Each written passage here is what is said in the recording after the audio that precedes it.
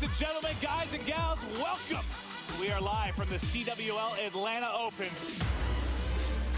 Karma down. Oh my God. Down, FaZe annihilating everyone. Mindfreak is definitely the cream of the crop in the APAC region, the best team down there. This one is done. This rivalry makes me happy. There's no rivalry. He's just not good enough. 10 seconds away, his team 3G from taking this one. Oh my God! All four dead on Optic Gaming. JCap and crew, they look like a new beast this weekend.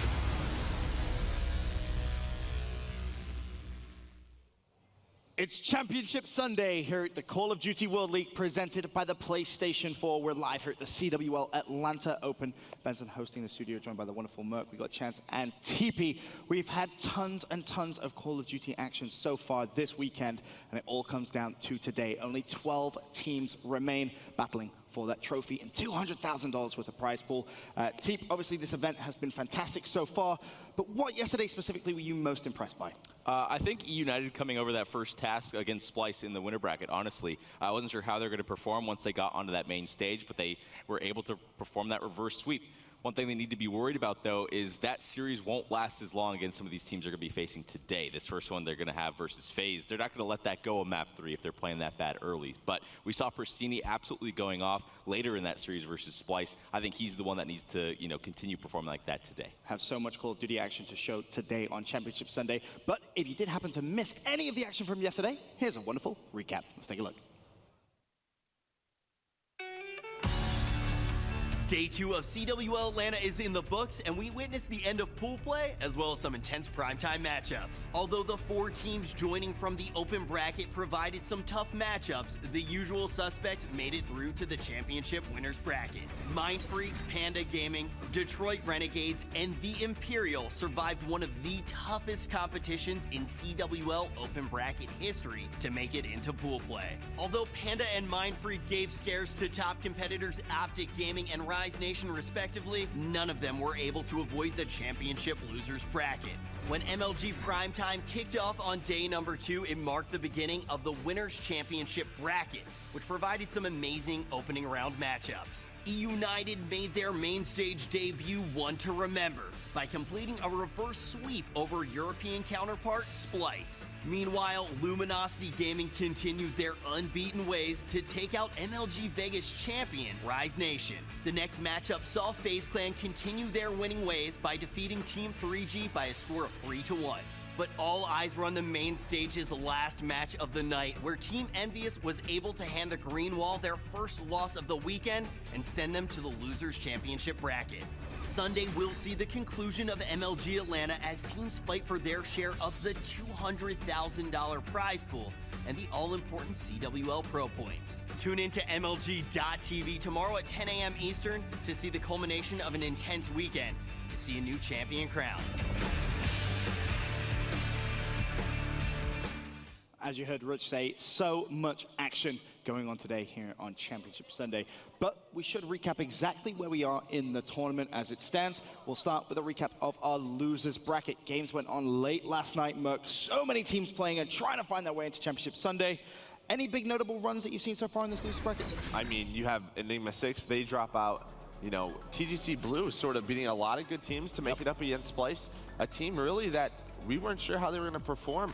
Very close to getting into pool play before this event. And then another team, Panda Gaming, still alive. That Panda mascot, I'm loving it. But they have a very tough first round matchup versus Rise today. Hopefully we do get to see Panda back on that main stage simply because of that mascot, that Panda suit.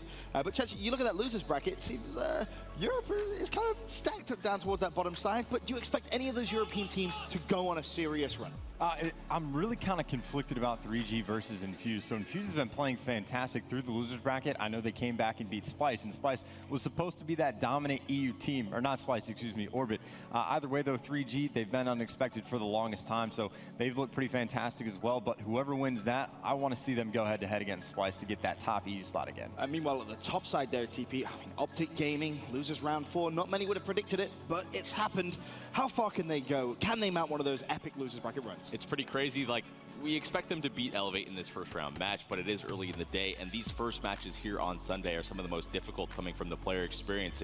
It's tough to get that same energy, adrenaline going that you had from Saturday night. But you have to note too, if Optic and Rise both win those games, losers round 5, Optic versus Rise, that's a tough match going into your second one in the loser bracket. And one of those teams is going to place, what, top 12, top 8? Yep, that's insane. And how is that when you are going on one of those loser bracket runs? Is it kind of good to get one of those difficult games out under early, so to speak, Merc? Or do you want to try and avoid them maybe till a little later? No, absolutely. I think it's very good to get a difficult game under your belt. It just sort of gets that adrenaline going, gets that heartbeat going. So, you know, you want a tough match, but of course you want to win that first one. So I think if either of those teams, you know, coming on top, that losers round 5 matchup will be very intense. Well, we'll keep our eyes out for that. Now let's take a look at our winners bracket.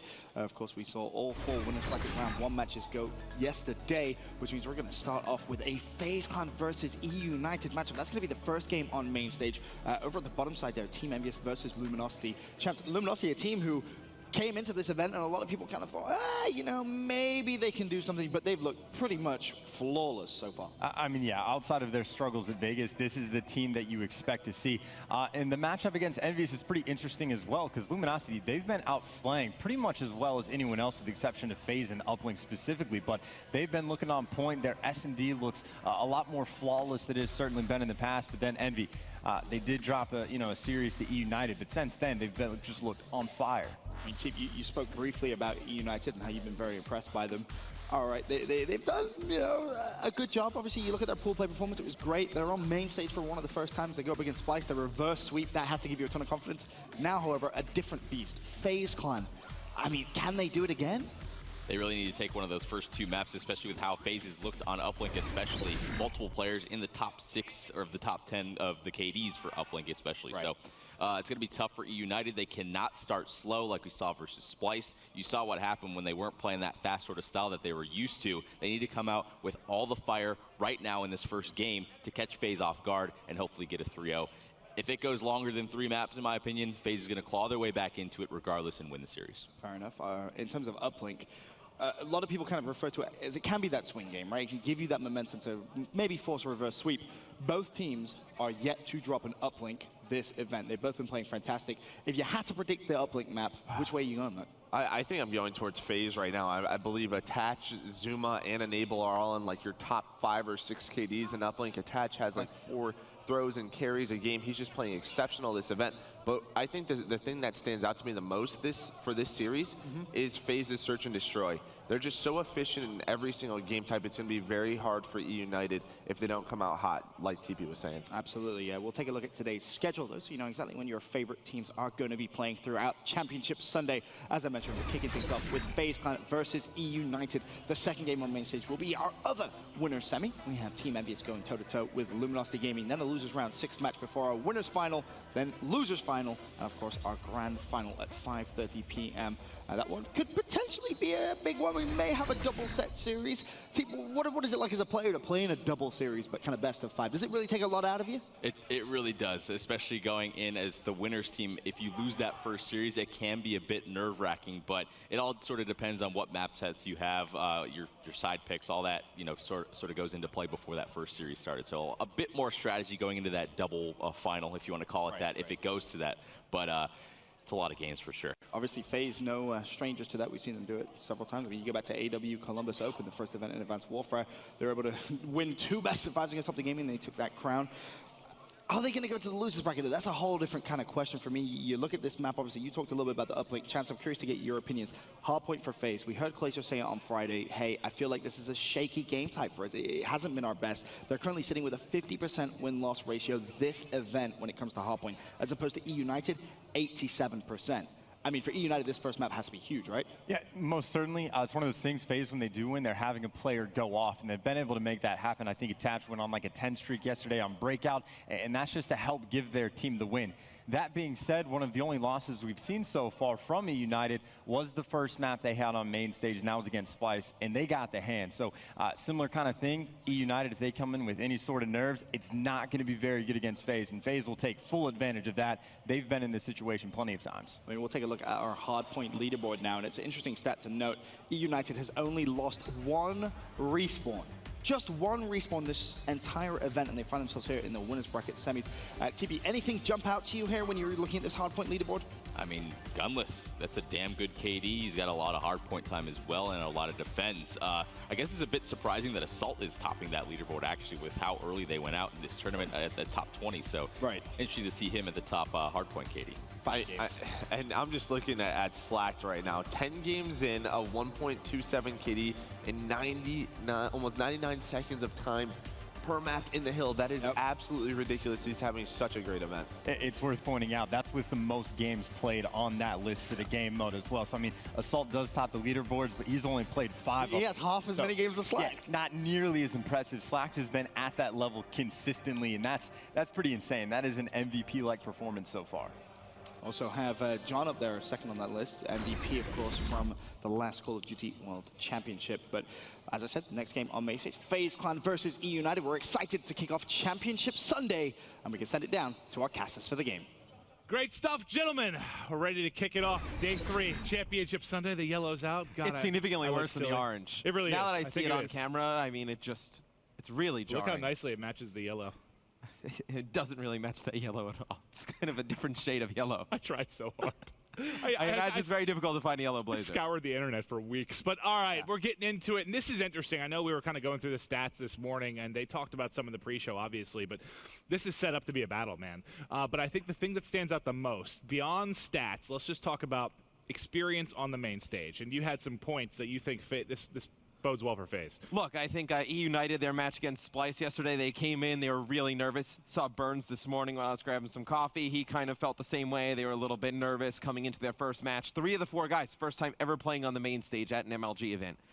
I think if they come out nervous here, it's not going to go like how the Splice series went. FaZe will kill them. They'll put them away before they even have a chance to come back. Well, talk to me. You know, you've competed in games before. You obviously coach quite a bit as well. You kind of understand players on a level that most casters cannot, most fans cannot.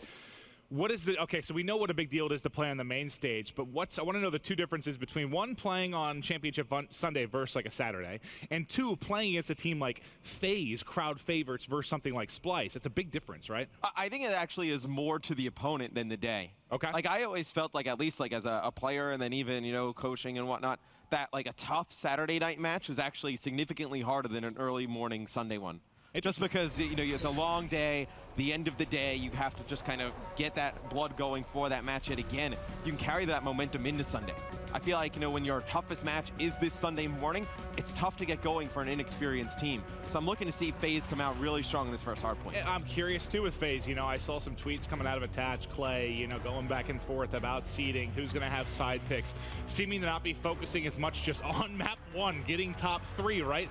I'm curious if that distraction provides anything at all. Yeah, and Hardpoint's been the one game mode that FaZe has kind of been lackluster in. I mean, they've been dominant in Uplink. I mean, we'll give you guys some of the stats later, but they have just been lights out in that game mode, and their search and destroy has been on point as well. So if they do win this map, you look to put them in a very good spot to win this series. And talking about E United, we're going to kick things off with Gunless. They started out a little bit slow in the game 1 Hardpoint yesterday versus Splice. Let's see if they can get it going earlier here, and possibly, you know, their best player, certainly, Gunless, has been a monster throughout the past couple events. Yeah, and from what we've seen, you know, stat-wise, you're going to see Gunless and Pristini. They're going to be running K-Bar mostly. Silly will actually transition through all the weapons. So he's gotten RPR, ERAD, NV4, K-Bar, and then Arcides will be the NV4 player. It seems like all the teams here have at least one guy who primarily runs the NV4. All right, well, the battle for mid-control continues, but, you know, the big rotation going to be the one to Turbine. You can see the red arrows popping up on the map. They've got that left side control, at least from spawn. Yes, the time is going in the favor of E United right now.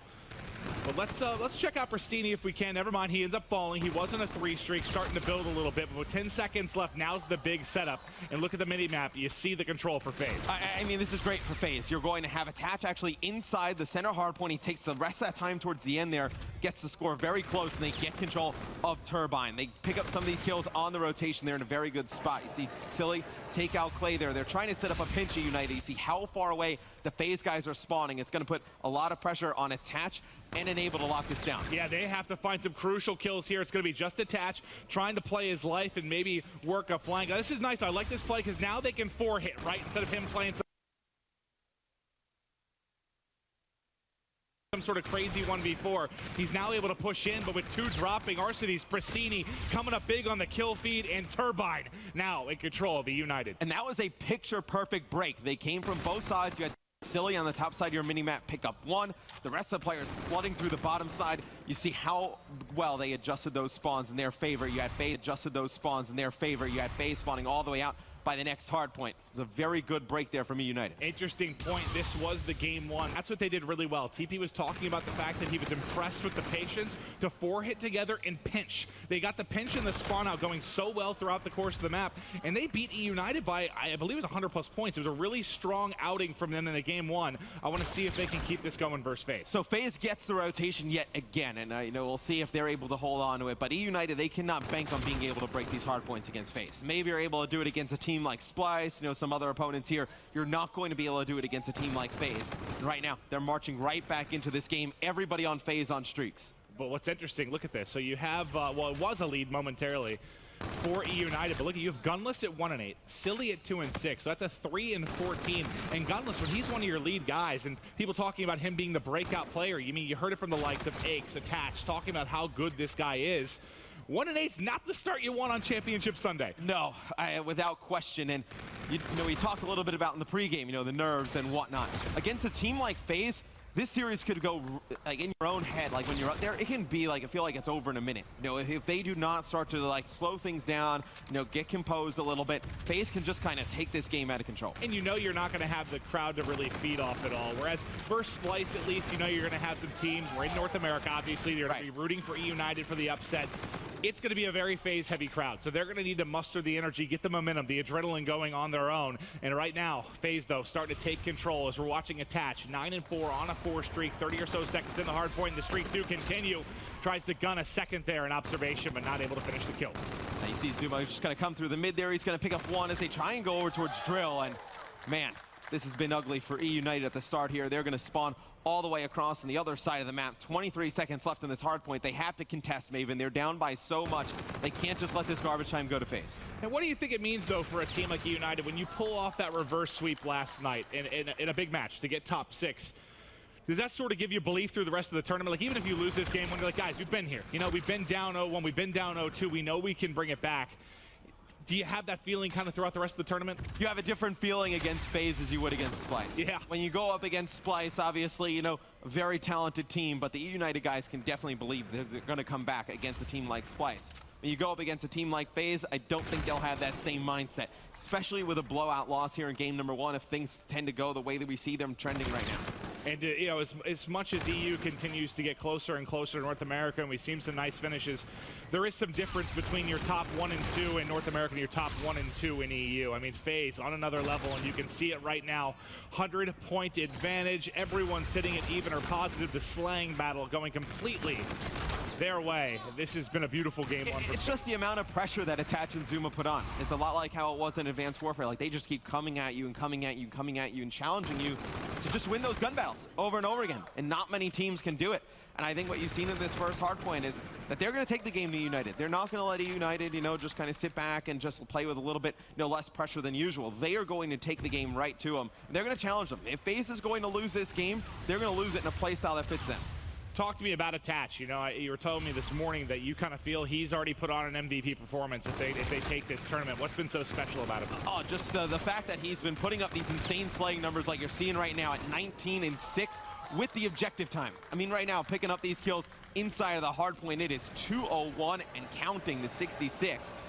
Earning them streaks as well. And when we go over to Uplink, I mean, his stats are just silly. I mean, he's putting up some of the best, scores in terms of actually putting points on the board for his team, and he's in the top 3 in slaying. Silly stats, silly as well, but not in a positive light, as he is 7-17. He and Gunless struggling quite a bit to get something going, and I agree with your sentiment. You can't have a slow start against FaZe because they will bury you. And up until the Splice series, United is undefeated in respawn game modes. That hardpoint they lost to Splice is the only one they had lost through pools and in that winner bracket round 1 match. So you are seeing as we get later into the tournament, these respawns are not going to be as easy for United to take. And what's scary is this is the hard point they took yesterday, and you are just getting throttled here. 239 to 69. FaZe Clan coming out hot on Championship Sunday, and E-United now would have to mount one of the more absurd comebacks we've ever seen. Yeah, I mean, with streaks on some of the players for FaZe, it's highly unlikely. You see Apache does have his payload ability as well. It's going to be 2 kills in favor of FaZe. A lot of time left on this hard point. Just need to fly in here, trade these kills effectively. They're able to take this game here. That final kill should lock it down. 2 ticks away. Game 1 goes to FaZe. Man, you talk about a bad loss for United in game 1, maybe shaking some of the nerves off they started with yesterday. That is not the way you do it. I mean, getting 100 point clubbed in game 1, you get the guys on FaZe yelling at you on the other side of the stage. It almost feels like the walls in the building are just kind of closing in on you, so to speak. And it's just, okay, yes, they did lose the game 1 to Splice, and they brought it back, but one, they did not lose in that fashion. They didn't get spanked like that. And then, yes, you do have the trash talk coming from FaZe, the veterans, Clay getting hyped. It's just a completely different It's a different scenario. atmosphere. It is, absolutely. It's just a different beast when you're going up a team like FaZe. And no, Clay is relentless. I mean, you're going to hear his voice the entire day on the main stage. He's going to let you hear it every time they beat you bad. And it just gets in your head a little bit. Well, let's take a look at some of the replays through this one. Early on, you know, focusing on E-United, they had a pretty nice start, had a little bit of a lead, but after that, it was all FaZe. You know, we were on with their players a lot because they were just crushing. I mean, look at the score at this moment in time. The first time we go to drill, you know, E-United has 60 points. They finished at, what, like 80? Yeah. They got like 20 seconds, the whole second rotation on hard points. About as bad as it could go. Well, we've seen those, I guess, stringing together perfect kills from FaZe a lot of times. You know, you get the blowout versus Splice, or what was it, the matchup versus Orbit at PSX, where they basically had 3 perfect hard points in a row to cement a comeback. We know when they get heated up and on fire and you see all these players on streaks, we know they're capable of it. They can play flawlessly. They have all the talent in the world. Can they keep it going the rest of the Think about how crazy it is. From drill all the way to that hangar, you know, the drill, a hard point, then back to bridge, to turbine, and then a hangar. E-United gets 22 points. And okay, so that's what's interesting because, you know, we've talked to some pro players that describe the gameplay that you'll see from E-United. They like to play fast. They like to fly at you. They like to disrupt setups, not really let you get control. If you don't play that patiently, though, and hit together as 4, or you're playing against a team that's set up as well as FaZe, I mean, it just feels like you're headbutting a wall over and over and over again and just feeding them streaks. There's a difference, though. I mean, we talked a little bit about it with Clay. You know, I've kind of, you know, chatted with him over the last year or so, you know, just kind of looking at some of their gameplay. And there's a difference between fast and frantic. Like, there's a drastic difference. You know, when you're playing fast, you can still play together. You know, you try and get those pinches. You're just able to coordinate on another level at a faster pace than another team. Yeah. The frantic play is when you're just going fast and one guy is just hitting, you know, the right side and has no teammate there to trade. Then you're having guys push up the middle all alone, no position that you can, you know, trade these kills out effectively. That's what you saw in E-United in game number 1. And sometimes, you know, if you're feeling really, really confident, your shot's on point. We've seen the frantic play style work at times. There it did not. You got to think the confidence takes a shot a little bit for United now after getting beat up that much in game 1. Thankfully, though, you're going to a game 2 search and destroy. Things are going to slow down a little bit. You have some time to recoup here, and we'll see if they can bounce back because S&D and the 2Ks, I mean, that's where they've really done some dirty work. But the respawns here have been their key game modes. Yeah. They've gotten here via the respawn game modes, the hard points and the uplinks. That's where United has been strong. FaZe has been dominant in search and destroy. They haven't lost one yet, have they? I think they have an 83% win rate. I think they lost one yesterday to 3G. Okay. 83% win rate in S&D. Very strong for FaZe this event. Well, FaZe looking poised to keep moving here through the winner's bracket of our championship bracket. We've hopped into the rig draft now as players are getting ready to go in our search and destroy. Who's your standout player here in search for FaZe Clan? I look at Attach and Zuma. You know, we talked a little bit about Zuma the other day. You made up a stat where he gets first blood, and he gets first blood at 80% of the time, and it actually proved out to be somewhat accurate. Somewhat accurate. Ben counted, it was 75%, so it was darn close. Yeah, but I think, you know, Zuma, whether he can get those first bloods, he can be very effective. I do look at E-United, though. There's a ton of pressure in this search and destroy for them, and I think if they do win it, you know, you go into the uplink, that's where you're successful in the respawn game modes, they can turn this series around. I think they lose here, though. That's where I'd really be worried. You know, going into that game 3, you're not going to be able to blow out FaZe 18-1 or so like they did Splice. Yeah, that was one of those rebound games where as soon as it happened, like, yes, we know reverse sweeps happen frequently. We saw it a lot, especially last year. I think with the 4 different game modes was a big part of that as well. But when you take a look at it yesterday, I mean, that as soon as you saw them just pound out to that huge lead, you felt like, oh my God, they can do this. It's not like it was a nail biter. I just don't think it's possible to beat FaZe like that, especially with the way they're playing. No, I don't think so either. And I think you look at early today. I mean, like, I looked at some of the stats here. I got here early this morning. Attach. You look at him, Slacked, Apathy, like those are your top 3 players I think we have here this weekend thus far. Attach has just been incredible in all game modes. Yeah, and speaking about Slacked a little bit, I know you and I talked a lot about what the missing piece was for Luminosity, what they needed, a leader or someone to step up, and you had mentioned Slack's the one that really needs to go big, and he has been just a monster here this week. Well, I mean, you looked at that Luminosity team when they formed, we were like, oh, this is going to be a team top 3, top 4 all year. They could not win a search and destroy in Vegas. They come here, they're winning their S&Ds. They're a very scary team in Respawn. And this is kind of the Luminosity I think we expected, right? Now looking to be playing in form. We'll see what they can do, because their matches will be coming up later on today. But let's hop into game 2. And we're going to be on with Clayster to kick things off. Yeah, now search and destroy for FaZe thus far. We talked a little bit about, an 83% win rate. They've only lost 1. That was to Team 3G.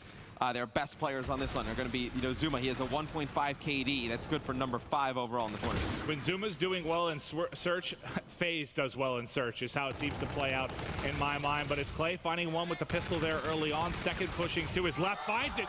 Third in front, can't get it done. 1v1, going to go the way of E United. Clay thought he had a 3-piece there lined up with the pistol. Solid shots, but not enough to get the round win. It's a really fast round here as Gunless able to take out the last 2 players. And we talked about the standout performers for FaZe in Search and Destroy. Gunless has been the standout player for E Unite in the game mode. Well, let's see what Gunless has up his sleeves as we get deeper into this game 2. Offense now for FaZe Clan. Enable will be your bomb carrier. Clay still going to be rocking this sniper here, looking for something top window, see if he can get vision, but it's going to be Enable finding your first blood. Zuma there to back him up. With the advantage, you would expect FaZe to just try and get bombed down here, but it's going to be 2 kills exchanged by E United. It's going to be RCD, the only one alive, as he's going to push up on a bomb. Not going to let FaZe get this one down. He's got players jumping down him, able to get one. Good trade there by FaZe at the end. And Arcene's, I mean, that's a 1v2 you kind of feel is winnable, because Clay has the sniper in hand. Maybe if he can find 1 kill, he's in a 1v1. But look, it's the pistol that comes up clutch. Thankfully, he only needed to get 1 or 2 bullets in him to close that one out. Clayster already with 3 pistol kills to get this one going early on. How do you feel about him using the sniper pretty much solely here so far? I mean, look, we've seen him use the sniper in the past. He's done some very nice things with it. I think we need to see more sniper play. I think there are some good line-of-sight areas where you can make the sniper effective. Okay, well, it's going to be Gunless now coming across the middle, Matt. He should have the flank onto 1 as he is chasing on through. This is going to be very timing-oriented. He can't slip through, and now it's just Silly and Pristini in a 2 versus 4. 1 in front, almost lines them both up, but not able to do it. Now Pristini has to clutch. He's got Zuma and Attach to go up against, just has to defend this bomb. He's playing front blue. Look at the minimap as there is a pinch coming in. He did see 1, wins the first gunfight. Now going to be a 1v1. He's tagged up. Does Zuma try to push him? They're going to meet at the edge, and Zuma clutches up. 2-1 advantage for FaZe. FaZe, they cut a little bit scary there. They weren't in position to trade that effectively. We saw Mindfreaks fight a clutch, a pretty similar situation yesterday. But Zuma wins the gunfight there, defuses the bomb. Could be a big momentum round for FaZe. Speaking of Mindfreak, it's crazy how close. And people don't understand how hard it is to play all the way through open, and then once you get there to play all the teams in pools who have been playing against top competition all tournament long. I mean, in Australia, they don't get the best of practice, against top flight teams. So they actually really impressed me this weekend as well. Yeah, they certainly have. But looks like Zuma, he's going to be pushing to top window, looking to challenge across, takes the first bullet, and wisely going to back away and play his life. Clayster has the snipe out yet again, trying to look under bike path and see if he can get vision on anyone. But it's the Superstar Gunless for E United that finds the first blood. We'll see how FaZe plays out of this, being obviously man down. They do have Clay all the way in the back. He's going to try and just rely on picking up a kill here, but It's going to be attached, poking out towards mid-map. Not going to win that A-bar versus NV4. Exactly, and that's the big thing there. That NV4, that little bit of extended range is just enough.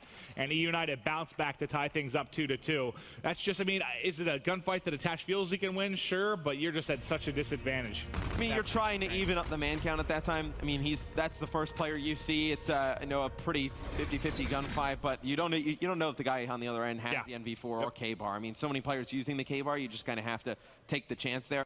And Attach loses it. And that, it doesn't end up losing FaZe the round, but obviously it makes it a lot easier for E United to keep pushing that man advantage. All right, well now E United will go to offense here in round 5. Pristini, your bomb carrier, he sees 2 in the back, wants to just go for the quick plan and get it down. The rest of his team you can see backing up, worried about a potential flank, but Clays are going to find him as soon as the bomb gets planted. Arcitys though finds one on their own side, but now it's gunless by himself quickly. You get the quick plant, but your team gets erased just as quickly. I feel like so many teams make this play, and I just don't understand why. I mean, to go right up to the bomb and get it down right away over a bike path without like getting position, trying to get a pick early. You just let the bomb carrier die as soon as he puts it down. And then, you know, once that happens, another player has to rotate down bike path completely wide open. He gets picked off. You're not able to get any line of sight in the bomb. Doesn't work out in your favor. Well, there was no one to cover him whatsoever. I mean, when I looked at the minimap there, as soon as he was getting it planted, there were 2 players basically watching the flank. At least that's what it looked like. They were both in the back. Yeah. No one to cover him, so as soon as he gets that plant off, he's dead. You're down a man, the rest of it collapses. It's great to get bombed down, but you need the positioning first. I mean, if you don't have the positioning, it means nothing. Well, that grenade didn't go exactly where Attach wanted it. Zuma, first blooded here. We know how aggressive he likes to play. He gets dropped, and it's going to be enabled with the NV4 trying to play up close and personal. Not going to win that gunfight. You got the boxes covered with the K-bar. Pristini wins it. You've got Camo with Clayster, but not going to probably use that in a 2v4 unless you can even up the odds, which he may very well do. He sees him in the corner. The timing there. Clay almost finds the corner. The timing there. Clay almost finds another one. Now in a 1v3. Finally will fall, but he will have that camo for future rounds. Yeah, that's tough. He has that nade cooked out at that moment in time. If he has his gun out, he might be able to pick up that second kill, but CRC is coming over the top, and that's what happens. I mean, when you die on that bomb site right away, just allows the other team to pinch from both sides and pick up some easy kills.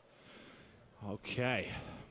Seeing the leader, Clayster there, trying to lead his guys to victory. If you're just joining us, it was a dominant Game 1 performance, something like 250 to 80. They were able to take that. But let's focus back to Game 2. It looks like we're going to see an A push here, potentially from the side of E United. They're trying to get forward and get positioning, but Enable's already found one with the MV4. I feel like if your goal is to get the bomb down as fast as possible, you're better off going over towards A. You can get bomb downfall all the way back, and you see E United with a very good push here. It's going to be quickly turned into a 1v3. Attach the only one alive for FaZe Clan. E United with a very good call here in this round. We have those, but surely this one too much for him. He gets caught reloading. He had a couple more bullets in the clip and kept spraying there. That might have quickly turned into a 1 versus 1. Yeah, but a good trade there from E United. They knew he had wasted a ton of bullets just pre-firing the doorway. Pristini comes in. As a kill, you definitely expect him to pick up a fairly easy one. E United takes the round advantage. And they've been battling back throughout this one. They came in with the Warrior tag, the onliner tag. I think E United's proved everyone wrong at this point with already being guaranteed top 6. I don't know if you can really even say that. I mean, it looks like it from the outside, but you talk to a lot of the pro players, and you can kind of tell when a team is like, you know, a really good online team, their playstyle's not going to transition over to LAN, and a lot of the players, they believe that E United was going to come out and have a pretty good weekend, that the playstyle they used online was conducive to something that would be successful here. I think most of the trash talk you hear or negativity is just frustration over losing to them, likely in the online 2Ks. We've got Clayster, mid-map with Camo. This is one of our slower rounds that we've seen develop, probably the slowest thus far.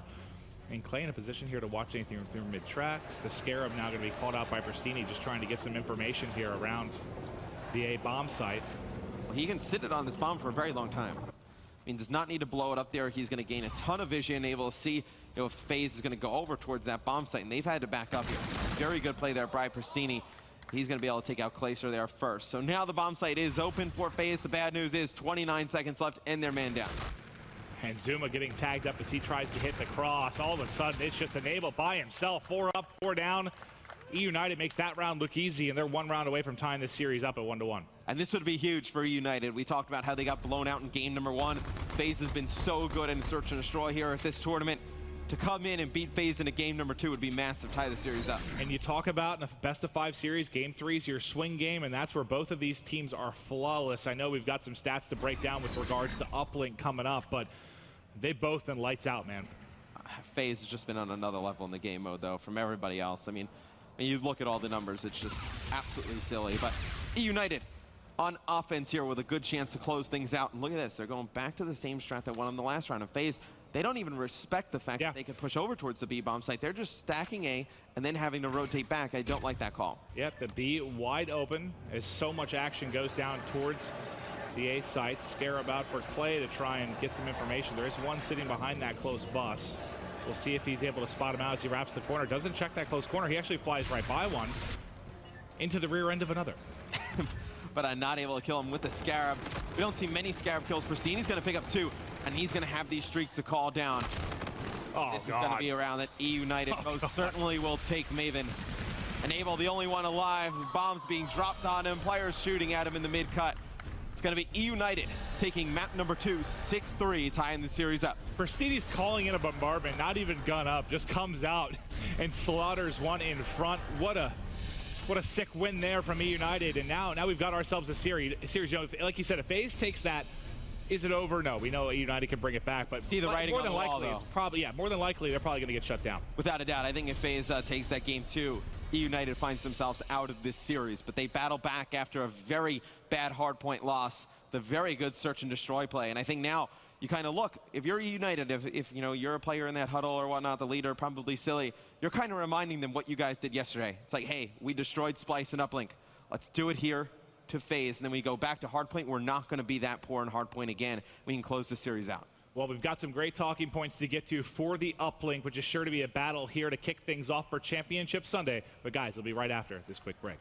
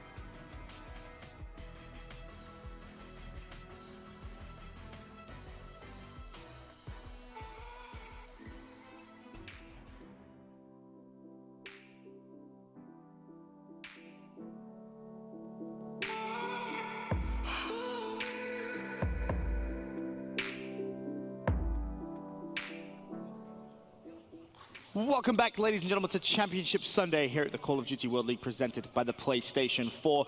A little bit of an update. Of course, there's plenty of other games going on at the same time as the FaZe versus E United matchup, one of which is actually going to be the Splice versus TGC Blue matchup. This one in a Game 3. Splice currently leading 2-0, and as you can see in the uplink, it's a 10-1 lead for Splice. Chance, you've been watching this one intently. TGC, are they going home? Yeah, no, they're 100% going home. They have zero chance of making this comeback in the slightest. 9 points in a minute 45 is simply just not going to happen, especially not on a map like Throwback. There's just not enough spawn trap potential with that amount of time. But the entire series has kind of been slowly going this direction. It started out Spice in the Hardpoint. They win 250 to 199, so relatively close game. But Spice, they just really look comfortable the entire time. Kind of what you expect in their Hardpoint game. Mad Cat, he was just allowed to sit back, hang out with the AR, and he was shredding with it because you got Josh injured, doing all of that dirty work to allow him playing comfortably. So again, that's the Spice that you'd like to see. The Search and Destroy ended up falling 6-2, and again, Spice, they just look pretty consistent throughout. And then obviously you see the score now. They've just been having a field day. And I feel like if you're a Spice man, the good Jerd has come out to play here on Championship Sunday. He's shooting buddies. He looks confident, Merc. Oh, absolutely. And I'm such a fan of this team. I love this roster when they put it together. Obviously, a lot of controversial changes right after that Call of Duty Championship where they placed second, but you know, that pickup of Mad Cat and Jerd obviously working out so far. Absolutely. It looks as if for Splice, they will 3-0 and TGC will suddenly be going home. Elsewhere, the Delta Stream, Team Infuse find themselves 2-0 up. They're against Team 3G. They're 7-0 up in the uplink with 2.5 minutes left, so it's probably fair to assume they may take that one as well, but we'll keep you updated. For now, though, we can go back to the main stage for FaZe Clan versus United.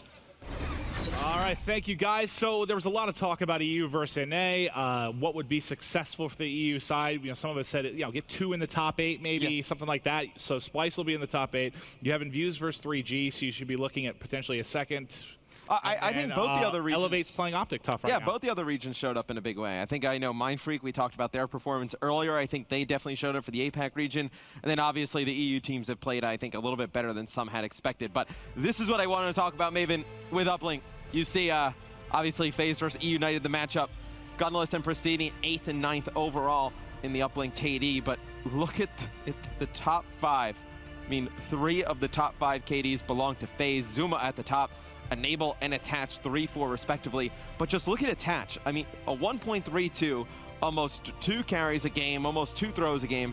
Pretty sick stuff. I mean, he's doing the objective work and putting up the kills for this team. Yeah, I mean, what can you say? That's absurd. I know that they're both undefeated in the mode, but how can you not favor FaZe when you see that? I mean, you can. They've been pounding people. Right, that's the difference. I was just going to hit on that. That obviously outside of E United's Splice last night, which was a complete stomp, that the games for E United have been a little bit closer than expected. FaZe has just been running through everybody on this game mode. So this is going to be a little bit of a battle. I think if E United can slow the game down, it's going to be a little bit easier for them to win. But on Precinct, this is one map you heard Chance talk about, Throwback, where you can't spawn trap people, you can't make these crazy runs. Complete opposite on Precinct. You can definitely spawn trap people and really punish them. This is where we saw day one. Remember, FaZe set up. It was Zuma getting them locked back alley, and they put up 8 or so points in a row. He had 30 kills in the first half. They are terrifying when they get set up. Now let's just take a look where our sides are going to be coming from. So when you look at the minimap, I know that this can play 50-50, but if you're looking at the side that get the spawn trap a little bit stronger, FaZe has the better first half side. Yeah, Ken with a lot of quotes around it. Yeah, right. We do see a lot of the time the side that FaZe is on, they put up a ton of points. They're able to go to that top side of the minimap, get control, ticket, spawn the players in that back alley all the way on the left side of the minimap, and then force them to, funnel out of those narrow chokes. Pretty easy to win those with assault rifles, but right now, E United's done a very good job, Maven. They've thrown the drone down. They're just picking up kills. You see every time they come off spawn, they're going to that top side of the minimap. Cannot give that area up to FaZe. Where you see the number 4 and 3 right now, that area, that back alley, right there in that ticket building and sort of the mid-tarps right outside it, that's the key position of the game. They have to hold that. As soon as they lose control of that, they're going to get throttled. So far, doing a good job maintaining it, but now it's Arcides finding 3, getting one with the melee as well as he's trying to push into lobby. He's going to have Gunless leading out front to find the kills, and this may be points where they have 2 players to try and get by, and the defense holding strong thus far for FaZe. Again, sometimes we talk about, a good offense is a very good defense, and when you see the drone being brought all the way towards Construction Cherry Blossom, FaZe cannot keep pushing that top side of the minimap. They have to wrap all the way back. It takes the drone out of the position where they can get a fast score off. It's interesting because you have two basically sides where it's the stalemate and the gunfights go down. It's either going to happen at front ticket or more towards that backside of Statue. Had the fights been going down at backside Statue, when you got that 3 kills from Arcides, you get a point there. But the fact that they were playing sort of on their side of the base, you can't counter quickly. So look, you see Zuma go down the middle of the street, right? They're trying to force spawn them in that back ticket. Because the drone was down in that position over by Construction, E United spawned at the top side of the minimap over by ticket. They're able to come back, play defense, only give up 1 point to FaZe.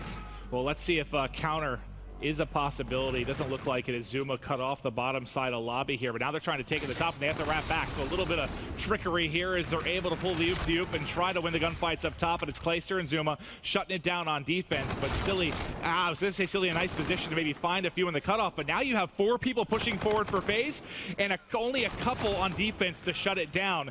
But that one player, who was it, Pristini, finds a big kill to make sure you don't have any kind of quick hit there from FaZe. The drone is going to be picked up by E United. They're going to try and keep bringing this through Statue. And you know, it's a lot like on that first Hardpoint where they relied a lot on their gun skill, did not work out. You see the same thing here. They are forcing their gun skill down FaZe's throat, and FaZe is just gunning them back. I mean, they have not gotten any offense here. But the solid part to this, I mean, if you're 3 minutes in here and you've only allowed FaZe to get 1 point. Very good spot for United. Exactly, and what's been their stronger side, you feel pretty damn good. You've done a good job making sure, I mean, FaZe at not one single point has had control of Ticket, and that's where you're winning the fight. I mean, you just don't want a high-scoring game. Well, now you're in trouble. Now you could be, because now you're going to allow several players to get up in a Ticket. If they find 2 more kills here, it's scary. Well, that first one by Silly is huge. The United has, I know, one more wave of defense here. You see Zuma, that is the big two-piece. Now things could get bad. Well, okay, so you at least clean up the kill. Zuma, the only one left. All right, so you clear out the base. You only give up 1 point. You think when Zuma gets those 2, you know, they find 1 more kill as a team. It's looking like you might get the spawn trap on, but United has done just enough to make sure that doesn't happen, Matt. And 2 players I've been very impressed with from the side of FaZe, and this one has obviously been Zuma, you know, just the aggression that he's put on. And Enable, sitting at 9-9, does not really kind of stand out in the scoreboard, but with the NV4, he's been posted up on that statue and he's been able to do some nice things, but this is going to be a dunk. They take it through construction and Cherry Blossom, a 2-point play there to tie it up for E United. That is sick stuff from E United. You know, you haven't been getting beat necessarily, but you're down 2. You've played them very tough, but now to be able to counter this quickly and tie up the game, and you're looking to get 1 more through. The 1-pointer does not go in. Oh, just there for the dunk. You think it might be Gunless, but he gets shut down at the goal. And against a team like FaZe, those are points you need. I mean, you can't afford to miss 1-point throws. Me and Jack saw it from all the teams in Europe, just missing 1-point throws that ended up hurting so many teams. E United in a match where, you know, this is a swing game. This is a huge map for them in this series. They need to knock down those 1-point throws because look, you know, 1-point missed. Now FaZe is able to take it down the street. They're going to get a 2. Yep, this is going to be a 2, and can they get set up to hold him back? Ali is the question. No. Thankfully, Pristini of the United able to find a couple kills, but in the closing 30 seconds, a nice dunk from FaZe. This is the spot where Enable has been in all game. He sits on top of the statue. He's able to see drone and prevent players coming from top ticket. Such a good spot to post up with the NV4. Yeah, you're safe right on that backside from the guy top ticket as well, so you can shoulder peek him, get some shots in. He's been a key player in this game on the defensive side of things, and he gets set up for drone. I mean, he picks up the first kill every time. I mean, he prevents him from picking up the drone right away. Let's say he picks up 1 kill. E United gets the drone, only 2 players with their gun up with 1 guy with the drone, and his team has the advantage in the trades coming off spawn, so Enable a key factor on the defensive end. Leverage always a key thing in any gunfight. It's not easy to take that fight from the ground to that top ticket window. This gives him a little bit of elevation, makes it an easier gunfight in his favor. How do you feel overall, though? Considering the side FaZe started on, I think I feel pretty good for both teams, actually. I mean, this is kind of the dogfight we expected, right? I feel pretty good for United, though. I think, you know, keep it a low-scoring game. Only a 1-possession game in the first half. You're in a very good spot. And look at this, a great opening break. They pick up 2 kills here. They get the drone down into the lower street.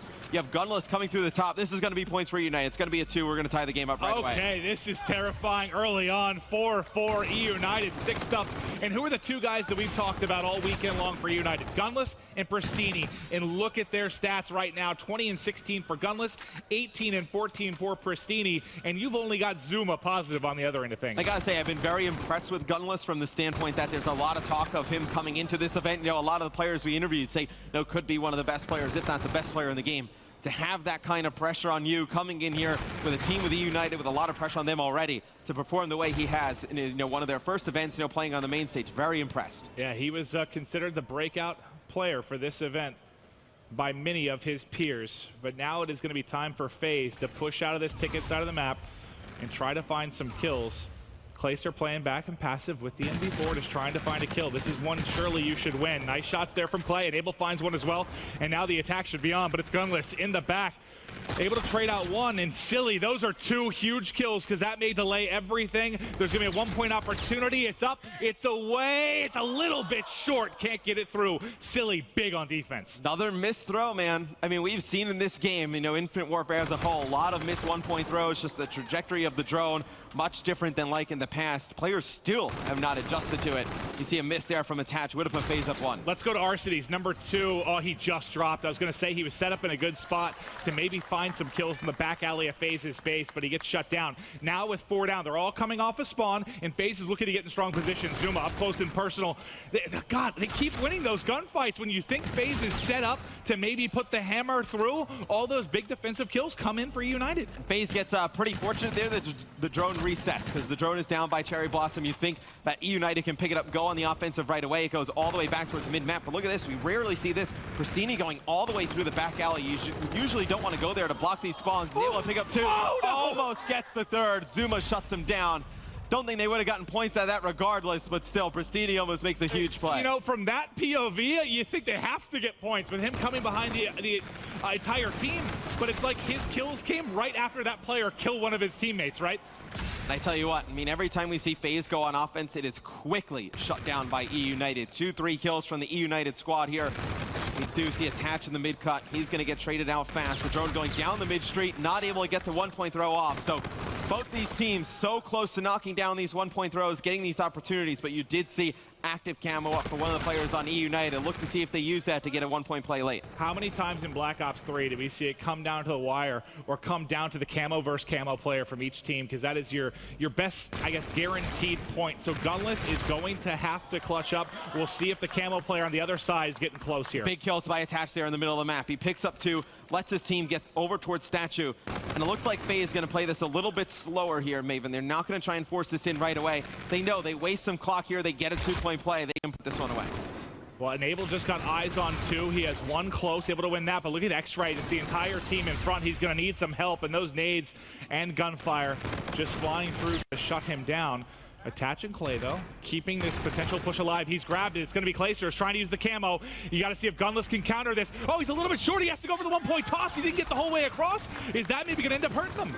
It may. I mean, you know, Gunless has camo on the other side. Usually when we see camo used, you're able to get a 2-point play with ease.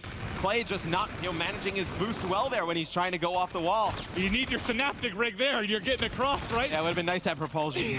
Not enough to get across, and this is all going to be on Gunless for me. They need to get him in a position where he can use this camo and maybe get through the dunk. Look at Silly on the bottom side of your mini-map, coming down towards that mid-street. He's going to have the advantage here. This is a big kill. He's able to get 1. Get it to Gunless. He's got it in his hands now. He's going to have the camo to work with. Can he make the play? Let's hop up to him. The camo has been popped. Looking for the angle. Half left. He wants the dunk. It goes for it. 30 seconds left, and Gunless gets it through. And he gets 3 kills right after. E United going to have drone control as well. They're going to take it top side, and they need to stay composed here, Maven. Gunless gets streaks. They don't exactly need points here, but a 1-point play will end it.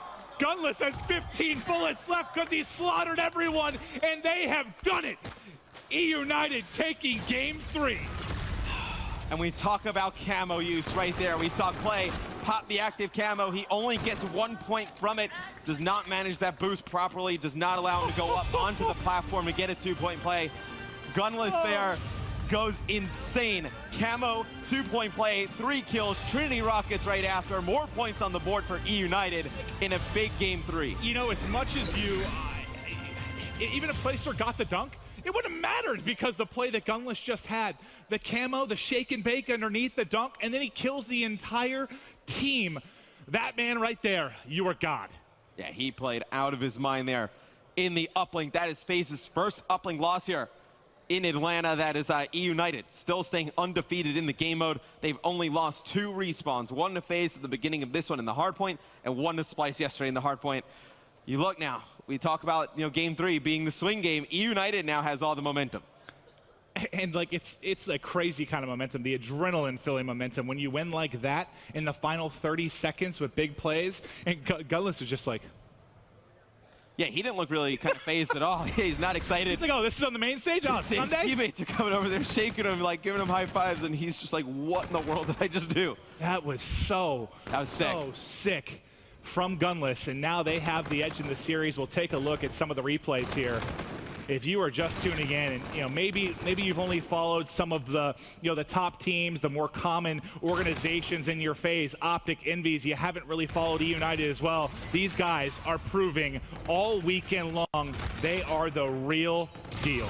And this would be like a landmark win for them. Like, obviously they've had some really strong, performances against other teams here at this event, but to come into the main stage in this type of match against FaZe Clan and be able to take it, that would be it would solidify their spot amongst the elite in Call of Duty. Yeah, I mean, if they haven't already kind of done it, I mean, this does it for sure. A win over FaZe here, and the conversation completely ended. That's where he's just a tiny bit short. He's just a tiny bit short. You get the 1-point throw, but again, I don't know that it would have mattered. You get underneath here. Excellent replays. 1, 2, 3. The entire team gunned. Yeah, I think the only difference you could have said there is, maybe FaZe does not have to back all the way up and kind of protect their base at that time. They can play a little bit more aggressive towards the middle of the map to try and get drone, because it's such a different situation, right? I mean, when you're only up 1, you have to go back and play defense. If you're up 2, you can give up the 2. The game is tied at that moment in time. Then you can go play for the score at the middle. You don't have to, you can maybe play for some drone control. You can throw it out. You can play a little bit more of the clock. That might have been a reason that Gunless is able to get that 3-piece, because you're so focused on we have to go, get back to drone spawn, right? Is that maybe part of it? Because I mean, you're down 1, you have to make a play. You're right. If it's tied, it is a completely different scenario. Yeah, I mean, when Gunless picks up that score, immediately the FaZe guys are like 25 seconds left. We need to get drone control. We can only push all the way out top side, or we can go down the mid street. And it seems like they don't even really look at him to shoot him. They just let him kind of just murder everybody. So what happened with Clay there? Maybe just mistimed the jump a little bit. Yeah, Clayster, but that should be a dunk. Mistime the jump 1.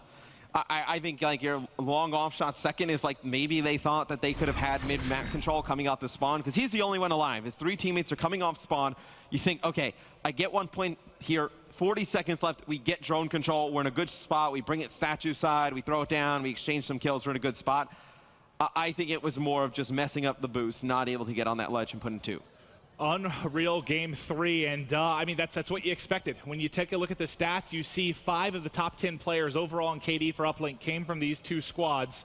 They showed it there. And you can also throw into the equation that he has no teammate support there, so he has to pop camo a little bit earlier. So he's not able to wait at that bottom, wait for his boost to come back, and jump up, because he would have been out of camo. They would have taken him out before even getting any points on the board. That's true. And I agree with you that he had to take the 1-point toss. I mean, once he got to that position, there was no option at that moment. He had to, yeah. All right, but we are going to be going now into our 2nd hard point in this best of 5. The first, a 250-80 blowout. And if you watched E United's matchup versus Splice, though, last night, they struggled in the game 1, and then they came alive in the game 4, and I believe it beat Splice by 100+ points. So they have the capability to do it in this game, but Respawn's been their bread and butter. And it's funny, E United is probably like, okay, let's do this again, just like how we did against Splice the other day. And FaZe is probably thinking, not again, because they feel like they always get into this position. They're so strong.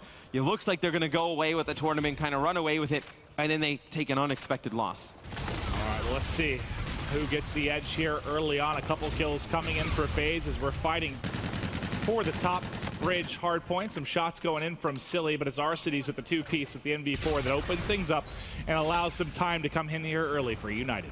It's kind of crazy that you think this series could have been decided by that last 2 minutes of Uplink. Just the momentum swing that we could see here as E United starts off hot here, up 16-1, 30 seconds left on the hard point, still a ton of time here.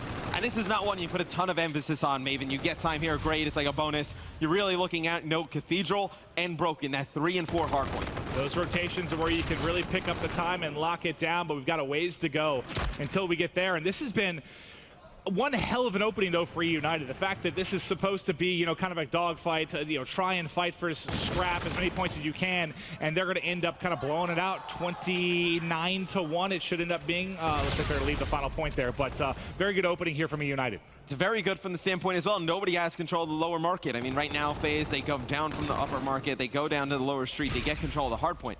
Now, E United now taking their time. They do have some time to play with here, have a pretty big lead. They can push this effectively. You don't want to just keep flooding in, give up some streaks here, because then it doesn't matter what you do in Cathedral. I was about to say Zoom on a key position here to make sure they can look over this lower street. He gets dropped, but Enable still using the pillar well here. Staying alive, and now the push is going to come. His teammates covering him. Can't get the shots down range, but The first 30 seconds of that hardpoint go the way of FaZe Clan. They take control of the lead, and this is actually what looks to be a perfect hold here on lower street. And I like what United is doing. They had 2 more players coming out the spawn. They devote them to go try and challenge the lower street. They already have 2 players rotating over here towards Cathedral. The bad news is that Enable beats them over there, so they're going to push out this bridge area. He's got 1 player directly in front of him, not able to take out Silly. United make a very good push down the bridge. They do have the man count if they want to push this. That's unreal. Apparently lower street, your money hill, as you get 55 points for FaZe. What a sick hold there. And now, not only do you get all that time, but you're also set up nicely here for the next hardpoint. Look at where FaZe is spawning now. You had actually Silly coming through the market, and he had his teammates coming from bridge, and United is able to just force the spawns of FaZe out, and they get Cathedral right back. You needed to get this break because you let all this time go to FaZe, like 2 perfect hardpoints in a row, and all of a sudden you're looking at a 100 to 30-ish game, which gets scary. It looks like game 1 almost, right? Yeah, and United actually, if you look at the minimap, it's very interesting. They have 3 players over at Cathedral. They already are sending Gunless all the way to the next hardpoint. They're already rotating all the way over towards Broken. So they're relying on Pristini and 1 more player from United to take the rest of his time on the Cathedral, and they do it. That is huge for United. And Gunless gives them both the spawn. You see Silly and Arcides popping up with them. FaZe not ready for the entire squad to already be over. Gunless finding 2 big ones, and it's Silly inside, ready to go here at Broken. And let's just talk about just what trust in your teammates you have. To only put 2 players over at Cathedral, rotate with 30 seconds left, knowing how important that time is for your team, and have the trust for them to be able to come up with it. Well, now it's going to be Pristini coming underneath. He's on a 3 streak, sitting at 7 and 6. Jumping outside the map for a moment. So if he wins that one, that would have been an absurd turn and burn, but can't find the kill. FaZe, though, gets the break pretty quickly here, but you're still United. Feels good. You battle back here, and this looks to be much more back and forth than what we saw in the game 1. Well, look, United's still in this game, right? But if you look over on the side of FaZe, Tatch is 4 and 7. With how he's played throughout the tournament, you expect him to heat up on this map, and that's where you think, FaZe can just start to make this a blowout. So United needs to take advantage here. They need to get up a good score before you see Attach probably start to go off. Well, and Attach, I mean, this is a map that thrives on long-range gunfights. His moneymaker's up close and personal, but that's where we're headed, right? Hotel Hallway is somewhere where you think that he might be able to get it going. That plays more to his strong suits. Without a doubt, and I feel like this is one of the harder maps. We see some players in Europe, running ERAD on this one, and some pretty bad scores being put up. It's so difficult with the long sight lines to be able to put up nice scores. And you see, picks up 2 right in the Hotel Hallway. This is where he could start to get going. This is exactly where you expect him to thrive. Attach 3 in a row after being 4 and 7. This is where he makes his money. Put him in that 10 to 15-yard range, and he is not losing gunfights. Still has the streaks going, has his Scarab, another one in front, trying to win the second there. 3 players end up being too much, but he gets 4 in a row. Big kills in there to rack up some time for FaZe. Yeah, but just a few kills for a player like Attach can kind of set him off, just kind of change the game completely for him. 2 kills from Zuma there. He's going to get traded out fast. It's Arcides inside of the hardpoint with the NV4, picks up 2, holds it for United there at the end, but Attach another 2-piece inside of this Hotel Hallway. It'll be FaZe with a little bit of a lead here going into the second rotation of hardpoints. I thought United battled them well, though, throughout the first. They certainly have, keeping it a whole lot closer than that game 1, but you see all red on the kill feed here. 4 players dropping for United, and now they're going to be set up on bridge. Now, honestly, as silly as this is, the key hard point probably for me on this second set of rotations is lower street. You can't allow FaZe to have a perfect 60 hold, basically, again.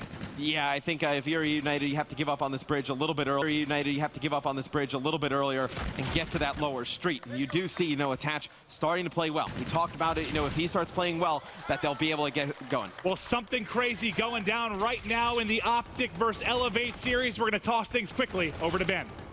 Thank you very much, Maven. As it stands, Optic Gaming 2-1 up in the series. They lost the first hardpoint to Elevate, surprisingly, 250 to 199. But here we find ourselves in game 4. The score 201 to 184. Optic Gaming trying to pull away. TP, you've been watching this game. I mean, how has Elevate been able to hold on? I really don't know. You look at the scoreboard, and Optic is completely outslaying, but the close quarters combat from Elevate just too darn good. I don't know how they're keeping themselves in this map. Overall, though, Optic's playing right next to us. They're getting loud. A lot of trash talk from Scump and Formal, especially after every single kill. It's getting quite loud, but you can see Elevate just somehow able to get the better of these trades over and over again, and now it's within 10 points going at the later seconds of this middle hill. This is an unbelievably crazy ending to this map. This is the right here, 212 to 212. You can see Scump desperately trying to go big Merc. I mean, can Elevate do it? Can they take this map? Absolutely, but this is a very difficult hill to break, and you can see Camel Pop. This could be a huge play from Watson. See if he can get any more, and Reedy comes in, and this is a huge play from Elevate. If they're able to break this hill, they could win right here. They could indeed. Elevate doing a fantastic job, and they could potentially be forcing a game 5 here, desperately trying to hold on. Chance, spotted anything interesting from this one? Really just the camo use difference. Karma tried to use his as well, got absolutely nothing out of it. So now in full control of this dirt hill, just 20 more seconds need to come on board. Scump doing everything he can right now just to contest, but so many tough gunfights to win. Formal coming in support though. Optic Gaming not out of it yet. And we've seen so many situations like this with such little time left in the turbine. They have to start rotating to this next hill, and this is where the game is going to end. And we've seen these moments, those 249 holds, this force to rotate. I mean, Team, who right now looks in a better situation? Is it Optic Gaming or is it Team Elevate? I think Optic Gaming is looking a little bit better, but Shawnee's coming through the top hallway, picks up 2 players, unbelievable stuff. I thought Optic was going to get the setup, but it seems like the rotation has gone into Elevate's favor. You can see how far Optic Gaming is spawning out now because Elevate's so far pushed up in middle map, but it's all up to these next gunfights. Optic needs to take their time and go around the back, but it doesn't look like they're going to do it. It's a hell of a game. As it stands, Elevate 7 seconds away from forcing a game 5. This is tournament life on the line. If Optic Gaming is able to break it, they will be sending Elevate home. They will be eliminated. 5 seconds left. It looks like Optic Gaming may be able to do it. Karma on your screens. Switch over to Reedy. Will Reedy be able to break the hill? He won't. And that will be Elevate going down. For now, though, we can throw it straight back to the main stage for the FaZe game. We've got nail biter after nail biter. 196 in this game. What the hell is this? The CWL Atlanta Open continues to impress. Yeah, you saw E United, they had a great hold on Cathedral to bring this all the way back. FaZe rotates early, they get control of Broken, but here comes the push from E United. Clay trying to hold on. You see on X-Ray, he's got a couple in front, just playing his life, going vertical outside as an E United player, but Clay still holding strong. They've hit the 220 mark. You just saw Optic get it done. Can their rivals, FaZe, close this one out and push it to a game 5? They're just seconds away, but we are at least going to see one more rotation, Matt. Yeah, and E United is just forced to funnel through the front of this hardpoint. They cannot pinch, not enough time. If you do pinch, you don't get it. You don't give up any time here for FaZe Clan, and you see it's going to be 2:42. And counting, it's going to be FaZe about 5 seconds away from taking this game, going to Hotel Hallway. And this is where Attach went off, but it's the Camel of Clayster that could be the dagger. He's in behind. Surprise, buddy, you can't see me. Finds one there, tries to spray for a second, but will get chopped down. 2 points away. They've done it. We're going to game 5. FaZe holds on in that hardpoint Maven, 250 to 203. E United makes a valiant comeback. They take the lead on Cathedral. But just the experience and just the poise, this FaZe team to rotate over to Broken early, get control of that, knew if they held on to that, the game would be in their favors. Well, United familiar with game 5s after last night in their winners round 1 versus Splice. What's your key going into this? I mean, I'm not going to make you pick. I don't care. I just want an intense match. But how do you feel about who's going off? I think the first few rounds are actually crucial for United. I think just the nerves being in a game 5 against FaZe. I mean, they hear the crowd. Everyone getting excited here in the venue on Sunday. I think the first few rounds goes in FaZe's favor. You hear the crowd start to get hyped a little bit. Could be the end for United. Well, let's take a look at some of the replays here from the Hardpoint on Retaliation. It was incredibly back and forth, not the blowout affair we saw in game 1. FaZe ultimately able to close it out. But what was your, I guess, kind of key to victory here for FaZe? Well, I know that they got Attach going in the second half. I mean, you can see right now Attach sitting at, he was like 4-8 going into Hotel Hallway. We talked about it. This is one where he can start to get going. He actually finishes things 21-19, 2 minutes in the hardpoint with 10 defense. So he actually puts together a monster game here towards the second half. And I feel like that's something we've seen of Attach just through PSX, through Vegas. Some slow starts to hardpoint, and then he erupts over the second half. We've seen it time and time again. He gets into a groove. He can be a streaky player at times. He can be a beast. Yeah, and I think once he starts to get going, it's very difficult to shut down. E United here towards the end. They need to get Hotel Hallway. The camo comes in. But you can see the box score. Lower Street ended up being huge for FaZe Clan because look at that graveyard in the second rotation, and even the first went heavily to E United, but FaZe, they won this one on Broken and Lower Street. Well, that's the thing that stands out the most, because you talk about Grave and Broken kind of being your money hills, right? They turned Lower Street into their money hill. I mean, 93-6, that shouldn't happen. You shouldn't dominate that much. I mean, I know we've seen some sick setups, but it's not nearly as easy to hold as something like Grave. You can see why, though. E United takes 50 seconds on bridge. They just relied on taking a lot of time on bridge. They played there a little bit too long. They did not get over towards street, and FaZe made them pay for it. Well, a lot of that bridge time, the separation kind of comes from the opening of the game. They opened up like 23-0, something like that. It's really odd to see as well, just because, you know, FaZe, they hold that lower street for so long, right? It's such a large disparity in score in their favor. That's the same spawn you want for Grave. And E United takes all of that time. So just shows you E United did a nice job coming from that bridge side to be able to break Graveyard. If they take Lower Street, that is one that they take. Well, guys, it is the all-important Game 5 coming up next. We'll be right back after this quick break.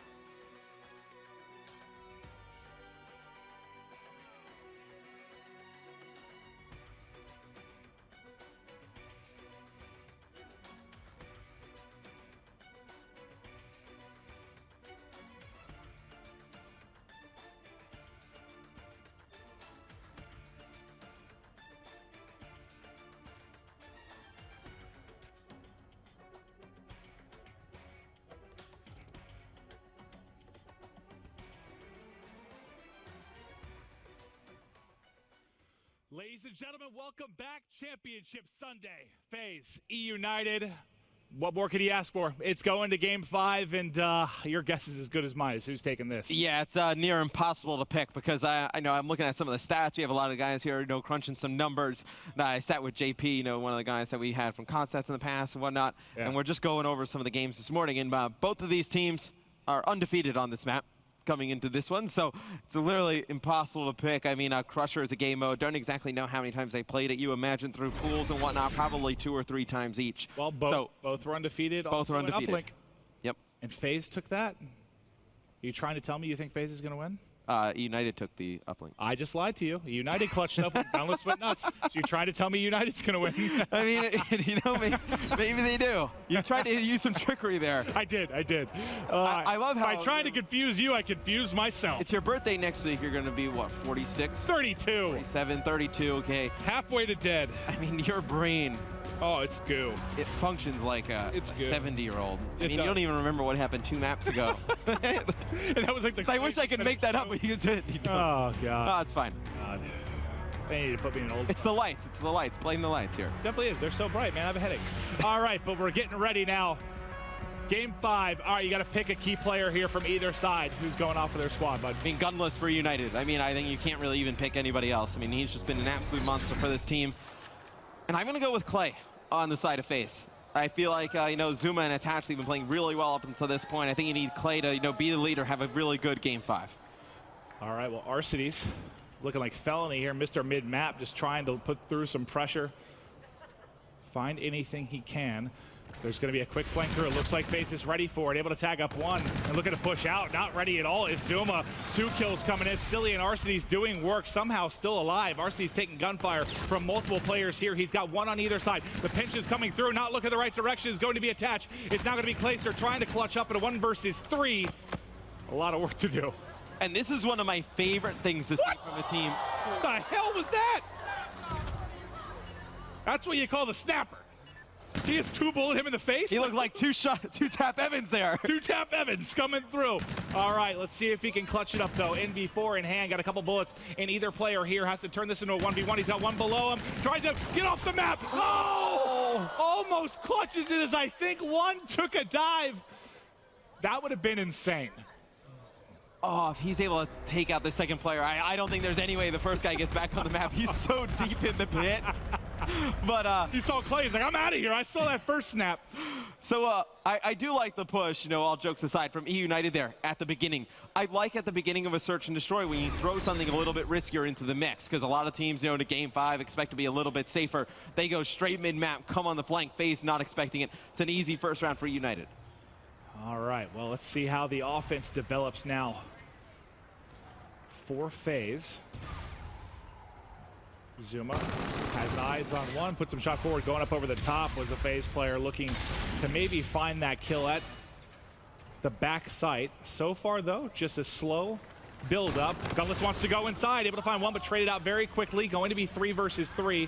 Sometimes in that position, you'll see 2 kind of line up for you. Oh, but just look at the area on the map this opens up for Arcides as he comes around, grabs 1 kill on a flank. Clay picks up bomb, but he is weak. He's going to get taken out. Like I said, these first few rounds were big for E United. They get both of them.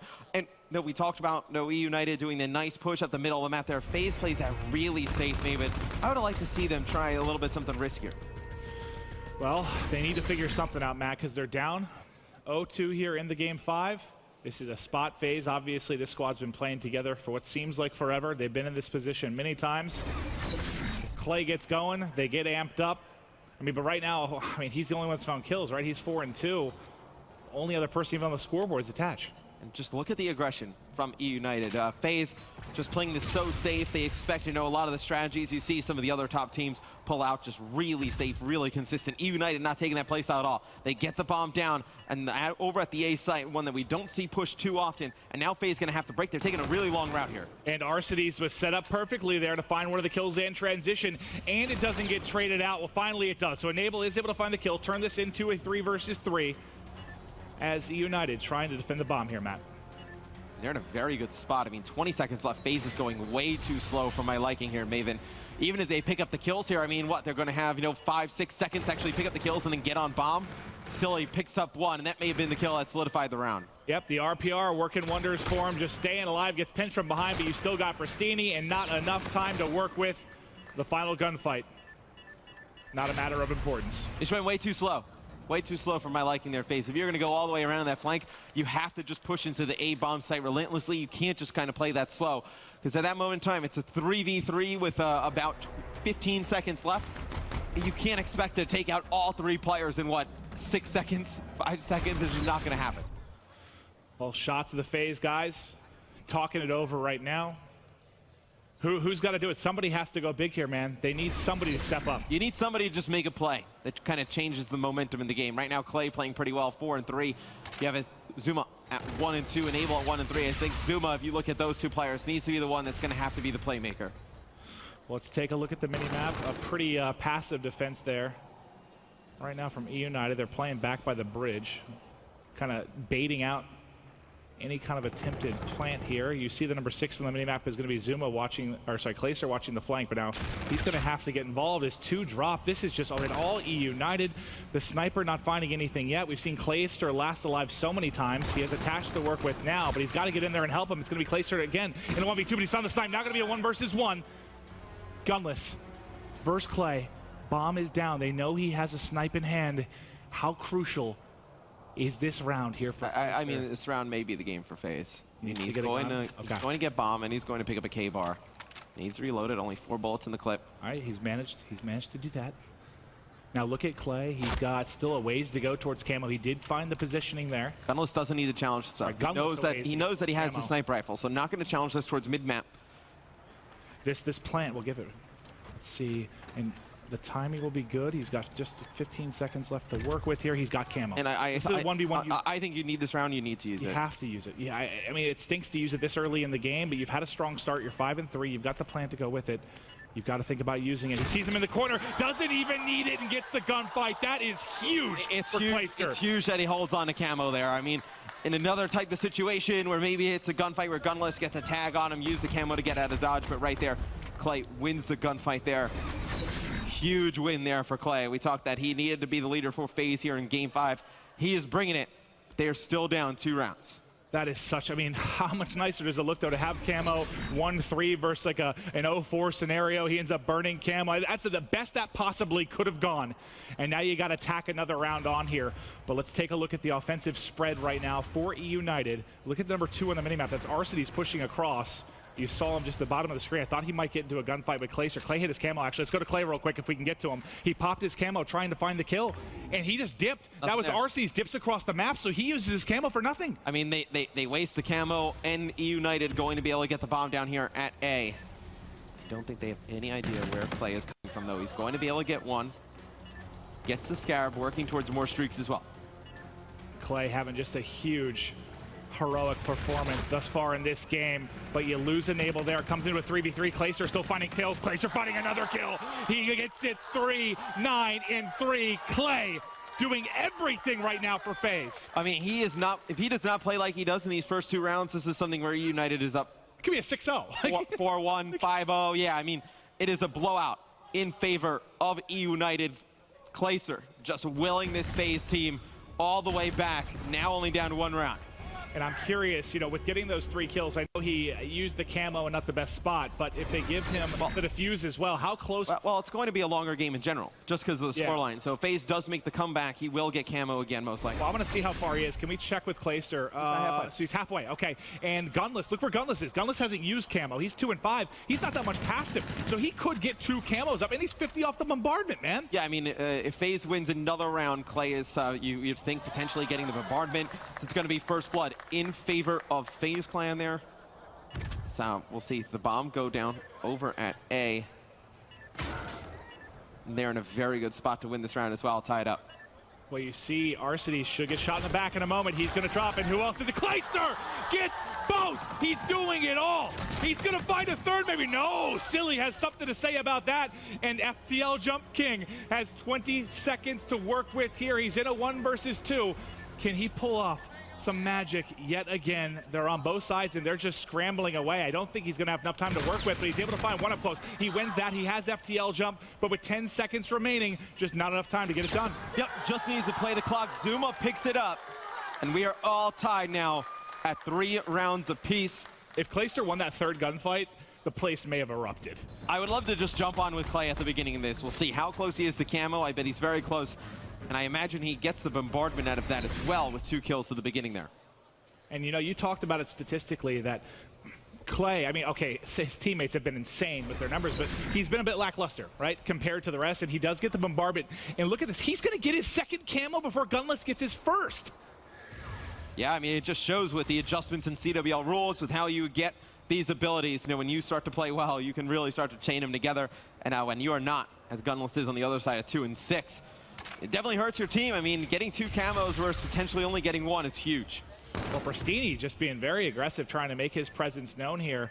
And now they have to worry about him. So they get the bomb plant at the bottom half of the minimap. And look at all the arrows that are focusing attention on Pristini. They're so worried about him. They try to pinch him here. They don't allow him to get a kill, but now you got to go. This is going to be another spot where you have to make plays fast. Now, Gunless does get his camo. Can he make a clutch play here in a 2 versus 3? I consider using it here just because the momentum is in FaZe's favor. You need to make a play. You need to take this round. Now you definitely don't, I think. Once that first player drops, but he's going to do it. Here it is. He can catch one. There's 15 seconds left. He sees one. He's got the planner and Gunless! Woo! What a round! Remember when I said don't use the camo? Yeah, right as you say it, he pops it and goes. 1v3 there for Gunless. As it looked like the game is starting to go in FaZe's favor heavy.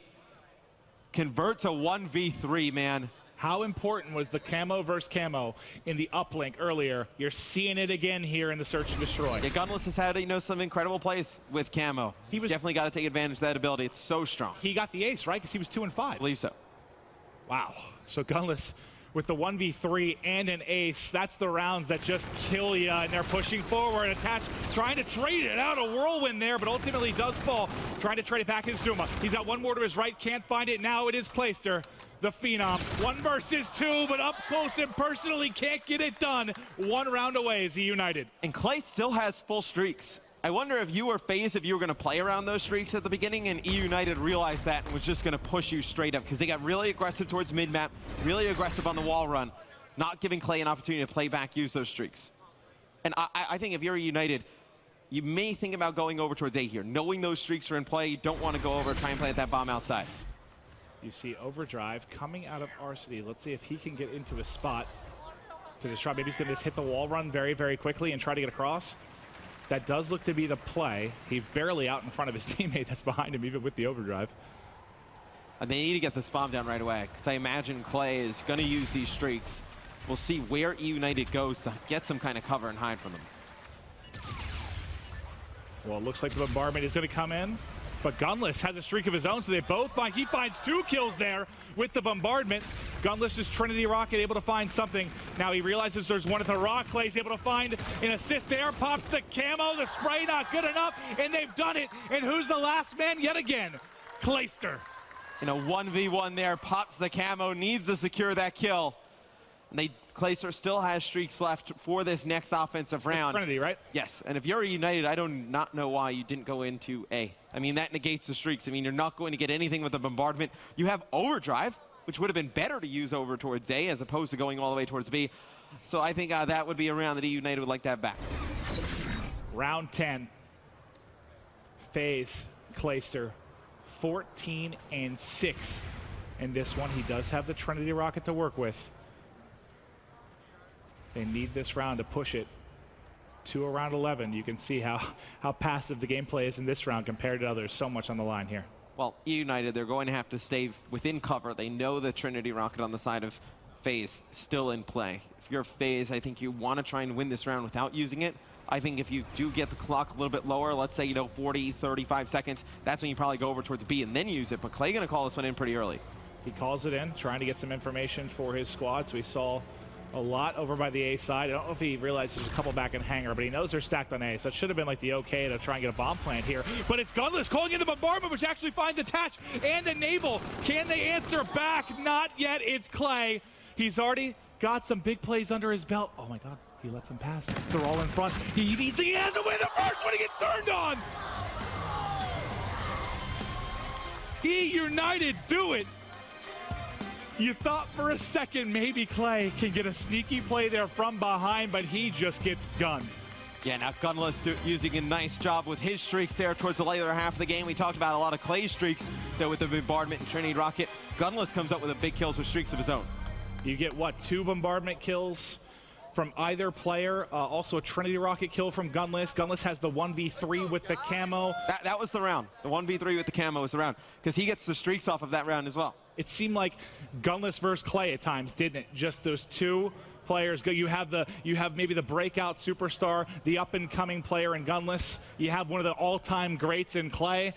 watching them go up against each other was truly a treat. And I feel like this really isn't, for E United, it's not about FaZe versus E United, it's about E United versus everybody. Because I feel like a lot of the talk coming into this and a lot of the talk from the players has been, you know, E United, they'll play some of these guys online, and you know, after, like, the players will be like, oh, it's online. And E United will be like, yeah, it's only online, it's only online. And you know deep down these guys are like, we just want to get to LAN and just blow the doors off of these guys. So it's just an us versus them mentality that, I mean, it's resulting in wins, man. That's a huge win there against FaZe. E United, you're making some fans this weekend. We'll see if they can keep it going. We've got more matches to come after this quick break.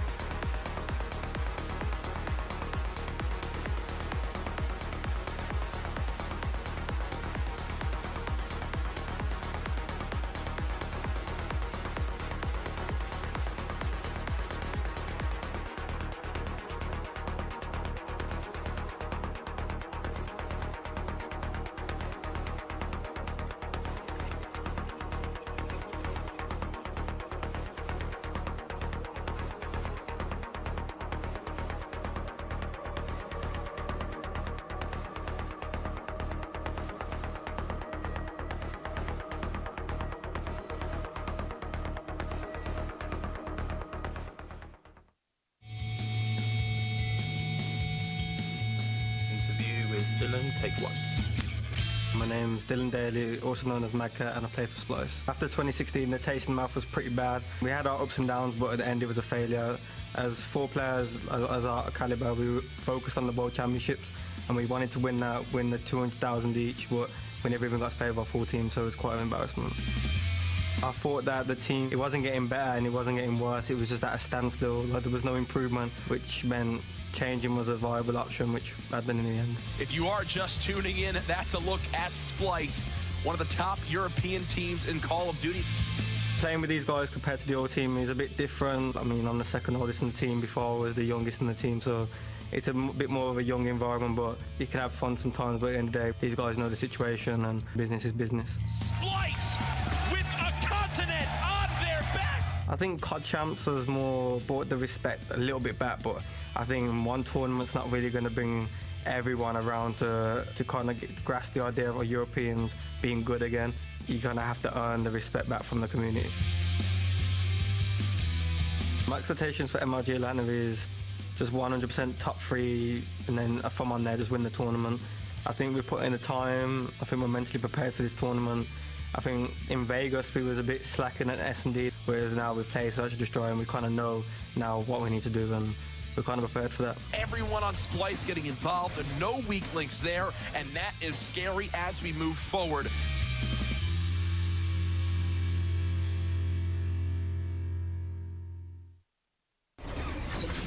I've been watching Mad Cat and Josh play since a very, very long time ago, since the old network days over in Europe. Shout out to anyone who remembers that. That was decades ago, it feels like.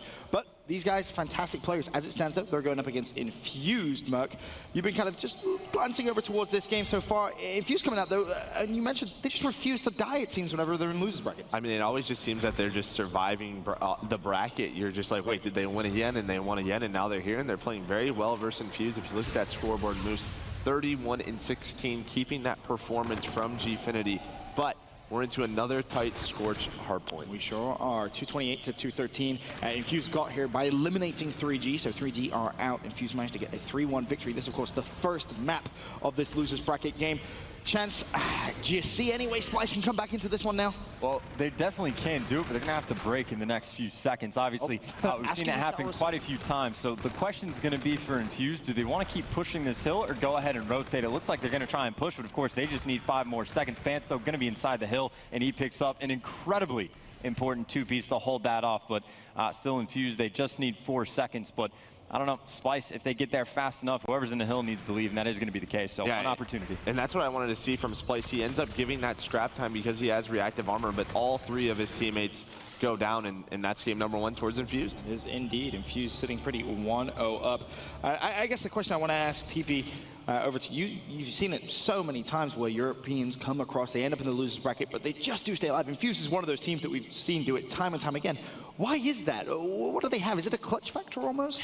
It has to be at this point for how many times we've seen it from these guys, especially. I don't know if it's Marky B just keeping them composed or what, but they just find a way to squeak out these games time and time again. It's very impressive, and I feel like it just, overall, it's got to be practice, right? When you go down to these clutch situations, you just go back to your sort of normal strategies, and then one player just seems to step it up. And right there is Moose. Nolson's been having a really good tournament as well. You have to give him his props. So Infused is looking damn strong. Of course, we got news just a moments ago in terms of our grand finalists from last event. We had Cloud9 walking away top 24. Rise, they are now also out of this tournament, top 12. So our 2 grand finalists completely kind of falling down, but you've got to give some serious love and some serious props to the Panda organization coming out. You could say, quote unquote, causing an upset. They have a big, big fan support here. They even have their Panda mascot running around. I mean, this game, we didn't actually get to see the Panda versus Rise game. We know what was going on behind us, though. Are you surprised by this fall off from Rise? I mean, I'm surprised, but it just seemed like at this tournament, they just couldn't get their footing. They didn't really seem to have the sort of, they just couldn't keep it together from match to match. They seem to have a lot of struggles in that respawn. I believe Looney tweeted, if we could keep that sort of search and destroy gameplay at that highest level, you know, and just turn around our respawn, we could have a run on Sunday, but it just doesn't seem like they were able to do that. And there, of course, the winning reaction from the Panda guys. You can see just the amount of support they have behind them. I mean, Chance, how far can Panda go now? Is this one of those cases where you think, all right, Championship Sunday kicking off, they're getting a little bit of momentum, they could make a serious run? I don't think they could go all the way, but I think they could possibly do damage in the next round before they finally fall. I mean, if you think about number of teams they've probably knocked out in this entire tournament, they've been doing it forever, so they might have the largest body count so far. Again, though, they go on main stage to play against, you know, one of those top teams like Optic Gaming. They get close, but they do fall, and I think that's going to be a similar case, that once they get to these higher teams, even if they have a good showing, they're just not going to have enough at the table now. Obviously, we mentioned the fact that Splyce is going up against Infused. Well, Splyce got there with a 3-0 victory over TGC Blue. We have some highlights that we can throw up for you at home. Splyce, again, looking good. It felt like, Mark, you see the scores, 250 to 199 the Hardpoint. The S&D was a 6-2, and the Uplink throwback a 10-1. I guess now you find yourself 0-1 down in the next series against Infused. How do you bounce back if you're Splyce? Well, we heard Mad Cat talking about it. They have to win their search and destroy, and Infused is a very good search and destroy team. So, I mean, they just have to get through that game number 2, try to, you know, win it and get to those respawns, because we know how dangerous of a respawn team they can be, but they have to win those search and destroys. Very true. Of course, whilst all these games were going on, we did have that Optic Gaming versus Elevate matchup. We were lucky enough to kind of catch the end of that one. Teep, I know you were watching that one intently. Who's been going off for Optic Gaming? Formal.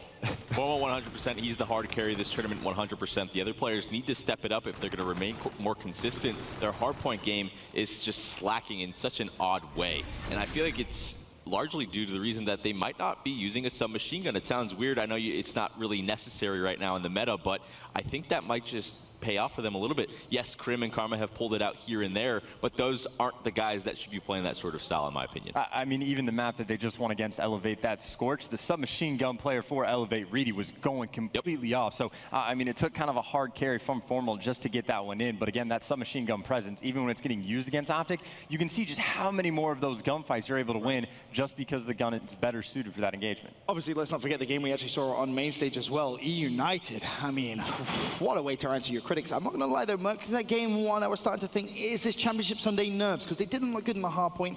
FaZe's worst game mode this weekend. Obviously, they are able to take it, but I mean, E-United, they take the series. Fantastic play. Yeah, I mean, it was close early on, but the biggest thing to me was just that FaZe was winning every single rotation just from the start of the game, and that's very difficult to do on Scorch. It's very difficult to break those setups, so it just looked like E-United was just a step behind. Maybe it was just they were still warming up, but FaZe take a very convincing game number 1. Obviously, as we get on in Championship Sunday, MVP votes, we start to have that discussion come through based on stats. Teep, I know you've been very, very impressed by one United player specifically. Pristini, man. I mean, Gunless in that series was probably the star of that one, but overall, Pristini has been doing some crazy stuff. My favorite part from that series versus FaZe is that throwback S&D where he got the ace in that last round to close it out. He picked up first 2 players, got his bombardment, decided to call it in. Mid-gunfight, he's like, 1 sec, dude. Beep, beep, beep. I'm going to kill your teammate real quick, and then I got you to close out. He's just like, okay. He looks like on another level. And then Gunless, his score streak and camo play compared to every other player at this tournament is next level. So many clutches. He's got at least 4 or 5 that I've actually seen. It might be more, honestly, throughout the entirety of the tournament. So very impressive stuff from them. And when you make these highlight plays in coordination with their team play, this is what happens, man. Winner final. Very true. Their efficiency has been and going more on that, I mean, Silly sort of talked about Search and Destroy being like their weakest game type, but they just seem to make a lot of mid-game adjustments. We were very impressed on Throwback. They would switch up the bomb sites. FaZe, on the other hand, kept hitting that same bomb site. And then you saw it in that Game 5 on Crusher. Just a lot of different strategies to mix it up and always keep FaZe on their heels. Well, that is going to be everything from the studio for now. Coming up next on main stage, it's Luminosity versus Team Envious.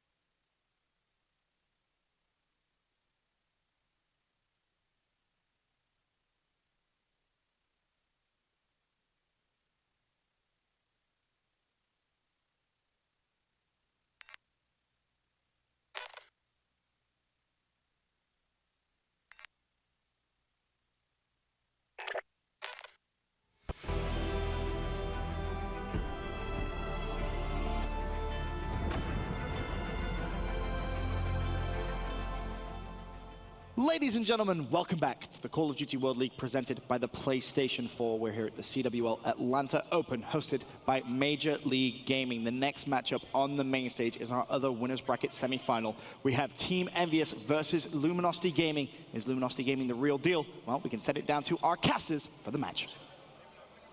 Benson, this is gonna be a good one.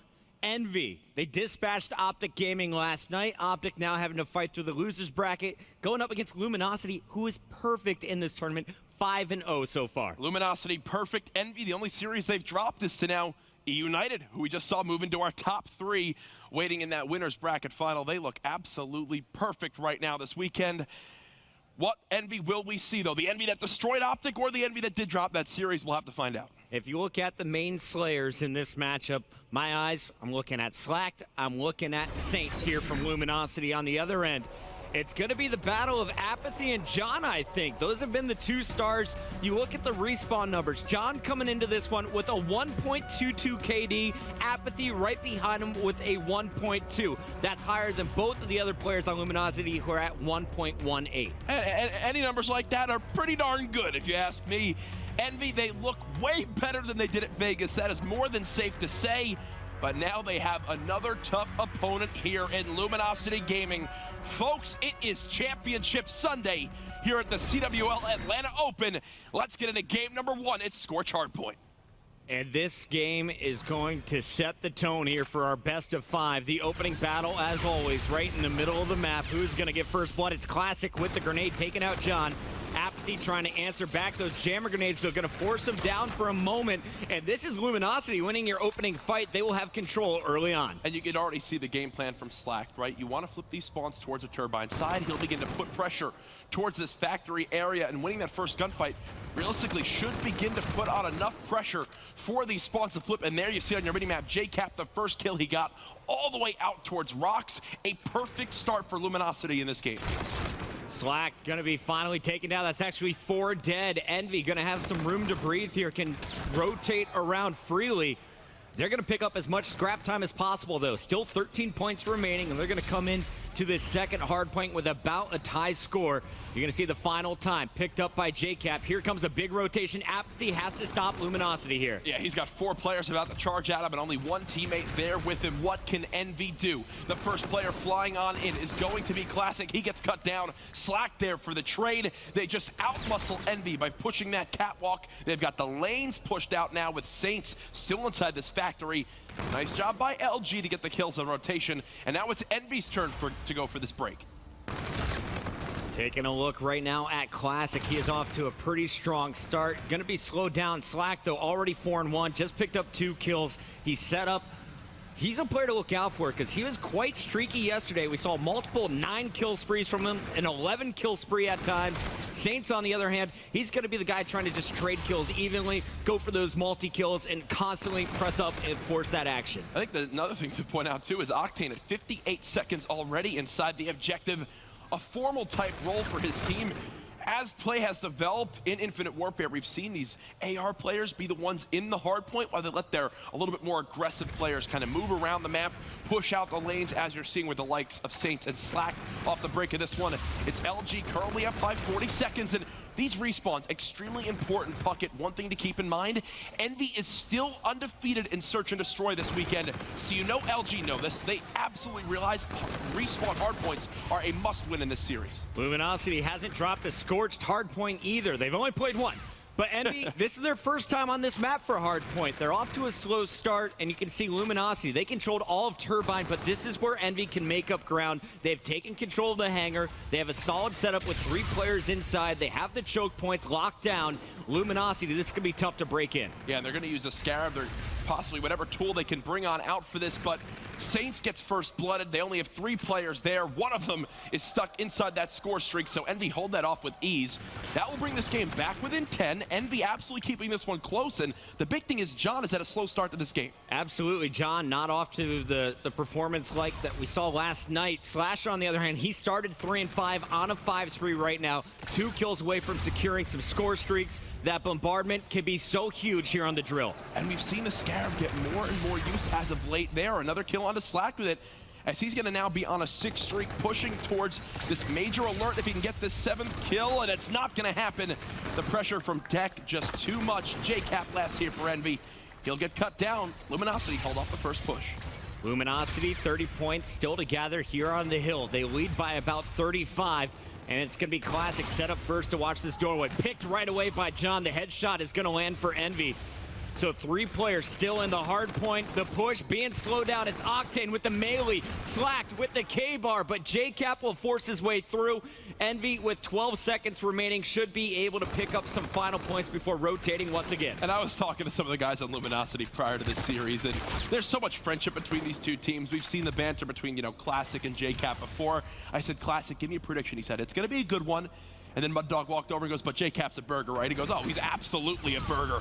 Right now, JCap doing what he can with this team. Obviously, the 2-time world champion, more than just a burger in his Call of Duty career. Absolutely. I saw a tweet from TJ Haley. He said, you know what? JCap reminds me of Tim Duncan of Call of Duty. Okay. I know who Tim Duncan. I don't watch the old guard. He was always just effective enough. He won multiple championships. And I was like, that is a very fitting sports analogy here. But JCap, you look at his numbers. He didn't have the greatest kills in the hard points against Optic last night. But overall in this tournament, he's above a 1.0 KD. So the man is carrying his own weight. But you have to look at the stars here.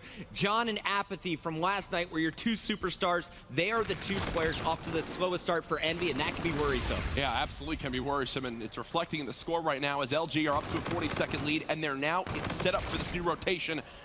Octane snapping onto 2 players as he nearly gets the 2-piece, just getting him 1 shot now, and will buy himself some time to win that engagement versus JCap. Again, Envy finding themselves at a tough spot for this new hardpoint. FTL jump! Oh my goodness, nearly gets the beat down. That could have been dirty, but his teammate is there to trade it on out. 160 now to 101. Luminosity won the first fight for the Turbine. That's how they pulled out to the big lead. Then they were able to transfer over to the hangar pretty nicely. This time around, it's Envy trying to lock it up. Classic causing problems. He was the only man there. Now he has 3 players behind him in support. Envy is going to get wiped. It's Luminosity with total control of the Turbine. This game starting to spiral out of control for Envious. They have to lock in this next hardpoint, Jack. If they lose the hangar, this game is basically done. What I love from LG on this hardpoint is that they just decide to keep 3 players near the hill, and they trust Saints inside that factory area to hold off whatever pressure comes in. There it works for the most part. They don't gain too much time on this hard point. This is a key rotation, though, for Envy. They have 3 players in the hill, but look where LG are. They're on the far right of your minimap. They control the spawns for this. So if they get a good break here, this should be hard point over to LG. Saints taking out JCap.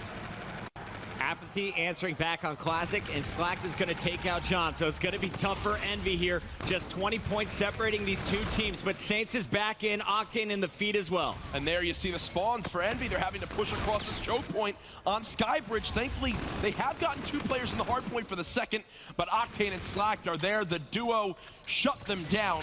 And with 25 seconds remaining on this hard point still, LG can get quite close to that 200-second mark, closing in on a Game 1 win. Envy, one last-ditch effort to contest. JCap and John trying to filter in, but Octane and Classic just too strong. Octane, we talked a little bit about Vegas and Luminosity's struggles. They finished in the top 8, but not where they wanted to place in that tournament. No. But despite a poor placing, Octane actually had the best KD out of all players when it came to respawn games. He is 20-11, definitely standing out for the squad. Oh, and the guy's an absolute beast. There's been no secret since we've really seen him surge into the top tier of competitive Call of Duty from back in AW.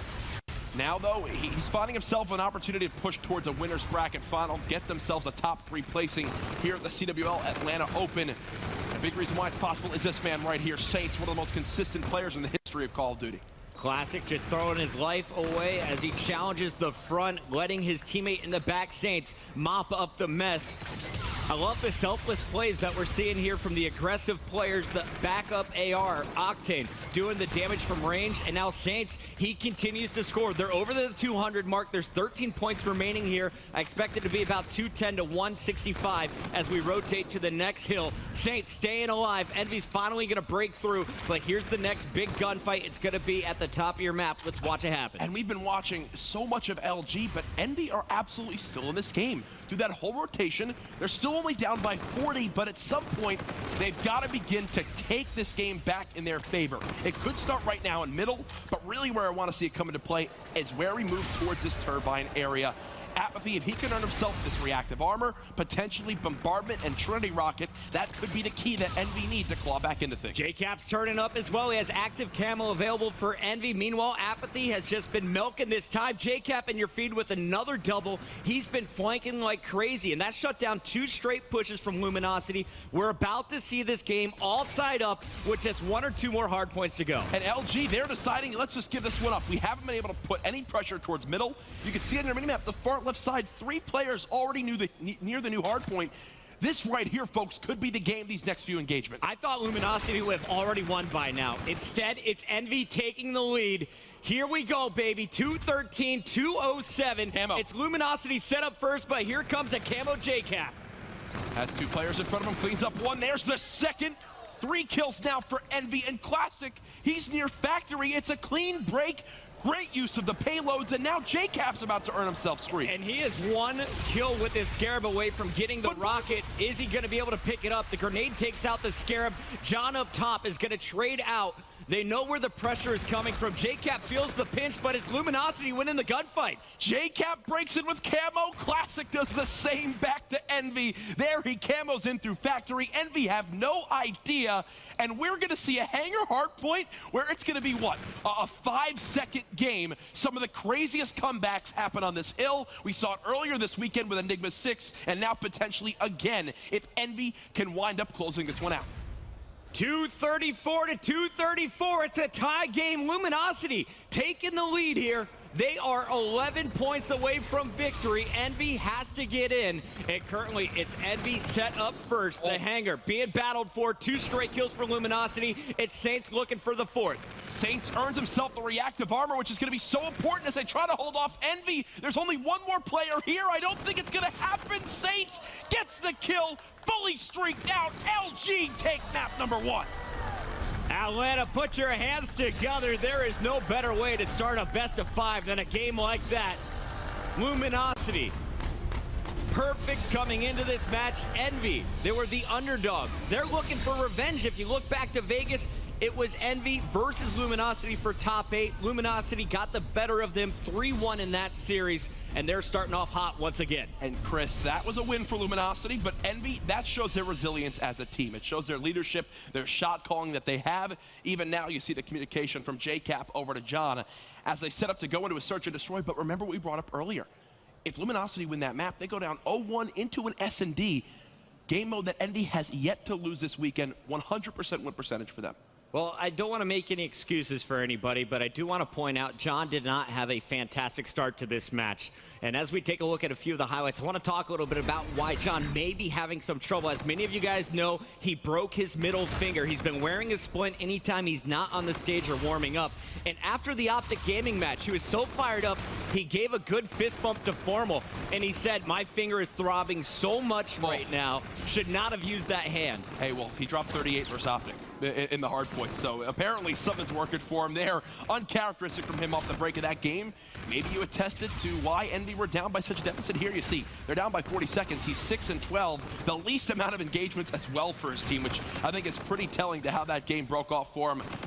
In the end, it was JCap and Apathy trying to get those streaks going, but LG just clutch up with a solid break, and again, the payload usage. Here's JCap's. You saw Classic on this hard point as well, but the reactive from Saints seals the deal in the final moments. And Octane was just so solid all game long. He leads his team to finish the game 25-16. Let's take a look at some of our numbers here. The breakdown, Envy won the bridge, but it was turbine control from Luminosity that really helped him gather those leads. The big players in your match, it's JCap and Octane, 2 players we didn't talk about coming into this one. It's so cool to see this breakdown. Bridge 92-45, so uncharacteristic, but a majority of that time difference came in that final rotation where Envy nearly got a full 60 seconds, which brought them back into that game. Actually gave them the lead by about 10 going into Turbine. Then what do we see? Luminosity get the majority time on that hill, which has been their strong suit in that game.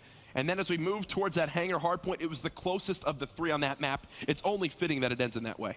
Well, game one is in the books. It goes in favor of Luminosity, but as you touched on earlier, Envy is yet to lose a search and destroy. Do you expect them to be able to tie it up here? I do. And Throwback is a map where you can actually see some versatility be brought out in regards to positioning as well as pacing. You can have teams 4-hit, fly out middle, send 4 players towards that bottom bike path side, but what we've seen from Envy is they trust John with that sniper to be the guy that gets the entry kill for their team, to watch over those long sight lines. And if you go towards that back bus, back lemon side, you can absolutely make your presence felt on this map. We've seen some great sniper battles on Throwback throughout IW. If you look at Luminosity, who's the player to maybe battle John in that? Oh, gosh. I mean, you could really trust anyone on this team with a sniper. Maybe Slack winds up bringing it out here. But if I'm LG, I think pressure is really what works out best for me against this envious squad. I want them to recognize that John does have the sniper, but then use the long-range AR ability, which has been very highly praised by the likes of Clayster and other top ARs, of that of Octane. They say his long-range shot is almost unmatched in competitive Call of Duty, and he can absolutely use that to his advantage. It's almost better than a sniper rifle, his AR. Right? Hey, you give him an MB4, and he can absolutely show up when you need him to. He dropped to 1.52 KD in the first respawn. We'll see what he can do in Search and Destroy. Octane going to be your FTL jumper for this Luminosity team as we load up Throwback S&D. I talked with Saints a little bit backstage. He said, you know, when it comes to the SMG play, you're mostly going to see it from us in Uplink, but if I'm feeling it, Throwback's my map to pull it out. It makes a lot of sense, too. You get towards that middle map area, you go towards tunnel, flanked from that blue side, definitely can catch your opponents off guard. There's a look at our 2 sites on this map, and so far this weekend, we've seen pressure towards both sides, but absolutely Site A on offense is the way to go for these teams. And Chris, I'm looking over at my monitor. You asked me who I thought would be the one from LG to try to contest John with the sniper, and look who has it out. It's, as I said, Slack will be the one to see how he can test his luck against the likes of John in this one. Excited to see this one play out. Just one sniper in the game right now. It's in the hands of Luminosity. Slack. He's going to set up on top of the bus, and right away, he's looking for kills. Already, John with the 2-piece after Apathy got first blood. Slack, last man alive. That lasted 9 seconds. I love it. I'm pretty sure these teams basically listen to all my strat calling out there, because LG wind up flooding 3 players towards middle, and Envy expected. They send 4 players there. John with no sniper. They just outgunned their opponents. And John picked up 3 of the kills in your first round. Second, third, and fourth kill. Fantastic start for a guy who had a rough first hard point. And already Envy with the advantage. Now they're going to be on the attack. John going to lead the charge here with the K-bar. And you know these teams have studied each other so much coming into this weekend. They've scrimmed a ton. Slack with the high shots there over that underpass area to at least strike first blood for LG. But now here's Apathy with that submachine gun. You can absolutely do this push and catch your players off guard just like that. We talked about the SMG play. Where will it come in? Probably on Throwback. Apathy, one of your 2 players to look out for with the SMGs. He's going to be cut down from behind, though. It's just Slasher left alive. That was a 1v3, now a 1v2. Make it a 2v0. Luminosity ties things up. Yeah, and that first kill that you saw from Apathy, who's it on? Octane, who's as far back in the map as he can with a long-range AR. He's thinking that that top window area is covered, but because of how fast Apathy moved up the map, he did get a little bit of a timing window. In the end, it doesn't work out for Envy there, and at the end of the first 2 rounds, they'll be split 1-1. Let's talk a little bit about the AR play. John, of course, having success with the K-bar. We just saw 2 NV4s in play, though, from Luminosity. Is this something you've seen on regular basis here LG? Absolutely, especially in Search and Destroy. The NV4 is an elite weapon in a lot of scenarios. Crusher comes out a good amount as well. But here on Throwback, it's because you can hop over and hit shots like this. The K-bar from this range would not be the weapon you want to have, but an NV4 excels in these scenarios. Beautiful grenade, though, onto the site to at least stop this plant off the break. And it looks like Classic has spotted that player under the bridge. Meanwhile, he knows there's someone over by Lemon. Spots both players, calls it out. The flank will be coming in, but not for another 10 seconds. Slack trying to maneuver around the map as quickly as he can. Octane and Classic playing the buddy system on the left side. It's Slacked here with the backstab. This is typically what Envy are so good at. It's baiting and switching out their teammates. Now it's Slacked showing Envy some of their own strategies, as now he's still all the way in the back of the map. Tags up 2. but does go down. So it will be 3v2 number advantage for Envy in this round. And I want to give big credit to Envious's JCap. He was the lone man at the bomb site. And Classic and Octane, they just had so much respect for him. They knew they couldn't challenge. Instead, they try and rotate middle. That buys Envy's teammates enough time to get back into position. Envy locks it down on D. I thought Slack did everything right there. He got the first kill, he ducked out, but I don't think he expected 2 players to rotate back for him. Exactly, and maybe that's a miscommunication. He was there pre-aiming, but with both players from Envy, you know they're going to be team shotting. It's envious. There's no way they're going to make that mistake, and they show it right there. So we will have Envy back up 2-1, as it seems like so far in this game, defense has been the side of a lot of success. No wins on the attack. It's been aggressive defenses that we've seen out of Envy this time. We'll see the rotation going down. Luminosity trying to do a 3-man hit along the baseball field. Classic checking every single corner, is going to be leading the charge, and he's going to find action as they know the bomb is down. Enemies must be set up to defend it. He turns his back just as a player peeks, tagged up and eliminated. First blood goes to Envy. And there's a second as well from JCap. Tough spot for Luminosity to be in. Don't see how this is possible. There goes Saints. Envy, they get the quick plant, and I love that from Saint, one of our dedicated observers this weekend. Brings up the minimap full screen to show everybody at home. Luminosity are going for this long flank, and when Envy see nobody near A, they say, let's get this bomb down and make them pay for taking their time. Big shout out to Brian Saint, former pro player, observer for us all weekend long. Show him some love on Twitter, ladies and gentlemen. He did a great job in our first winter semis, catching all of the action here in our second search and destroy. Third rather, and we're going to see Slack off the break, throwing out some tacticals. They're going to slow things down here for Luminosity, and this is the first time they're going to be targeting this bomb site. Yeah, and again, keeping things interesting, adapting to your opponents, going for a different route. Classic, you know he wishes he got that one, but oh, hey, winds up getting it there on Apathy. No idea how that one wound up working out, but hey, I'm sure he'll take it. As now Luminosity get first blood, and they should be able to plant this bomb off. JCap in the feed, all over it with John. 3 straight kills from Envy when everything was looking great for Luminosity.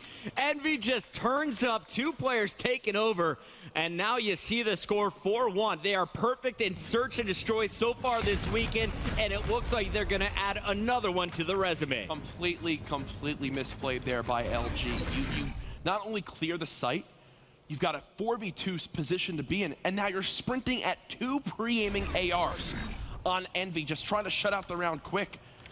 A tough misplay and something that you cannot afford to give up to Envy. JCap and John are combined for 11-3 at this point. It's pretty good. You got to get more kills if you're Luminosity. You got Octane, who was a breakout star last year, dominating in that first hardpoint, just 1-5, can't get anything going. John pulling out the sniper right now. You just see so much confidence. They already have first blood. Envy in total control. That was John's 7th kill. Oh, John's been doing this throughout the weekend in Search and Destroy. It's why Envy are undefeated. Keeps bringing out the sniper and keeps making his impact felt. 3v3. Bomb has been planted, and I do think John expects someone close on the site. There's a shot to Octane. He's earned himself the Centurion as well in the 2v2. And John is going to spot another player, calls that out to JCap. JCap on your mini-map is going to be swarmed. 2 players there, and John just the wrong weaponry to assist. Saints and Slack clutching up. They're going to make it 4 versus 2 here as Luminosity starts to battle back. They have to win their next offense, though. So far, they have not been able to do so. And that's the tough part right there for LG, because yes, they do win this round, but you think to the round prior, they should have taken that one as well. So instead of this being 4-2 Envy, it really should be a tie game going into round 7. But you've got to put it past you. As LG, they're keeping their spirits high. They know they could be the first this weekend to take an S&D off Envy. I'm keeping my eyes here on Octane. Will he be able to show up and get a first pick? He's been positioned here almost every single round, and Envy just simply will not show themselves. Bomb already dropped. Saints eliminated. Luminosity has Octane tagged up now, down to about 30% health. Slack trying to survive, keeps his teammate alive with some cover fire, and still they have a chance. 3-on-4, though. This is not going to be easy. Classic just going to try to hold this angle for the moment, but he's got 2 Envy players about to push towards this side. He's got Octane watching over him, but they're such an awkward spot to be in. That will be a round win for Envy. And Chris, this is what makes Envy such a good team. They continue to adapt. They see Saints on almost every offensive round go for a quick plan at A. What does Slasher do? Pre-fire it right away, and they kill him instantly. And that face from Octane just says it all. So frustrated with their performance here on Throwback. Envy, no smiles yet. They know they're still behind a game.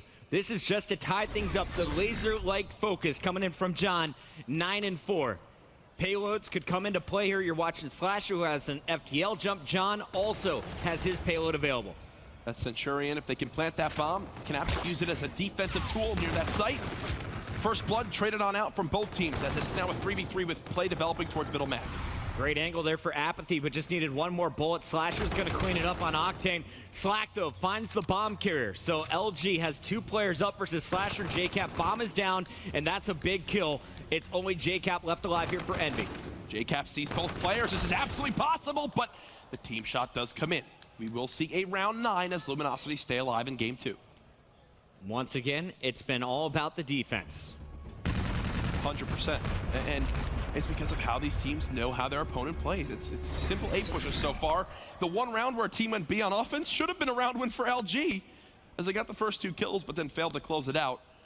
The comeback still possible, though, on Throwback Search and Destroy. We got the org owner, Hastro, in the crowd cheering on his squad. He was there all last night when they played Optic Gaming, hugging the boys after the big win there. Now, having a chance to tie things up here at our best of 5. It's the winner semifinals. Winner here is guaranteed top 3, and that's massive for Envy, who is in the Pro Point race. They've spotted out the bomb carrier. They are set to finish off this game. Envy weeks ago made the decision we're going to focus on team scrims more than anything, and it does look like it's been the right decision to this point in the tournament. Apathy, the lone player here, and you can see on your minimap, he's about to feel a lot of pressure. I do like how he's holding this off angle, but he's going to peek on out and still get first blood onto Octane. Trying to buy himself time with the tacticals, and he is going to find another kill here on Saints. Reactive armor goes down, no need, hasn't taken a bullet yet, and he picks up 3 of the 4 kills, 6-3. Envy making a statement on Throwback.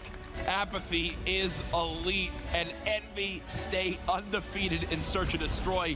You know, Chris, they say S&D wins championships, and that could very well be true this weekend for the boys in blue. Slasher helping out with the final kill using that NV4. Solid stuff from Envious, but coming up next is going to be another respawn game mode, and it's going to be on Uplink.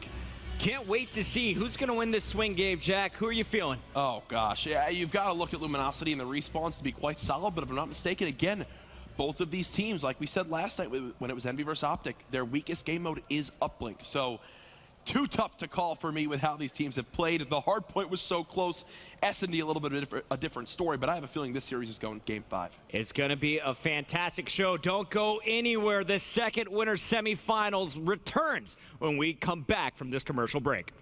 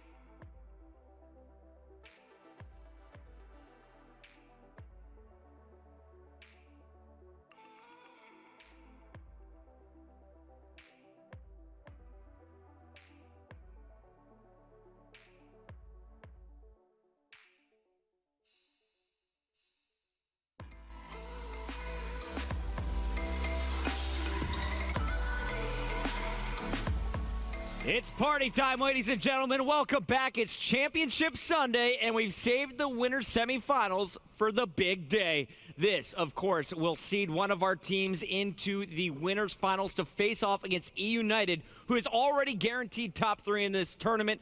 And, of course, we have to catch you up with what's going on in the losers bracket. We just got an update from the floor. What's happening, Jack? Panda took the first map, Hardpoint versus Optic Gaming, but then OG stormed back with a 6-1 victory in Search and Destroy, which basically, talking to every team coming to this weekend, I probably would have thought that would be the opposite, with Optic Gaming taking Hardpoint and then Panda, who many people have regarded as one of the top S&D teams, taking that game mode, but it doesn't seem to be the case. Also, FaZe knocked down to the losers bracket versus E United. They will face off against the winner of Optic Gaming or Panda. And we already know what happened on the other side of the losers bracket. Splice has played Infused. What happened there? Infused 3-0 Splice, which is now, I believe, their 5th straight best of 5 in their losers bracket run. Marky B and the boys. Stuff. There's a look at that. Look at that. It's right there on your screen.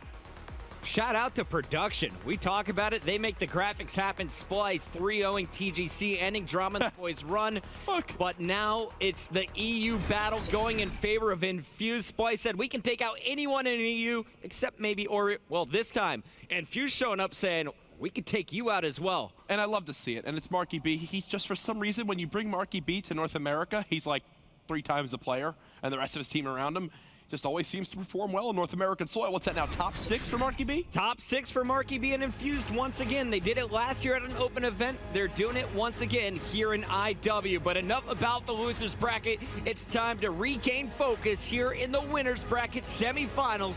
Luminosity and Envy tied up as we're heading into Precinct. Precinct Uplink, a map where the submachine guns will absolutely be brought out. I'm wondering, do Envy begin to use it here? Is it a tool that they possibly have in their arsenal to get an upper hand on their opponents? Definitely possible here, and oh gosh, I look over my screen, and what do I see? John with the ERAD. I'm looking out for Octane in this one. Normally, he's your FTL jumper for the squad. This time around, he is going to be using the overdrive. Look for him to be all over the scoreboard as we kick things off. It's going to be JCap sticking with the K-Bar. John already eliminated. Apathy's going to pick up 2 kills to keep Envy in this fight, but looks like this one's stalling out in our first minute. At the end of it all, it's NV4 versus NV4. Octane and Slasher, the last 2 up. As Precinct, the map where you can score very quickly if you get 1 solid push. Not going to happen here. If we talk about preferred versus less preferred side for some of these players, you could say that LG are on the less preferred side, but from what I've seen this weekend, Chris, it's been pretty darn even for the teams when scoring on either area. Yeah, it's all about really just cycling the kills, right? You have to get a clean wipe, at least 3 down before you can push the drone up and do it one more time. Slacked is going to be leading the charge, but Envy holds strong on defense. 2 players down as Octane still causing problems, but Envy now should be able to break out. The drone is in hand, and they're looking to go for a 1-point play here, potentially even a dunk if John can clean up 2 players coming off spawn. Right here is an example of what makes Envy so good. This is maybe the first time I've seen this all weekend where they push towards gas. John with the 2-piece. The dunk comes in, but Luminosity, they're not ready for that at all. The pinch comes in from that middle map cut area near ATM, and they just get collapsed on right there. Beautiful dunk from Envy to score first. And honestly, that was a massive kill coming in from Classic, stopping John. If Classic gets taken down and John picks up 1 more kill, you have Envy set up with the spawn trap already, and that's when things can just get out of hand. Instead, Luminosity bouncing back. They hit a 1-point play. That was Classic with the toss. And this is anybody's game here still in the first half. Luminosity winning some big gunfights. Slasher trying to keep his team in play, but it's Saint set up for the drone next. Ooh, nearly turns on JCap right there. Doesn't wind up happening as play continues to develop. 2 minutes down in this one so far. Still a 1-possession game. As Envy and Luminosity in the first respawn, Chris, a 9-second difference in the hard point. You expect another close game here, and it looks like we're going to get it. JCap and John all over the kill feed. Cap cleaned up though. Slack trying to feel out where the opponents are with the grenades. Gonna find 2 inside. Trophy system keeps them alive long enough to pick up 1 kill, and Classic and JCap are just gonna be trading it out. Honestly, Jack, neither team going on long streaks here. This has just been a battle of who can get 2 kills in a row first. Yep, and there's another example of it right there with Saints somehow trading that one inside lobby. I'm wondering if Envy decided to just grab the drone. Yeah, there we go, finally. There they grabbed the drone. JCap was already pushed towards this top station side, so they will begin to push the objective. There's the entry kill on the Octane, a second one from Apathy. Oh yeah, this will absolutely be a dunk for Envy. They'll go up 4-1. It's a 2-possession game. And JCap is the one locking it all down. His teammate coming in with the dunk. That was Slasher.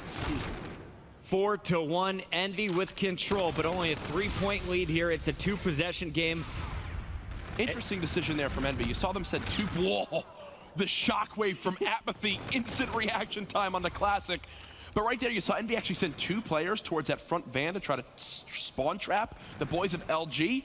But there was no one near the drone to rally it, so maybe a slight miscommunication. Maybe they thought their 4th teammate would be off spawn quicker. Doesn't work out there, so thankfully for LG, it's only 1 dunk for Envy, and they're keeping this game close enough. You look at the numbers, everyone on Envy now is positive. After that first spawn trap, things starting to get out of hand here for Luminosity. They did get a 1-point play, and it looks like another toss goes in just a little bit short. Slasher is going to kill Slacked as he tosses. And now with drone inside their base, Envy is going to wrap this around Gas once again, not going for a reset. They want to go for more points. I love this decision from Envy. They push right towards their opponent. Thankfully, Slacked is there a little bit earlier this time around to put some pressure onto the boys in blue. And I do believe they should be able to hold this one off. Apathy, yeah, he's the only one here. Unless he can make a miraculous play happen, and of course he does. It's Apathy. Thankfully for LG, the drone does reset, so no 1-point play opportunity there. And they already actually have Saints inside this drone area.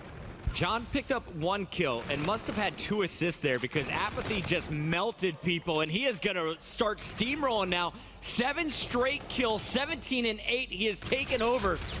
And he is not going to hit the shockwave this time. Slack backs up, and it's going to be Saints holding strong as well. So Envy's push is stopped, but keep your eyes on Brian, a.k.a. Apathy.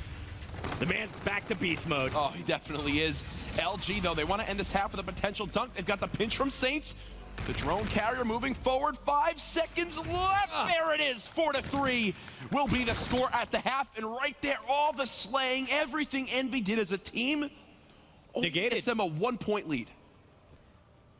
Fantastic comeback there from Luminosity both times. When things looked like they were getting really messy, somehow able to pick up 2 kills, 3 kills, make a quick push and convert it into scores. So Luminosity down 1. Now they're playing from the preferred side.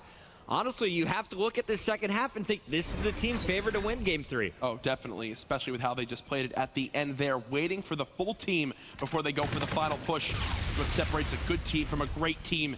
What can LG do off the break? They've got the first 2 kills. They've got the first 3. They should grab this drone, move it through the ATM side. It's going to force a split spawn for Envy as players start to come from that top ticket as well as back gas. The 1-point throw connects for Octane. Already a tied game inside 2. Tie game, and coming into this one, both teams perfect here on Precinct. One of them about to be handed their first loss. Scarab available for JCap, but he is not going to be using that quite yet. It looks like now, after finding cover, it's time to scout it out. Finds 1 player, the blast shield going to keep him alive, but JCap now knows their locations, knows where the pressure is coming from, but still can't stop it. The drone just sitting in the middle of the map as all 8 players are simply looking for kills at this point. And John just needs to get behind this cover. Beautifully done by him. Clears his flank for the second. He just needs to buy time for his teammates to come off spawn and get in good positions. And he's done that already. I do believe that that was enough from John. And yeah, you can see Octane and Saints really in no position to grab this drone, as well as they will move towards this back Cherry Blossom side and go for a similar push that Envy did earlier. John was positive in the first half, off to a very slow start. He's 11-15 so far in this game after leading the team in terms of KD in all respawn game modes. So an off series in your first game and third game now for John. Luminosity applying the pressure. JCap is set up, gonna pick up 2. Another big defensive stand from Envy. JCap looking for a third, but simply runs out of ammo. Apathy, though, on the flank should be able to clean this up. I don't think Envy were prepared for 2 Luminosity players to cut through that bottom construction side. It's why they don't get the score. JCap thought they had a clear lane, and now Luminosity look to make Envy pay for it. They have at least a 1-point throw. Instead, they're going to go for the dunk. They settle for the 1. Smart play by Octane, because if he doesn't, I think they go out without that push with getting a score. JCap trying to get back into those sneaky positions is going to find Classic around the corner. And Envy at times has gotten control of Luminosity's base, but just unable to focus down the objective. This time around, it's Luminosity on another fast break. Envy coming off the spawns in the back, and Classic's throw not going to be far enough. That one's going to quickly reset. John with the two-piece, clearing house for Envious. Chris, you brought up earlier, all 4 players of Envy positive. Now 2 of them negative, and Slasher nearly falling to that point as well. And you can see how it's changed up the map positioning. Most drone control since that happened has been in favor of Luminosity, and now the score reflects it. And even Apathy, the guy who was 20-10 at the half, he's now 26-17. He's negative in the second half, so nobody from Envy showing up quite yet. You got 2 minutes and 5 seconds remaining, just a 1-point game though, so it's anyone's game at this point. John, gonna be rotating around, looking for the defenders. Gonna pick up one spawner. Now, will they push it through the back alley or try and loop it around the front? It looks like they're gonna brute force this. Not gonna happen quite yet. The 1-point toss will go in though, tie game. Nicely done, Slasher, to at least get the objective in. Even though they lose map positioning, Apathy's just staying alive and buying time for his team to push from that top station side. 90 seconds remaining. Envy with the first 3 kills, make it 4, reactive armor 2. This should absolutely be a dunk for Envy as they look to take back the lead. There it is. Nice 2-pointer coming through, minute 20. Luminosity feeling a little bit more pressure at this point. And now they're getting outgunned. John and JCap in your feed once again. Classic trying to battle back versus 2 players. Trades one, but Apathy is there. And now the loop. Once again, you have 3 players stacked up. Slasher leading the charge. He's got overdrive as well. Don't like to see him poking out first. And now instead of a dunk, you're gonna have to see Luminosity pushing for control. This is the crazy thing though. LG about to have all 4 payloads earned. If they can just get them in these next 15 seconds, they might have a chance. Envy looking to make it a 2-possession game. He gets shot with camo. Saints with laser-like vision somehow kills him while fully camoed on the wall run. Now Slasher looking to see if he can make anything of this push. I don't think it's gonna happen. Oh, it's what happening. Are you doing, Slasher? 30 seconds left. Envy still up by 2. 30 seconds, payloads available. JCap's here? JCap, though, can put this game away, and he is going to make it a 2-possession game with that 1-point toss. Is JCap a groundhog? Where did he just come from? He just snuck through the middle, man, got behind enemy lines and caused problems. Luminosity didn't see that one coming at all. There's just so much chaos on the far perimeter of the map. And instead, it's Envy going up 2-1. Envy still looks so good, and we've talked so much about how Envy have looked lights out at S&D. Don't forget, LG have yet to drop a series this weekend, and now they're on the verge of losing to Envy in one more match. How many times have you seen JCap flank now? He did it all scorched hardpoint, and in this uplink, you looked at that arrow, number 8, it was constantly JCap, just behind enemy lines, somehow slipping behind Luminosity, and then setting up to allow his teammates to get in for the scores. At the end, he does it all himself. He's magical. He really is. He's majestic. He walks around, and there's just an aura around him. And I'm not sure if it's the hair. Oh, it's the hair. It's the hair? Okay. It's for sure. It's the actor hair. I thought it was the hair. Yeah, the TV show. He's JCap, sorry, man. He's doing big things. 2-time world champion. He's on television. He's on your stream right now. We're going to see him in a game number 4 coming up next. It's another hard point. Envy, they have full momentum here.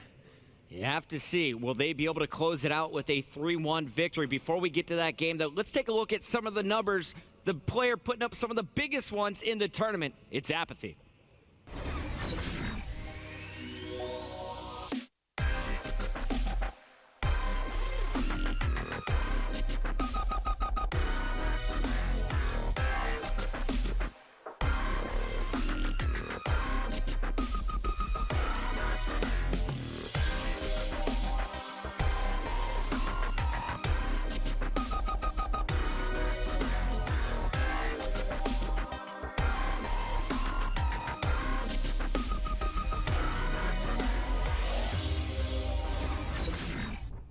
Possible MVP? I sure think so. The married man getting it done. He's back, he's practiced, he's ready to take over. And he has looked so good throughout this entire tournament, showing up once again in that first half strong and uplink. He kind of set the tone for Envious. And you say possible MVP, remember at the end of the day, the control freak MVP that we're going to be awarding someone Very well could be Apathy if he keeps this play going. Remember, this is for a spot in the top 3 here on Championship Sunday at the CWL Atlanta Open, presented by the PS4. If you're wondering what's going on in the other games, don't worry. After this match, I'm sure the studio will update you on everything that's gone on. Also, Bravo action at mlg.tv/COD Bravo. Get both streams open. Be sure to watch and stay involved in the conversation as well with the hashtag CWLPS4. We know you got 3 monitors. More than all the windows. Go grab your sister's cell phone. Grab the tablet from the living room that your mom's probably shopping on. Throw it on Chromecast. Put it on your big screen. Roku. Run an HDMI downstairs to the man cave. Make it happen. Just do everything. It's game time, Jack.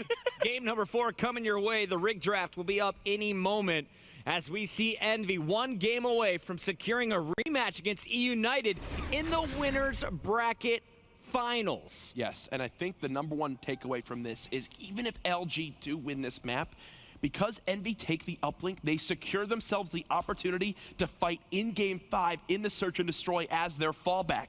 Absolutely, Envy wants to end it here on Retaliation Hardpoint, but they have that in the back of their mind saying, hey, our best game mode, we still have 1 more to play this series. What can LG do in this one to make the comeback happen? I'm not entirely sure. Mirror match coming in for game number 4. It's going to be all about the kills. If you look back to the first Hardpoint, Octane was the star for Luminosity.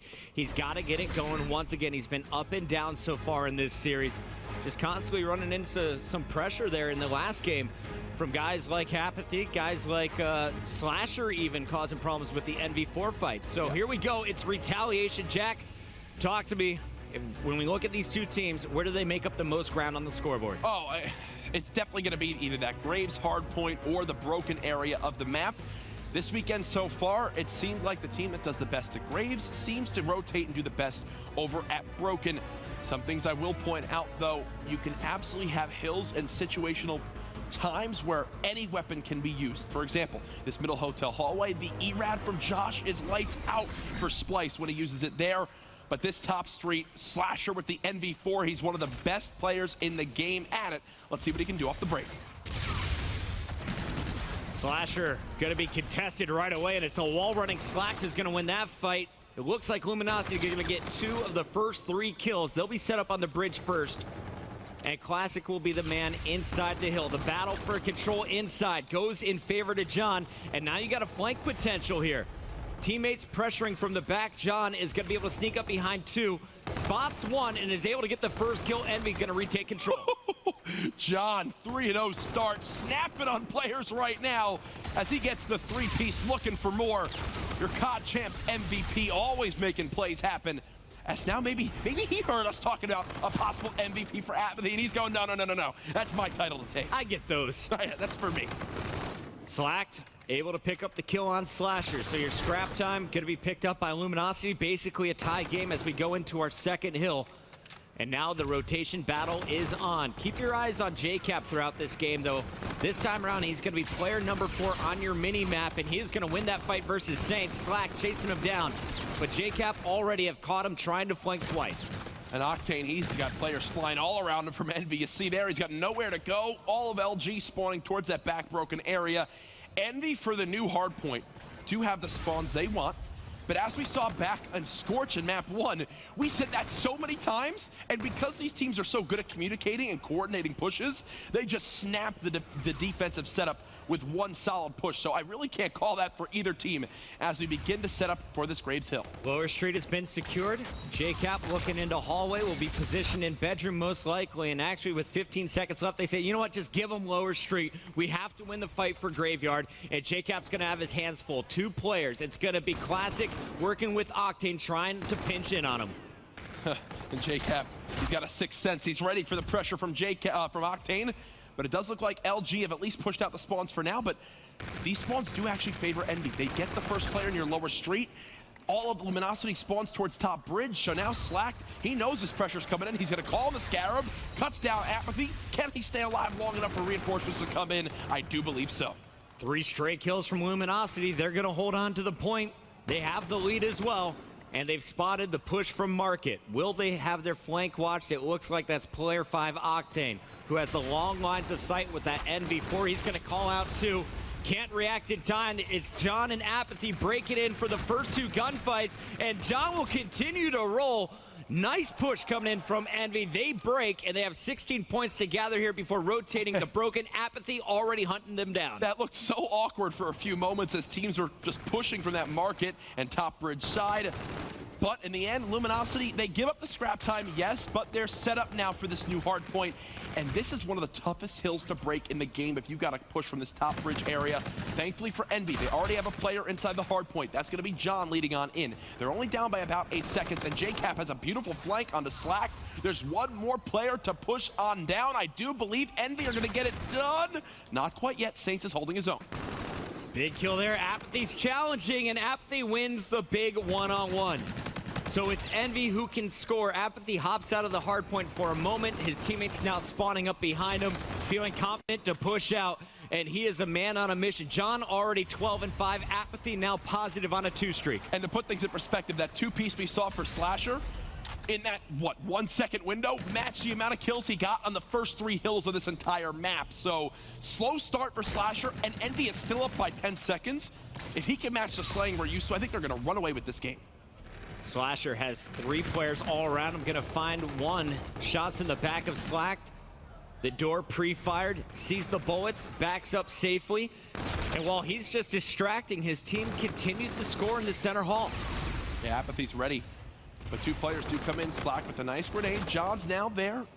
Pressure doesn't affect Luminosity too much. 104 to 79. Still JCap getting it done with the hip fire now with the K-bar. That right there perfectly sums up this weapon. Its versatility from up close and far away. Wall bangs the door. Envy looking quite solid in game 4. JCap 12-10 led the team in their first hard point. Going up against Octane, who's just 7-11.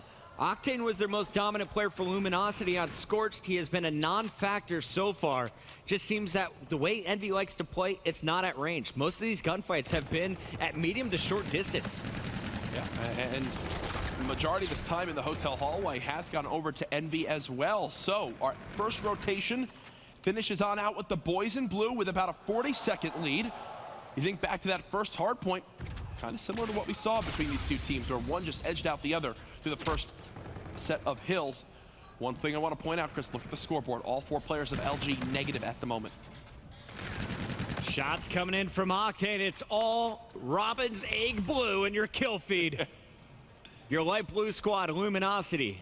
40 points still to gather here on the bridge. They're slowly climbing back into this game. 128 to 110 and counting. John trying to break through. Picked up 2, make it 3. It's everybody dead. It's John once again. How does John get in these positions to make that happen? It's like he just floats down from the sky and lands right behind LG to get a 3-piece like that. Was nearly triple positive when he was 20-7, now 20-8, but either way, a minute and 10 seconds as well. He's got the most time in the lobby. He's doing everything for Envy right now. Slack, the only player even or positive, now negative after that death. Simply, it's Luminosity getting outslayed. You got to stop John at this point.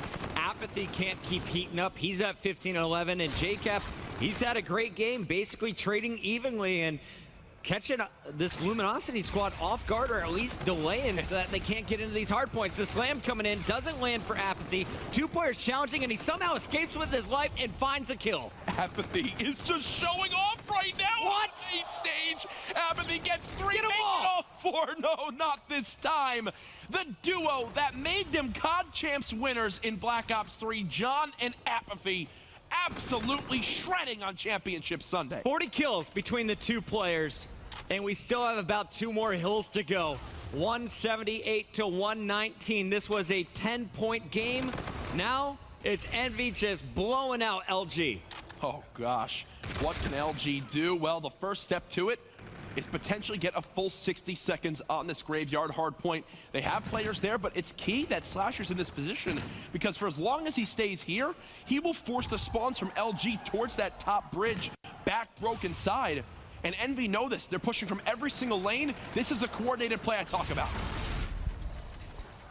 Apathy gonna try and get sneaky once again, sliding around, finding one player in the back. Second player outgunned. Saint's gonna be taken out. Reactive armor available. Scarab is gonna be out scouting. The final moments of this game happening right now, and Apathy at this point, He's just a distraction and a scout. He knows where the pressure's coming from. 30 points still to gather here.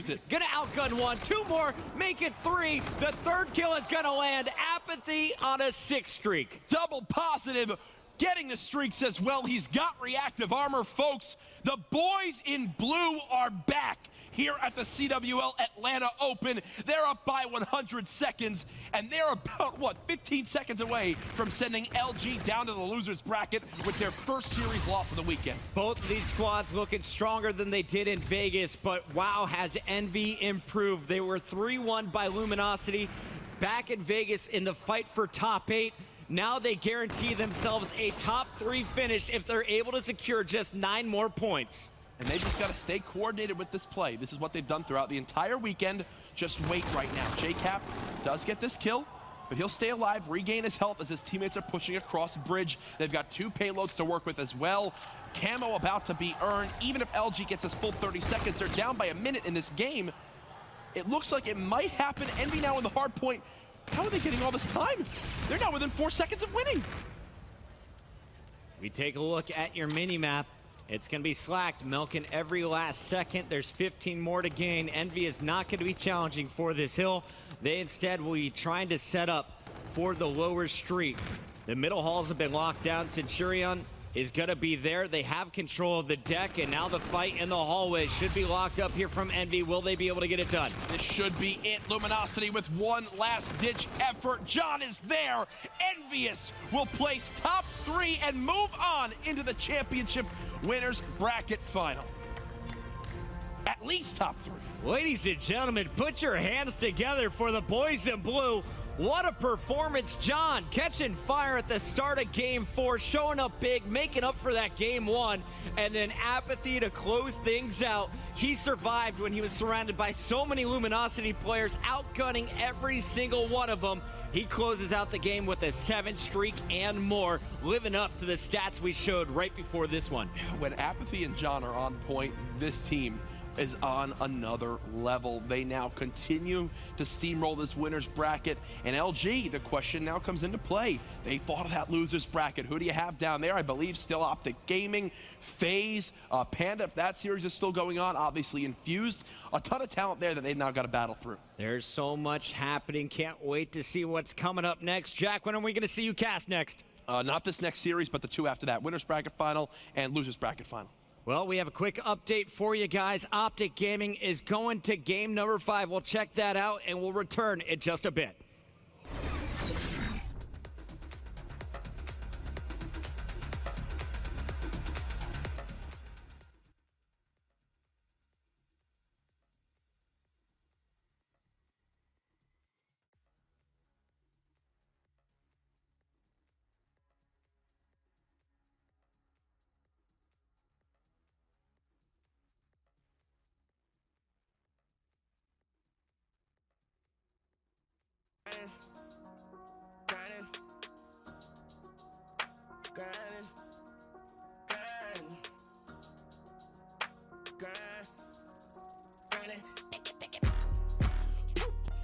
I'm grinding, I promise.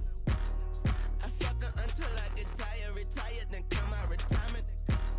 My girl like it rough, she say find me a diamond, her body be grinding. Love we be on every kind of narcotic that make us believe when we lying, we honest, I love you. Pick Michael Jackson, the Jordan, the Tyson, the Myers. Too much dirty money, when the colors are washing the whites and the drying, my nigga. It ain't rocket science, just rockets. I sleep in pussy in our pajamas. I got this shit down to a science. I turn in my project A minus. I ain't crazy, I'm crazy, and all of my niggas chaotic. Dressed in all black like they got the music too loud to hear sirens. We pop, pop, pop up where you stay. Knock, knock, knock, anyone home. Pop, pop, pop, pop, then we out it. I need a bitch like Naomi to take off her clothes like Leilani for niggas that's grinding. Nigga, I'm grinding for all my shit. Grinding for all my shit. Yeah, I'm grinding for all my shit. I put time into all this shit. And I'm grinding for all my shit. I'm grinding for all my shit. Gotta take time with all my shit. Yeah, I'm grinding for all my shit. I got a new vision for all my shit. I don't know what to call that shit. I know I'm selling all of my cars, I'm selling all of my watches, I'm selling diamonds and all of that shit. Realize I don't need that shit. different breed with this shit. I'm trying to turn M's to B's in this bitch. And I ain't never paid to be with no bitch. I want that Bridget Bordeaux hanging over my bed, 50 million, one room. You could ask anyone out here who running the game and they'll tell you the truth, man. They'll tell you, oh look, they fuck with me now. I think they hearing me now. Someone say, nigga, they taking you seriously now. I'm like, I think they just might be scared of me now. But it's all good, niggas wrong.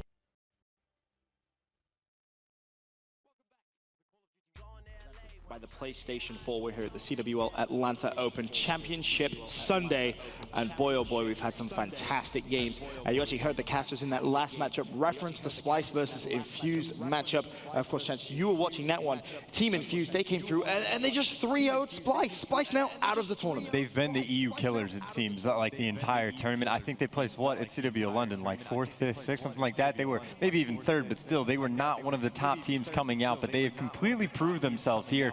And I know you guys were talking about a bit, Marky B, this is apparently just what he does, just storms through the open bracket and just wins nonstop. Marky B loves the losers bracket run, especially over here at Major League Gaming events. And speaking of the losers bracket, let's take a look and see how things stand currently. Plenty of teams still battling it out. Obviously, FaZe Clan awaiting the winner of Panda Gaming versus Optic Gaming. At the bottom side, Splice versus Infused. Infused waiting on their next matchup. So how far can Infused go, Merc? That's the real question. It's going to be a tough one because I believe they're going to match up with Luminosity, and Luminosity, I mean, they looked okay versus Team Envious, but I mean, really their slaying just wasn't up to par in game number 4, but it's definitely going to be a tough match for Infused. But Luminosity does have to win those Search and Destroys. Infuse a very good game 2 and game number 5 team. Very true. Of course, you see in that round number 6, the FaZe Clan waiting the winner of the Optic Gaming versus Panda matchup. We can actually go to a live look-in right now of our Bravo station and see the closing moments of this matchup. As it stands, it's tied 1-1. This, of course, a game 5. Teep, I know you've been keeping your eyes out on this one. Optic Gaming losing the Hardpoint so in the series. What's been going wrong? They're a mess in Hardpoint, to put it simply, especially on something like Retaliation, the map that they just lost. That's something that they've been really good at, a little bit of a longer range map. They just can't seem to put anything together on these hard points. However, the Search and Destroys and Link, Optic look very good. So whatever it is, I think it's just, I don't know if it's a mental issue, a practice issue, a team comp issue in terms of weapons. It's just a giant mess for them in Hardpoint right now. Chance, I know you were kind of taking a look at some of the stats, and you had some interesting kind of thoughts on those hardpoint win percentages that Optic Gaming has. Yeah, I mean, it's one of those correlation doesn't necessarily equal causation sort of situations where their best 2 maps were Breakout and Retaliation. Those are the 2 most AR dominant. Those are going to have the longest lines of sight. And then I think they hadn't won a single time on Scorch. I think 0%, and then a 50% on Throwback. And we've seen quite a few times they were playing Elevate earlier, and they were just getting eaten alive by the submachine gun players on those smaller maps. And again, that kind of goes back to the team comp issue. Of course, that's not necessarily the smoking gun. There's a lot of things that go into the hard point, but Optic Gaming definitely in the future has to revamp that game mode, preferably before ESWC. Most definitely. In terms of Scorch, you said 0% at this event. They also had a 0% at the last event in Vegas, so still yet to win that map online at a Major League Gaming event. Merc, I know as well, you've been intently watching this one. Got to give some props to Panda, though, staying alive, of course, but in terms of this Search and Destroy, you start to see now Panda pulling away. Well, what's going wrong for Optic Gaming? I mean, it just seems like Panda just adapting very well, and in that round right there is one of the strategies we saw them, I believe, pull out during their pool play matches. What ends up happening is they go A and Fastball just dips towards the defensive spawn and sits in there with an E-Rad, and it worked out very well. He caught out one player just by himself. Optic right there, and that 4v4 retake, they need to get together. That communication needs to be better. Teep, you mentioned this is a bit of a potential redemption now for Panda. Do you think this time maybe they can close this series out? They really should. The pool play match honestly should have been a 3-0 for Panda. They let it slip for them just a little bit, but it seems like they've refined those sort of issues and just playing better overall in Hardpoint. We see finally Optic showing some life in this round. Karma getting his first 2 kills on that one, so this one should be going in Optic's favor, and yes, there it is. So, man, a back and forth sort of S&D to close this one out. You really expect it in these loser bracket games, but back to my point, Panda should have won. They looked like the better team overall in their first pool play match, and yes, Optic was undefeated in the pool, came out on top, but it was close, man. It was very close indeed, and we've got to give Panda a lot of love. They have a ton of support here at MLG Atlanta. The crowd definitely getting behind them. And Chance, for you, who's impressed you the most from this Panda Gaming squad? I might want to give it to Fastballer, honestly. He's been the E-Rad that player almost nonstop for the team. And it seems like a lot of the times that even when his team is performing kind of poorly, he's going to be on top of the leaderboards, putting in as much work as he can in pretty much all categories. So I don't know, a lot of the teammates are looking pretty good, but Fastball's been the guy. Yeah, and to add on to that, I think you have to talk about FaZe, just his performance, you know, in every single game type. He's really like, we've watched his movement with that shockwave, and he's just really good with it, absolutely ridiculous plays. He's definitely an up-and-comer to watch out for this year. And there you see it. I mean, he picks up one with a shockwave in a second. And there you can see the Panda support behind them. It's very rare to see when Optic Gaming is playing, the opposite team have just as much, if not more support. But as I said, those Panda fans getting very, very loud indeed. And they are now just a few rounds away from closing this out. And TP, you brought it up. This is a losers bracket match, right? Optic loses, they are out of this tournament. I know we kind of mentioned this yesterday. You've obviously been in these kind of situations in your career, admittedly not that much. But what is Optic Gaming feeling right now? They're down in this game 5. It's probably a little bit frantic on the comms, but really just go back to a sort of normal strategy. I don't know, maybe it's a quick plant. Just put yourself in a favorable situation if possible. But speaking on that, Krim gets first blooded very quickly. We've been speaking about Fastball being one of the top players on this Panda Gaming lineup. He's playing a very difficult role with that SMG for them, so the fact that he's able to put so much pressure on, and I just like how Panda are developing these rounds. They got that first blood, and you can see how they're playing now. It's a consistent style. They're grouping up over towards the other bomb site. They don't care if Optic plants at this point. They got the initial kill that they needed, and now they're grouping up. So it's just Optic getting picked apart. The players aren't playing very well as a team. There's glimpses of greatness, but just not putting it together. Yeah, and Formal there almost being able to come behind all of Panda and picking up a kill. But look at Panda, look how they're moving around the map. That's what you want to see from this team. But right off that start, Crim6 going by himself through that sort of middle hallway and getting picked off puts Optic in a very, you know, not a good situation. They're going to be able to get this down in a 3v4. I mean, we've been watching kind of Optic Gaming on our quad feed pretty much all throughout the day on their journey through this losers bracket. Chance, we said Formal has impressed the most. I mean, what's going wrong for Formal in this search and destroy specifically? Well, you see he is going to be able to pick up a kill there, but it comes down to they're just getting beat collectively as a team. They keep getting first blooded, so the remaining 3 players are constantly going to be in bad situations.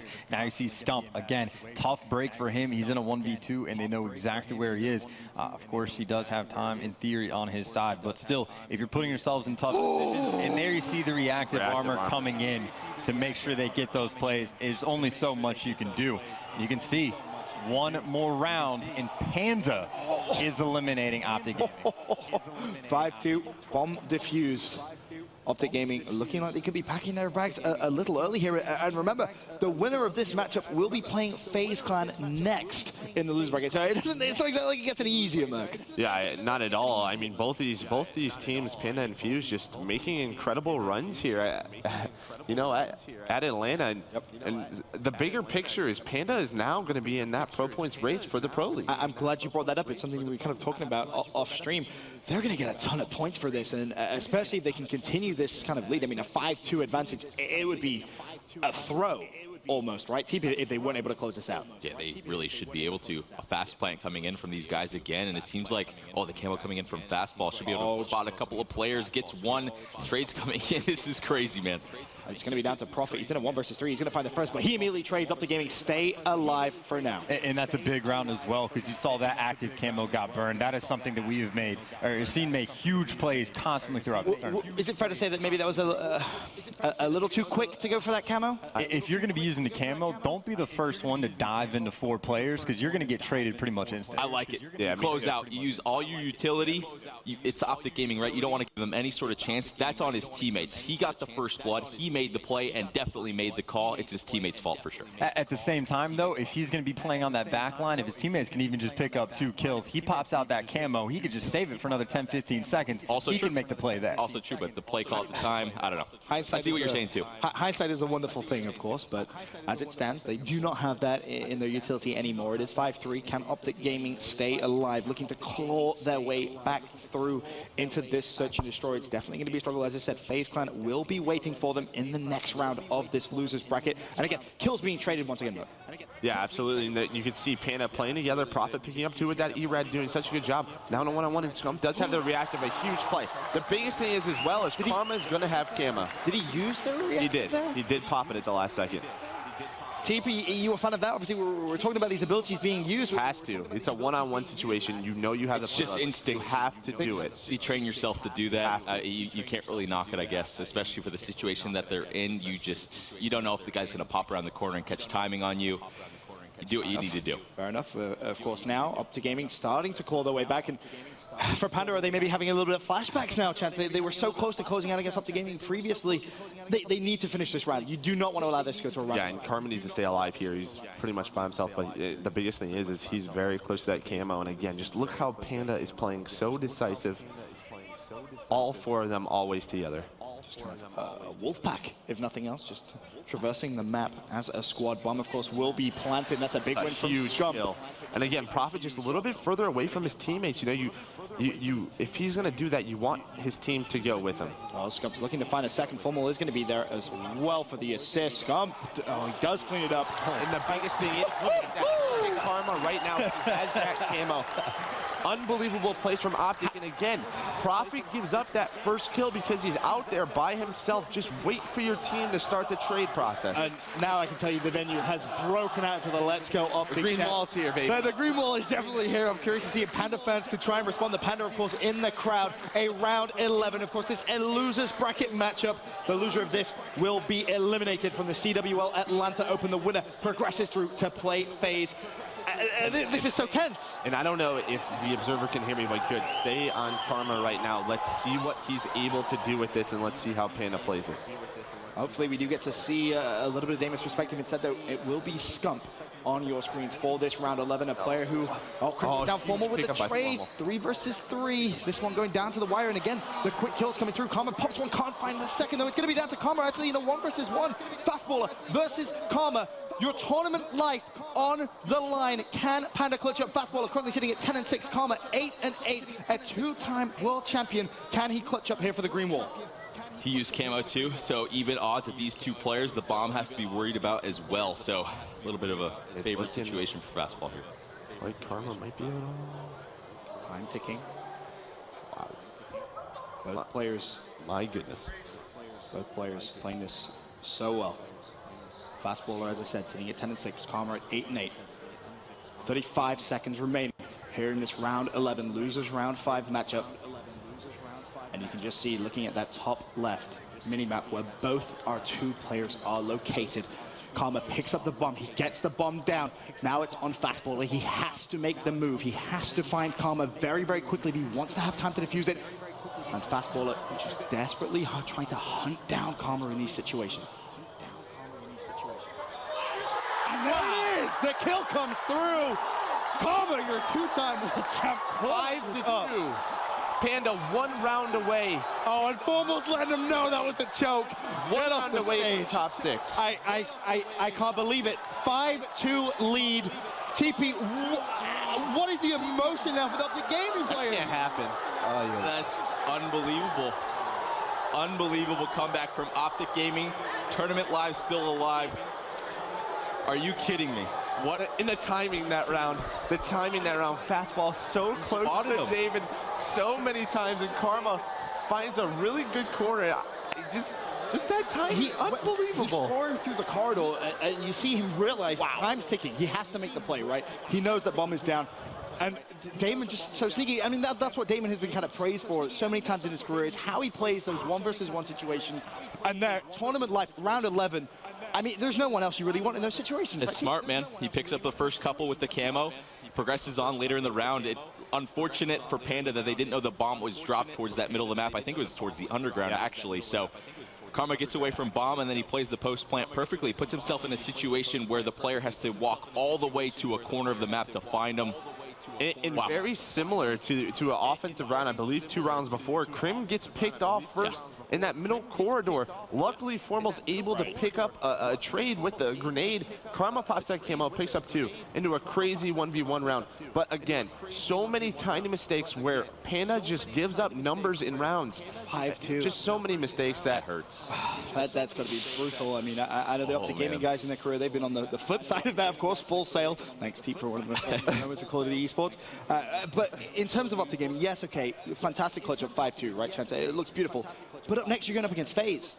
FaZe Clan, not a team who's going to make those same mistakes. So realistically, how good is Optic Gaming looking this tournament? I mean, the way that Hardpoint's going, I think their best case scenario is a C9 kind of situation from MLG Vegas. Not this tournament, certainly not this tournament, where it's like they don't have like their entire game together in the slightest, but C9 last tournament just didn't die. They got to game 5 and they clutched up every time. I think that's kind of best case scenario for Optic. They just need to find a way to get all the way to that game 5 just to have hope, because their search and destroy game has been fun. Risky at times, but it's been all right, but the Hardpoint just isn't good enough, I think, to win the tournament. The biggest thing is for Optic going into this next series is take these few minutes and try to figure out that Hardpoint. I mean, you can't lose 2 Hardpoints to FaZe coming into this series, because FaZe are a very good uplink and search and destroy team. So, you know, you got to look at Optic to make those adjustments coming into it. One more point to bring up as well is you got to favor FaZe a little bit for this situation, but just an emotional thing. Those call-outs I was hearing from Scump especially, the desperation in their voice to come out like that, that's a different level of energy. That's a next level of adrenaline. They need to carry that over to the next match. They were so close, 1 round away from losing.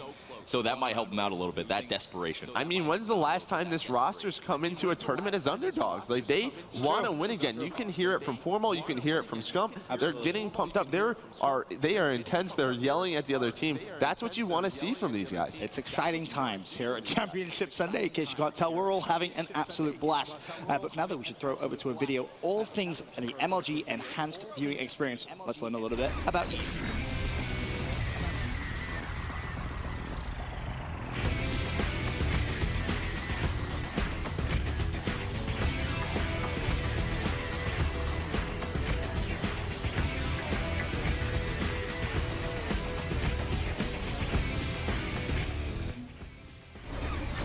Of course, that was a look at EVE. You can see all up-to-date event statistics. You've got score streaks, prediction game as well, and source level quality. Shout out to all the engineers over at Major League Gaming working on EVE. They've done a fantastic, fantastic job. We would all probably have those gold ground score streaks. Oh, absolutely. Absolutely. You would have the silver one. Why you gotta be like that? I'm just saying. My predictions have been okay. Of course, it can't be as good as my fantastic desk of analysis guys, but as we said, a fantastic, fantastic Championship Sunday. But this weekend has been full of fantastic moments as well. Obviously, we saw our top 5 plays from day 1 yesterday. It's time to take a look at our top 5 plays from yesterday today. 8 seconds left. Arcity's the last man standing here for United. He could clutch it right here. Doesn't have time. Doesn't have time. Get it. Done. Cooked. United, baby. Guaranteed top 6. They will be in your winter semifinals tomorrow morning. Formal still trying to make plays happen with the sniper. He's right now at 4-3. Already 1 pick this round. Gets taken out by the cluster grenade. Where did Slasher just... Oh my God! So we open up round number 6 with players trading kills as Buzzo, Shox, and Fida are up against PD, Moose, and Nelson. What a spot! Wow. What a great spot. Shox is able to pick up the 3rd one. Beautiful play from Shox, and that's now 4 rounds in a row for Mindfree. Okay, you see one used. That's going to be Scump. Karma down. Oh my God. Down Profizi, annihilating everyone, plus his teammates. But Formal's in on the flank. He does have one in the corner. He has overdrive to work with this. He's going to wrap around the edge. He's able to find the second. No shot, just Profizi a little bit off. And that is the 5th round and 4 in a row for Profizi, 12-6. The rest of the members of OG fall. We talked about how big those streaks would be, Jack. Envy gets a break off it. Envy could win it right here, 3 seconds away. All 4 dead on Optic Gaming. It's John saying, get out of my lobby. The boys in blue. There, of course, a look at our top 5 plays from day 2. We've had some epic, epic moments here at CWL Atlanta. And honestly, God, I hope it doesn't stop, because we're having a fantastic day here for Championship Sunday. Of course, we just got news, and we saw the closing moments of the Optic Gaming versus Panda matchup. So that does mean Optic Gaming versus FaZe will be the next game that we will be seeing. And Merc, I mean, Optic Gaming, we touched on it briefly. Do they have the confidence now to shut down FaZe, in your opinion? Because they haven't done this on LAN for a very, very long time. Something I know the FaZe Clan fans, they like to remind the Optic Gaming guys about. I mean, I think they have the confidence. The problem is just this matchup is just so bad for them. Time and time again, this FaZe roster has been able to take down Optic. But, I mean, this is a crazy Sunday already. So if there's any time to switch that around, it's today. And Teep, something that you talk a lot about is controlling your energy on those losers bracket runs, right? It's all good to be energetic, you need that energy, but you have to make sure that you're not overly energetic or you're not underly energetic, right? Right now, where is that balance for Optic Gaming? Because that was a very, very stressful round 11. You have every right to be excited, but will they have enough energy to go up against FaZe when you know Clayster is going to be at the other side of that table and he's going to be screaming at you? Right now, for sure, especially coming off a win like that, that's one of the most energetic things that can really happen for you and your team. So I think they need to ride that momentum wave and really go into this series heavy hitting going against FaZe, especially these hard points. Optic's been struggling very heavily, to say the least. So, you know, they need to put something together. I think that win might be able to propel them to get their win versus FaZe here. Okay, we talk obviously a lot about Clayster being a very, very energetic player. You know, you've teamed with him, you know exactly what it's like to have that kind of energy in the booth. For now, let's learn a little bit more about Clayster himself. My ascension in Call of Duty has not been easy. I reached the peak, but in a blink, it was gone. I found my way onto a team with a lot of fans and brought them a championship, only to be pushed away again and have to start over. I was kicked to the side, forgotten. My only choice was to rebuild. They said I should quit. They said I can't come back. Maybe I wasn't as good as I once was. The top looked so far away. Seeing my former peers having success, I decided I could not stop. When I could have quit, I just went harder. Played harder, led better, became smarter. The fire was lit inside me. Now, no player can stop me. Now, no team can stop me. Now I am fazed by no one. And there are wonderful insight to the mind of Clayster, if you will. You see just how much winning means to him. And that rivalry now that he has with Optic Gaming, he kind of hurt it himself. You know, he watched his peers win and how that affected him. I mean, has the spark ever been bigger with Clay than right now? I mean, I'm sure it has. I mean, you know, sort of during that AW dynasty that they sort of put together, that's when they were really beating Optic, coming back, beating them in 2 best-of-7s, I believe it, at stage 3 of that year. But I mean, this is a big day for them. I mean, they've obviously had a rough year last year. If they want to win a championship again, this roster stuck through all of Black Ops 3, really unsuccessful to themselves. So they want a championship very bad. Of course, FaZe, they will have been watching that Optic Gaming matchup there. And what's it like for a player, Teep, when you see your opposition win in a kind of in that way, I guess? How do you mentally prepare for your next game, knowing that you're going up against a team that just won around 11? This is purely my opinion as a player, but if I'm FaZe, I don't care at all. I don't care at all. You focus on what you struggled on in that previous series you played on those the series against E United, and you just focus on that. You don't worry about anything else. Those outlier situations don't apply to you. You focus on you and your team, and you focus on the good parts as well. We saw Clay do really well against E United on that search and destroy. He dropped, what, 14 or something like that, single-handedly keeping his team in the game. And, you know, knowing Clay, he's one of those players that can, he gets that look in his eyes, and that video was such a good representation of that. As a player overall, if he wants it more than you, he'll probably beat you. So. And then for Optic Gaming, Chance, I mean, we've seen the teams that they played this event so far. Do you think they have enough gas in the tank now to shut down FaZe Clan? I think it really depends on the map set. I think if you give Optic Gaming their best maps, they're going to be in a pretty decent spot to pull it off. But again, those hard points, it's been too much of a struggle. You know, you talk about Scorch, Optic Gaming hasn't won it a single time. And then FaZe, we saw what they did to E United. They won it 250 to what, 80 points or something like that. And that's an E United that actually ended up beating them again in the next hard point, if I remember correctly. So, I mean, again, the map sets are going to be huge. I know Uplink phases look absolutely fantastic on. Optic Gaming, though, if it's on Frost, they've been pretty good. So it's one of those things. I think the maps is probably going to dictate this series more than anything else. Fair enough. Obviously, without knowing the maps, though, Merc, which kind of side are you on with this one? Obviously, it's pretty close to call. I think this map number 1's going to tell a huge story, right? Because to Teep's point, I mean, when a team comes off a hot win, you want to shut them down that first map, not let them get momentum rolling. FaZe has had an incredible search and destroy game this weekend. So if they come out and shut down Optic in that hard point, I think they're going to be looking really good. Obviously, when we talk about FaZe, we talk a lot about Clayster, and when we talk about Optic Gaming, we talk a lot about Scump. The Ginger Ninja, he's had some fantastic results in terms of his career. Obviously, you guys have teamed with him as well. You know exactly what it's like to have such a fiery player. Some call him the best in the game. For now, let's learn a little bit more about Scump. without question, the biggest player on the planet. Now it's Scump in the 1 versus 2. Pressure coming in from Rock. Gets one. Second player is there. Scump gets both. The 3-0 sweep. He always does it. Knows there's a second player. Here's the bind step. Scump kills all 3. When he is on point, Optic Gaming are a completely different team. The king has come to life. Scump wipes out all of FaZe. Scumpy's there, and there it is. Optic Gaming has done it.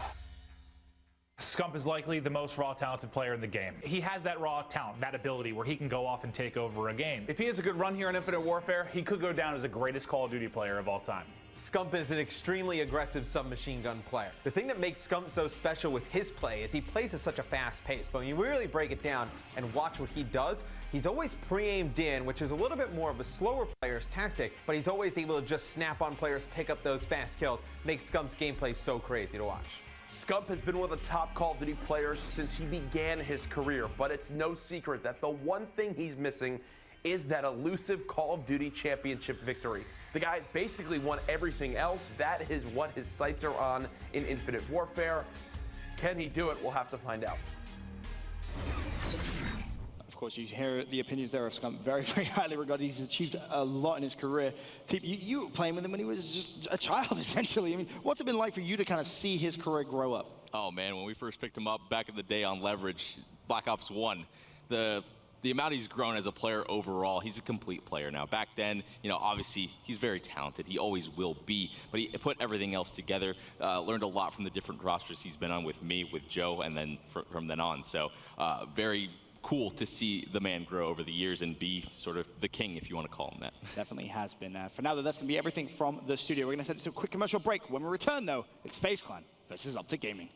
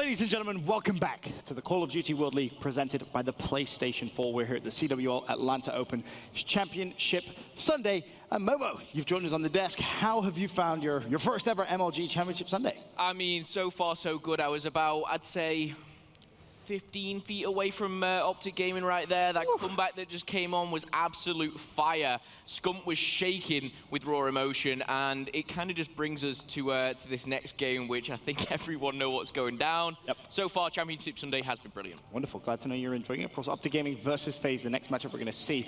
For now, let's take a look at Optic Gaming's progress here through MLG Atlanta. I mean, you can see the past couple of matches, Evil Geniuses, Splice, Panda, of course, losses to Team Envious. I think, you know, wins against Elevate and Panda, but you have to say, look, how close those games against Panda were.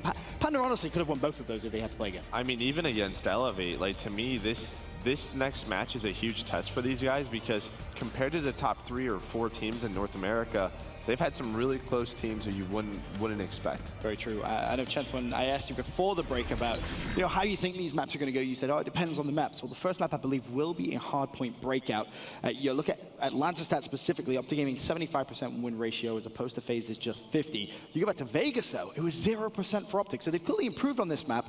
But do you think they can take it? I definitely do. It was one of those things. I can't remember who FaZe was playing. I think it was one of the European squads. I'm not entirely sure. But very close game the entire way. And until Attach went on like a 10 or 12 kill streak, the game was pretty close. But he blew it out of the water. And I think that's one of those things. It's going to be incredibly difficult to go on a kill streak like that against Optic Gaming, even if they're not performing at their absolute best in the hard point. So Breakout might even give the edge to OG. Fair enough. Obviously, Championship Sunday, we'd like to get to our Control Freak MVP predictions. It's always a fun time because right now there's so many different players that could be in the running. Merc, I'm curious to hear your thoughts on this one. Who is the one player you're looking at and you say, if you can carry on playing at this tempo, you're for sure the Control Freak MVP? I think it has to be Apathy right now. I think he's performing in every single game type very well. And I mean, his team is in the winners bracket final. And that's the thing to me, an MVP, you know, they got to win the tournament. Fair enough. Chance, any opinions on that Control Freak MVP? I think he's right about the winning team. In all likelihood, is going to have the MVP on it. So on the flip side of that, if it's United, I'm looking at Pristini or Gunless. If Gunless can keep performing or making those big plays, give it to him because he's the most clutch. But Pristini has been incredibly consistent so far through this tournament. He's been kind of the backbone for the squad. Okay, so Pristini and Apathy. Memo, any kind of predictions here for the Control Freak MVP? For me, at the moment, right now, it has to be Apathy. I think he's been playing out of his skin. Envious as a whole have been doing fantastic. And him as a player, kind of the storyline behind it, a bit of a rough Vegas, getting married, kind of coming back. And the interview that we saw there, he has kind of this fire now to come back. And we saw it at COD XP. Yep. I think we're going to see it again. Apathy, a fantastic player, that's for sure. I mean, you talk about past MVPs from the biggest tournaments in the world. John, a player, of course, from last year, now playing with a broken middle finger. I believe he plays Claw as well, so that's definitely going to... yeah, he's fine. I mean, he's playing like he's fine. You would never be able to tell. Clayster, of course, a previous world champion MVP. We're going to see him up next. And do you reckon he kind of can lead Team FaZe on this losers bracket journey now? Because that's the kind of performance you expect MVPs, right? I mean, absolutely. I mean, you saw it in that Game 5. He didn't want to lose at all. I mean, he put up so many kills. But, you know, besides that, I mean, he hasn't really had too many standout games this event. Really, you've been looking at Attach and Zuma, who have played ridiculous in those respawn game types. So we'll see if Clayster can continue to step up. Obviously, Optic Gaming side, Crimsix, a player who always comes to mind when you think about fantastic performances. Memo, have you been impressed from what you've seen from Crimsix so far here in Atlanta? Certain game types, yes. Like Search and Destroy, I think he's played fantastic. Uplink, he's played very well. I think, and I can't put it solely down to Crimsix, I just think Optic Game as a whole, their hardpoint has looked really, really sloppy. We saw them, you know, they've lost against Panda, they lost against Elevate. Only the hard points, of course. And going into this one, you're playing against FaZe. This is very tough. I think they need to step up their hard point because their Search and Destroy, to be fair to them, they're very good at it. They're closing it out. They're coming up clutch. Crimsix, of course, one of the greatest players to ever play Call of Duty competitively. For now, let's learn a little bit more about the man himself. The thrill of victory has become quite familiar over time. And nobody knows it as well as I do. The money, the fame, the feeling. They say it's more difficult to stay on top than it is to get there. The thing is, I've been on top for years. I've always approached situations with one idea in mind, that I will do anything I need to do to win. Over time, I've watched veterans fall, old teammates turn into rivals, and new players entering the spotlight.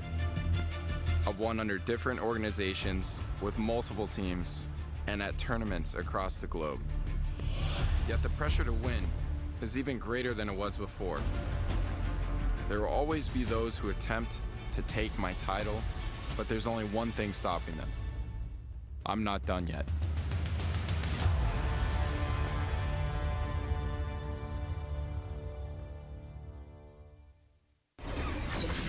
You hear it from Crimsix, he's not done yet. I mean, Merc, how good is Crimsix? Obviously, he always gets a lot of praise, but from a former professional player, you played against him so many times. How good is this guy? He's really good. Obviously, I think it's sort of the past few Call of Duties, he's had to take a step back, just more of a leadership role, more of a sort of support role because you have Formal and Scump on your team. So maybe not as much as in the spotlight, but he's one of those guys who doesn't make a lot of wrong decisions. Fair enough. And in terms of for you, Memo, I know you've watched from over the pond Crimsix kind of flourish throughout his entire career. You've had the chance to catch him at European events as well.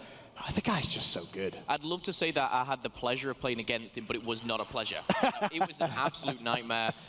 He's a player as well which feeds off hype. You know, when he's got someone kind of backing him up and standing outside there, Formal seemed to be that hype guy. When that kind of got going, Crimsix started giving it back, and I think when you see him there in that video, you know, he's always so confident.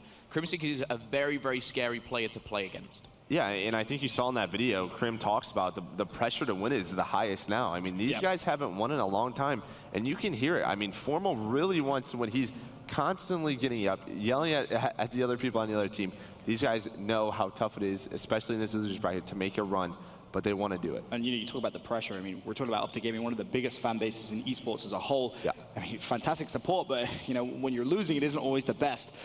Chance, does Optic have what it takes, in your opinion, now to really go on this run? I mean, we've talked a little bit about FaZe, but let's say they beat FaZe, right? If they were to get past FaZe, can they continue the momentum through? Can they keep going, and can they win the championship here in Atlanta? Yeah, no, of course they can. They're still one of the greatest Call of Duty teams of all time, if not the greatest. They have all the potential in the world.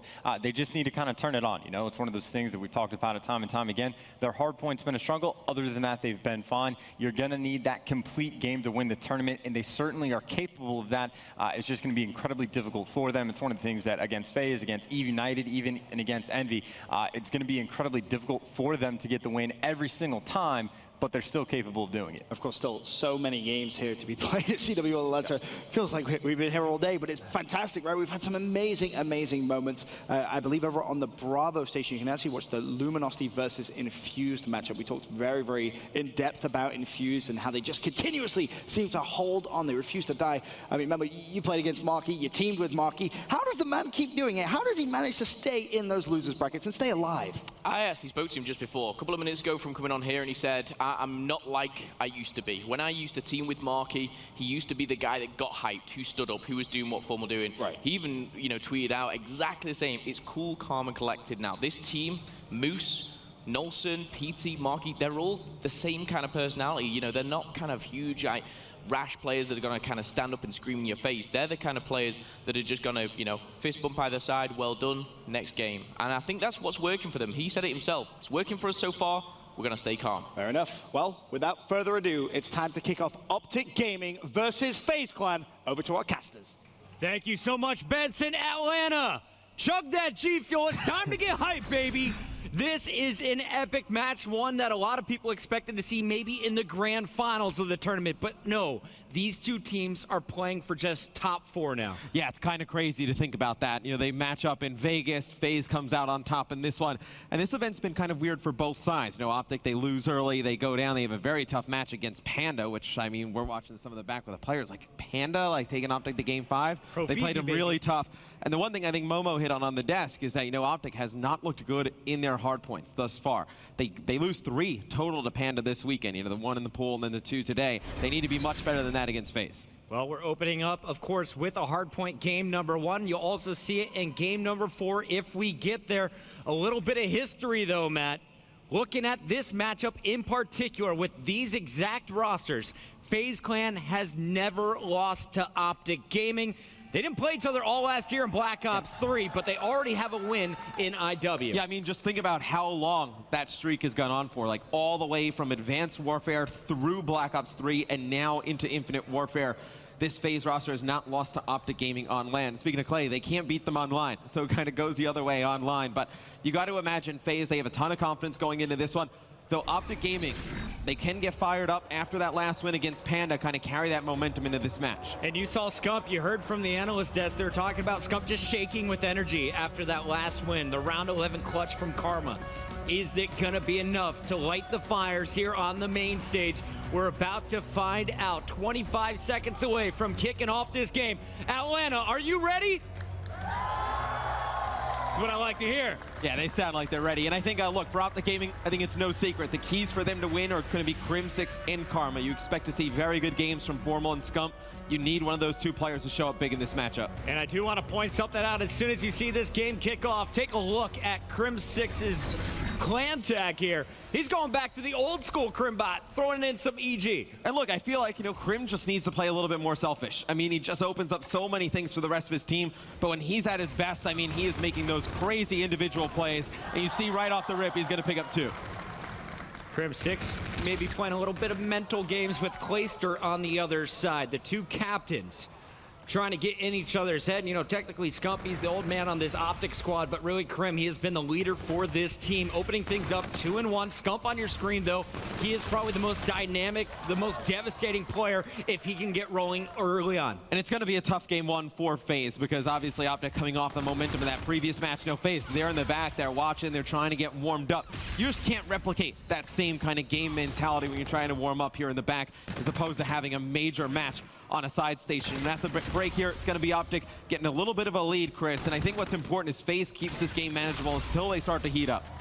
Scump and Formal picking up 2 big kills. You take a look at your mini map, and the rotation definitely going to go in favor of Optic Gaming. It's going to be FaZe trying to break through. Clayster's going to go on the long flank while his 3 teammates are set to make a hit from the top. Yeah, the teammates are going to try and force the players in cell block out onto that platform, and Clay was going to pick him up, but he's going to fall. Just a really slow push here coming in from FaZe Clan. They know they have to get a pinch going, and Abel's going to pick up 1 there. Going to throw a grenade, pre-aim a corner, but still, I mean, just not a ton of pressure from FaZe Clan coming in right now. Optic racking up a ton of time. Optic has struggled in the hard points against teams that hit with all 4 at a time. That's what you saw from Panda over and over again. FaZe, they play hard point a little bit differently, trying to set up some flanks, trying to get all the angles covered. And Optic Gaming, their setup so far, handling it very well. After the FaZe loss, I just saw to E United. I talked with some of their guys, and I was like, look, like the way you guys played in that game 5, you guys played scared. You guys played slow. Like, you can't play like that, and they know this. And they're coming out at the beginning here and looking really flat. No aggression coming out from the side of FaZe Clan. Not a good sign to see. 12-3. Good sign to see. 12-3 are Scump and Crim6 combined. Scump gonna fall there, but Zuma and Attach gonna try and push forward here for FaZe. They're set up early in this graveyard. This is where we've seen a lot of teams just gather a full 60 at times. FaZe, they need a full 60 just to get back in this. I mean, for as bad of a start it's been for FaZe, I mean, they take a ton of time here. They're right back in it within, 10, 15 points. And Optic Gaming does not have streaks to use on this hard point. That's the one thing you can use to break this once the other team gets set up. Enable with a 2-piece from range, looking over Attach, who has this K-bar ready to roll. And the NV4, so devastating when you put it in this man's hands. Enable hitting 4 shots, but unable to finish the kill. Now he's gonna get poked out of the sky. It's Karma once again. Captain Clutch is gonna get 3 kills, and they will break through. FaZe no longer scoring. Optic extending their lead to about 60 points at the end of this hill, and it looks like they should be able to push here on the commissary. Well, they have 1 player in the back for FaZe. That's going to be Clayster. He needs to pick up some big kills. He grabs 1 on Clayster, picks up a big one, but you do see Karma pinching on him. The hill going to get in control of Optic Gaming. Zuma with a nice kill there. Enable as well in the feed. Scump gonna make sure that they are gonna have the outside perimeter, but it's Zuma controlling the spawns, puts FaZe in the better position. They're inside early. Optic all going along the wall run, 1 at a time. They're gonna be jumping in. Smoke's coming out here. Now you're going to see Optic Gaming keep running over that wall run. That's the only way they can get back towards the hard point, and they break it. And I was actually going to say I was a little bit nervous for Optic Gaming there because with how poorly FaZe has played, you got to put this team away. We know they're capable of making runs. They're letting them just kind of hang around a bit, but now Optic Gaming taking the rest of this time, building a big lead. 115 to just 52 from FaZe. As we're about to rotate once again, you see Scump setting up with Crim6 in the middle of the map. Karma, uncontested, is going to pick up every last second of scrap time in the commissary. And Attach trying to get something going. He's 6-9. Clayster, your leader, 6-10. Off to very slow starts. And Zuma, even he's negative at this point. And this is a guy who is normally one that could just get things going in your first 3 minutes, really set the tone for the squad. Yeah, it is not good. I mean, through the first rotation of Hardpoints, nobody on FaZe even has above 10 kills. I mean, you're just not going to be in games when you play like that, especially against a firepower team, you know, a team with such slay-heavy potential like Optic. Karma showing you why it's so difficult to get him outside of the hard point. He's throwing down smokes, covering himself very well already with 1:03 of hill time. Formal, 1:13 leads everybody in the lobby, and the highest you got over on the FaZe side, just 30 seconds. They haven't been able to control these hard points, but for now, you have Enable in that hill. We'll see if FaZe can gather a bit of time. The big rotation coming through. Formal all alone is going to have his hands full. Yeah, he's got Clayster in the back as well. And Formal just needs to play his life, stay alive. The same way we saw FaZe try and pinch, you're going to see the same thing Optic try and do here. 1 kill would be huge for Formal. I think he knows exactly where this player is. Call out comes in, Zuma executed. Now the second player going to be challenging from the mid. Scump on the back flank is going to pick up one. Karma is there as well. So it's going to be Optic Gaming collapsing once again. Formal just playing this one so slow, and it's paying dividends. Yeah, Formal just staying alive in the back opens things up for the rest of his team. Just needs to pick up 1 kill, and then everyone starts to rotate around for FaZe, trying to pick up different angles. The rest of Optic just floods in. Optic Gaming playing with all new energy here in Hardpoint. FaZe does not have an answer up to this point. No one positive at this point. You only have Enable at 12-12. Who is going to be the player to start the momentum? It's going to be tough even getting momentum, Chris, to be quite frank. I mean, you just see the kills piling up in Optic Gaming's favor here. You got Formal on a 5 streak, working towards some score streaks as well. He gets those. This Grave Hardpoint's going to go to Optic Gaming's favor. And then, look, you're looking at like a 230, 81. Maybe FaZe gets over 100 here, and that would be very difficult for them to come back from. Scarab got absolutely nothing done. Informal will collect his 6th kill, though, for Optic Gaming. He's been alive for a full 90 seconds. I've been keeping my eye on him on the mini-map. He survived throughout the entire cell block. Now he's on the flank. He's the man running along the perimeter. His teammates are going to be the first players into action. Formal staying alive, knowing how important streaks could be at the end of this game. But already, this one looking pretty one-sided for game number 1. 204 and counting to just 90. I mean, just look at everywhere for the FaZe guys are playing from. I mean, they're spawning all over the map. They're just pushing in one by one. Not good for the first game for FaZe Clan, as you see Scump inside the hardpoint just dancing around, going to take the rest of this time. FaZe going to try and rotate here. I mean, I guess you can go over to commissary, but even if you get a full 60 there, Chris, what does it really do for you? You're down by so much still. Last time I looked at Zuma, he was 8-10. Since then, he was 11-18. Does pick up his 12th and 13th kill, but really, he has been shut down in this game. You look at Attach, he's had moments where he's able to pick up 1-2 kills, but never more than 3. Scump on a 5 spree is looking to close this one out. 231 to 100. FaZe Clan trying to get out of the 100-point club, but Optic Gaming could shut it down on this hill. They only need 14 more. Yeah, and Scump's got those full streaks as well. He's got one player coming around the back. Nice gunfight there for Attach, but see FaZe, I mean, at this moment in time, they just have to resort to flying towards the hard point. You're not going to be able to break this commissary. And FaZe fighting for control. They're going to lose the battle. It's Crim6 surviving the attack from 2. Make it 3 players. 250 to 100. That looks like a completely different Optic Gaming team than we've seen all weekend long. I mean, look, they're beating up on some teams in pool play. Great. Doesn't really do anything for me. You got to beat the big dogs. They come in here with a big performance in game 1. And you can see the energy that Optic is playing with now. They were a bit sluggish last night, a little bit tired on Saturday. Here on Sunday, they know what's on the line. And what I love about this matchup, Matt, is it has huge implications on our global pro point standings here in North America. Based on the current tournament results, FaZe Clan has moved up to number 2. Optic Gaming is right behind them at number 3. E United has taken the top spot.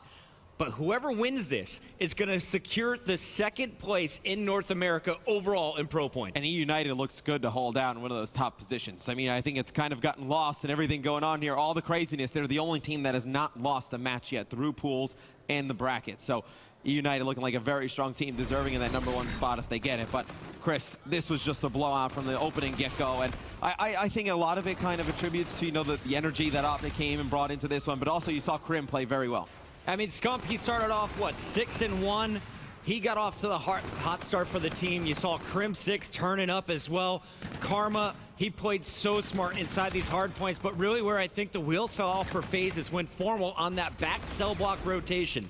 He got behind enemy lines, he got the key kills, helped his team secure those spawns, and where FaZe was hoping to come back in this game, Formal just slammed the door in their face. Yeah, and going into the search and destroy, it's obviously going to be a huge map in general, but I'm just kind of thinking, like, you know, who would this be a bigger loss for, you know, coming out of this? I think it potentially could be FaZe Clan. We can take a look at the box score here, and then I'll explain why, but you can see Optic Gaming did a tremendous job over by Cell Block, taking an extended period there. Grave as well. That's where the game was decided. Great stuff from Optic Gaming in game #1, but this is a best-of-5, 3 different game modes. Coming up next, we're going to see Search and Destroy.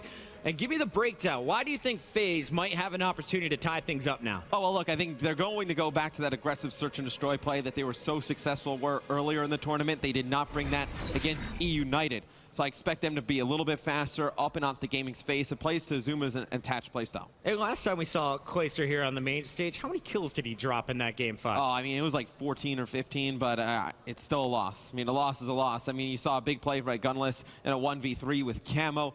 That really kind of solidified the game for E-United. They got streaks off of that, spoke with the FaZe guys. They did not realize that he had all of those streaks. That's why you saw some of the plays over towards B on that map.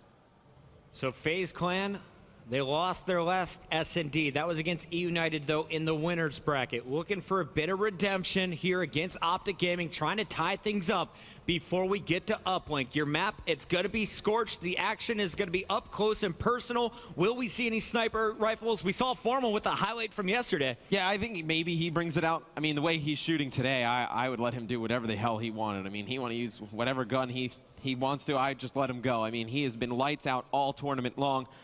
I do think, you know, Optic Gaming, they're search and destroy. It's something they've worked on from Vegas to now. It's very good. FaZe Clan, they're search and destroy. They feel very confident as well. So I think it's going to be a very close game.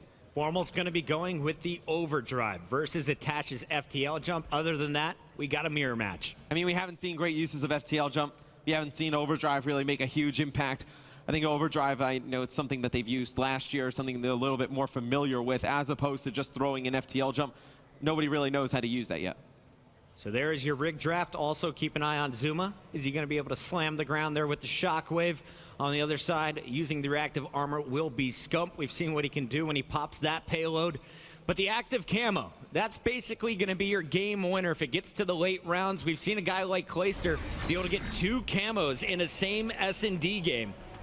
I mean, it's huge. I mean, camo is just such a powerful ability. I mean, we talk about it in Uplink, really in all game modes. I mean, we see it in Hardpoint. You could pop camo, get inside of a hardpoint, break it with ease, search and destroy, you know, 1v2, 1v3 situations.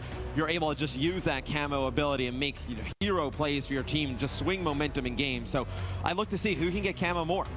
I can't wait, Matt. I know exactly where this bomb is going, and we are going to see a big boy toy in the hands of Clayster. He is pulling out the sniper rifle, but we'll see. Is he able to shut down Optic Gaming the way Formal was on the attacks for Optic yesterday? I can't wait, man. Here we go.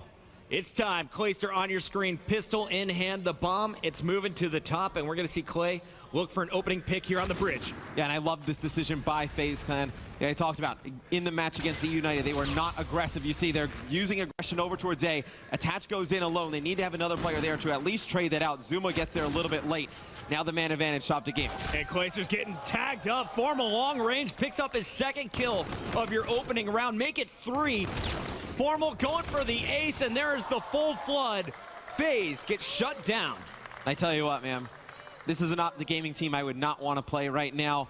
And then, let's say, they go on and pass this FaZe team. That is such a mental hurdle just gotten over for this team. It's been a year and a half in the making where they have not been able to take down this FaZe Clan team. They beat them. I imagine these guys are on cloud 9. No, sky's the limit for them. Optic Gaming cruising through game number 1. Off to a nice start on defense, but the tough thing here in IW is getting the bomb down. Karma is going to be making his way over to the B bomb site, dodging grenades as he moves forward, and it's already Crim6 picking up first blood.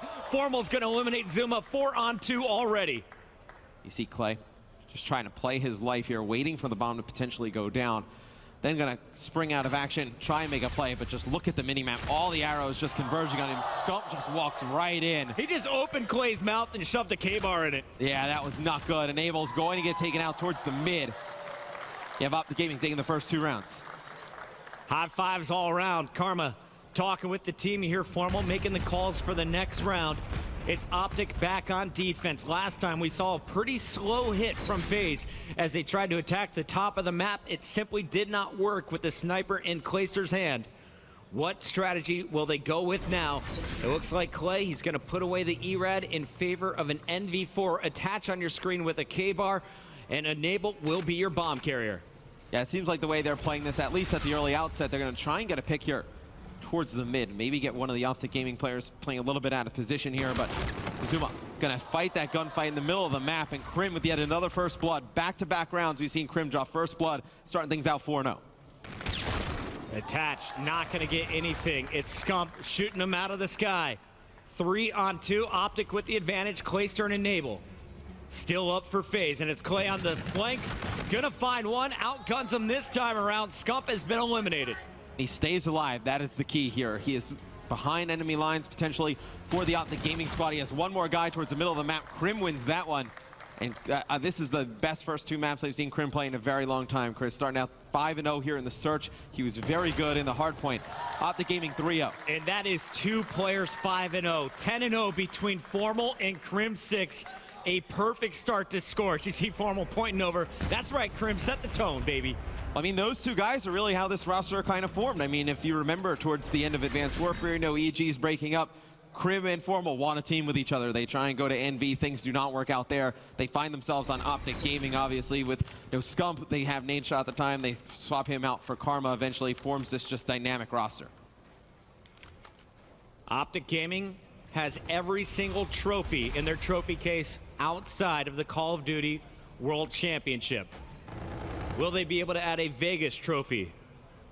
So far, they're looking good here on Championship Sunday after a rough start to the weekend. Atlanta trophy, excuse me, Matt. I'm looking at the mini-map, and you can see the rotation is going through after flanking over at B. They spotted FaZe Clan, and now a full rotation to the top of the map. They're going for A. Yeah, it was a smart play by Optic. They show a little bit over by B. They get some vision. They see the FaZe Clan defense being so strong over on that site. They rotate all the way around. It's a 4v4 with bomb down over at A. It's going to be difficult for FaZe to break in.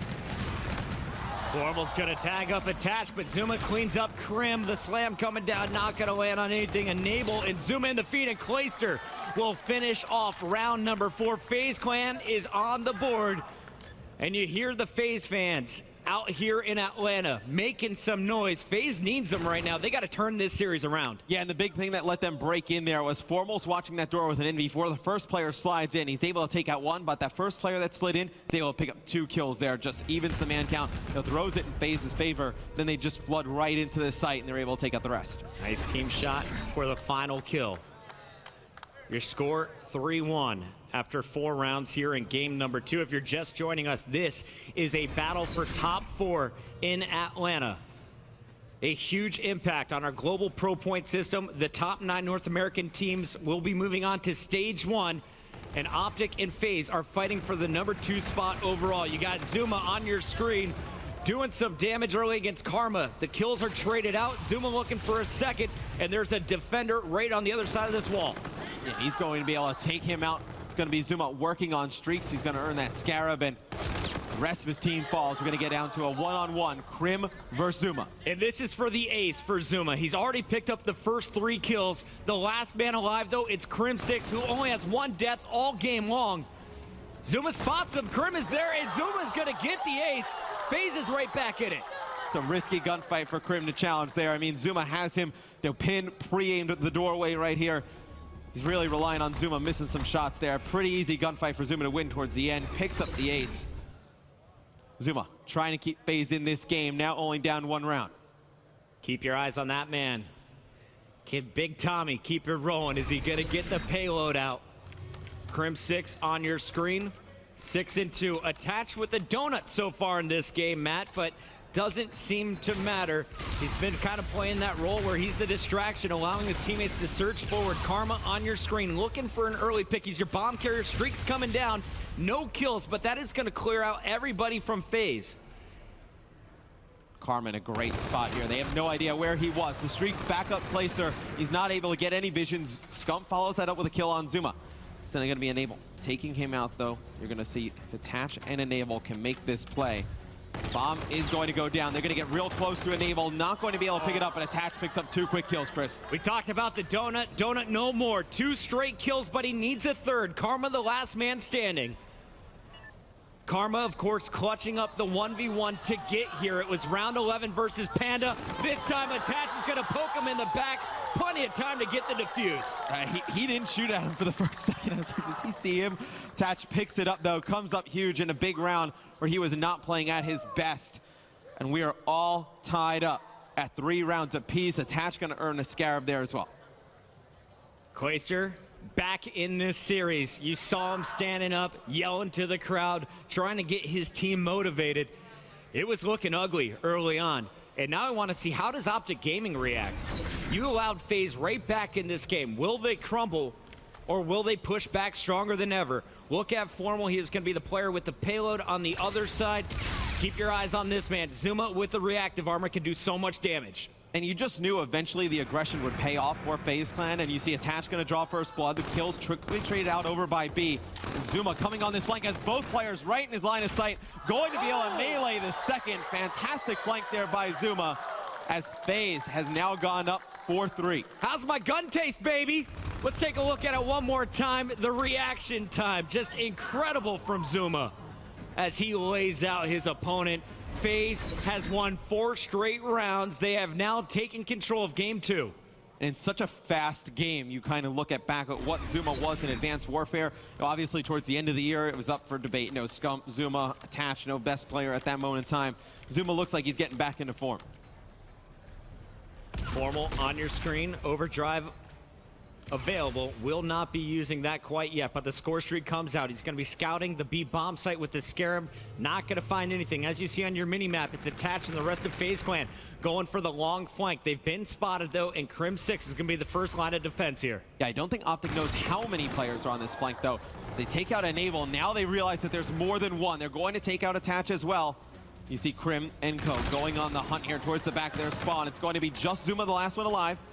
It's actually going to be Clay. He takes out one as Zuma falls. Clay in a 1v2. Bomb should be going down any moment here, and you're going to see that happen exactly. It's the plant going down. Karma backing up safely. He'll be watching the back door while you have Formal watching the front, overlooking that bomb. Clayster, they have no idea where he's located. And he's going to pick up the K-bar, obviously. Needs that in the close quarter situation versus the NV4, and does not have any vision on any of these players. Did he see Formal in the window? I think he might have spotted a shoulder mat. And now he's got the first gunfight. Tagged up, though. Time running out. 17 seconds. He's got a little bit of wiggle room here. But Karma is so smart in these 1v1s. Backs up, shoots Clay in the back, and ties this game up. It's Karma that winning a huge 1v1 against Panda that got him here. Karma wins a big 1v1 against Clay. But you kind of felt all the momentum in the game switching over towards FaZe Clan. Karma puts a stop to that, ties the game back up. It all kind of started with Crim6, that first blood. He knew the flank was coming, won an up-close fight, called out the location of the others, and it was Optic with the man advantage, securing round number 8. Here we go, round 9, though. It's FaZe Clan back on the attack. All of the action has been at B the last 4 rounds, and here it is once again. And I think with the ERAD in hand, you're trying to get Attached pushed up over towards Bomb, maybe in observation. That's where he can really be a nuisance. Camo available for Karma. Attach has that FTL jump available. 3 players pushing, though. Karma is going to be eliminated. Scump answering back, and it's Zuma with the return kill. So now 3 on 2. It's going to be Crim6 and Formal left alive.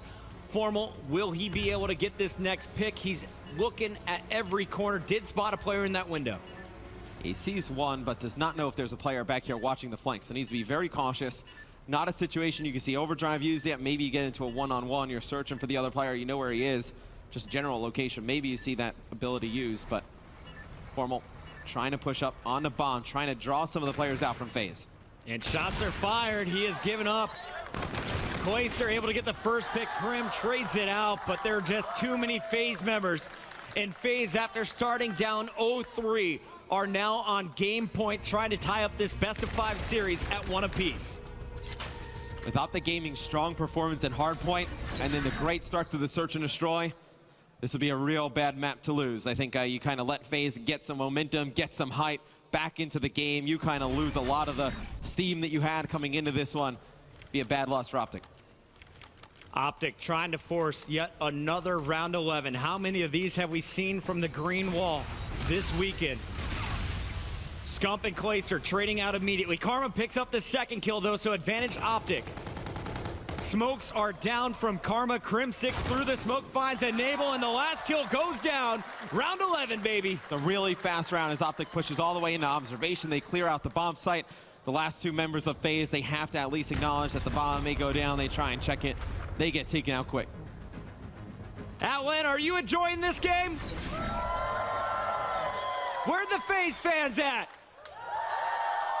Who's cheering for Optic Gaming? It's time to find out who is going to take game number 2. Action kicking off right now. Attached with an FTL jump. Enable so close to his payload as well. On the other side, look out for the camo. It looks like Karma has already used it. It's going to be Formal just with an overdrive. And I believe Karma used it to push up there, so we'll see any of these abilities come into play. Karma's going to draw first blood there, taking out Zuma. It's going to be Enable falling as well. Quickly, we're in a 1v1 situation. It's going to be Clay going up against Krim. And Clay has the huge advantage. Clearly on your screen, you can see what's happening, but that camo has burned out. The gun change, the jammer hits, but it doesn't matter. 6-5, Clayster clutched it up, and it's FaZe Clan tying this one up at 1 apiece. Former teammates going at it in a one-on-one. Clay tried to get in Krim's head earlier in the series.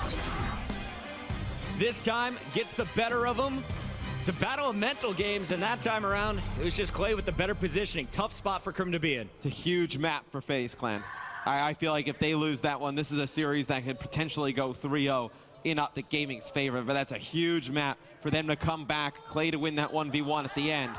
You look now, going into Uplink. Uplink is obviously our swing game, our game number 3, but you can put up some pretty big score lines here. I think, you know, the first half of this game is going to be massive. Get on your phone. Get on Twitter, tell your friends, we are live. This is the CWL Atlanta Open. We are live here in the big convention center. We have a sold-out crowd, and boy, have we seen some highlights. Let's take a look at some of the biggest plays here of game number 2. It all started, Optic Gaming steamrolling your first 3 rounds. FaZe just being shut down until about round 4. That's when they started to turn up, and it was on the back of Zuma. Yeah, Zuma and Attach just being so aggressive. You know, obviously when you make these aggressive play calls, sometimes you're just going to get hard countered by the other team, right? They're going to flood a bomb site. You're not going to expect it.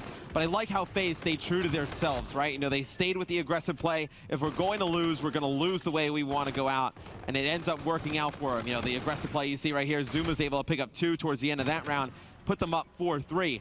They let Optic take it all the way to a round 11, Chris, but that one-on-one against Clay at the end, you know, he's able to come on top, and Krim falls. Love it or hate it, Matt. I say it a lot, and most of the time I'm right. I have a feeling this one is another. It's another one. How many Game 5s have we seen today? We saw the Panda Optic go to Game 5, FaZe United go to Game 5. That's 2 off the top of my head. There's so many games here in Atlanta. I have not been able to catch them all. Oh, it's happening again. I'm just calling it now. Wait for it. I can't see that, to be quite honest with you. I think whoever wins this uplink probably takes the hard point, ends it in 4. Uplink, your swing game, as always. The only time it shows up in your best of 5, game number 3. And this is going to be a big one. We're on Throwback. And this is a favorite map for a lot of the pro players. You ask them, what is your preferred uplink? They said Throwback, probably the most fair, the one that we're most comfortable on. It's pretty basic. Break it down for us. What is the strategy that we're going to see going into this? Well, this is a lower scoring uplink game, a lot like how we see on Frost. It's not something like Precinct where you can really spawn trap people. You know, with the adjustments of the 1 goal over by Lime, you're not going to be able to see some easy 1-point throws over there. But I think if you can get the drone towards that bike path, bring it down that side, go over towards that baseball goal. That's where you can get a lot of two-point plays. We got to keep our eyes on two players. Let's take a look at our G Fuel key player matchup when it comes to Uplink. We have Formal with a 1.22 Uplink kill-to-death ratio so far throughout this tournament. On the other side, Zuma topping the leaderboard in so many categories, a 1.422, also getting involved with some dunks. Yeah, it's like I was looking over towards the left at, Formal's KD, and like, that is silly. And then as soon as I glanced over towards the right, I was like, oh, God. It's like Zuma is just crushing. And earlier in the day, I casted the FaZe match against E United with Maven. We were talking a little bit about it. Don't know if that holds true now. Obviously, some games in between now and then. But FaZe had 3 of the top 5 uplink KDs with Zuma, Enable, and Attach. And you remember just Zuma's first time on the main stage. That first uplink was like 37 kills, something ridiculous. He just came out firing. As we take a look at a rig draft, anything standing out to you, Matt? Not too much. I mean, this has pretty much been the standard. You do see FTL on the side of FaZe Clan. That's really going to be the only difference, Centurion versus FTL jump. Do I think that is something that is a massive player in this game? No. I think those two, really, you're just looking at your camo and your reactive armor. Those are the 2 abilities you're going to see plays made with. Maybe we see something come through with Overdrive, but, usually an Overdrive player grabs the drone. You see him cut down pretty shortly after. And talking about basic strategy here, what's the fastest route? Up the gut? I mean, up the gut is always going to be the fastest route. It's not one you're going to be able to make happen, though. I mean, the chokes in the middle of the map by the train, so narrow. You see where that bowling area is. You can bring the drone through there, try and force your way for some 2-point scores. Usually don't see a lot of action over towards the top side of the map, over by Siloam Barn. A lot of it going to happen mid-map and over by bike path. That drone spawns right out in the middle of the train tracks. Who's going to get to it first? You're going to have to get through your opponents to grab that objective. It's Zuma on your screen looking for the fight from the window. Just needs to hold this position. Drone control so important in uplink. It's going to be Krim and Karma in the kill feed first with some nice shots there by Zuma. Going to take out Krim, even this up. No drone control yet for either team. Our observer, Brian Saint, has been on point, catching all the important kills. There's a big fight going on the left. He saw the start of Enables. Now Zuma answers. Optic coming off the spawns. FaZe, they've only dropped 1 player, and now, though, with Karma taking out Clay, this drone push is going to be stopped. And in fact, Optic going for the quick pass. They're on a fast break here. Scump could go for the 2-point play. Oh, and he barely does not make it around that wall. As you see Krim trying to follow this up with some kills. But man, Scump is just an inch in front there, gets around that wall. He's able to get a 2-point play. Formal is inside. FaZe's base will be taken down by Clayster. So with the house clean, now they can surge forward. Already, Zuma opening up 6-0, yet 0 points on the board here for FaZe Clan. Well, what FaZe has been doing all tournament long is they've been letting Zuma just focus on pushing through all the way, trying to pick up some kills. He's on a 7 streak now. It's going to be a 1-point play for FaZe Clan. And you see Zuma working on these streaks. He finally falls, but when he's just putting so much pressure on your base, it's hard to go back towards that middle of the map and get the objective. Yeah, and you clear out Zuma, and then all of a sudden, Attach is in your face. 3 straight kills. Attach keeping the pressure on Optic Gaming. They're trapped in their spawn. Just everyone setting up for another interception because they know this drone is coming. Clayster and Enable clearing all 4 players. 2-point play should be incoming. It's Zuma with the dunk.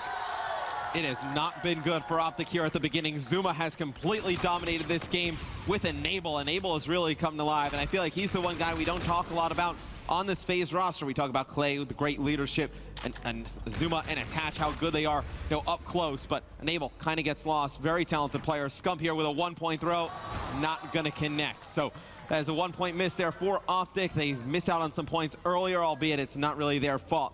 Could have been 2 scores there for them. And honestly, that last one felt like it was Scump's fault. Got to aim a little bit higher. Maybe that one goes in. Do you need an extra step or 2? Possibly, but for me, this should be a 3-1 game. We'll see if that comes back to haunt them later in the game. Karma picks up 2 before being chased down. Crimsix following Scump. This is going to be point. Scump is the lead blocker. He's got to pick up the kills. Got 1. Looking for a second. Krim is going to sneak in and reset, Matt. Yeah, it's going to be a 1-point play for Optic Gaming. It could have been potentially a 2. Obviously, they don't have the luxury of having the mini-map that we do, but doesn't matter. They get the control of the FaZe base. Oh, no. This will be a 2-point play there for Karma. He's able to put it through. They do have mid-map control yet again. Yeah, look at the rally. Crimsix could have gone for the drone there and gone right to player number 2. That was Scump leading the way. Instead, they feel they need to get the kills. Tie game all of a sudden. And Krim, staying alive, is going to give himself a strong position. 3 down for FaZe once again. Scump looking for the spawners. You got support and Krim right behind you, and Formal is moving up the drone. Stronghold so far, though, and now Zuma feels he has to call in the score streaks. Yeah, probably did not need to waste them there. He's going to be able to take out Formal. It kind of clears Optic Gaming out of their side of the map. But you see how effective you can be from this side. When Optic spawns the FaZe team up on the top side of the map, it's very difficult to rotate back towards the mid. You got to get control of your own base over by that statue and baseball. It's very difficult. You see how Optic turned that into points. Clayster moving up the drone, but it's FaZe in a 3-on-4 looking for the kills first. 2 players dropped, but it's Scump and Crim6 for Optic Gaming answering right back. The drone tossed backwards, but it's not going to go outside the map. We're going to see, will FaZe be able to put it through? Not going to happen. Zuma stopped short by Formal. Reset goes in favor here of Optic Gaming, and in fact, they're going to be pushing this one up towards the baseball field. Yeah, they were trying to throw that for some yards. Maybe Zuma picks up a kill and then able to get a 1-point throw, but he's quickly taken out outside of Barn. And you see the drone down at the top side of the minimap. This is not where either team wants it. You see it's really in no man's land. Both teams fighting at range, trying to pick up some kills. The drone going to get reset. Nobody really wanted to pick it up in that situation. Such a good series we have on our hands. 30 seconds away from halftime. It's all tied up 3 apiece. Both teams looking for at least 1 more point before we hit halftime. It's Zuma looking for the positioning. Knows 2 spawners are going to be coming his way. Deals with the first. Second player to his right. It's Zuma on the flank as you hear Clayster with the callouts. The slam coming down. Zuma's going to finish with the headshot on Krim. But there's still Karma playing defense. It's the position Zuma got into when they scored points last. 4 seconds left. The drone in the middle of the map. Scump might be able to get off a 1-point throw here late. Nope, not able to get around the corner. So we're going to see a tie game going into the second half. I like this for FaZe, though, Chris. You know, obviously, we saw how Optic Gaming spawned them on that top side, was able to put on some points. Zuma gets in that good position over in the back by Bowling, you know, behind that statue. They can put a lot of points on the board. If you're just joining us, no, this is not the grand finals. This is FaZe and Optic Gaming playing for top 4. FaZe, they started off a perfect 4-0 in their groups, but fell to E United here on Championship Sunday. On the other side, Optic Gaming, they struggled a little bit earlier last night against Envious, looking for redemption here in their losers bracket run. Off the gut, though, it's going to be 3 players here for FaZe picking up kills. Zuma's going to find a 4th Optic member. FaZe with early control can attach, hit the shot. No, it's too low. It's a big 1-point miss there by Attach. You're able to put another point on the board. You get a lot of pressure. Optic rotating into the back of their base. You probably get back to mid-map, get drone control yet again. Just kind of changes the whole dynamics of that game, that 1-point throw miss. We saw the same thing from Scump on our first half. Karma and Formal clearing the way down the middle. It's going to be Formal set up behind the train. Karma pushing right down the front. And Zuma is there on defense, playing a very similar role to what we saw from Optic Gaming in our first half. Formal not going to be able to make it happen, and honestly, I've been very impressed with the team spawning on the left side with the key kills. They're getting them, they're stopping the dunks from coming through. Yeah, you see Attach up in this top window. He's just going to be looking over the drone here, just making sure Optic Gaming can't just pick this up, run it straight down the mid. I got to say, Chris, I mean, Attach starting to play a little bit better. He was struggling at the beginning. Clay, 7-17 right now, needs to get it going. Really enabling Zuma, keeping FaZe in this match. Absolutely. Clayster is number 5 on your screen. He's carried the drone a bit. Here's a 1-point toss, and he's been practicing that one. Long range. Sinks another 1-point play. That is his 2nd toss of the game. So while he's not getting the kills, he's able to get the objective, but Zuma, the way he's playing at 26-12, you would expect a much bigger lead here for the FaZe clan. And I like Clay with the NV4 in his hands coming into this match. You know, he uses the NV4 and the K-Bar. With the K-Bar, he's got like a 0.92 KD.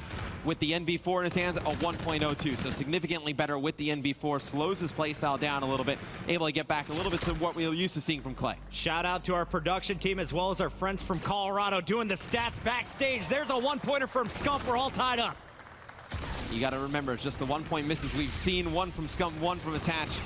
But Optic Gaming in control of mid-map right now. FaZe needs to stabilize, needs to get control of their base, and the drone is moving forward. It's going to be another 1-point throw attempt. That's going to be Optic actually missing that one. Formal setting up the spawn trap. Nice shots there. He has been lights out once he gets rolling, and here he is with the dunk opportunity. It's going through. They miss a 1-point play. Formal is that good that he picks up all the kills, turns it into 2. Now Optic Gaming with the lead here. 2 minutes and 15 seconds to go in the second half. If you're FaZe, you need to focus on getting that mid-map control. See Zuma wrapping around, trying to get control of the Optic base. Could pick up some big kills here. He's going to get one. I have to say, the player I've been really impressed by here on Optic Gaming, clearly what you see from Farmal, but Karma, his stats don't show how big of an impact he has had. There's another perfect example, stopping the drone carrier just inches short of another toss. Enable here on the far left side knows Optic is going to be moving up with the drone. He's going to rotate over.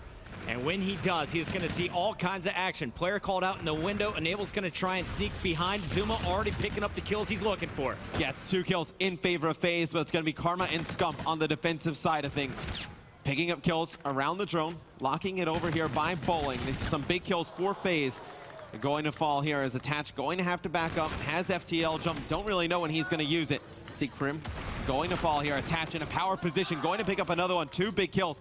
Now the drone back in mid-map. Attach in a perfect position to stop this. Optic Gaming knew they lost control, and that is a big play just to throw that drone for yards. Formal trying to hunt down Clayster, who had the drone momentarily.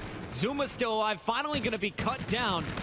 But we are down to our last 60 seconds, and it's FaZe Clan trailing. Attached used his FTL jump. Karma has a camo here. Objective in hand. He's going to be pushing up towards Lemon, but at this point, I don't know if Optic's going for the score or just trying to keep the drone out of FaZe's hands. Oh, I mean, with 3 kills and camo, you definitely go for the score. He's going to be camo pop by Karma, drone in hand. He's hit, gets the toss, so now it's a 2-possession game. Really smart play there. Did not need the 2. The 1-point play still makes it a 2-possession game. It's going to be very difficult for FaZe to get drone, get a 2, and then get back to mid-map and get another score. And you can see the panic mode setting in. Enable feels he has to use his overdrive before even getting control of the drone. He sneaks by 2 players in the middle. The jammer's going to slow him down, and it's Optic sealing the deal. 10 seconds left. Optic Gaming is going to take the lead in our best of 5, 2-1. Yeah, and Formal goes 31 and 19 during this map. He has been a man on a mission today, putting up crazy numbers in every single match I've seen. And it's kind of interesting, you know, we talk about how Krim and Scump, potentially one of those 2 guys are the leaders. Seems like Formal's just said, screw this, I'm going to lead this team by example. With the way we saw him, you know, shouting at the Panda guys, riling these dudes up. Seems like Formal stepped up into that leadership role. Matthew Piper has come to play today. On the other side of the stage, though, he is going to have his hands full with Zuma all match long. Such an even battle we are seeing play out here on our main stage. Yeah, and look, I mean, Enable and Azuma really brought it in that match, but they needed more from Attach a little bit earlier, and you needed more from Clay overall. Hate to call him out like that, but honestly, numbers don't lie here as we see game number 3 going in Optic's favor. Let's take a look back at some of the highlights here from Uplink. And I know this is a very close game in the first half, obviously tied. And going into the second one, you actually thought that FaZe could potentially had an opportunity to pull away because you had Zuma coming around on that flank, sets up. Just not able to get a ton of points out of it. But here in the first half, do see FaZe jumping out early, and Optic makes a little bit of a comeback. Yeah, it was 3-0. When you take a look back here, the dunk coming in from Karma tied it up, and Optic really never slowed down. They traded 1-point plays. The kills going back and forth, but it was the key defenses that we saw. We saw so many times that the drone carrier was just stopped at the goal line. A few missed tosses, but this one sank in from Clayster, gave FaZe the lead once again. Scump answered right back, tied it up 4-4, but it was the final 2 minutes 30. This play from Formal, 3 kills, the dunk, and then the final shot coming in. Well, I mean, that is a 1-point play that goes astray, and Formal just turns that into 2. I mean, there's not many players that are going to be able to jump in there, pick up 2 quick kills, and then make it a 2-point play. But you see, you know, Zuma and Formal, the 2 guys we highlighted, 33 and 22 for Zuma, staying on point with that KD we showed earlier.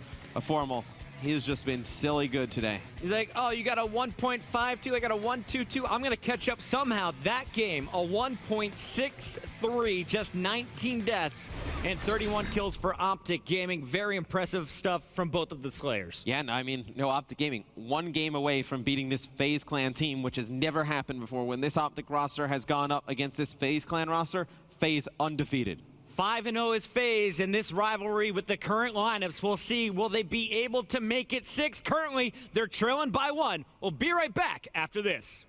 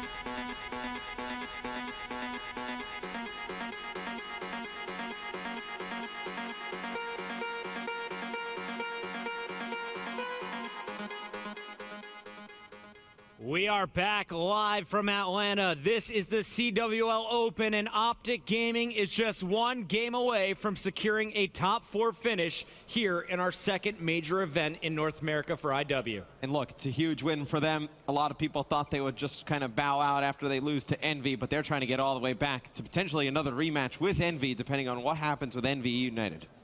Optic has never beaten FaZe on LAN. Can they do it here today? We're about to find out. Possibly a Game 5. Another Game 5 could be in store for us. If you look at that last one, we were in for a treat there on Scorched. I mean, it was Hector's birthday the other day. I don't think he wanted all these Game 5s coming here to Atlanta. It's got to be tough for, like, Green Wall fans at home, I imagine. Like, I saw Maniac. I think he's like, I'm losing it in my hotel room. I'm completely alone. I'm just like, all these Game 5s, you don't want to win like that. You want to win it a little bit easier than that. Hector turned 37, but he must feel 45 today. We're stressing him out. Here we go, Matt. Game number 4. The rig draft will be kicking off any moment. We take a look at this next map, though, and it's going to be throwback for Hardpoint. We just saw this same map used for Uplink. How is it different when we go into Hardpoint, though? Well, obviously, Hardpoint, a little bit of a different game mode. That first hill going to be where the Uplink drone was, right in that center track. So you're really worried about that second Hardpoint over by the barn. That's one that you can get a ton of time on. Then all the way over on the other side of the map for hill number 4, over in that back baseball area. That's the 2 hills you can make a lot of time on. We showed you some stats going into game number 3 where we compared Uplink scores between Formal and Zuma. Going into this one, though, I want to point out Attach. He's been hot. He's been not. He's been a star player, though, in every other match they've played. He and Formal led all players coming into this match in terms of respawn KD. I'm looking for the youngster to really make some moves here on throwback and force a search. Yeah, I mean, Attach is going to need to play much better for FaZe Clan. He's been doing it all tournament long, you know, with the kills and also doing a lot of the objective. Needed him to show up big here. And if you're FaZe, I mean, this is obviously do or die, but you got to look at this team, man, Chris. They were so good during Advanced Warfare. They won so many events towards the later half of the year. Nothing last year. They kind of lose a lot of confidence. What's like the last bit of confidence they can hold on to? It's against this Optic Gaming team. They are undefeated. That, you know, they knew that if they can get back here and they were in the finals, they felt good about themselves going up here.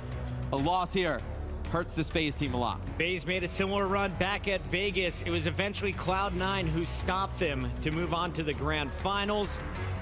Will FaZe be able to improve upon their 3rd place finish? Well, they got to get through Optic Gaming first. Also, quick reminder, Infused is playing Luminosity on our Bravo stream. Feel free to check that out. And of course, coming up next on the main stage, it's the winners bracket finals. E United will be taking on Envy for a spot in our Atlanta championship match. Let's take a look, though, at Formal off the break here. He has been a man on a mission all series long.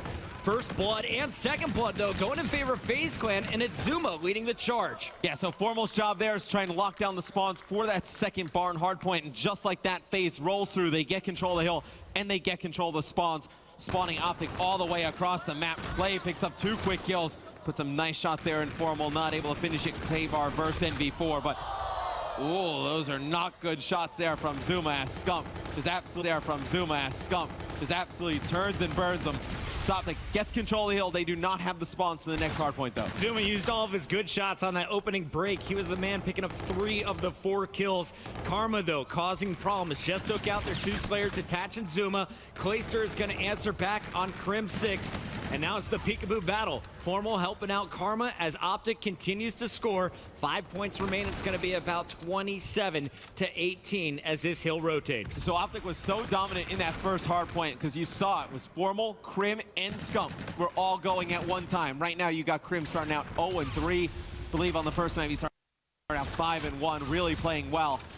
Gonna need to get him going. Optic has a lead now, but they will not be able to sustain this if they do not have everybody clicking on all cylinders. And I love what we just saw from FaZe. If you are watching the mini-map, you saw players in all 4 corners of the barn. They all pushed in at the same time. Clayster and Attach getting some big kills. Zuma on a 2 streak on your screen finds his 3rd. Now we'll be rotating around, but he's got nothing but Zuma cut out, and FaZe, even though they had total control, wiped out on Optic's first push. Yeah, FaZe gets there early. They are not able to hold. Now the next hill going over towards bike path. You think FaZe probably gives up on this, does not want to feed Optic Gaming score streak, so they're going to set up towards that bottom side of the map, try and get control of bike path. Thinking back to game number 1, the first time these 2 teams matched up in Hardpoint, it was 250 to 100. FaZe Clan was never able to hold their setups. Optic Gaming able to take control and just get 91 points on a single hill after 2 rotations. We'll see if something similar happens, as already this game's starting to feel out of hand. 71 to now 35 and counting for FaZe. They've retaken the bike path. 40 points remain here.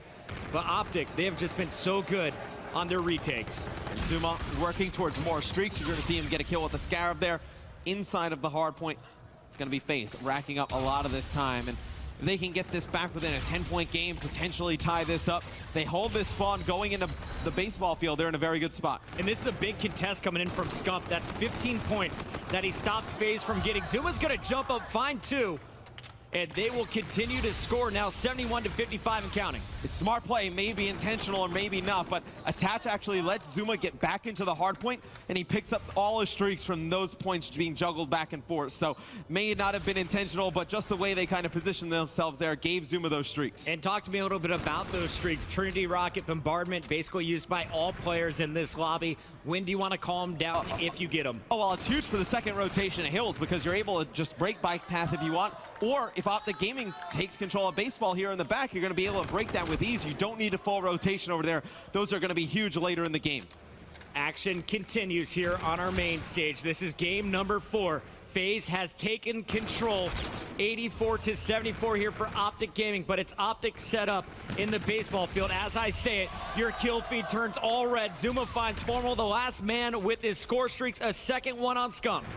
That's a big streak to invest in for the last 20 seconds here. I think you probably could have held on to that. You probably trade these gunfights out and you're in the same exact position you are here. So we'll see if they use one of those streaks in the second half. They don't exactly get a full break. Obviously not going to have that luxury of having another one. I think it's just a confident play from Zuma. He's already 17 and 8. He's on another 3 streak. He says, what, 1 round of streaks? I'm going to get 5 this map, Matt. Yeah, I mean, you may have a point. With the way he's been playing all tournament long, he's been crushing. I think, you know, in his head, he expects to go on another long run, string a lot of kills together, pick up more, and you just see the shots that he puts on Formal there. Kills him so fast. Zuma's so accurate at range with the K-Bar. And he has saved the biggest of his score streaks for later. That bombardment will be available a little bit later on. Bit easier to dodge at times, but Enable and Zuma getting all the work done with their guns. 20 and 9 now is Zuma, double positive. On the other side, Formal, that player to keep pace with him, 12 and 13. Optic has all 4 players negative. They're getting outslayed.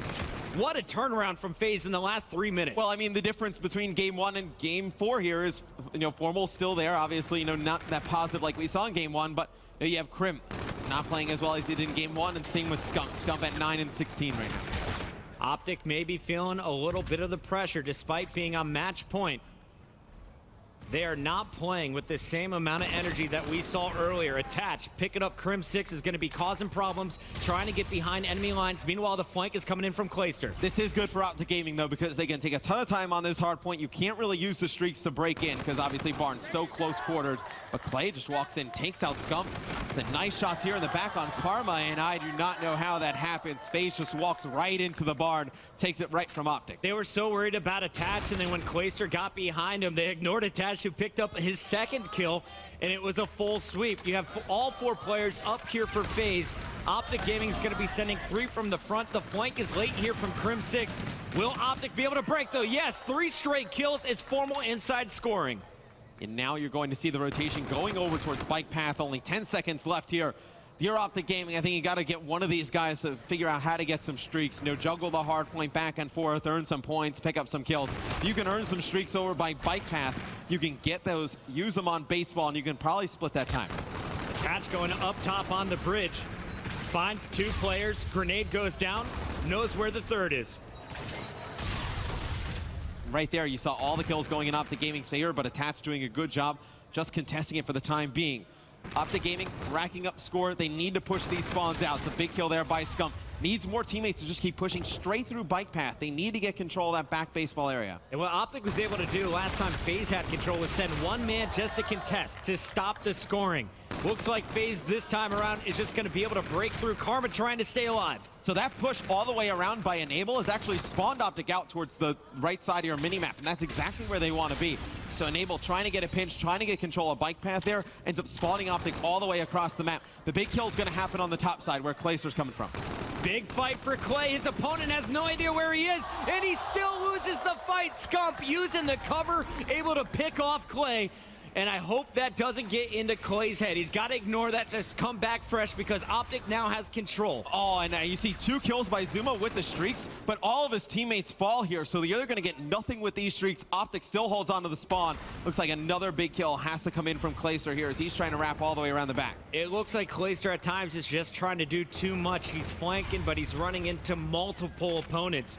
Unable to win the gunfight. It's going to be Scump set up with 2 protectors behind him. Formal is going to fall. Crim6 ready to explode if anyone charges from baseball. Yeah, now Optic has nothing to worry about. No streaks can come in. You see Karma calling down his score streaks, trying to protect his teammates, but FaZe gets a break. Every time you think Optic gets control of the hard point, things are going their way. FaZe answers right back. What a back and forth game. It's about to be tied up 167 to 167. FaZe with the last 5 points here. Formal with the 2-piece though. And he's looking for the 3rd. He's going to just do a nice job dodging some shots there, not able to take out Attach, but we go back to the center hard point. The 2 things to focus on, if players can earn streaks, payload abilities will be coming up here shortly for a lot of these players, so we'll see how the active camos get used on both sides and reactive armors and score streaks. Somebody can earn score streaks before we head over towards that baseball yet again. I feel like that team is going to be heavily favored. Keep your eyes on Karma in the late game. I don't expect him to pop this camo. He's going to save it for later. On the other side, Clayster going to try and answer back. Enable on your screen, working towards the Centurion. That could be huge in the barn, and that'll be coming up here shortly. 20 points that remain in the middle of the map, and Optic Gaming seems to just be giving this up. Yeah, FaZe has actually, flipped these spawns. They're going to get that top side of the map, and they're trying to push players out to that furthest cut, get control. They need to get further back towards that left-hand side. This is going to be a big play. Enable needs to come up with a kill or 2 here. Enable has the Scarab available as well. And it looks like a counter scare may be coming out. Player prone behind this box, and he is going to find 2. Nice team shot coming in from Optic. They keep scoring here in the barn. It's Optic set up first. All the way across the map is FaZe, but now they have all 4 players pushing in at the same time. Is FaZe going to be able to break once again? Clayster leads the charge with his camo. He's going to be tagged up a little bit. I love the patience here from Clayster. Does not get any teammate support coming in. It's going to be Enable taking out Karma with a big 2-piece, working towards more streaks, 50 points off of a Scarab. He has the camo for himself, so we'll see when Karma decides to use that, as this game is so close. Pops the camo, picks up 1, tries to turn, picks up another. Big play there from Karma. For the 4th time this game, Optic retakes the lead, 207 to 204. 5 spree here from Karma. He's reached the 30 mark. Zuma slowing down a bit. He was 30 and 20. Now he is 33 and 25, getting outslayed twice in some big battles in that last hill. It's going to be very difficult for FaZe to come back. It's going to be Karma with streaks. Going into baseball, you do have overdrive for Formal, so if they do spawn out, he can use that, get across that field to the top side of the minimap. It's going to be FaZe getting control of bike path. If you're Optic Gaming, you need to keep this close. Don't burn all your streaks here. Streaks coming in from Karma. He takes out just Clayster, missing a 2nd player. Meanwhile, FaZe continues to score down low. So the score streaks really not that effective yet for Optic. The guns, well, Crim6 picks up Enable, but Karma took out Scump with that barrage, and it's going to be Karma having to get it done. Attach on the other side of the bridge. Heavily contested is the bike path. Optic Gaming swarming all over the players. Attach and Enable, fending them off. And FaZe Clan somehow wins the fight. So this is actually huge. Karma uses both of his streaks there, only has the Scarab available. If FaZe wins this rotation battle over to bike path, it's game over. Optic not going to be able to break that with streaks. And you see Clay picks up that big rotational kill on Formal. This is FaZe's game for the taking. Zuma taking out Karma in transition. Enable picking up 2. Formal trying to get the job done. Last man up. Won't be able to. There is a player inside scoring. Attach. Trying to find him. 2 players around the corner. Finds the first, gets the assist. It's going to be Scump and Formal pushing forward here for Optic Gaming. Zuma in the back line. You got to wonder why both those streaks were used there. Optic fighting back from a disadvantaged position. You see Karma pushing forward with Formal. Has a Centurion to use. Maybe you drop it here. A lot of time left for the taking here on baseball. Karma with some nice shots, taking out Attach. Optic Gaming climbing right back into it. They don't need score streaks, Matt. The team shot is getting the job done. Optic Gaming 5 points away. It's going to be Crim putting in some nice shots, and that's going to be it. Optic Optic Gaming taking out FaZe Clan will advance to your Final Four. They finally get over the hump. We talked about it, this FaZe Clan team undefeated against this Optic roster when these two teams have formed. This is the first time they are able to take them down. A lot of momentum for the Optic guys going through the rest of the tournament. What a series. Ladies and gentlemen, put your hands together for both teams. That was one of the tightest matches we have seen, and it happened here on Championship Sunday. We have so many more matches to come, but this one, I think, is going to be the match a lot of people remember. Without a doubt, and Karma goes absolutely massive in that game 4, really. I mean, when you were worried if Scump wasn't going to play his best going into that one, him and Krim were not looking good at the beginning. Karma stepped up in a big way.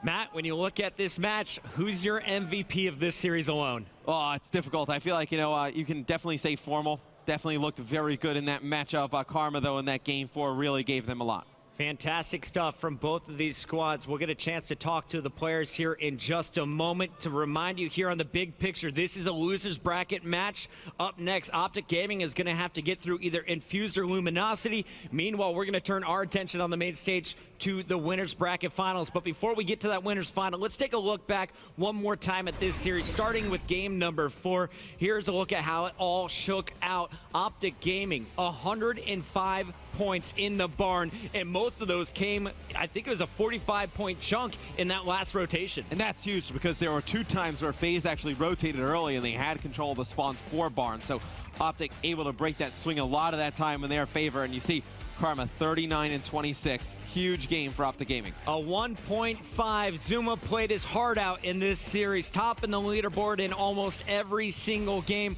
Threw up another 39 kills for the FaZe Clan. But FaZe, they're knocked out. They're going to finish 5th, 6th in this tournament. Optic, they play on into our Final Four. And right now, we got Jack on the floor with Karma. Thank you, boys. What a matchup we just saw there between Optic Gaming and FaZe Clan. Crowd, did you like that series? I know we most certainly did here in the venue. Thousands in attendance. Now first, Karma. Before we even get started with that series, the 1v1 in Game 5, Round 11 against Panda to get you to this point. What have your emotions been like so far today? Well, honestly, I mean, like there were the killer jokes back in the day at MLG or UMG Atlanta where, he's nervous. I'm not gonna lie, I was really nervous in that. I had no idea what to do, and it worked out, dude. And we went into this match saying like it was meant to be, dude. Like, we're gonna come in, we're gonna play them, and I've always thought that if we all 4 play our best, we can beat them, and it finally happened after 2 years. You say that after 2 years, you take down FaZe. That series, what, round 11 in that game 2, the Hardpoint, so back and forth. What happened there at the end? How was that possible to mount that comeback and take that game 4? Honestly, for a second, I thought we might have lost it. We lost the rotation from Train Hill to Blue Hill, and then we had a 2v4. I think Matt and Seth, or Matt and Ian, got a couple kills, and then we ended up flooding. They may have made a mistake. I'm not really sure, but we all flooded. We played fast together and got the kills and clutched it up. Well, a lot of people out there were doubting this roster, wondering, is the best now done for this Optic Gaming team? Now you take down FaZe, something you haven't been able to do for those 2 years. Is this roster done yet? You're in the top 4 now. What are your sights on in your next matchup up against Luminosity? I mean, I don't think we're ever done. With these 4 players, can we really be done? I don't think so, but what else did you say? Karma, it doesn't even matter. Guys, what a series that just was. Congratulations again to Optic Gaming as they'll move on. We're going to go to a quick break. When we come back, your winners bracket final.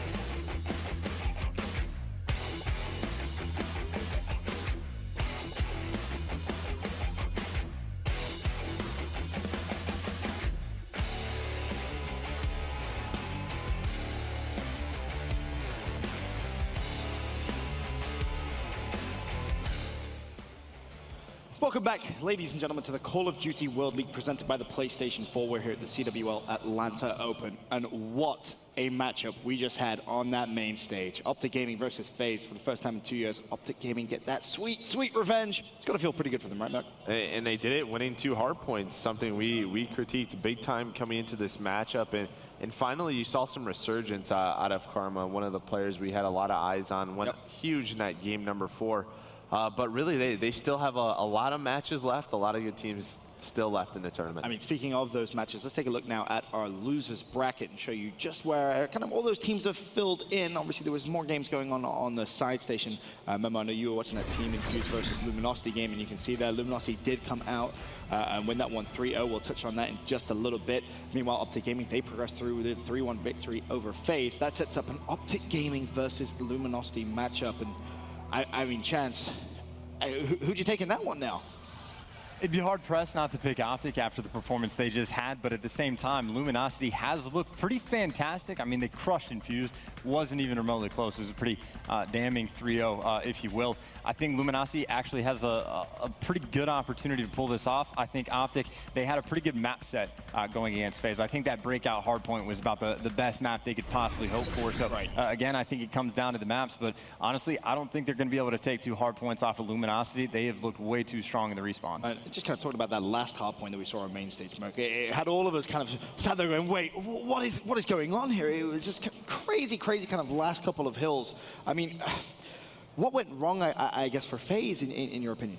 I mean, just they rotated early after that train hill, and then those next set of gunfights, they just seemed to lost them. And there was a time at that train hill when Karma does use both of his streaks, and we're sitting there looking at each other like, why did he just call that? One ends up in team killing Crim6. That would have been huge if they would have had it for that baseball field, but they were able to clutch up and win those last few gunfights. And what was crazy was FaZe had that rotation, and you're sat there and you see them get those kills as well, but somehow, some way, Optic Gaming managed to get themselves back in and take the victory. A crazy ending to what was a fantastic series. Elsewhere, however, though, we did have Team Infuse versus Luminosity Gaming. As I said, Memo, you were watching intently with that one. Break that series down for those that missed it. Oh, it was hard to watch if you're an Infused fan, let's say that. I mean, straight away, I mean, we went into the Hardpoint. It was on breakout, sorry, and this is notorious for getting those high kind of leads, and it was pretty close, you know, to a certain extent. We see it here at 90-63, and the scoreboard, it was a little bit of a strange one. Octane started pretty slow, but Slacked, he was the complete opposite. He started really hot, and look at that scoreboard, right? 159 to 145. Now look at it. You see 249 to 1, like nothing. You know, for the last 2-3 minutes, Infused, they really couldn't pull anything out of the bag. Slack went 20 and 10, 2 minutes objective. Fantastic.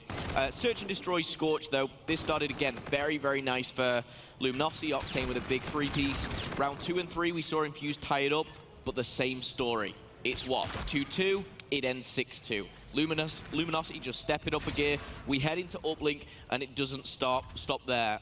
Infused, they start well. 2-0, you're thinking... There's a theme here, yeah. isn't there? And then suddenly, they just get to like 2 points, and then it's 3-2, 4-2, 6-7. It just gets out of hand. What was going on there then? Like, what was this kind of breakdown from Infused in every single game? I mean, just to kind of break it down for Luminosity, they had one player starting slow every single time.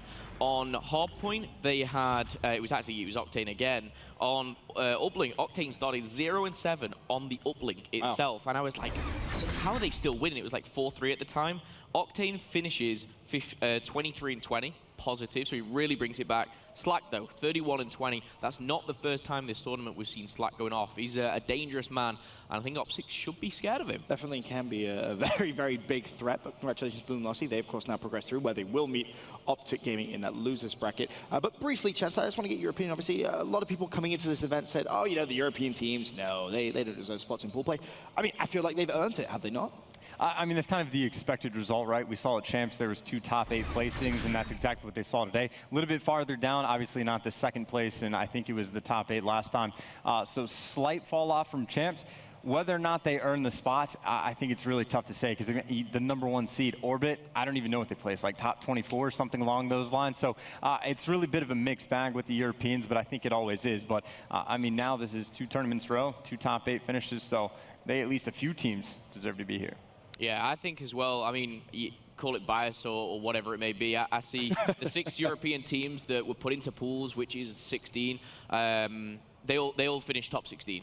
Orbit, definitely are very unhappy with how they played, finishing top 16. Right. But the likes of Fnatic, they kind of made a little bit of a run through loser bracket. They got top 16, I believe, but 2 top 12s. But most like what Chan said, I do agree with. We didn't have that second like we did at COD XP. Right. Epsilon placed 4th, and of course, bit of a disappointment. But Infused top the European scene, and they get top 6. Fair enough. Well, it always seems for them as well is that the losers bracket, always one side of it ends up with a bunch of European teams. I think Infused ended up beating 2 or 3 of them to knock them out. So a bit unfortunate in the bracket, but again, I was pretty impressed by them and the APAC teams coming into us. There was a lot of hard-fought series. Definitely excited to see them throughout the rest of the year, that's for sure. For now, though, let's take a look at our winners bracket and just kind of update you where we stand. Of course, we are now at the point of Championship Sunday, where we get to our winners bracket final. Of course, E United, after a hard-fought matchup against FaZe Clan, they walk away with a 3-2 victory there. Meanwhile, on the bottom side, Team Envious, 3-1 victory over Luminosity. That now sets up E United versus Team Envious. And Momo, I don't think anyone would have expected E United to be here. No, I mean, there may have been a couple. Burns probably being one of them. He's a big supporter, of course, being part of E United. But for to see E United, I think I've seen a couple of the pro players actually complimenting them, saying, we've been there. We've been, doubted. We've had a tough run. And they've turned up here. They've turned up not only on the main stage on Saturday, they've turned up on Championship Sunday. And I'm over the moon to see not only kind of fresh faces up there, but the likes of, Silly, who has been playing time and time, years and years. He's finally getting his break. What's that like as a player's perspective when you are trying to break out onto the competitive community and you have those doubts? I'm sure at the beginning of your career, maybe you witnessed that and you experienced that yourself. Yeah, I mean, it's tough. You just want to prove the people wrong, and it starts just by going to these tournaments and placing well. Luckily, my first tournament, there was only 8 teams, not 176, so I got a bit lucky there. But, it's a great feeling finally placing that top 3, and I think it'll sort of soar their confidence in the future for their tournaments. But they can't stop here. There's a long way to go if they want to win this championship. Absolutely. Of course, E United coming in. Not that many people really knew much about this squad. A couple of people in the venue as well been asking us, tell us a little bit about E United. So without further ado, let's learn a little bit more about the E United squad.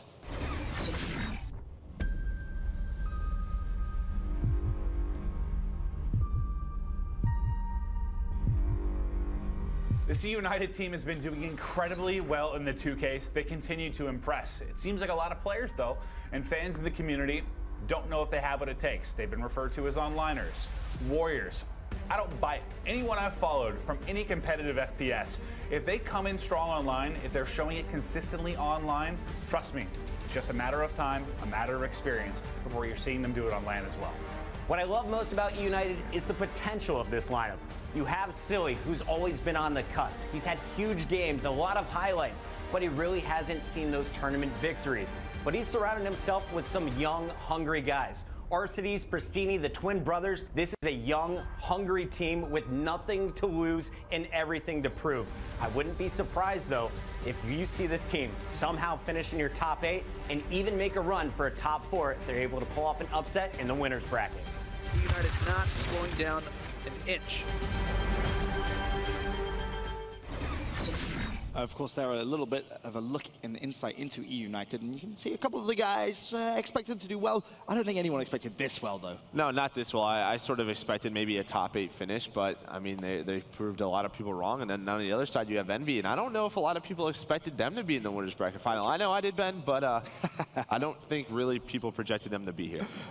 We haven't even really mentioned Team Envious, of course, but they deserve a lot of props, right? Of course, last year's world champions, you've got John playing with a broken finger, and yet here they are in the winners bracket final. And Apathy, who's probably having one of his best events we've seen in recent memory. I mean, Chance, who takes this game in your opinion? Well, they've played already in pool play, and E United beat them 3-1, I believe. And the respawns, I don't even think they were that close. The hard points, I think there was about a 100-point margin for both the games. That being said, E United on the main stage, 2 different times, we've seen them completely collapse in the opening game, and they just did not look like their normal selves. And it's one of those things that Envy, anytime they've been given an inch, they've taken a mile. They've looked great. But again, if E United has done it once, they can certainly do it again. Very true. Excited, of course, to get this next game on main stage underway. Team Envious versus E United. For now, though, it's time for a quick commercial break. When we return, it's MLG Prime Time.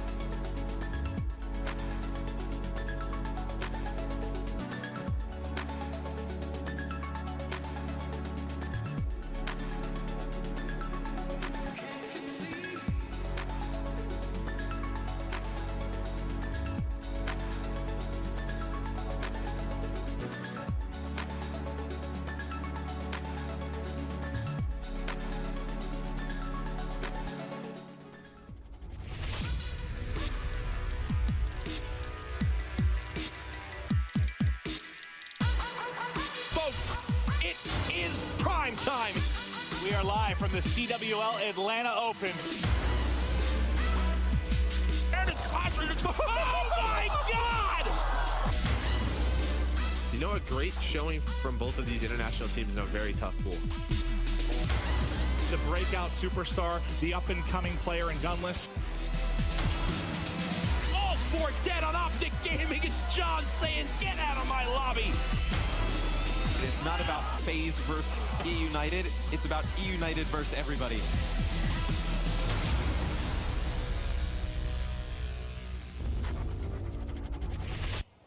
It's prime time here at the Call of Duty World League, presented by the PlayStation 4. And joining me in the studio, I have the wonderful TP. We've got Mr. X and, of course, Momo for this next matchup on main stage. Team Envious versus E United. And during that commercial break, we were just kind of discussing a little bit about who we're going to go for, who we're kind of rooting for, or rooting, I should say, who we think is going to win. Teep, which side of the fence are you currently set on? It's close. It's tough to call. Both teams looking extremely good, especially because E United actually won the first series in groups, right? But I think Envy's going to take it. I think the experience, they look better than ever. To be honest, we were doubting them after their Vegas performance, but obviously this is a true test of this Envy lineup. And with the way that Apathy and JCap in particular are playing today, I think they're going to take it. It's definitely going to be close. Mr. X, one word, who do you think takes it? I think E United comes out on top. That was more than one word, but you're saying E United? E United comes out on top, I do. Momo? E United. E United as well. Okay. Well, smart man, Momo. I believe the game is actually ready to get underway. Team Envious, E United, MLG Primetime, over to the wonderful Courage and the excellent Maven. Thank you, guys. We're primed. We're ready to go. Yeah. This is going to be fun, man. You know, I talked to Cap, Slasher, and Apathy before this, kind of what went on in their first series. Remember, it was 3-1 victory for E6. We'll talk about it more as we go, but they've already matched up. E United. Why do I call them E6? E United, E United. All I know is JCap trolled you when you asked him those questions. You're like, what went wrong? He was like, they won 3 maps. Yeah. We won 1 map. And you're like, they got more kills. John Apathy, help me, guys. But we do have a key player matchup heading into game 1 of our winners bracket final. It's simple. You win this, you're in the grand final. It's guaranteed a top 2 placing. Apathy and Gunless. Apathy, monster last year. Gunless, the new talent this year. I think it's safe to say that either of these players, depending on result, could be considered for your Control Freak MVP. Okay. Okay. If Envy were to win the tournament, Apathy gets it right now in my eyes. If United were to win, Gunless gets it in my eyes. Both these guys have been monsters, man. People were talking a lot about E United. We all know the whole onliner story. Certain pro players I asked said they are going to bomb out Atlanta. They're going to be terrible. Other pro players said these guys are going to finish in your top 4, their top 3. While they're there right now, can they keep the magic going? E United have yet to drop a series this weekend. Envious, on the other hand, they lose to E United in pools, now looking for revenge. And the only map that Envy was able to take was a 6-1 victory in the Game 2 Search to Destroy. So a complete sweep in the respawns for E United. And talking to Cap, he said, you know what, we threw away game 1, we got out to an early lead, and we kind of, took the foot off the neck. We let it go. They got blown out in the second hard point, so you need a better start here from the boys in blue. It is time, folks. Game 1 of your winners bracket final. We're watching Slasher off the break as he challenges towards the top window. First gunfight coming in, able to tag up one, but you can see on X-Ray, a little bit of a dip and a dive away. Long range shots there. You're able to hit those with the NV4, but ultimately his teammates now cleaning up the kill, and Envy gets set up top mid first. Pristini, another name that's new to the competitive Call of Duty scene for a lot of people. Yes, he's been competing for a little bit over a year now, but really coming to the forefront in these last couple of events. Envy up 18-0 off the break and throwback Hardpoint. What a dramatic map we saw between FaZe and Optic in this last series. Well, I know for us, it's tough to follow all of the up-and-coming players in amateur teams. We have to, as much as the research we do, talking to players, you have to focus sometimes on the top 16, right? But I was reading last night, they've been playing Arsenes and Pristini, a duo all the way back to Ghost. So these guys been playing together for a long time, but now playing on the biggest stage and showing what they can do. And the big thing, too, with this squad is Silly is basically the leader of this team. I sat down and talked to E United for about 30 minutes prior to this whole tournament starting, and I said, what separates you guys more than really the rest of the teams coming this weekend? Silly said our dedication to practice and how much we grinded for this event. He said, what, 2 of them had like strep throat, 1 of them had like a hospital visit or something, and through it all, they basically didn't even take a day off. They kept going at it, they kept scrimming, and it shows now with this top 3 placing, looking for more though. with him? He's probably going to be irritated that I tell this story. Okay. But I went to use the restroom between breaks, and I heard someone. It sounded like they were throwing up. No, it sounded like they were throwing up, getting really sick in the stall. Really? And I'm like, are you all right? I didn't know who it was. Silly comes out. He's like, I'm struggling. I can't breathe. My throat's been hurting me. I'm trying to battle through it. So Silly really not feeling well. Trying to battle through that on Championship Sunday. Well, I mean, I hope he feels better, but if United need to, I'm willing to play. Yeah. You hop on in there, Gunless will backpack you. I just need to spray paint my hair white like Silly, and it'll be fine. Yeah, it's like he thinks he's Daenerys Targaryen. I don't know what he has going on there. But 50-30 lead for E United early on. Gunless leading all Slayers at 8-6. He has been, again, an MVP contender throughout the course of this one, and we'll see if he can keep it going. And if both Hardpoints go their way in pool play, they're looking strong. We were talking with some of the Rise Nation players back in the green room, and they were talking about how certain teams just don't run. It's basically their equivalent of flak, right, in this game, that blocking those Scarabs from doing the damage that they normally would. Well, at the start of this game, everyone did, and Scarabs are kind of falling out of the meta. Since then, you know, people have started to stop running their flak, and now you see how it's completely making a difference. Scarabs are back and better than ever, really. Well, yeah, it seemed like as much as we saw the HC used last year in Black Ops 3, it seemed like people thought this one was a little slower, a little bit more floaty, didn't have the maneuverability necessarily. Yeah, we saw them disappear, but they're back and certainly making an impact this weekend. But speaking of impact players, you got Gunless, 13-6 on a 5 streak. He's got one coming from the front, one to his left as well. He'll ultimately get gunned as John picks up the kill. But if he's going to continue to play like this, it's going to have to be Apathy or John. I think that, I mean, okay, I know JCap can do it. He's been a veteran. He's been that guy forever, but you don't usually maybe want to see him as your top Slayer on your side? It's just not his typical role on this team. He's the guy that plays a little bit more passively, lets his teammates do majority of the pushing and clearing out of lanes. 73-61 right now. You talked about how the last time these teams met up, E United did not drop a respawn against Envious. And it looks like they're going to try to keep this going now as they're up by about 20 seconds. And Gunless is just so on point. 16-8, double positive off the break of this game. He hasn't slowed down. The main stage has not shook him. You thought maybe day 2, that match against Splice, he was going to get some nerves going. That didn't affect him. Playing FaZe this morning didn't affect him. Now, Sunday evening, when it's all coming down, guaranteeing yourself top 2, still just seems completely unfazed, man. Well, the big thing, too, for this United squad is, yes, they have some experience in these major events on the main stage, but they come into this weekend with a tough pool. They go perfect, not dropping a single series. Then they reverse sweep on the main stage, which gave them a ton of experience there. They've basically done everything they can to mentally prepare themselves for this game. Now they just got to execute. I'm curious, from who we have left, obviously, in our top 4 with NVE United, LG, and Optic, what surprises you the most? Geez, I mean, I predicted United to be in my top 4 for this weekend, so I can't say I'm surprised there. If anything, I would say possibly Optic Gaming. I mean, the run that they've now gone on from the spot that they found themselves in earlier today to now having taken down FaZe, which I wasn't even sure if they were going to be able to do. It's been 2 years that they've been losing to that team on LAN. Now it's finally happened, and honestly, I see that steamroll continuing in the losers bracket. They are certainly on a roll, but back to the action here. 20-point advantage for E United. They haven't been able to bury Envy. They've kept themselves around. We'll see as Silly now playing through Grandma's house, peeking into the back there at Lime. Gonna get backed up. The nades coming through, enjoying a little bit of watermelon. I never noticed that there. Well, that's one of my favorite parts of this map, the baby carriage. As Gunless will peek on out with the camo, use that to break the hill. Makes a lot of sense, nearly snaps onto Slasher, but he's got the help there of Pristini to at least leave some of the push for now. But as I say that, JCap cleans up 2. One of the largest leads yet for United in this game at 30 seconds. But what do we see with Envy and Luminosity in their match earlier on? Envy, who were really in a position where they were always down by about 40 seconds. They kept it close, and then in the end, they brought it back. It didn't wind up turning out for them, but they brought it within 5 towards the end of that game. Let's see if they can do the same thing here on throwback. Nice stomp there by Apathy, showing off the shockwave yet again. And this has been a really nice hold here from United. They're extending this lead. JCap's trying to break in the back and secure the final seconds, but now it's going to be the rotation. Is everyone heading down to the bottom side of the map? And look who's there first. You see those red arrows, 5 and 7. That's going to be Pristini and Arcides. The brothers set up to hold down bike path.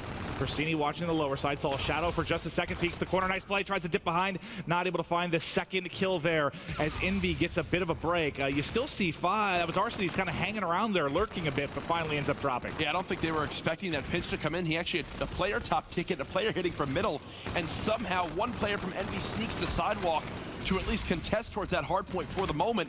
Another shockwave kill from Apathy, continuing to improve his use of that throughout the weekend. It's been fun to watch. 138 to 111 now. Envy slowly clawing back into things. Yeah, no one really able to push any distance for these spawns. Again, it reminds you, it kind of tracks on Black Ops 3. You have to really push both sides to get any kind of firm control.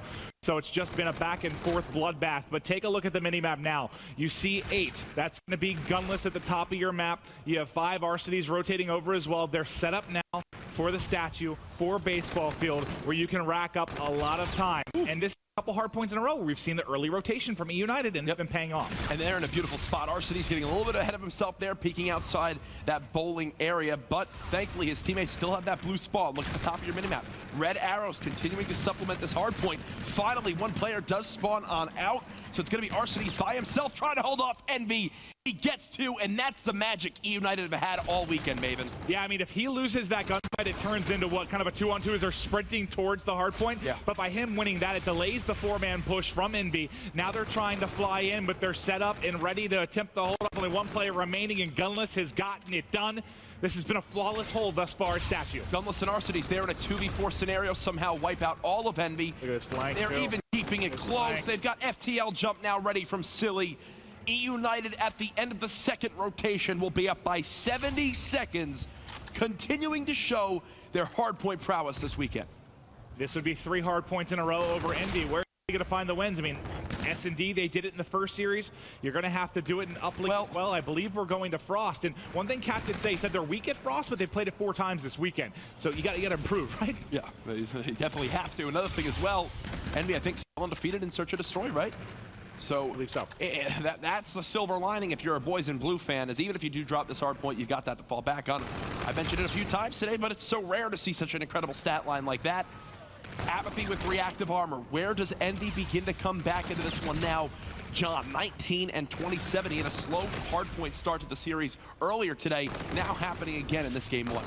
And, you know, we talked about the fact that Apathy or John need to come alive here and kind of match the slaying of Gunless, but look at the kill feed. 2 more for him. He's 34 and 22. He's also leading every player in the lobby in objective time at 1:12. Again, MVP performance from him. ND4 in the hardpoint. Flasher, whoa, does actually get the kill on the Pristini. And that'll open up his opportunity to push towards this bottom bike path side with his teammates. And Arseny's look, he realizes that. Was going to push that field. Out of nowhere, callouts come in. Hey, there's 3 hitting Lemon and Grandma's side. We got to reset our focus. As now the push comes in. You've got JCap flooding into the hard point. Does get the entry kill. Silly now popping that FTL jump. But again, the Evo being brought out by Silly, one of the few players this weekend to use that gun. Yeah, I mean, really, another player maybe I've seen it from, and he's been effective. He's not dominating per se right now, 23 and 28, but he's been doing a good job playing that aggressive role with the SMG in those close corners. But United still holding on to a 70-point advantage now, looking to shut down this game 1 ultimate. But Pristini was the last one, so these final 15 seconds should be going over to Envy as we'll begin the rotation now. Who just spawned up? That was number 2. It's going to be Apathy, who got a nice spawn at the bottom of bike path and maybe set up to win a couple of key gunfights here early on. I was actually surprised to see United even pushing for that hard point. They send almost 3 players through underpass. Finally, Gunless, the last one there, does get the cleanup kill. Now Apathy's all by himself on the map. Gunless nearly at 40. We've got to swap to Gunless for a second. Can he get that 40 bomb in game 1? 1 kill off camo as well. He's doing such a good job in this slaying role right now, trying to stay alive in this close corner, picking up time as well. Again, still leading in the objective. Gun's one that tries to push him. Stay out of my hard point. Finally ends up falling, but the numbers speak for themselves as 16 points is all that is needed here for United. 70-second lead for United. They're closing in on a game 1 victory. They would be 2 maps away from a grand finals appearance. Probably the first time ever for, what, any of these players? Yeah. Silly ever make it there? I don't think so. God, maybe like season 3 playoffs in AW, something like that, like a relegation tournament, but no, not the big ones. At least I can think of it off the top of my head. The FTL jump comes in, flashy play there, but is it enough for Envy? It doesn't look to be that way, as United should be able to shut it down, potentially behind the camo here from Gunless. Gunless should camo through this underpass area when his teammates spawn up, and they should go for the win right now on this baseball hard. 40+ seconds would bring Envy within about 15, so not a comfortable spot to be in. Camo pop, not happening yet. He's feeling confident to go for it. Well, I think because his teammate dropped right before him. Like maybe he wants to use it kind of with the 4-man push. Had he used it there, I think 2 teammates dropped basically at the same time. He didn't feel comfortable about it. But if you let all this time go in, be what, 2:30, 2:40 game, you're right back at it. Now it's going to be the camo pop as he's trying to get the break. Can't find a kill yet. Ultimate will. 41 tries to wrap back. 41 kills in for him. The break is there. 3 points needed. E United gets it done. We talked about him in our key player matchup, Gunless, saying, hey, Apathy, anything you can do, I can do better. 41 kills on map number 1 as E United are 2 maps away from making it to the grand finals of the CWL Atlanta Open. And what do you do if you're Envy? I mean, you've lost 3 hard points in a row to this squad. You obviously haven't figured out how to beat them in a respawn. I know what you do. You at least start by winning a search and destroy like you've done all weekend. I think it tells a much bigger story if Envy lose this first S&D to a team like E United. That could spell disaster going into an Uplink Game 3.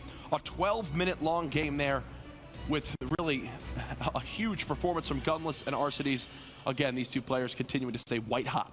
And one interesting thing to consider maybe for the future, talking to Aqua in the back, he was saying something along the lines of like, if anyone that's scrimmed United the most, it is Optic Gaming. So if they get to a position to play them in a losers bracket final or maybe a final, they have a lot more experience than some of these teams do. Is United, man, they seem to have everybody's number right now. And what was also mentioned was that's basically who they learned from. All the time scrimming Optic Gaming, you're learning from Optic Gaming, and well, you're learning from 4 of the best players in the history of Call of Duty.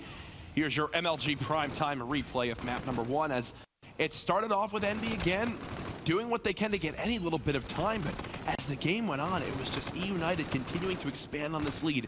End of the first rotation, every bit of what, 20 seconds. Then as it sets up for Train, it's only about 10 seconds, but then from then on out, E United took over, and Gunless just kept going up and up in the kill feed. There he hit 20, and later on, he hits 41. You know, you see these games in respawn where maybe a player has a really big half of Hardpoint, or a really good set of rotations, a really good half of Uplink. Kept going, like never slowed down, just keeps racking on the kills, held on to a consistent like 5 to 10 kill advantage of anyone in the lobby. What is it about it makes him so strong? I mean, I want to speak to his gun skill because that's what stood out the most to me, but obviously it's more than that, man. Every player I've spoken to asks, what is it about United that's so good? People just say, they're an anomaly. Like they have, their communication isn't on the same level as other teams. Maybe some of their gun skill at times can be lacking. It's just something about the squad that works, and it just doesn't even make sense half the time.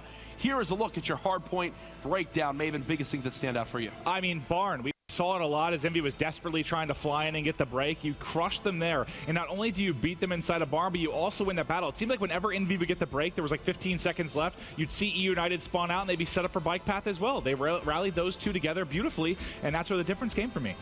Barn was a big hard point for E United as well as Bike Path, but now we'll go into Game 2, which will be Search and Destroy on Retaliation. John, he's been electric in the game mode this weekend. Apathy right there as well. But John with the sniper can definitely be a difference maker on this map when you go towards that top bedroom window. Obviously looking over bridge. He uses that crazy scope that freaks me out. It's actually overwhelming. It just looks like a big spider. I don't like it. You don't like spiders, buddy? No, I do not. It's okay. I'm here for you.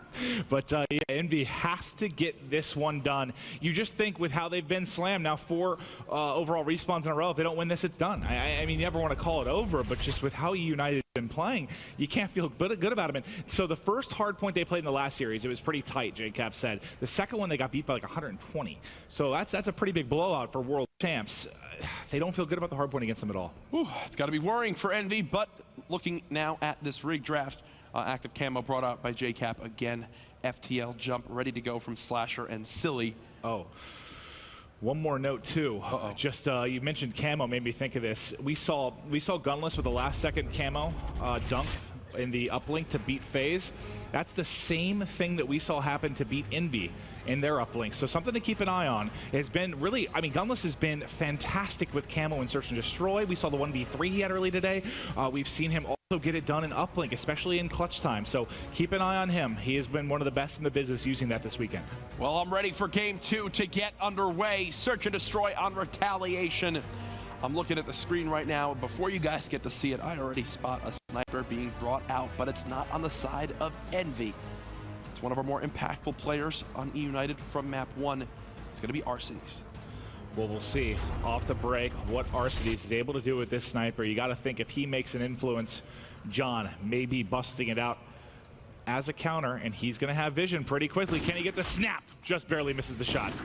Whiffs the second as well. He'll have to back on up, look for some assistance from his teammates as they recognize, hey, we could definitely push this guy out. Almost for the first engagement. That's where the submachine gun is so good from John. Yeah, and you saw, I think, a player like Josh from Splice. That's the area he would kind of navigate with that Erad, absolutely dominate. This is a scary position with the sniper. What are you going to do? 3 players flying at you. Another kill with Erad. A nice start from John, who's 2-0. You don't want to keep feeding him because if this guy gets warmed up, he can just destroy. This engagement is huge for Pristini. He's able to cut down Slasher. Does he challenge the bomb? He does it. He knows. All right, nobody on it yet. Only 18 seconds left. It's a pretty obvious area to be in, though, if you are silly. Beautiful shots there from JCap to close out the round. Envy go up 1-0. You know what's interesting, too, to think about? I wonder when the actual switch happened, but with seeing JCap with camo, how many 1v2s did we see from John with camo at Vegas? I think I casted 3, so he was a beast with camo in the search and destroy specifically. Obviously, they got to feel better having it in JCap's hands. JCap, one of the smartest players. We were busting his chops a little bit earlier. We were talking with him as he likes to troll. That's just what JCap is at the end of the day. I mean, we're as casters, we're friends with a lot of the players, but we have the green room in the back where we watch the matches, and some of the guys like to come and hang out, and it's always nice to pick their brains. JCap was back there for an hour and a half as we got to talk to him a little bit about this matchup and how he feels the tournament was going. We watch Optic FaZe with him. He was also losing his mind a bit. But now, for Envy, you've got 2 remaining. It's going to be Apathy and Slasher here trying to get a second round. They are able to find 1 kill. Might be able to turn this into a 2v2. This would be a huge clutch in a 2v4. As Slasher almost puts some shots in his teammate. Going to find himself all alone. The last 2 in front, but can't close it out. Cannot close it out there. Arcades and crew, nice job by them to bounce back from a round 1 loss. Here's a look at how it got done. Arcades decides no more sniper. The NB4 is such a good weapon. From watching it this weekend even more, it seems like players, less and less times I'm seeing players sliding into gunfights with an NB4 from up close. Well, yeah, that's another thing. You know, speaking with Cap, you know, he talked about he hates the NV4. He'll use it in search and destroy. But if you think of JCap's playstyle, wouldn't the NV4 seem perfect? Oh yeah. He doesn't really like it. Likes the K-bar a lot more. Just likes the maneuverability. Is I mean, obviously in the current jetpack Call of Duty, he has been pretty good. He's back-to-back COD champs victor. Cap is the world's greatest jetpacker as bomb will go down right away from Pristini. They just decide to go for it, and hey, more power to them. It's what a team like E United does. They just catch you off guard with plays like that. Again, the opening 2 kills for E United. Envy fighting from the back foot. It's all off the cap in the 1v3, and this time around, it's not going to work out for Envy. I know you got to make plays there, but that challenge soaring through the air against somebody using the van as cover, you're not going to win that gunfight typically. No. But you know, time not on your side. And here we have Pristini closing it out inside of Hotel. And this would be,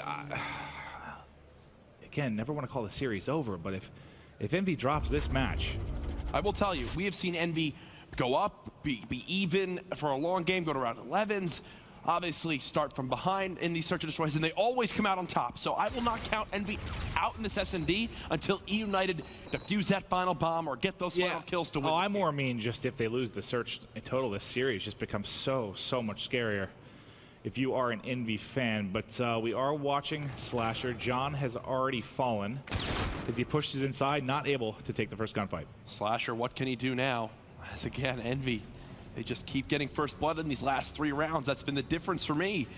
As it's not like they're just getting first blooded by 1 kill. It's been like an easy 2-piece off the break for United, and then Envy players are left basically saying, okay, where do we try to convert things from here? Slasher just going to possibly try to earn himself some score towards that FTL jump.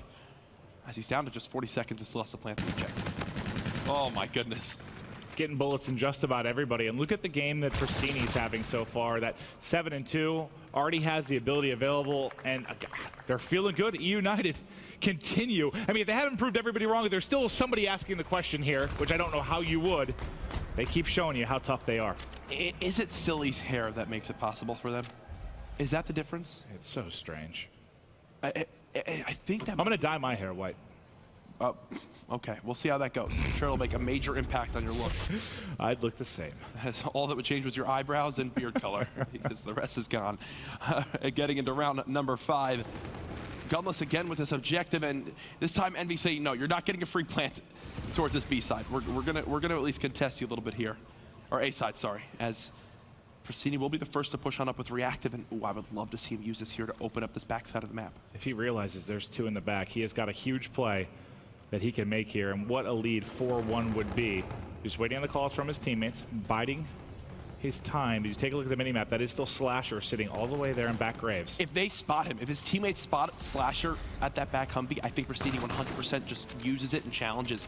But now with his teammates playing a little bit more passive, it looks like Pristini will just hold this angle. And the question is, do they check it? Because now once they know the bomb has rotated out, they're going to start to swing around. This is going to be a disgusting flank. Depending on the time, Pristini should be able to get in behind 1 or 2 players here. Oh my gosh, look at that mini-map. The one player just in front of me spots the corner. Pristini, though, snaps right over again. The first 2 kills in a moment's notice go in favor of E United, and there's just nobody left for Envy. How quickly? It's a slow build, and the hammer just falls, and it's over in a matter of seconds. Yep. You don't win a single, like all your one-on-one gunfights, basically every single one goes the way of E United. That's insane. It's a beautiful reaction time there by Pristini to get that kill towards that street, because if he loses that, think about it. That player then can flank through the top bridge, forces his teammates into a little bit of an awkward spot. Now it's a 3v3. Instead, though, E United 4 rounds in a row, right? To now go up 4-1. And again, it was a 6-1 victory for Envy the last time these guys played Search and Destroy. Looks like United has learned here, and again, first blooded. That's John. At least I think 3 out of the last 4 rounds he's been first blooded. 3 and 5, and he's one of the superstars in this particular mode. So they need John to step it up in a big way. Not that there's anyone really going off for E United, but JCap is able to answer back, Jack. Envy currently 9 and 18 as a team in this Search and Destroy. JCap, what can he do? He's already got 1 kill this round, currently sitting at 2 and 4 this entire game. And Apathy's been spotted, so if I know this United team, they're going to begin to fly at him and take him down while he's weak, but somehow he's stuck past 1. It's going to be Arcides versus Apathy and Slasher. He's in the 1v2. Arcides, if he gets this clutch, this game 2 is just done for me. You have to close this out. Is for Envy. Let's take a look as he's going to be wrapping. Up top stats, under 30 seconds to work with. He's added now a K-bar to his arsenal. You see Apathy and Slasher sticking together, playing this smart so they can trade out the kill. He checks the A site, realizes they have to be going towards B, and now the rotation gonna come in. Can he catch one as they get away? RC saw 1 cross. He's seen both players now, able to win the first gunfight. He has a Scarab to work with now. He thinks he's tagged up, so I thought he was gonna actually push him to Apathy, playing directly underneath.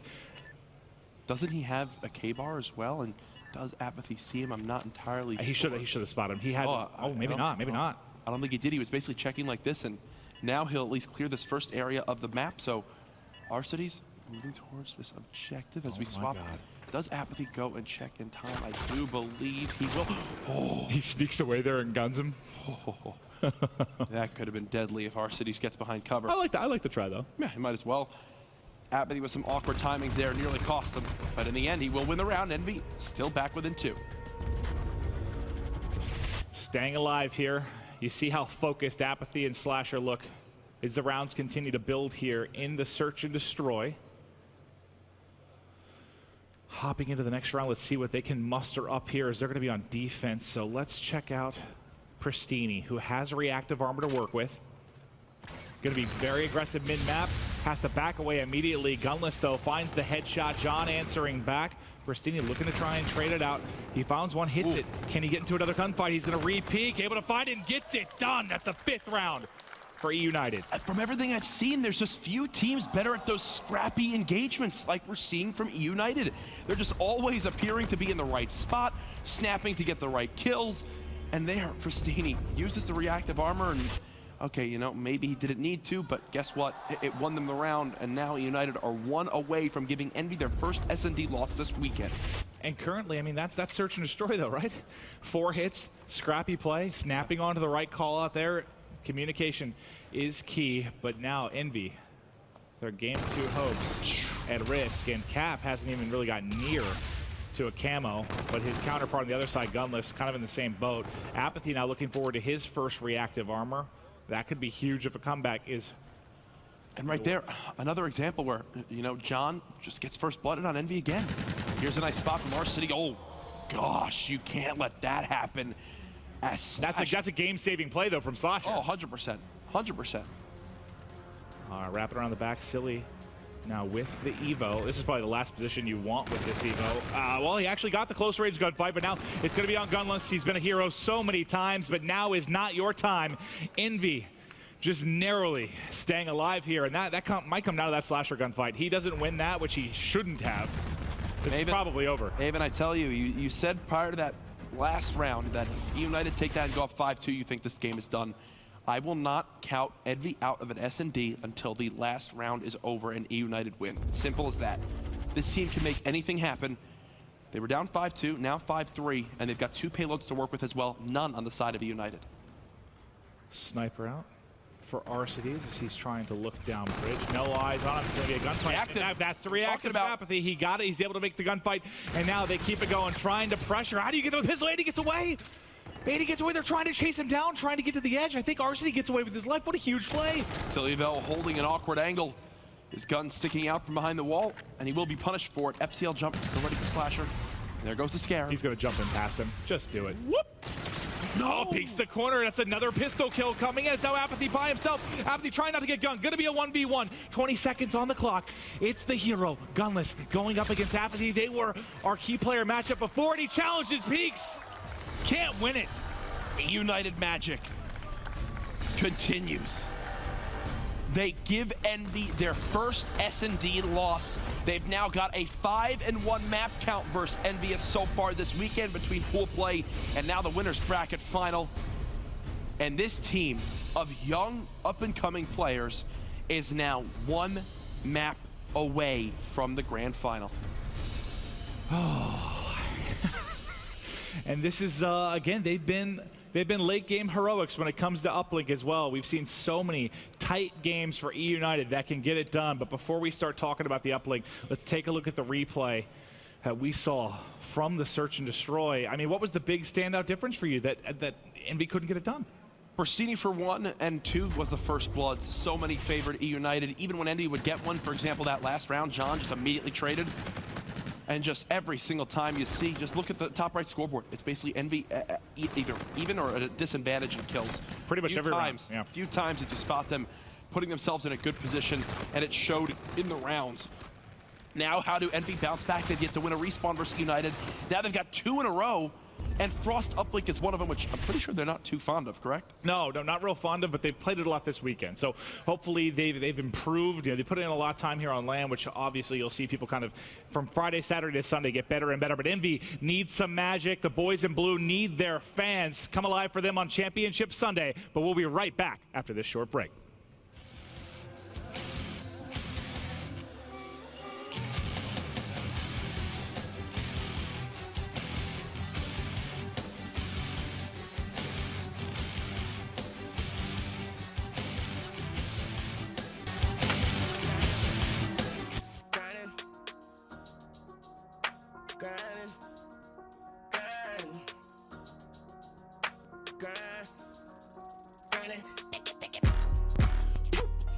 I'm grinding, I promise. I fuck her until I get tired, retired, then come out retirement. My girl like it rough, she say find me a diamond, her body be grinding. Love we be on every kind of narcotic that make her. And we honest, I love you. Pick Michael Jackson, the Jordan, the Tyson, the Myers. Too much dirty money when the colors are washing the whites and the dryer, my nigga.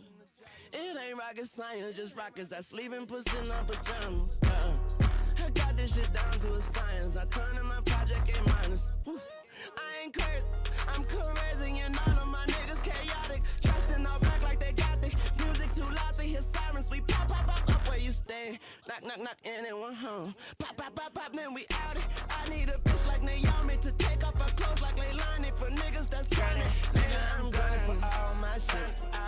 Grinding for all my shit. Yeah, I'm grinding for all my shit. I put time into all this shit. And I'm grinding for all my shit. I'm grinding for all my shit. Gotta take time with all my shit. Yeah, I'm grinding for all my shit. I got a new vision for all my shit. I don't know what to call that shit. I know I'm selling all of my cars, I'm selling all of my watches, I'm selling diamonds and all of that shit. Realize I don't need that shit. I'm trying to turn M's to B's in this bitch, and I ain't never paid to be with no bitch. I want that Bridget Bordeaux hanging over my bed, 50 million, one room. You could ask anyone out here who running the game, and they'll tell you the truth, man. They'll tell you, oh look, they fuck with me now. I think they hearing me now. Someone said, nigga, they taking you seriously now. I'm like, I think they just might be scared of me now, but it's all good. Niggas wrong every day. Niggas wrong every day. Going to LA where I'm trying to get high and do a song every day. Safe. We ain't never had to play it safe. I would rather stack it up and put it in the safe. Then peek inside the safe and see I'm running out of space, motherfucker. That's grinding for all my shit. Grinding for all my shit. Grinding for all my shit. I put time into all this shit. And I'm grinding for all my shit. I'm grinding for all my shit. I'm grinding with all my shit. I'm grinding for all my shit. All my shit.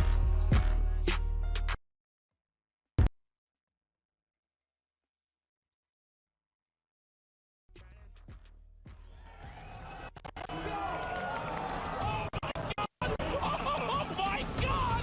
This game not yet. This is insanity.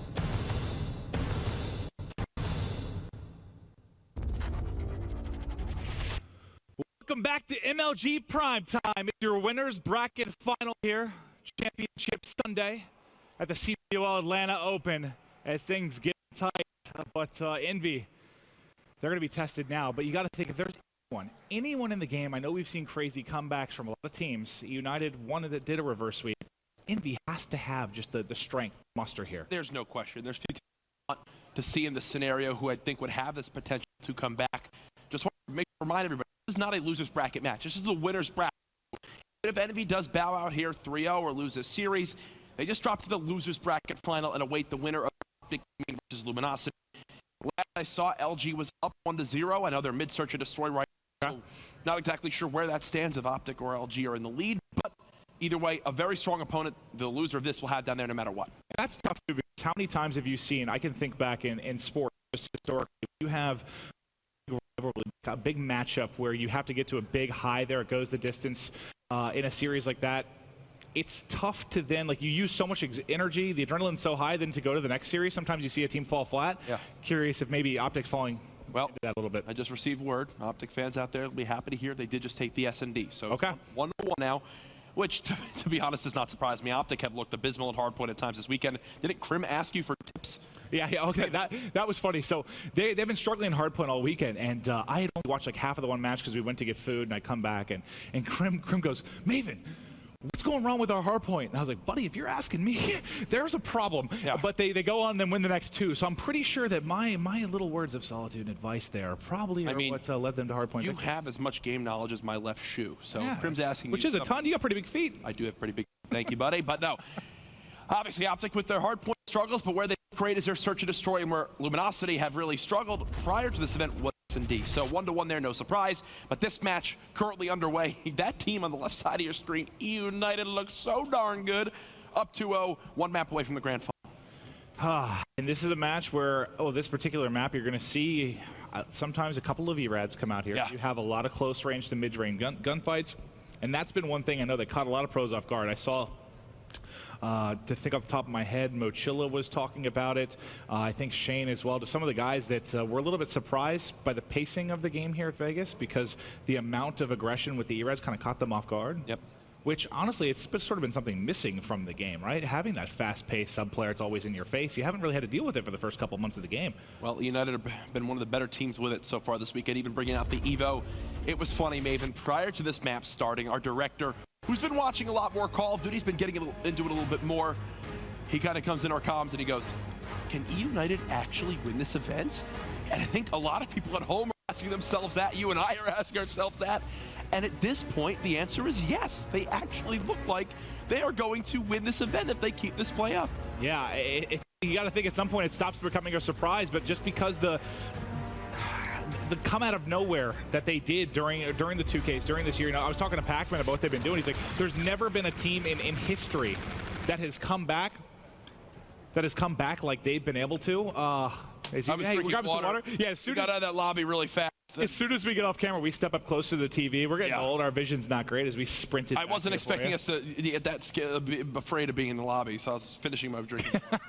We're good. All right, but now I completely lost track of my point. But yeah, okay. You were talking about Pac-Man basically said that no team has ever kind of come out of nowhere like this, where all of a sudden they go from this is a relatively unknown team. I mean, yeah, you've heard of a lot of the players, but maybe not at the top. Like if you're a top professional player, you haven't worried about varsities if you're Crim6. Yeah. And then all of a sudden, within a month, it's like, oh, why are we seeing these guys every single semifinal and final of the 2K? And that's the craziest part. Not only have these guys been great here, but we talk about their online presence. They've been in, more grand finals appearances than almost anybody? FaZe has been in 4. Oh, I can't think of this off the top of my head. They've got to be in 3. They certainly are right there. It's insane, and that's when it sort of shook for me.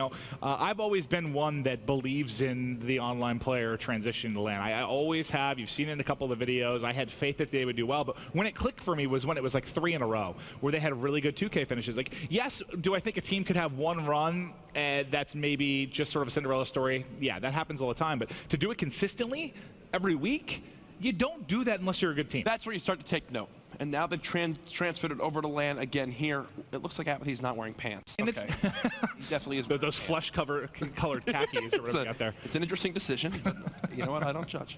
And then we got Daenerys, the leader currently of the United. Where his dragons are. Drogo! Yeah, right? Apparently he calls them in this weekend, but either way, what a pleasure it's been at the CWL Atlanta Open as we're getting underway with prime time. We've said it a few times, but I've been so proud of the production team and everybody here. Obviously, League Ops, everyone across the venue. I've been watching MLG events now for 10 years, been a part of them for really the last 2, and this is by far the best one I've ever watched or been a part of. My first MLG was 2004 in Seattle. That is how old I am. I was 12. Yeah. No, wait, 2004, I was 10. You were 10 years old when I went to my first MLG. This has been a phenomenal event. You like to see it, kind of quality get better when it comes to matches. Then also, from a production side, tournament overall, like I feel like every single facet from Vegas to here has just been upgraded. It's been brilliant. Adam Apicella and the crew have done a fantastic job, and our buddy Ryan Thompson behind the scenes from production. He doesn't get a lot of thank yous. A very thankless position at times, but he has been killing it all weekend long. It's been a fantastic event. Major shout out to everybody here as well. The fans this weekend, been such a pleasure to meet so many of you guys out there. We've had some great crowds, so many things to do here in the venue as well. Obviously the open bracket, the new setup, PlayStation VR, which I've seen so many people take part in. The analyst desk revamp that we've seen with the coverage of the open bracket, and obviously the stats, more stats than ever before that we've brought into a broadcast. We're ready though now for the restart to Game 3, Frost, Uplink, E United, Envious in your winner's bracket final. And what also is crazy, we've got Atlanta this weekend. We fly home. I have to magically come up with plans for Valentine's Day. Hopefully Kat's not watching. Babe, if you're out there, I'll figure something out. My birthday's Wednesday. Kat, expect to have a 6-pack of beer and some pizza. Hey, for me, that's a beautiful Valentine's Day. That's your normal Tuesday. I'll probably end up seeing the new 50 Shades of Grey movie or something. All right, let's go ahead and move on to this Game 3. United, they've yet to drop a respawn to Envy. They're 4-0 across the hard points and the uplinks they've played. And now they look to keep that pressure going now. Because again, just like the Optics, the FaZes, you cannot leave any opening for Envy to begin to come back into a game and series, because guess what? They will take that and run with it. And you got to think United knows that very well, because they did that to Splice, right? They were down 2-0, and then they went 18-1 in Uplink. If you shatter someone's heart like that and just break them, it allows for that run. So let's see if maybe Envy is able to do that here. Or will we see United sitting at top 2 with Envy having to try and fight back, Jack? I never thought that would be something that was said. I even had a United coming into my top 4 this weekend. Gunless going to fall back for now as he waits for his teammate in middle map to maybe clear that lane out for him. Won't happen as R-Cities does lose the 1v1 engagement to John, but Gunless tried to pressure towards that cliffside. It didn't work out there. And again, the Evo from Silly gets brought out in Uplink on Frost. He loves it, man, and he's making good work of it. Drone going to be now in the hands of Apathy. He's just kind of flirting with the outskirts there, trying to group up with his team as they begin to push forward. JCap gets one kill outside of Cairo. That's going to allow Cryo, as they're going to allow them to push forward, and now you're thinking about getting points on the board. Here comes the push out of Robo. Shots in, able to find one, but it's R-Cities answering with 2 of his own, but the one-pointer is through. It's 4 down, but you get something on the board for Envy. Not enough of a hold there for E-United. Beautiful stuff for Envy to at least get themselves a little bit of momentum, but you see right there, the goal on this map, get the drone, get it into Robo, get it towards sub-bay, move up with your teammates, and now you got a lead blocker in a Scarab. Unfortunately, I do believe the player who called this in is actually dead, so they will be able to answer back with a 1-point play of their own. I was worried that might kill his. I thought that was going to kill his drone carrier for a second. When yeah, back well, there. That's why he got it so close. He wound up not popping it early. Thankfully, smart heads-up play there. 1 minute and 30 seconds into this game, and still low scored. R-Cities starting out beautifully. 8-3. He's got one more behind Dozer. Going to lose that gunfight as Slasher comes flying over the top. Well, the one player should spawn. Goes over the top. Pad, right? Can we get a bounce? No. Not going to go through. Honestly, John, do you think he could have beat the spawn and maybe gone in for 2 there? He hasn't realized he's getting chased by 3. Well, yeah, I was trying to look at and see exactly where they were coming up in that one, but I don't know if he would have gotten there in time. Tries for the 1, doesn't work out there, but either way, still got a ton of time to work with in this game. R-Cities 10-4, leading the map in slaying right now. No one is remotely close to the amount of kills he's put up so far. Dude, every time I watch the Evo, I'm not impressed by it. Even there when Erad gets that kill, I think a little bit quicker. No, I think that as he just continues to melt, but I think the Erad's incredible. I mean, that's been the thing that, again, has shocked a lot of these players. They didn't realize how good it was, and it comes in. You see, it seems like it's 3-bulleting people. It reloads so fast, gun up so quickly out of sprinting. It's phenomenal as a submachine gun, but Silly, you know, Scump doesn't use it because he's not comfortable with it. Could be a similar story there, but look at R-Cities again on defense. He is going off right now. Double positive, 13-6 on another 3 streak there. Gunless, the lead blocker, at least gets 1. Not enough of a follow-up, though, so far for United, as Envy should be able to stop this pressure for the moment and keep this game, like, again, there. Takes so long to finish off that kill with the RPR Evo. And this is what's interesting too, when you have these games where Gunless maybe isn't going off. Like he's having you know, not an incredible first half. He's 5-6. Somebody else is picking up the slack, right? I know he's been consistent as hell throughout this weekend, but there always seems to be somebody there. I've seen Pristini have monster games. I mean, the only one I can think of that hasn't really been crushing is maybe Silly, but he hasn't been bad by any means. He's been doing some of the dirty work. We know he's under the weather. He's doing enough that they're winning their games. Yes, and now CE United didn't catch it on our screen, but they did throw it in for a 1, so they will get the lead with a minute and a half remaining inside number 1. I mean, E-United right now, they just look like a championship caliber team with the performance they are putting on, as they're just in form at the moment. They heard you. Envy heard it, and they get a 1 point on the to tie it. That was a 7 streak for John, and that is what they need from him. 12-10. We know he has that broken middle finger, and is a guy, I believe he plays Claw, so some people ask maybe why that's tricky if you own a Scuff. If you play Claw, that's got to be painful in some capacity, I would think. Oh, I've never played Claw myself, but to those who do out there, man, I can't do it. I don't even know how you make it possible. John tries to get the 3rd, doesn't work. Either way, 14-11, nice start from him. Him and Apathy again. This duo, when they're on point, Envy are one of the best in the game, and they're doing it right now. Well, 40 seconds left in the first half. We'll see if anyone able to get a little bit of separation here. That's a couple kills coming the way of Envy, and now they're going to push around the top side. A little bit unorthodox, as usually you see most of the action in through sub-bay, but they're going to see if maybe you can get a shot up over Cryo. John able to trade out the kill. And now it's going to be in Slasher's hands. Do they try and push through for the dunk? They found another kill. He's going to try and slip through. Will the interception be there? Will the 1-pointer be in? He didn't even get it out of his hand. Oh, gosh. There's still some players from Envy to try and make this happen. Now they're all shredded. Nice defensive stand there from E-United. And R-Cities just resets it. There's not enough time for any play to be made off of this. So at the end of the first half, 2-2. I think both teams are really fine with that one. They can go into these final few minutes, see what they can do to convert this respawn game mode. Remember, we just watched E-United beat Envy in a game mode that they had yet to lose this weekend, which was Search and Destroy. But now on the opposite side of that, Envy have yet to win a respawn versus E-United, and now this is probably one of the closest they've been yet. All right, you see Envy. getting focused up here. Now, this map we know can be a bit 50-50, but I like kind of attacking towards that helipad side. I feel like I see more points go through. I guess I'm curious with your take on it with the swap. Still play pretty 50-50? Oh, for sure, for sure. It's simple. It just comes down to slaying for that first middle map control.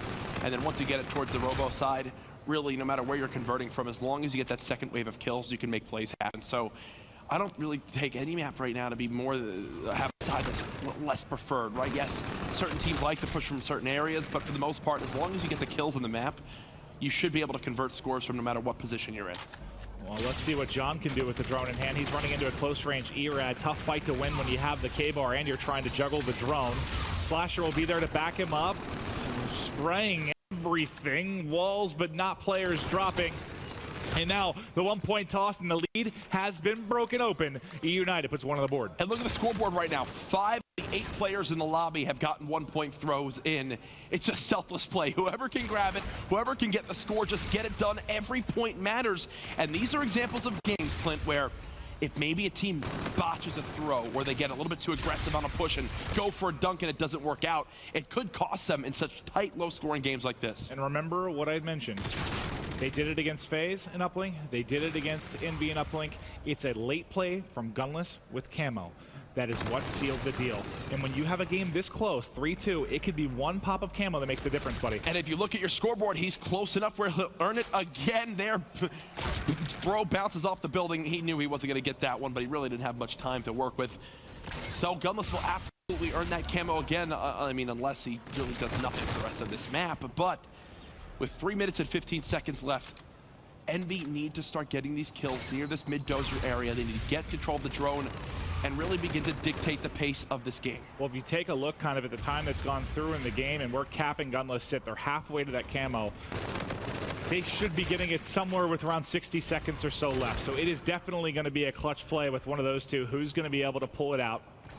Watching Pristini now as he's getting eyes on mid-map, but unfortunately the flank comes in for JCap, so that's one more kill towards that Camo, whereas Gunless finds one as well. He was their best push yet. For quite a while. This is their best push yet. Aptly trying to make something happen with the drone. Hasn't earned the reactive yet. One more engagement win. No, he doesn't get it as of yet, and he does die off. JCap is there, but the trades go in favor of Arcitys and crew. Again, it's happened all this map, but Slasher swings with 2 kills of his own, and now Envy will look to grab the drone again. Let's see if they can get something through. If they hit the top left side of the minimap, they might have been able to make a play quickly as the pressure was coming towards mid-map. Slasher needs help, though. He has 1 lead blocker in front. Apathy finds 2, but is it too little, too late? He's going to be able to get at least a 1-point toss off. He gets around the corner, gets around the edge, ties it up 3-3. What an individual play there from Apathy. JCap is elite, man. That throw that goes on in. He's got the lead blocker from Apathy as well with the Evo. 30 and 18, Apathy starting to go off. He's taking matters into his own hands as we have ourselves a tied game with 2 minutes left. All I've been staring at is the building of the Camo between JCap and Gunless. They've sat at pretty much the exact same meter throughout the course this one. Look at their stats, 15 and 22, 15 and 20. They've been in the same spot. It's like one gets a kill, the other gets a kill. One gets a kill, the other gets a kill. It's been nuts to see how tight it has been for those two. One little spree here could be the difference towards the end of this game.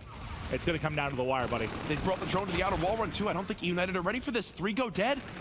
Gunless is last one alive. He's trying to go supplement his teammates, and he's not there in time. He gets killed off. Slasher there with the lead block. This should be a potential score for Envy, unless United can get an interception or a crazy stop on this throw. It's a miss. It's a miss. It's what I talked about earlier. This miss could define the game. The beatdown from Silly, and now E United are on the offensive. Oh, God. Another kill. You should have the edge there, but now it may be the counter opportunity for E United.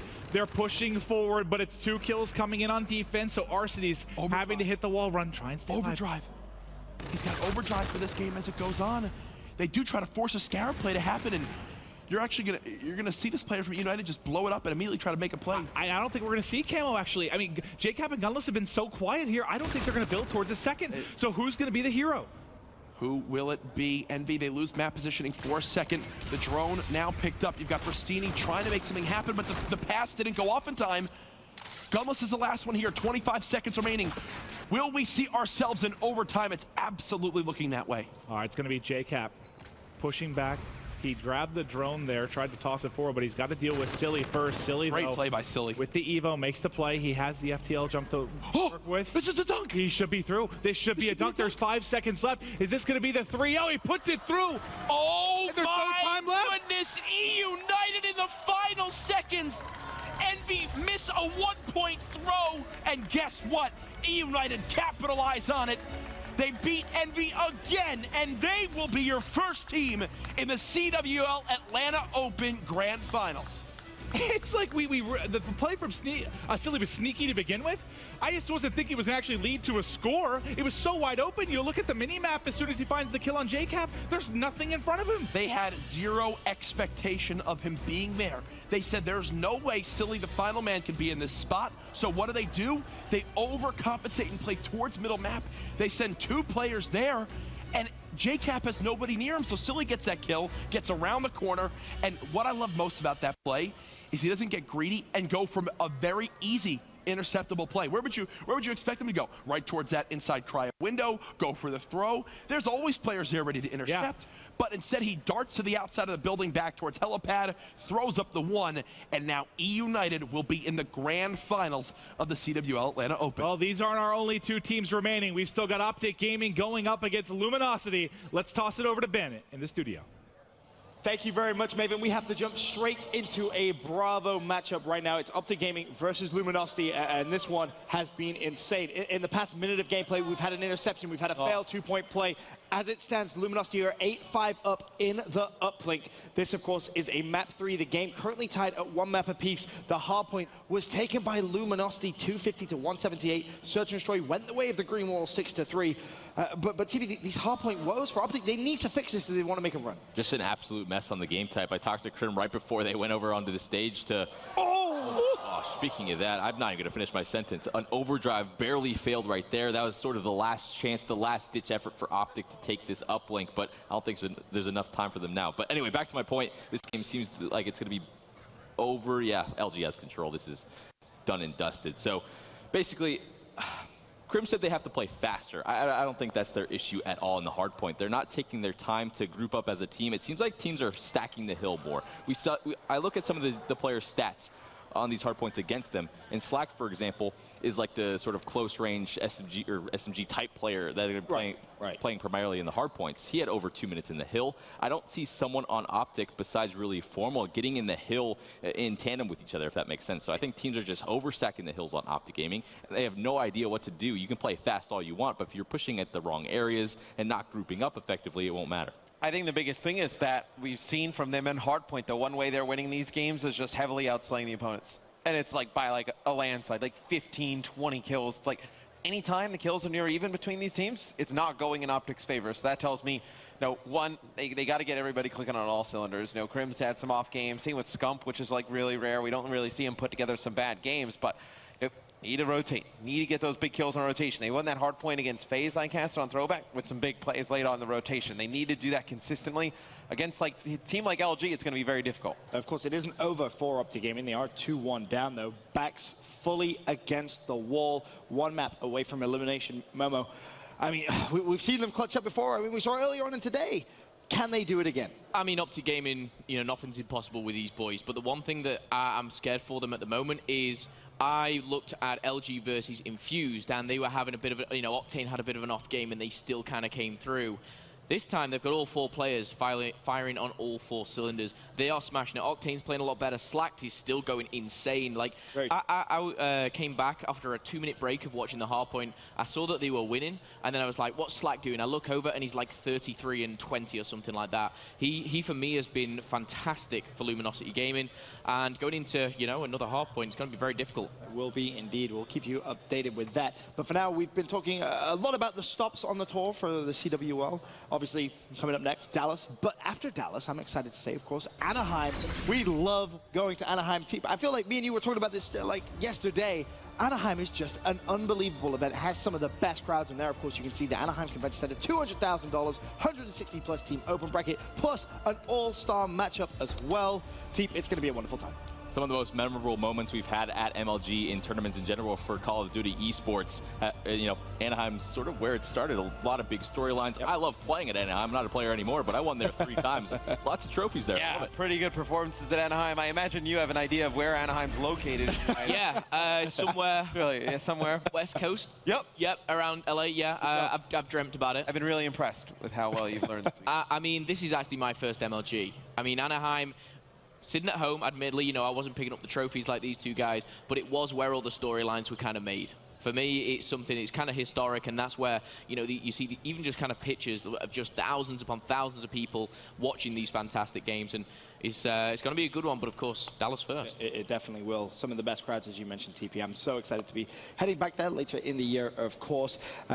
As we saw in the main stage, though, I do want to just kind of quickly touch on that, Matt. United, you called it a swift 3-0. That's a dispatch of Envy. 6-1 in maps against Envy specifically. Who beats these guys now? I feel like even though we've been saying like how good they are, we're still kind of like selling them short a little bit. Yep. I mean, I thought they were going to win that series, not in that fashion though. But I mean, this is a team that has not lost to anyone yet. You know, they're very good in the respawn game modes. They play really smart. Pristini in the search and destroys has been very consistent. It's going to be tough for anybody to beat them. I mean, right now, I mean, they have to be the favorites without a doubt. I mean, they have not lost anybody. You know, they've looked very strong in every facet of the game. It's either Gunless or it's Pristini. Every single game, one of these two puts an MVP performance on, and there's nothing that another team can do. Every time we see a Gunless popping, you know, a 40 bomb in Hardpoint, Pristini going off in the search and destroys, we saw in the retaliation. It was like the 3rd round. We looked away for 1 second. We looked back. He's at 9 kills already. We're like, what is going on here? Just the 1v1 situation's going so well for these guys. And MVP.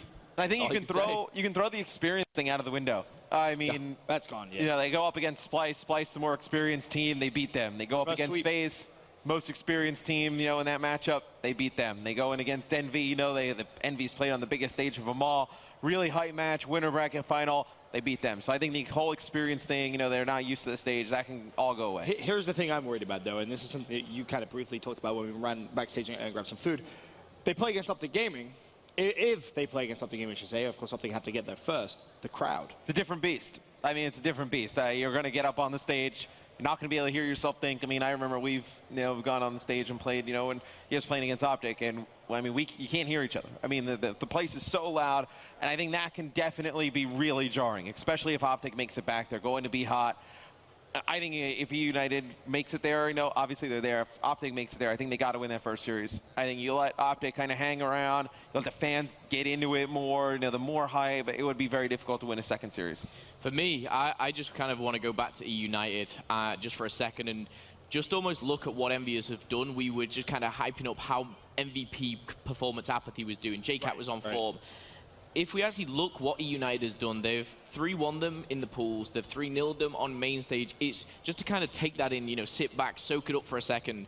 It's almost kind of surreal of what these 4 players are actually doing. And I just think, you know, can anyone stop them right now? And I think Optic may need that 5th player as the crowd if they get there. And they haven't had an easy road. I mean, they beat the, one of the best teams, if not the best in Europe in Splice. Then they go past FaZe, who's a very tough team, one that we may have considered, you know, a favorite coming into this one. And then Envy, they beat them after how good Envy has looked all tournament long. I mean, it has not been an easy road for United as well. Very true indeed. Of course, though, for Optic Gaming, if they do want to get all the way to the grand final, they have to go past Luminosity Gaming, a team who, I mean, they've had a fantastic, fantastic event so far. A lot of people kind of doubted them a little bit coming in. But let's take a look at their journey through the bracket so far.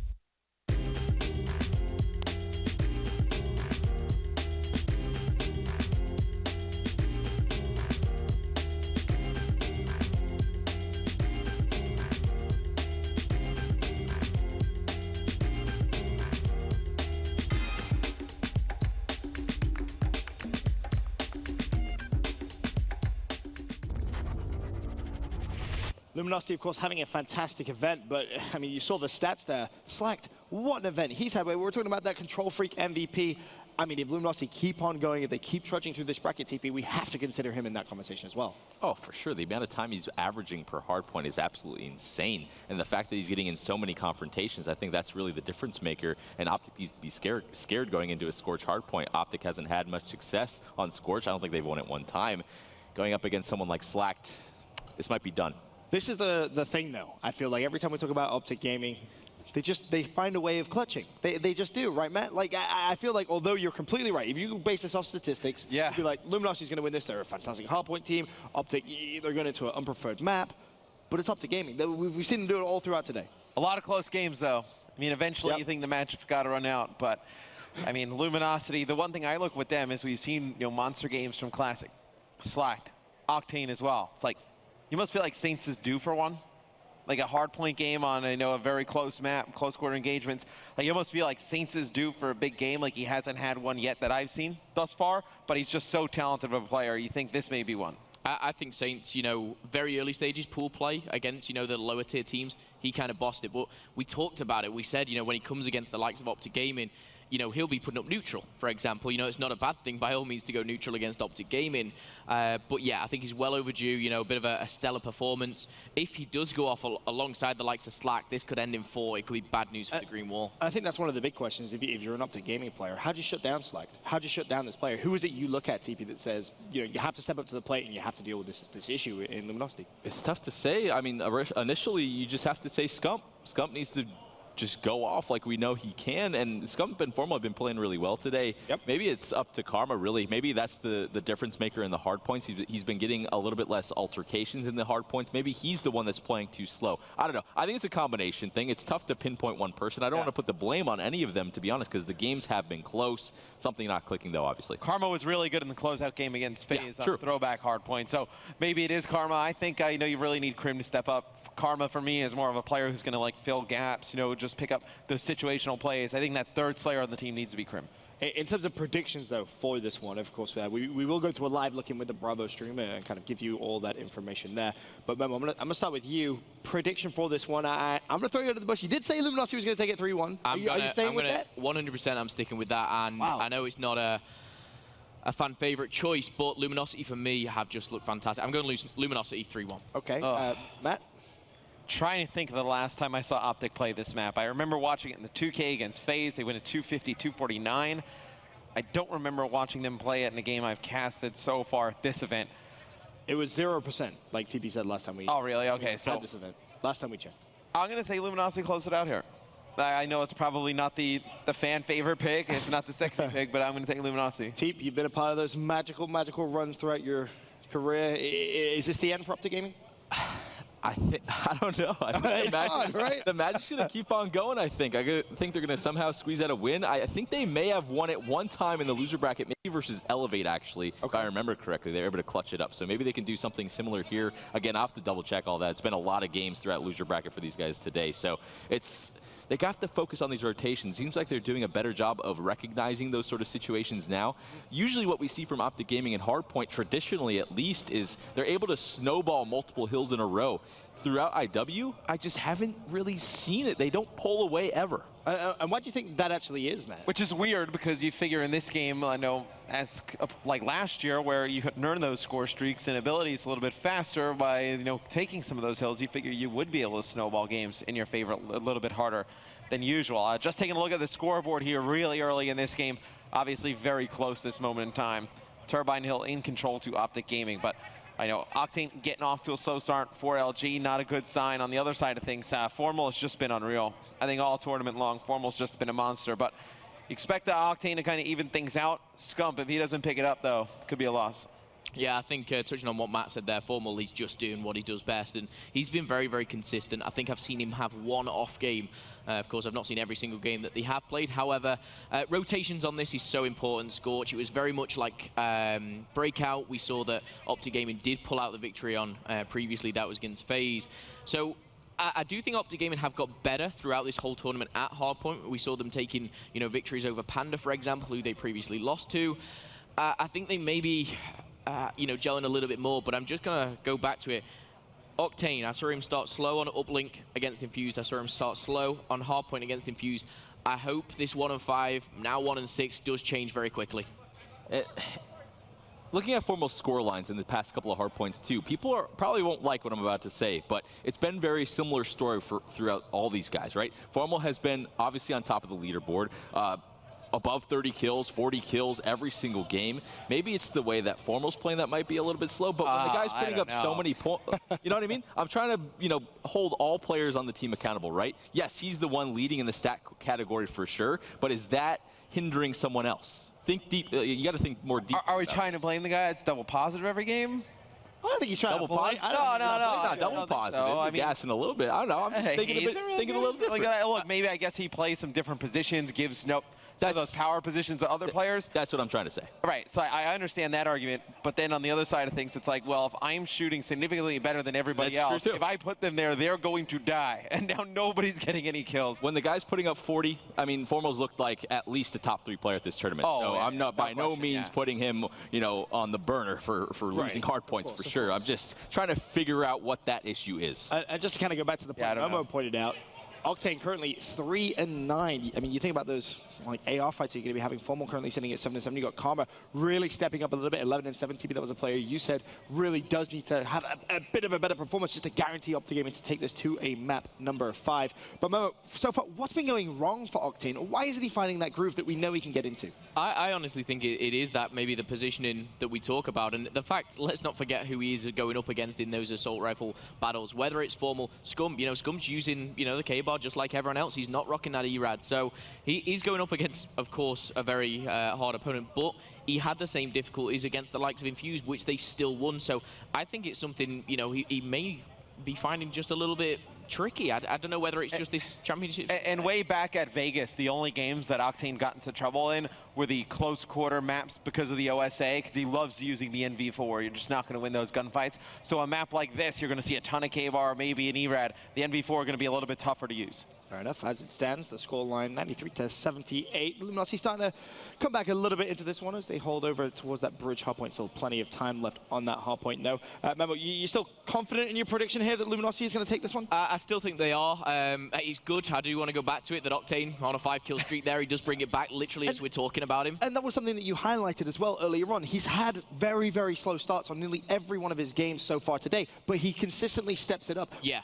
How is that happening, Omar? Is it just he's catching fire? I mean, if someone is a slower player at the start of the game, I don't want to say that's him, because I've seen this guy for years and it's not been the case. He's always been the one, almost been the one with the highest KD, the top slayer, if you like, sitting back, getting those important kills. I think he may have just had a bit of another slow start, but he's found his groove. He's 12-12. At least watching, for me, the biggest thing that I can kind of take from this is like you watched a ton of last year. When Optic Gaming would get off to a pretty good start and the main slayer for the other team would struggle, they would not be up by like 20 points. They'd be up by blowout games. 120 points. 120 points. Yeah, it just seems like they're just letting these teams hang around for way too long. When it's like, we have the advantage early, we got Formal really click in, all they need is one other piece to get going.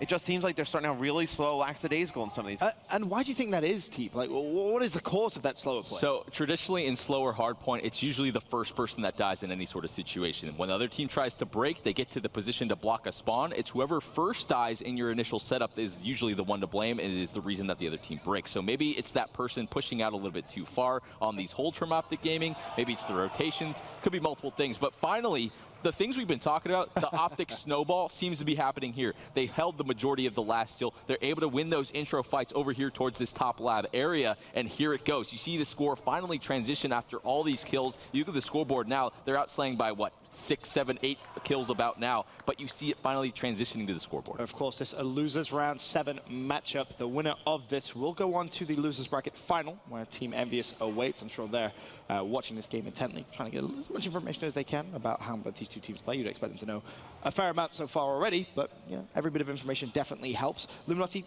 trying to come back into this one, Matt, but has Optic Gaming done enough already, do you think? No, I don't think so. I think you're going to see the next 10 or so seconds go to LG.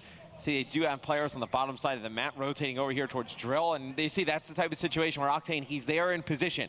He's in the right spot for Drill. It's just that NV4 versus K-Bar battle. It's very difficult up close.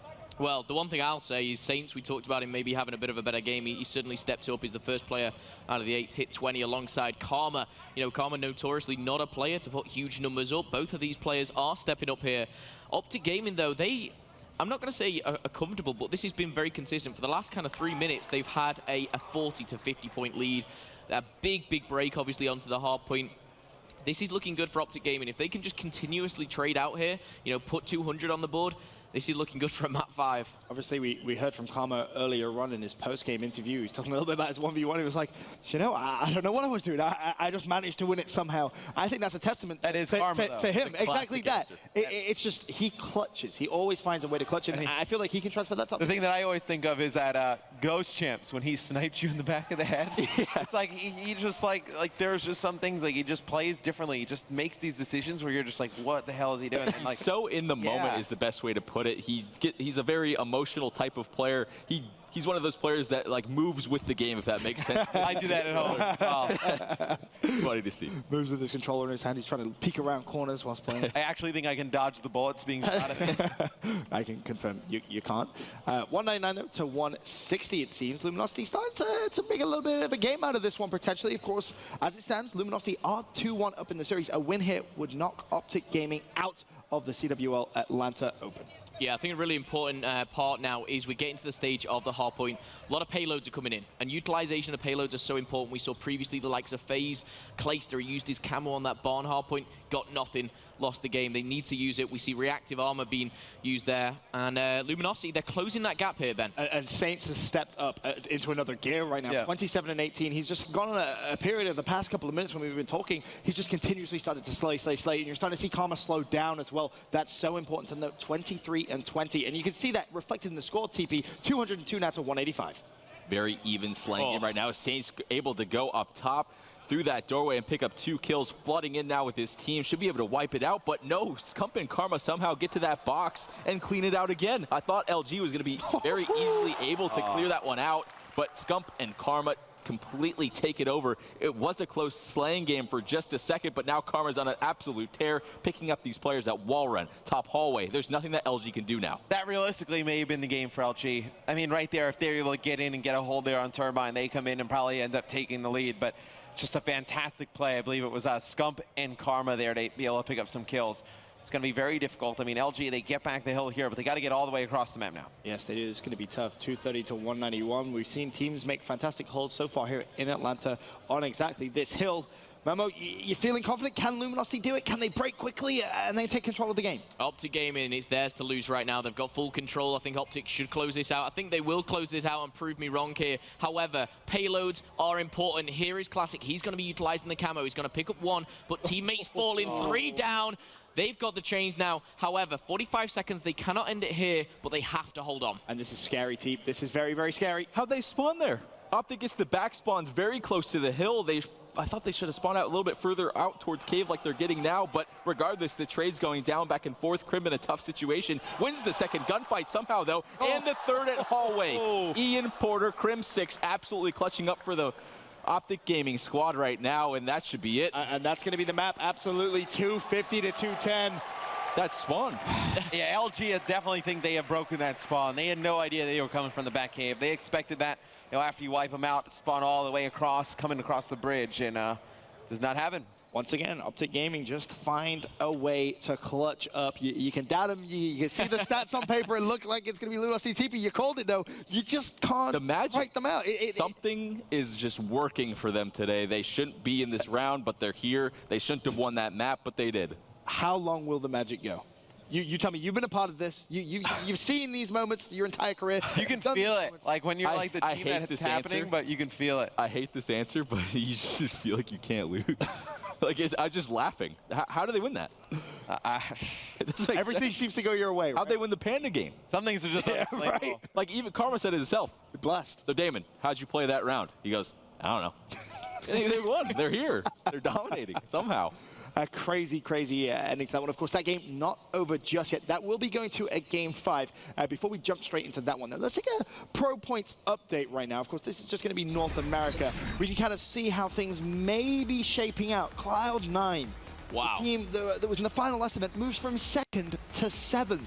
Panda Gaming moves from 13th to 8th. Rise is now out of the top 3 as Panda well. somewhere dancing. I mean, I imagine the Panda mascot is definitely having a fun time with that news. Allegiance drops out of the top 9, and bear in mind, you would need that top 9 to make it into the Pro League. United guarantees themselves the top 3 as well. I mean, Matt, that's a lot of changes right there. What's your take on that? I mean, that's a lot of changes without counting, you know, all the pro points on the line at ESWC next weekend. I mean, Cloud9, they go from 2 to 7. Realistically, they throw up another dud of a performance. They find themselves right with Allegiance outside of the top 8. Right, a lot of changes in North America, but let's take a look at any of the changes that may have occurred over in Europe. All 6 pool play teams got top 16, further distancing themselves from the rest of Europe. Top 6, of course, make the Global Pro League. I mean, are you expecting to see any different teams, Momo, try and break in, or do you think that top 6 is now potentially settled? I think that's is pretty much set in stone, and the one team that I really had a lot of hope for was Epsilon. You know, they had to fight through open bracket. They did. They made it out alongside Imperial, but I thought Epsilon would go on maybe a little bit more of a run. They actually dropped out, of course, a little bit before that. I spoke to Desire. He was so disappointed. He was behind on pro points, that squad, before they came here. They needed a big performance. They didn't provide.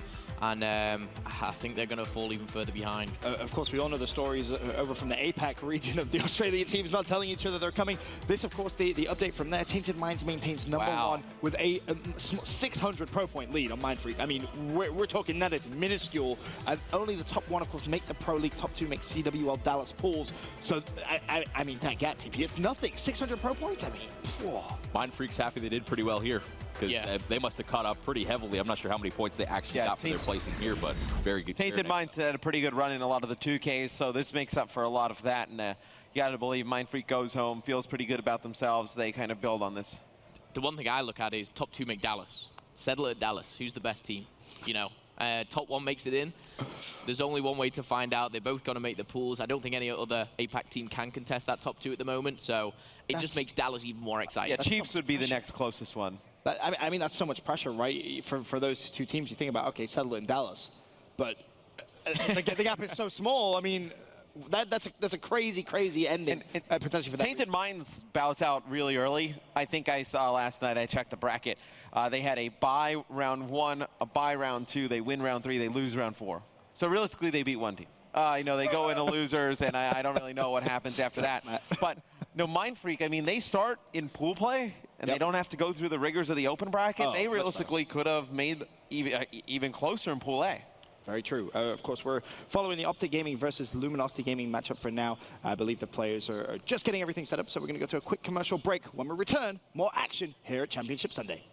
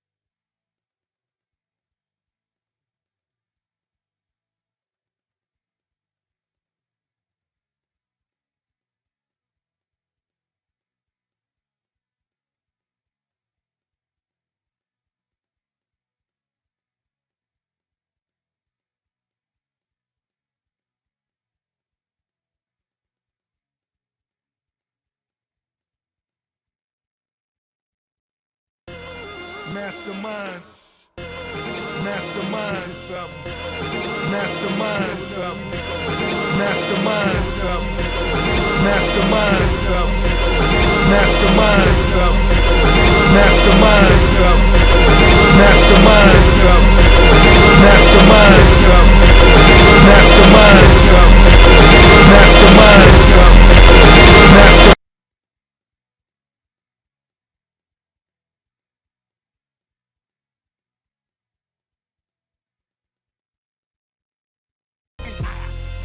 name in the car star.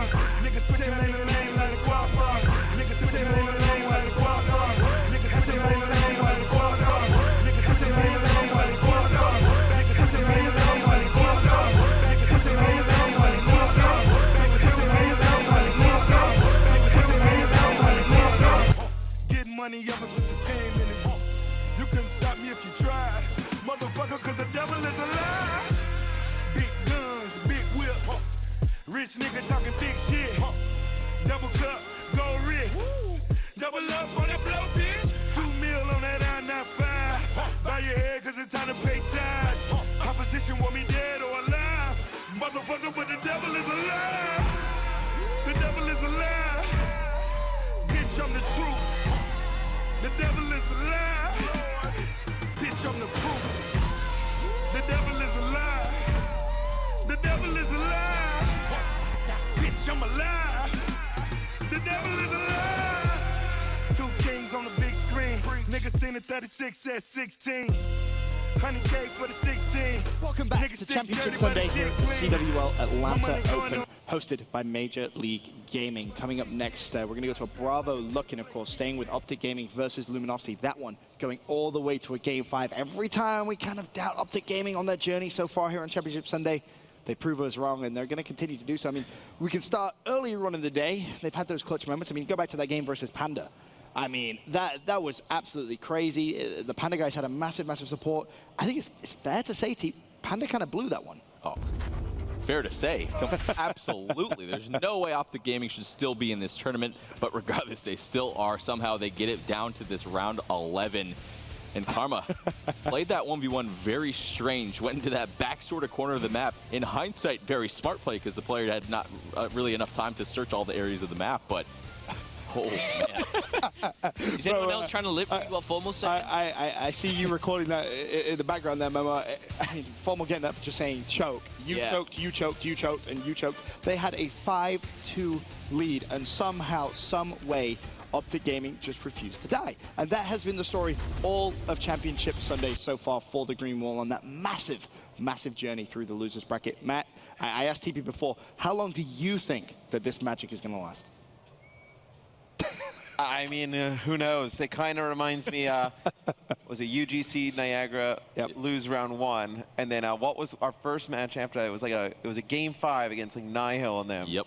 I think we ended up winning it, and then it was like a Game 5 against Vex. Yep. Next time, it's just like you start creating this magic Game 5, Game 5, Game 5, and then by the time you get back on the stage, you just feel like it's all yours for the taking. I feel like the worry for many of you look back in Call of Duty esports history is though too many Game 5s can take so much out of you. Because bear in mind, as soon as you get to that grand final, you've got to win 2 other best of 5s. It's not like it's just one set. Team, are you maybe worried that they may run out of energy, or is there enough still left in the tank? I mean, it's a factor, but I mean, let's be honest. How much do these players grind on a daily basis, right? True. They're used to playing this amount of time for sure. Yes, the matches are more stressful. There's a lot more on the line, but when you get a bunch of those wins in a row, especially coming off of a big Map 5 number win, which it could definitely happen right here. Yep. When you go on to the next match, you have such a momentum edge on your opponent.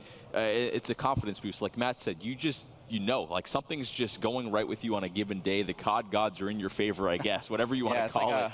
It's a weird thing to explain. It's like you just kind of have this feeling like you have no kind of proof or whatever, but you just feel like you're just going to win. And one more point. When you've played that many maps in a row, all those weak maps you may have had, you're learning a lot each time you play it on a different type of opponent. So that's definitely going to help them go. The maps start to blur together. You just don't even remember what's going on. Well, we can jump straight into our live look-in over on the Bravo stream. Of course, Optic Gaming versus Luminosity. This a Game 5. Loser goes home. It's the first round here in the Search and Destroy. Memo, I want to ask you a question, though, before we get into it.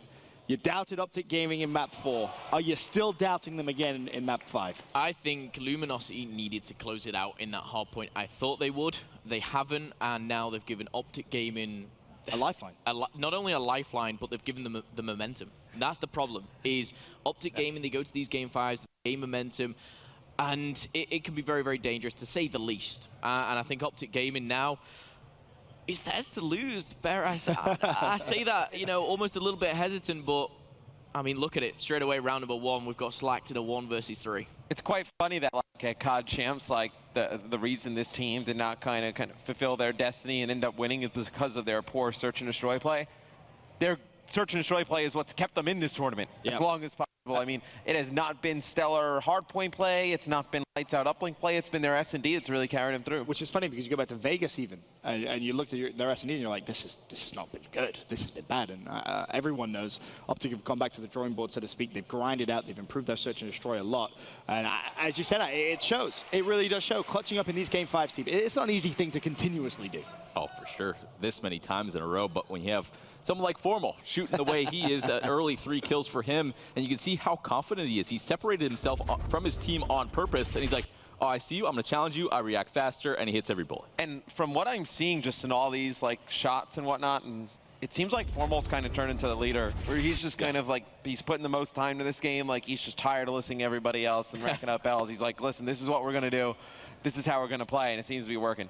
Well, he's 3-0 now, so he's doing something right. And the one thing that I say is, with Optic Gaming, a nice, quick, easy round, I would say there. Straight away, you get that 5th player, you get the crowd. Optic Gaming, that green wall is stood behind them. We can feel it from here. I mean, you guys at home probably hear it as well. But they feed off that. The likes of Formal, when he hears that, he gets 3 in one round.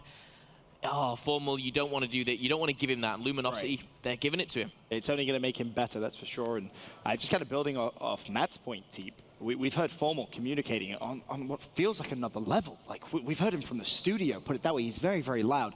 Do you think he is kind of turning maybe more into that shot caller now for Optic Gaming? Not sure if it's shot caller or just trying to get the energy going. Formal's been probably the loudest person, which you're not really used to on this team. Usually the calm and collected one. But I guess when if I was playing an event like Formal is right now, I'd probably be screaming like crazy too. Oh, it's hard not to, right? You're having a fantastic, fantastic event. Unfortunately, though, for the Green Wall in this round, it will be a 4 versus 2 in favor of Luminosity. Make that now a 1v3. Crim Falls tied 1-1. Matt, overall, how do you see this map finishing out? I think, you know, obviously Optic, they have the strong S&D play coming into this. You know, Luminosity, it's really what they worked on after Vegas too. I mean, their search and destroy was pretty poor at Vegas. They come back, they completely retool. So this one's a very difficult one to kind of predict. I do want to say, you know, piggyback on TP's point, it's like when you're the overwhelming favorite, everyone's telling you the best team in the game, you go through pools, you can kind of coast through a little bit, and then you get that first round game, and you know, it's hard to kind of get that sense of urgency or kind of feel like in the moment like how important it actually is. I think that's what Formal's really trying to do for these guys, is make them realize the actual moment they're in right now, how important it is, and to really focus up. Obviously, in Vegas, regarding Luminosity, we criticized them quite heavily about their search and destroy play. very, very similar to Optic Gaming, ironically enough. And they've done the same thing, right? They've improved their search and destroy play. We were very, very impressed early on in the tournament with how much they were clutching up and how comfortably they were taking their search and destroys. I mean, what is going to be going through their mind now, TP, going up against Optic Gaming in this Game 5? How do you think those players are going to be feeling?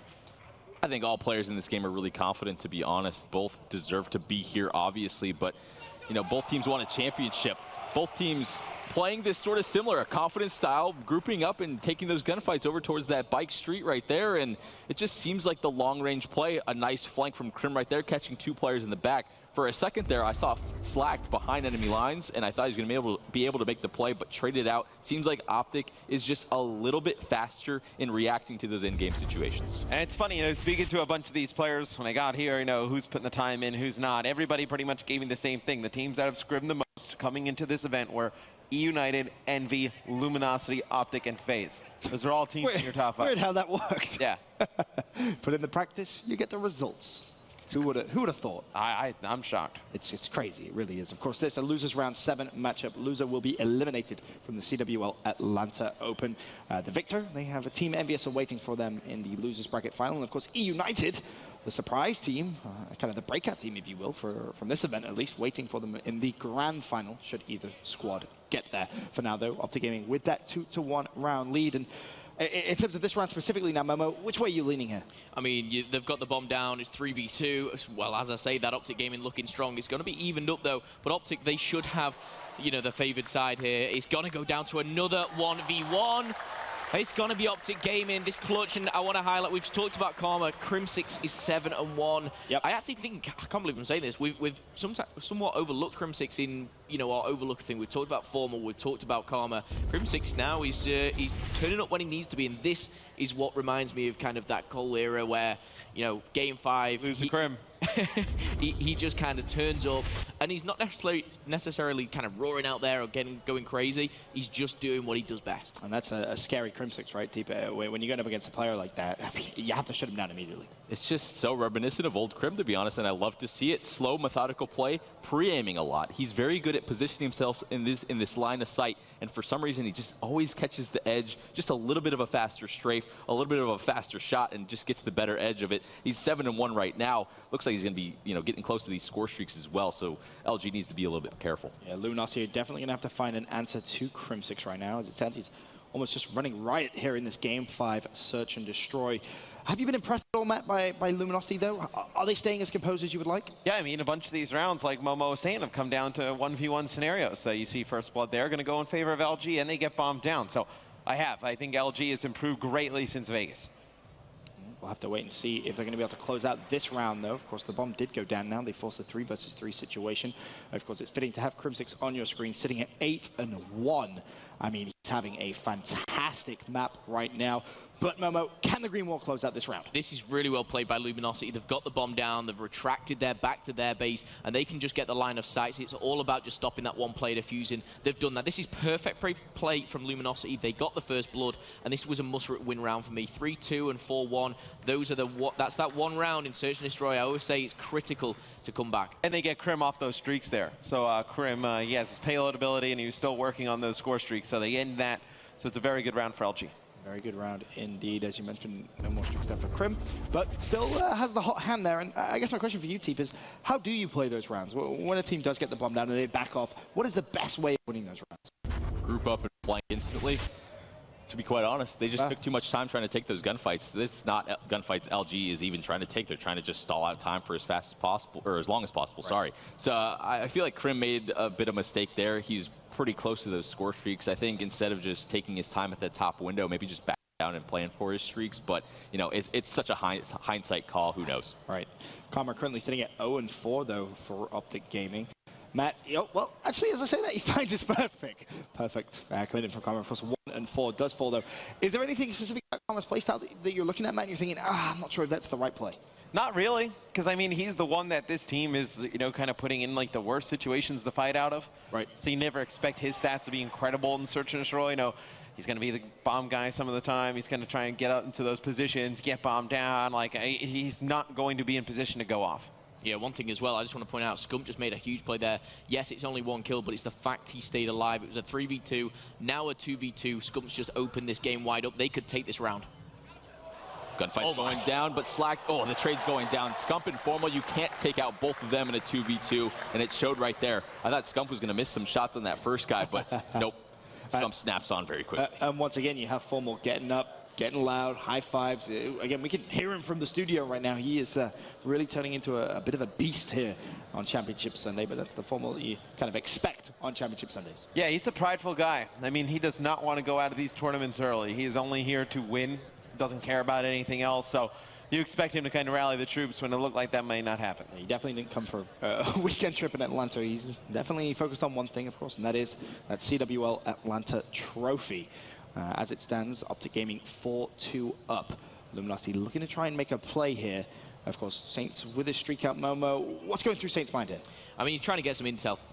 He gets the intel, but it's not really going to reflect. It's not going to help them that much. But one thing it has done is told Optic Gaming, this is where we are and this is our plan. And Classic's going to pay the price for that. Karma, though, he gets his second kill on the board. He is actually trying to back off, caught off guard. Crimsix, fantastic trades.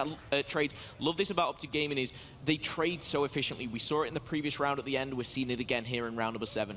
Crim always seems to find himself in a fantastic position just to find those trades.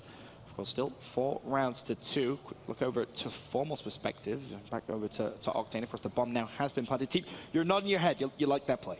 I like the overdrive there. Overdrive to get next to your teammates. They're in a 3 versus 2 situation. All you need to do is group up and take gunfights wherever they're positioned at. Scump, oh my gosh, I can't believe he stayed alive right there. That's absolutely huge. Octane now stuck in a very tough situation. I love that as well. It was like he stayed alive, and then you saw both of them. 2 players from Optic just push so heavy. And it's all about teamwork. No one went solo. No one went for the hero play. Optic Gaming That was crucial. It's Scump staying alive. Like, I'm not sure. I'm not even going to give Scump the benefit of the doubt there. I think that was maybe a little bit of sloppy shooting from the player of Luminosity, but this is the complete opposite of what we saw against Panda. Optic were 5-2 down against Panda. Now they're 5-2 up last map against LG. I mean, you have to feel like they have a ton of confidence now, right, Matt? Surely Optic Gaming close this out and push through to the losers bracket final. It's going to be tough for LG. I mean, the crowd around them's into it. No, for the side of Optic Gaming, they got a lot against them right now. But, I mean, you're able to take this around the defensive end. Maybe you kind of, you know, you can go back towards that silo side on offense, make something happen, get your way back into it. Potentially. Of course, as we said, Optic Gaming 5-2 up. Team, again, you're violently shaking your head. You love that. I'm shaking I'm nodding of approval because I saw them make a mistake earlier in this tournament where they had a Centurion and they didn't go for a quick plant. But this time they're just super confident. They do it right away. They have to LG has to worry about that payload. Gunfight's going down back and forth, but you can see Saints affected by that payload just a little bit before it's taken out. Gunfight's going down back and forth. It's even numbers, and Saints is going off right now. Saints just disrespect. He just read straight up formal. Doesn't care who it is. And now you have yourself a 2 versus 2 situation. Octane and Saints up. Of course, this is LG's tournament life. They need to hunt down Scump and Karma. Saints last man up, 11 seconds. The time is ticking. Will Saints be able to do it? No, he will not. And Optic Gaming somehow, some way, stay alive again here at the CWL Atlanta Open. The fairy tale continues for the Green Wall. It doesn't look like they're going to get beat anytime soon. However, up next, they have to go through Team Envious.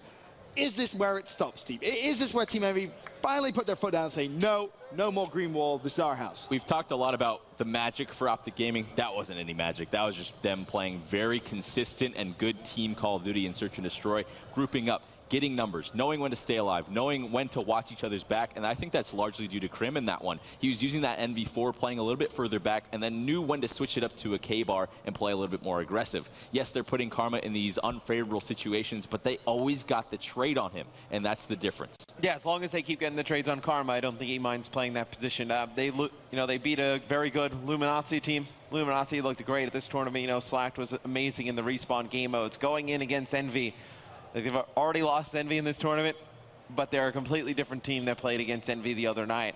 I think it's going to be a very close series, probably a Game 5. Yeah, and for me, touching on what Matt said there, 2 different completely teams. You know, Optic Gaming, 2 Game 5 wins. Formal, he just looks fierce. Every time he wins, he's telling them, get out, get out. This is my tournament, and that's what I love about it. And Envious, they've come off a big loss against the United. They lost against them in pools. They're probably thinking, we were on a real good run here. And, you know, they're found in loser bracket. It's, I'd say, a very hot Optic against maybe a bit of a cold Envy now. So a tepid. Yeah, a mild warm. A quick point to note on as well is Optic was sort of making some excuses yesterday for the long wait. Now the roles are reversed in that sense when they're playing against Envy again. So now's their time to get that redemption. Yeah, no excuse now.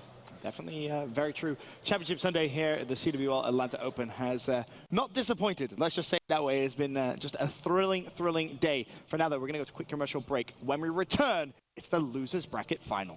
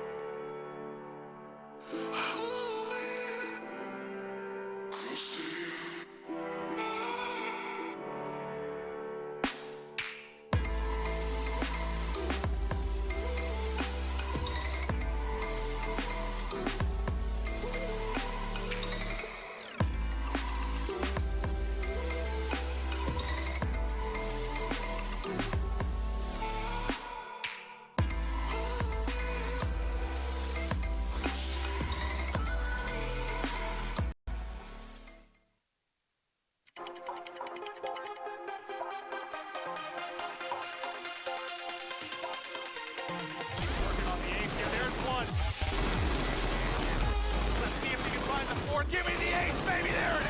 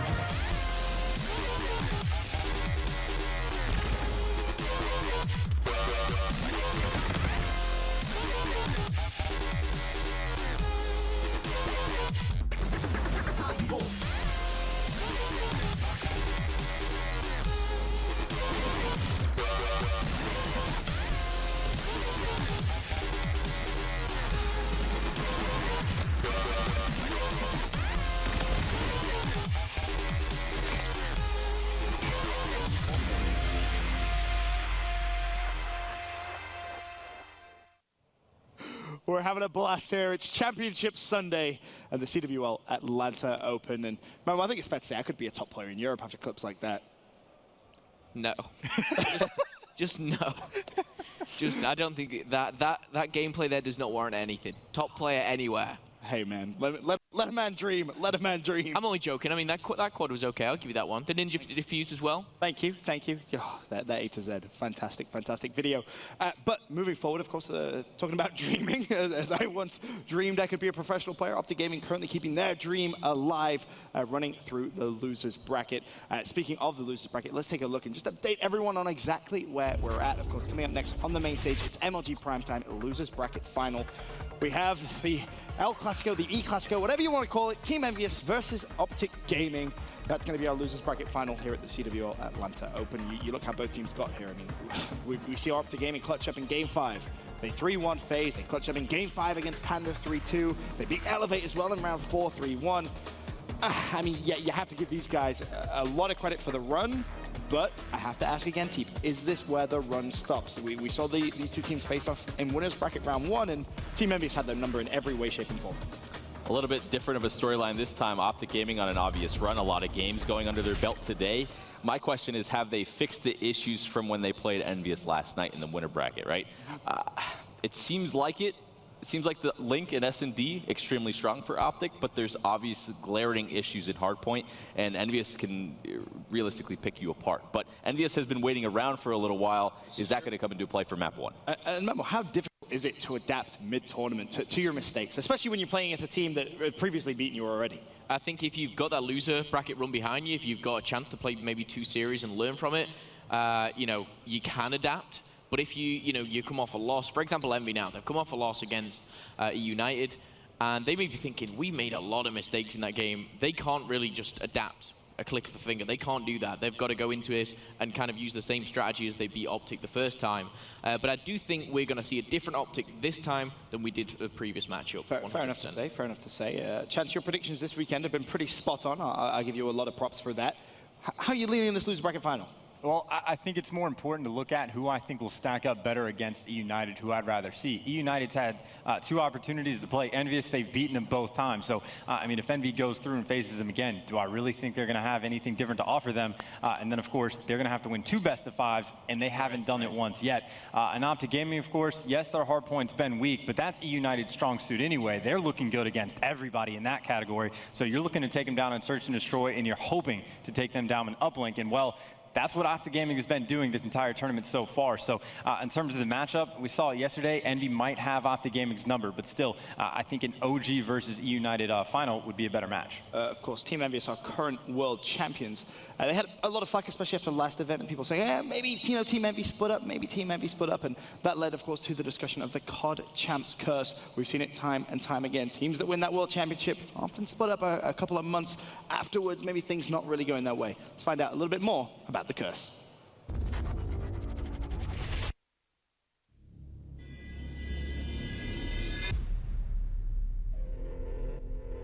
Speaking of the Champs curse, when you look at Impact, this is a team that won Champs Black Ops 2 2013.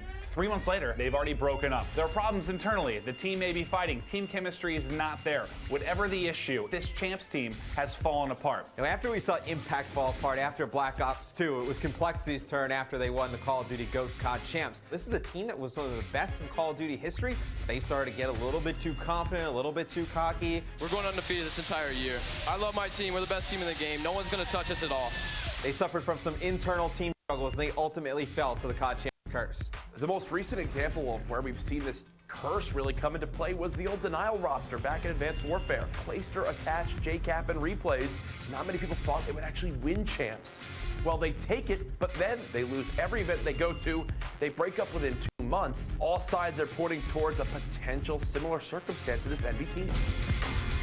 You can talk about the Champs curse all you want, but let's be honest, it's BS, and it's just a few fun facts that are fun to throw together. Envy, realistically, they got off to a slow start, and for good reason. Apathy just got married. They didn't have as much time in the game as they wanted, but now everyone's back. They're focused. They're on the grind, and they know that they're behind in pro points. Atlanta is going to be a huge tournament for them. They have to finish in the top 8 or even higher if they want a chance of getting into the Big 9 that will advance into Stage 1 of CWL.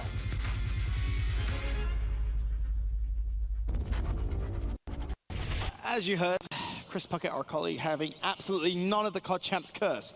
Well, I have a world champion on the desk, so it's only fair to ask. Teep, is it real? Is there a curse, you think, or is it all just, made up stats? It's made up stats for sure. Usually when something like that happens, there's clear issues with the team that either go unresolved for an extended period of time, or a player or a few just aren't playing up to the caliber. And esports is very competitive in general. It happens sometimes where someone can go on a bad streak of just not playing great.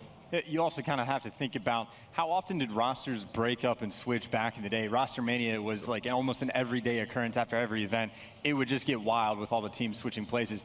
Pretty much since the start of Black Ops 3, occasional roster changes here and there, but certainly nothing too substantial. This Optic Gaming team has been together since AW. Envy's been around for a long time, like all of these top teams. FaZe again since AW. So it's been years since we've had a major roster apocalypse. Very true, very true. Mamo, you a COD Champs curse believer? Do you believe curse? I'm with T and Maeve, and I think it's complete BS. I don't agree with it at all. I think one thing that you can do is maybe get a little bit complacent. If you win a tournament and maybe slack off and be like, yeah, we just won. We can take a week off, but that's when teams catch you up, and that's where the likes of Complexity, obviously in their day, they didn't do that. They just carried on. That's why they won tournament after tournament after tournament.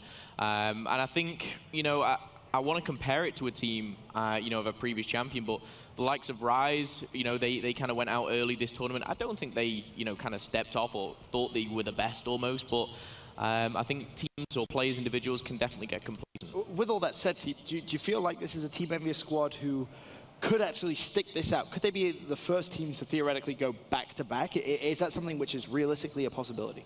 100%, especially with how we see how well they're playing. It seems like each of these all-star players on the lineup take turns going off, and that's exactly, it's a formula for success, right? One person can't go off every single game and have a superstar performance, but when you have multiple people that have the potential to do it on a consistent basis, it kind of relieves the pressure from some of the other star players. So with their makeup, with how well they've performed against elite talent in Call of Duty in general, they had one bad tournament. There's no reason to even have that talk right now about them breaking up. The fact that that was even brought up is a little bit silly to me. Of course, they responded with that kind of poor performance, which they had other variables, such as apathy, getting married. Of course, a lot of people know that now. They've responded very well. Of course, they're here in the losers bracket final, trying to get back into that grand final. They played very, very well. They played Optic Gaming already in this tournament, and they beat them. They made it look simple. It looked as if they just knew everything Optic Gaming was going to do. They played cool, calm, collected. They didn't panic at all. Are you expecting a different Optic Gaming this time, Chance? Is this an Optic Gaming now with all that losers bracket momentum? Are they going to come here and potentially find themselves in another grand final? Again, I think it's kind of like when they played FaZe. I think the maps really have to go their way for them to have a pretty good opportunity of this. Again, Envy had their number, and pretty much again, if I remember correctly, it was a pretty easy victory for them overall.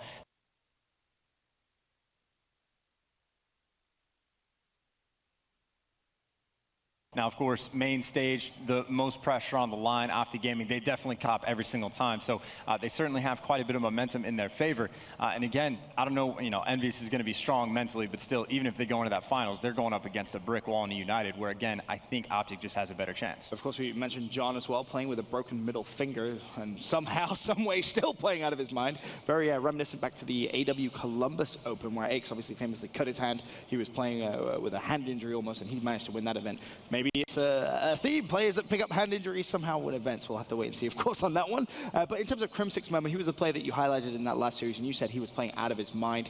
Is he someone, again, you're looking at in this series specifically? Yes. He looked like the old Crimsix when we saw him in that previous game. When we saw Crimsix on the main stage against Envious last time, it was just, I would say, a 75% Crimsix. It wasn't the Crimsix we just saw. So he's going to be going into this super confident. Yes, he's always super confident, but I think deep down, sometimes you will be, feeling a little bit more. And I think going into this, they've come off 2 Game 5 wins. They've got to be going into this and going, you know what, Envy, you took us last time. It ain't happening again.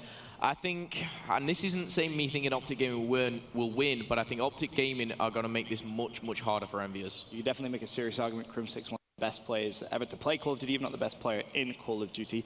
So with that said, let's take a little bit of time to learn a little more about Crimsix. The thrill of victory has become quite familiar over time. And nobody knows it as well as I do. The money, the fame, the feeling. They say it's more difficult to stay on top than it is to get there. The thing is, I've been on top for years. I've always approached situations with one idea in mind, that I will do anything I need to do to win. Over time, I've watched veterans fall, old teammates turn into rivals, and new players entering the spotlight.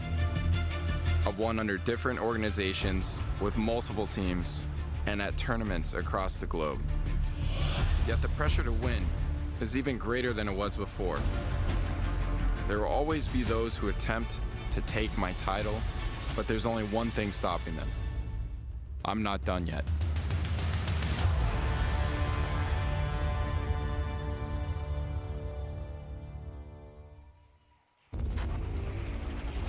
Shout out to all of the production team here at MLG Atlanta. That is a fantastic piece, and obviously you hear from Crimsix that he is not done winning yet. Those videos are a fantastic insight and look into a lot of our players. Sadly, didn't get to use all of them. We definitely have some stored, that's for sure. But in terms of this next matchup, the losers bracket final, Optic Gaming versus Envious. I'm gonna go down the line before we get this one underway. Momo, predictions. Optic Gaming 3-2. 3-2. I think we're going all the way. This is going to be one hell of a series. Okay, bear in mind, of course, Team Envious did beat Optic in winners bracket round 1. Chance, which way are you going? Envious 3-1. You're going for, that was the same score as last time, I believe, was it not? I can't remember. Maybe Envious a 3-0 or 3-1, but either way, you're saying Envious. I fully believe in the loser bracket run momentum, Optic 3-1. Optic 3-1, of course, is a player who's no stranger to those loser bracket runs. You've done them famously before, and you've won events from those loser bracket runs. Is the loser bracket run dream still on for Optic Gaming? For now, we're going to go to a quick commercial break. When we return, though, it's losers bracket final. Optic Gaming versus Team Envious.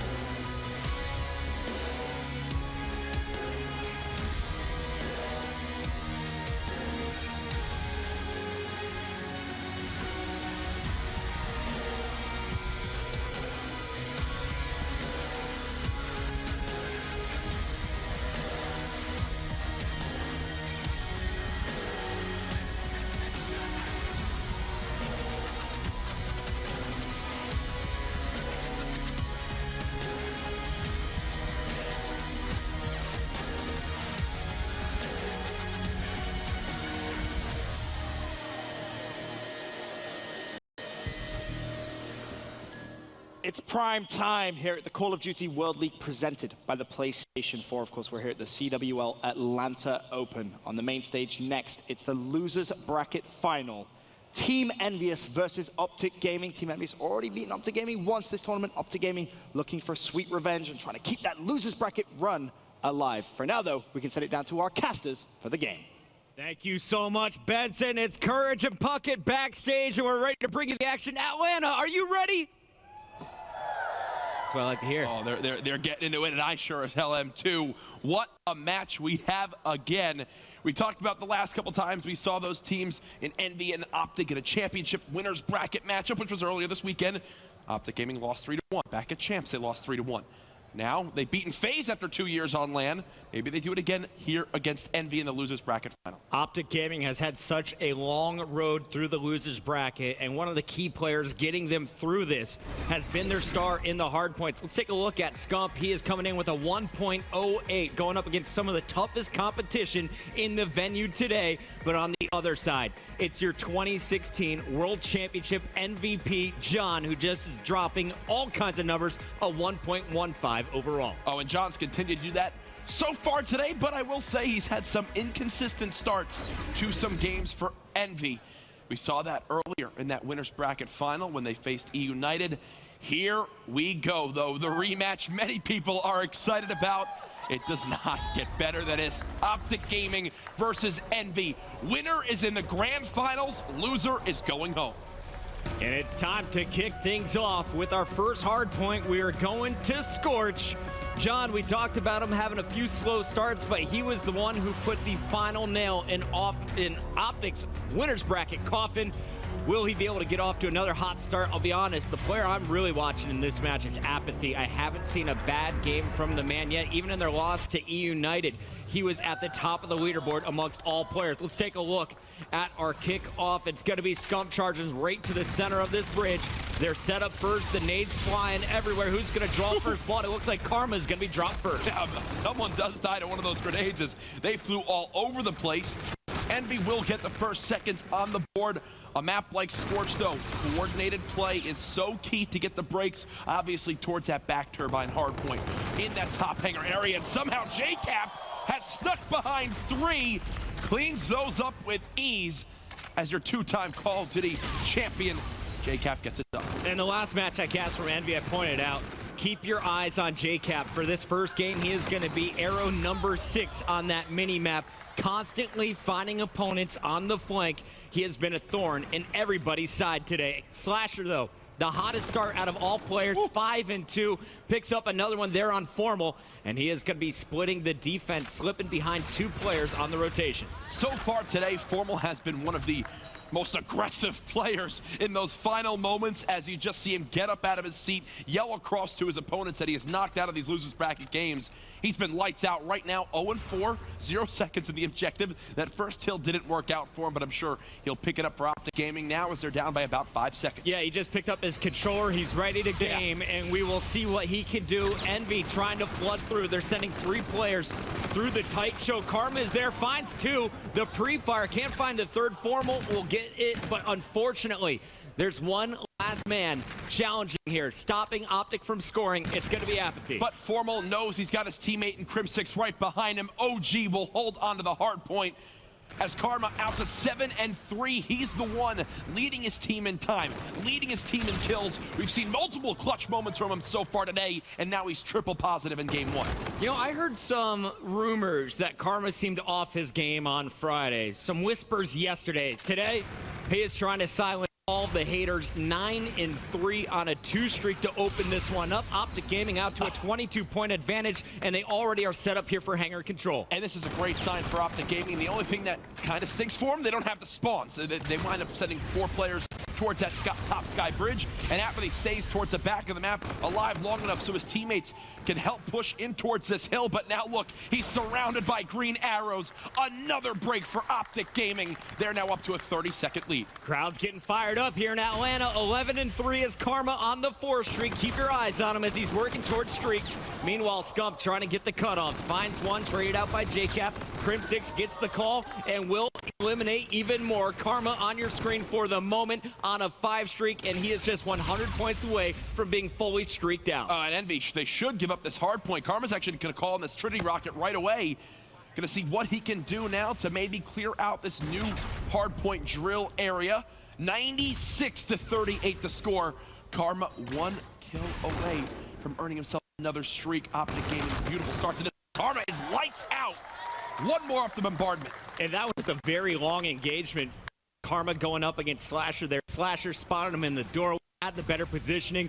Karma just out shooting him. And Karma, I don't know how you stop this man. JCap, we talk about his 2 rings, but Karma was the first man in Call of Duty history to earn his. And we are going to see JCap now pressing in. There's 3 members of Optic Gaming behind him.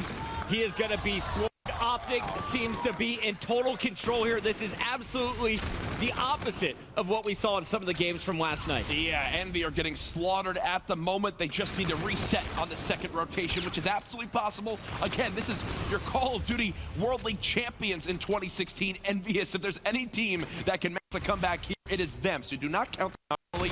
I will say, though, at the end of the first rotation, I am very impressed from what I saw from the green wall. Obviously, Karma, the one leading charge. And here comes JCap. The grenades pushing back Crim6, but Crim dodges the nades, picks up 2 kills instead. Formal on a flank is going to find another. So Formal, who had a very rough start, back in this one at 8-11. Karma staying on point at 13-6. Crim6 is back on his game in respawn. If they keep this up, Envy is in trouble. Wow. You have to think Envy's going to be the team favorite in the search and destroys, but I expected much closer series when it comes to these hard points, especially after watching Optic struggle up in Panda. Optic are not missing a beat right now. They're filling every hole they need to and where the pressure can come from. They've got their teammates watching over Karma in the hard point. He has been unscathed in this hill for the last 30 seconds. Now up by 100. They are running away with this game, Puckett. Karma gonna finally be dropped. It's JCap on the other side having the best game for Envy, 17-13.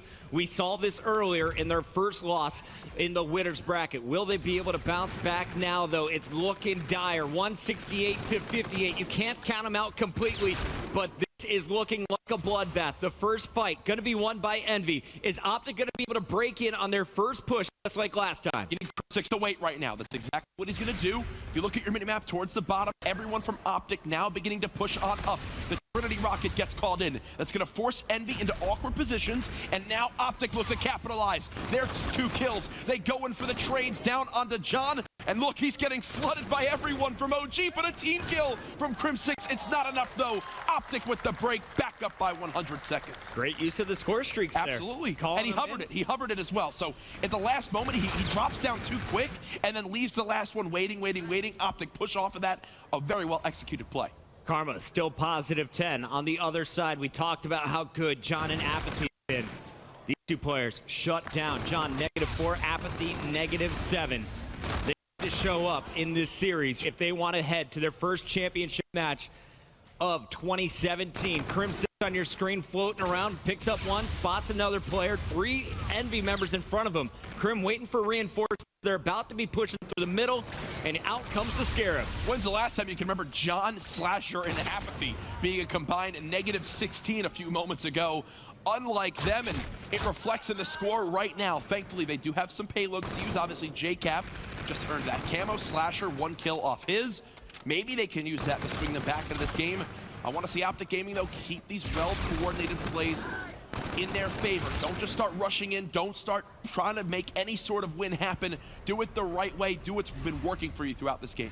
It's about a 65-point game, and this is the closest it has been in a while. So Envy starting to rally back late in this one. They're going to be rotating first once again. Crim6 going to try and shut it down. The player in the backline was Apathy, and that kill is going to lock this in for Optic Gaming. Despite the early rotation from Apathy, Optic with the better positioning as a 4-man crew. And remember, last time Optic Gaming got towards this drill hardpoint, they held off the first 3 Envy pushes before they even got 1 player near the hill. So far, they're at 1. They could seal the deal right now on this hardpoint or get very, very close. And look, 3 more kills come in. Envy just have no answer right now for Optic Gaming. Slasher was picked off as well, so that's going to be all 4 players cycled out. You look at your mini-map. John is going to be on the flank, though. Number 7, that's going to be Slasher trying to push through the middle. JCap is forced to pop his payload. That's the active camo. Only picks up 1 there, and you're going to see Slasher clear it out, but there's just 16 points remaining here for Envy. Optic Gaming, on the other hand, only needs 26 points to take our first game. And you can tell JCap did not want to have to use his payload in that situation, but he can't afford to give Optic Gaming those last 20+ seconds. If he does, they're what, 5 away from winning the game? Now at least they have a chance if you're Envy. If maybe you're not early enough on a rotation, you can go for a quick break, and OG just can't win off that. But right now, all signs pointing towards an Optic Gaming win as Crim6 lights up the kill feed. 3 right there, 25-13. They're just 10 seconds away from taking this victory. And oh my God, nobody can stop this man. And I'm surprised Crim didn't even throw down the Centurion. Instead, he just wanted to keep the gun out. It's his kid, right? Slay everybody. 2 more points. Karma with the kill is going to break in, but Apathy is there to stop him. So the game not over yet. But Envy on their deathbed here in game number 1. What can Envy even try to do? 248 to 163. All Optic have to do is just set up for this new Hardpoint, and this game is done, but they actually gone out. This is the entire game right here. Just something versus gun engagement. No. So Envy will be, oh no! They leave the last Hardpoint, they hop in, they sneak behind. I wasn't even paying attention. You can see, got the man there, well, sneaks right in from behind. And there is Optic take game number 1 in a very strong. The dummies didn't watch their back. Finished them off. Formal though, off the hot start. Crim6, great game, but it was Karma. Fantastic opening for Karma here to respawn. He's coming out swinging, just like we saw him on the main stage last time to close out their series. Karma performed extremely well against the biggest names, FaZe and now Envious. Scary stuff right there if you're an Envy fan. Remember, this is an elimination match. Here's a look at some of the highlights from that game 1. It started with JCap with that blank 3-piece, but really that was about it for the Envy highlights in that map. The rest was all Karma, all Crim6, and then Formal, he began to wake up, made his voice heard. And you saw the drill hard points. Yeah. About 40 seconds at a time.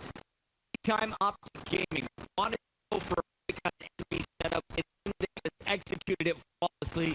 Great in as a 4-man squad. They're learning as they're playing throughout this tournament. Seeing them adapt. And most Hardpoint broke down, and that turbine point made a difference in this draw as well. Pulling the score was up, and it all came down to rotating there early and holding off the end pushes from both. 20 kills. It's going to be most in the game, almost a 2-point lead. Plenty more Call of Duty to come, though. This is your losers bracket finals and Optic game.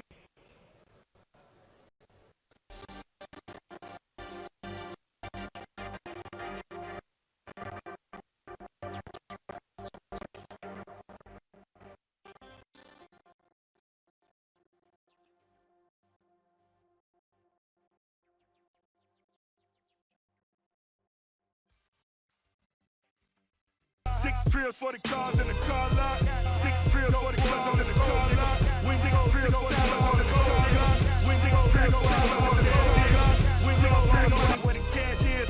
Dubai, I can do it like a sheep. Top flow, nigga, Virgin Khalid. Big guns, big whips. Rich nigga talking big shit. Double cup, gold wrist. Double up on the blow, bitch. 2 mil on that I-95. Bow your head, cause it's time to pay tithes.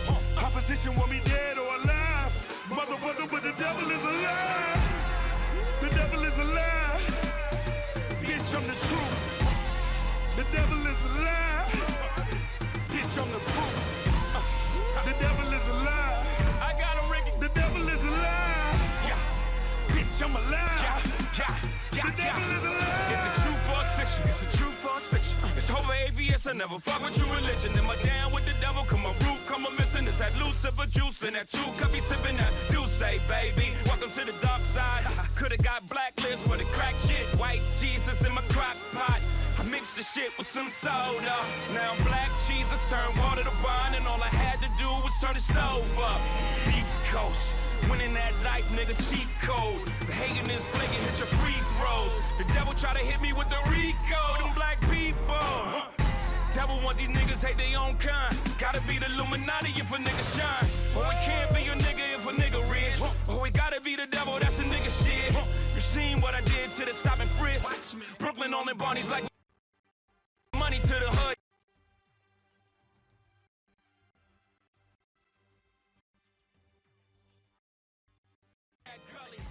Still black. All these niggas claiming king, but I'm still.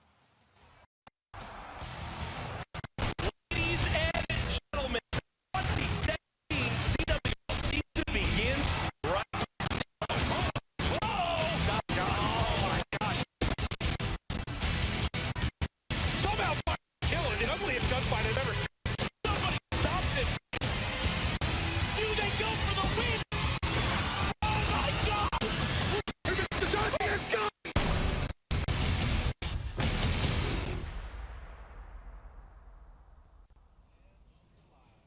Ladies and gentlemen, welcome back to the continued coverage of the Call of Duty World League Atlanta Open, presented by the PS4 Pocket Night.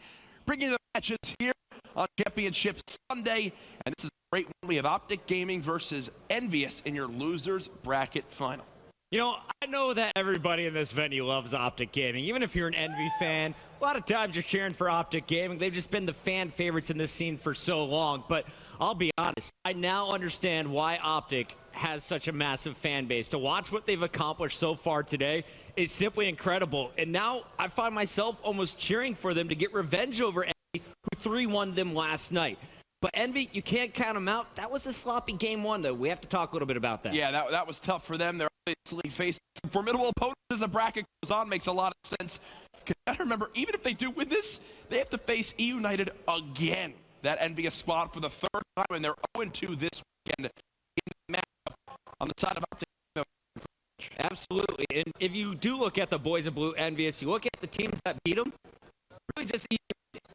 So I'm cheering for Envy here to get redemption against E United, but I have a feeling we're seeing that chance. So after everything's out, Jake Cap start game number one. It is those two guys right there, Apathy and John, to turn it on, and this is the game to do so. We talked about Envy's success. Where do they have it most, Jack? In Search and Destroy. One they've dropped this weekend is since then. We'll see what Envy can do in this game mode, and two of the better snipers this week in the game mode of S&D. They're always those first player team, and it's going to be good to watch either way. I cannot wait to get into it.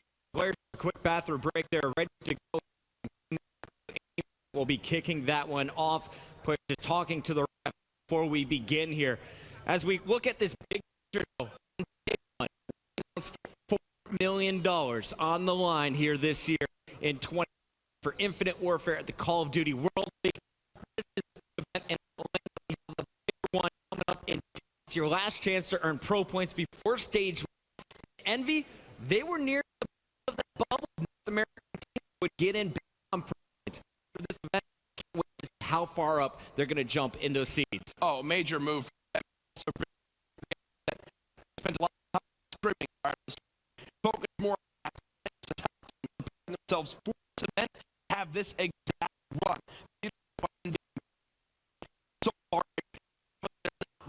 you have their on this championship this weekend. Optic is looking to our top three in North America. Be able to find they've already knocked out Illuminati, now going up against Envy and potentially E United. But if they have to get some revenge for the next three games, we're going to be going throwback as our map. And when we look at this big picture, who's the oh, it's squads have three similar styles against the map. A lot of they have or formal, as I mentioned. I think they'll towards the middle. So even these two squads, the NB4, very, very formidable weapon, as well as long range sight line. I just saw the game begin to get started, so should be getting to the action soon for two between OG. John, his trigger. Been hurting throughout the week. Game on, but every time I point out, good comeback game. See when he decides to turn up. Cap going over the strategy with Slash before this game kicks off. Throwback, search and destroy. Game number 2, best of 5. If you're just joining us, these are 2 of the biggest games in Call of Duty history, facing off once again on the main stage. And we see the rig draft kick off here in just a moment. Game number 2. Yeah. That was one. I'll be honest. Well, it wasn't loud enough. Should I try? I think so. What if they listen to me more than you? What's that going to say? You are a very good up-and-coming caster. All right. Atlanta, are you ready? Game number 2. Win. I'm going to tell you. Who's cheering for gaming? I know. All right, here we go. It's time. Game number 2. As we make the draft, you are seeing a match with 3 of the players. Once again, going to be that yeah. So switch regards to payload about it. Yeah. I'm excited. You know the clutch up. And Envy statistically this weekend, right? So. I got my brother out proud. He's sitting next to Astro. Get it done. Envy down 0-1. Been there all week. Just one S&D, but it came today. Will our team this few plan at B, but really actually imagine taking all quite the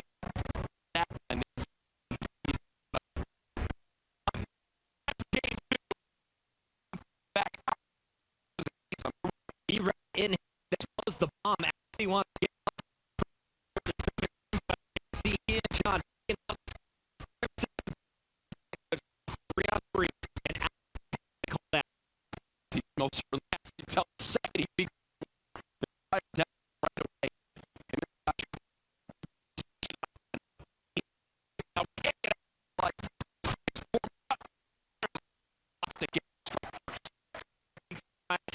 Defense winning, especially here on the road. Phenomenal start. Crimsix immediately reacts, takes out John and the round-ending kill cam as well. They had the bomb. There was apathy, and it's Optic Gaming starting this one up 1-0. But they'll have to be on the attack now, and we'll see which direction they need to go. Will they inform with a sniper rifle? And it looks like that is about to happen, Jack. Well, let's see if he can make any flashy plays happen yet.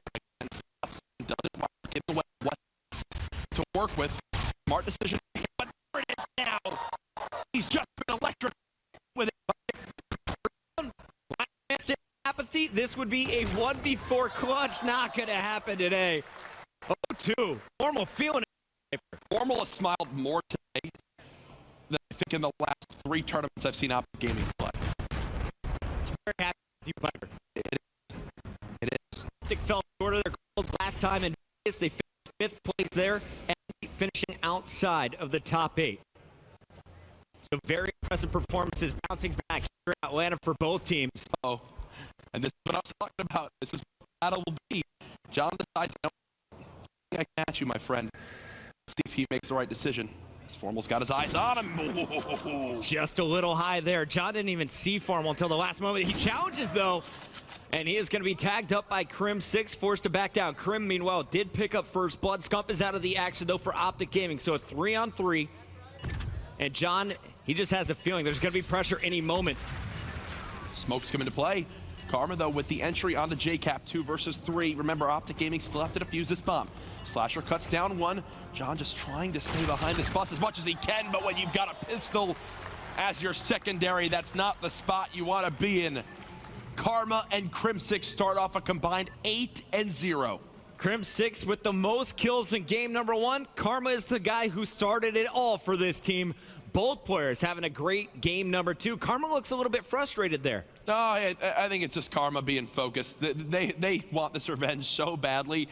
Literally right now, you could basically do anything to try to distract them in the crowd, and they would not notice because they are so locked in. I think what happened is Karma stole Krim's defuse, so Krim is not going to be that step closer to his streaks here.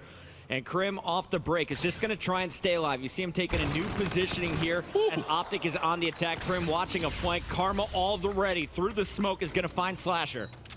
It's nice angle. He holds right there. Scout comes in and ooh, nearly kills him right there. That could have been a disaster as 2 players were stacked on that one. Now the flank from Crim6, some shaky shots, but does at least get one. Ooh, runs out of ammo. It's John by himself. He's gone. Optic are wiping the floor with Envy at the moment. They're in full plow mode right now, man. Oh, they're eating today. Dominant game number 1. Crim6 on the flank, finding 2 players, including his second round-ending kill cam of this game. 4-0 on throwback. Envy needs to turn it up right here. You have to stop it. And what do you do? What do you even do when Karma and Crim6 are 11-0? I was going to suggest going to B, but Optic seems to have smelled this one coming from a mile away. 2 players set up on defense. Apathy is going to get first blood, though, so they have the advantage. JCap will fall. Scump with the 2-piece ties things up. Formal here with the 3rd. The 4th not going to happen. John and Scump, 1 versus 1. I think Scump knows where he is, but he sees a shadow. John, the clutch kill to keep Envy in this game. Instead of it being 5-0, it's now 1-4, and that's a little bit more reasonable if you're on the side of Envy. The Sun giving away some positions here. Ah, that's Sun. Round number 6 coming up. It's going to be Optic back on the attack. In theory, Envy should have the advantage on defense. See what they can do. Again, Formal probably bringing back out that sniper, especially if you see that number 5 go towards the bus. That'll mean one thing and one thing only. How do Optic play around it? They've been going for those quick plants this time around, though. Trying to spot out what they can before they focus on this objective. Formal's going to call out 2 players, throws a grenade, hit markers will connect. Bomb still not planted, though, and that player 6 was Karma. He wanted to get aggressive. He is going to get chased down. Crimsic and Scump, though, answering back. Last man alive, Apathy. Jeez, what do you even do here? Get all 3 kills. Yeah, right. Good luck. You're facing Optic Gaming. Sees 1. Apathy does challenge. 1 versus 2. Has to wait for his health to come back before he can try to do anything. There's still a ton of time to do this, and there's actually, is there a trade on the side of Optic Gaming right now? I'm not entirely sure with the positioning they had for a moment. Well, Apathy's going to take his time with this one. 28 seconds remaining. Still has to get this defuse. And of course, Apathy, he has no idea where these players are located. We see the X-ray, but he had to check every single corner. Envy just didn't even challenge, it seemed like, on the bomb site. Karma was able to trade pretty efficiently, and then Scump and Crim6 picking up kills right away as Formal picks up your round-ending kill cam. Optic now 1 round away from going up 2-0. The vision over middle map has just been dominant for Optic in this one so far.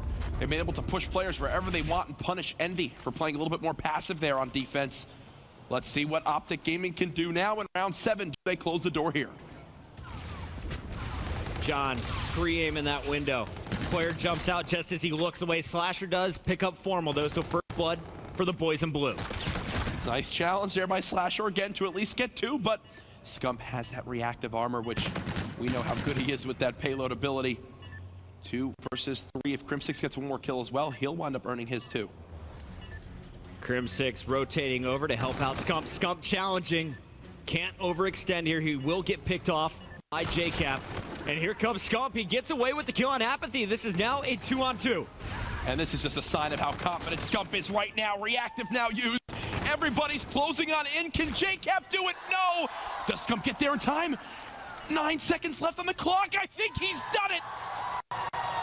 There's the high fives, and Scump signals to the crowd. He knows what he just did as Optic are up 2-0. 1 map away from making it to the grand final. We got people taking off clothes here in the crowd. There's a man in a tank top in February hanging out. It's getting rowdy here in Atlanta. 2-0 start for Optic Gaming, and the crowd getting behind them. Envy, though, needs their fans more than ever. They're in the hole, back against the wall. You lose this next uplink, you are eliminated from the tournament. You think of how Optic Gaming start today, they have to go through that whole losers bracket run. Everyone on that team saying, believe in us, believe in what we can do. They beat who? Elevate. They beat Panda in Game 5, Round 11. They wind up moving into their next series and take down FaZe. FaZe, which I can't believe I forgot that. Here, I mean, you had a few flashes of brilliance, some nice snipes coming through. Apathy tried his best running around with the E-Rad, but Optic Gaming, they are just all clicking right now. No one seems to be missing. Their trades were absolutely on point all 7 rounds. Obviously, I want to see this go to a Game 5, but with how Optic Gaming are playing at the moment, I just don't know if it's going to be possible, Puckett. They look so confident in their abilities right now. They're all smiles, too, which is another big thing for me in this series. They're in such high spirits. It's interesting to see. Precinct Uplink going to be our next game mode. Have you seen much Precinct from these 2 squads? I can't basically just speak to these 2, but I've watched a lot of it this weekend. You've seen certain teams, for example, Envious being one of them, that actually will try to push towards that bottom Cherry Blossom side, bring the drone around gas, and go for a little bit more of a unique type of play. Most teams don't go for that type of push, as it can absolutely backfire very badly if you lose some gun engagements and spawn out near back statue. But it's simple for both these teams. They know exactly how it needs to be played. It's just going to come down to who can outslay their opponent, in my opinion. Envy needs someone to catch fire. Someone needs to set the tone, get the score streaked out early, and just keep the momentum in their favor. Because right now, you look at them on stage, there's 0 smiles. There's very little communication. I think you need Slasher. He went on Twitter after that last series. Some complaints about, you know, what he was playing, how it was going. You just need to see him back in this match. I just see the Slasher that beat Optic Gaming back at the AW Open alongside Aches in the grand final. Envy fans, they need you now more than ever. Make some noise. I third 3 people. We're going into game number 3. The big draft on the screen. Tough way an Envy fan are protecting their team right now, and you got to be thinking that with how this series has looked. Envy haven't bounced back yet from that tough loss to United earlier today. My producer said, "Nice try, Chris." Hey, you gave it your all. Can't get him going, Jack. My brother and Hastro clapping together. Here we go. It's going to be active camo in the hands of Karma, JCap as well. The Centurions at the top will be John and Formal in this one as the overdrive goes to Crim 6 when they play Uplink. Again, as you see, they swap those roles, give Formal the trophy drone.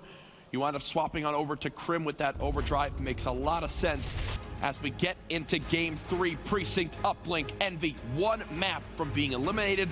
Optic Gaming, 1 map from being in your grand final here at the CWL Atlanta Open, presented by the PS4. We hope you've been enjoying MLG Primetime, enjoying Championship Sunday, because I know one thing for sure, I certainly have. We're getting into game number 3. Chris, predictions, is this done here? Yep, I'm calling it now. I'm still cheering for a game 5, but honestly, I don't know how you stop this Optic Gaming team at this moment. They are hot. They have been playing all day long. Talking to Scump about his loss to Envy last night, he said, "We were cold, man. We played at 2 o'clock. We didn't play till the end of the night." Today, they have been warm all day long. They've gone to some Game 5 round 11s, but they've been able to power their way into this loser's bracket final. Another funny thing that Scump brought up as well is he was so hungry to win the championship from the loser's bracket. He says he's never done it before in his career. He wants to do it now. It's a road that he's never really traveled before, but so far he looks quite comfortable on it. He's starting off 3-0 at this checkpoint, and you're going to see the challenge. It's Apathy jumping in by himself. 3 members of Optic Gaming waiting for him. Drone is down. Kills keep coming for Optic. Crim 6 trying to flank around. Formal is going to try and do the same.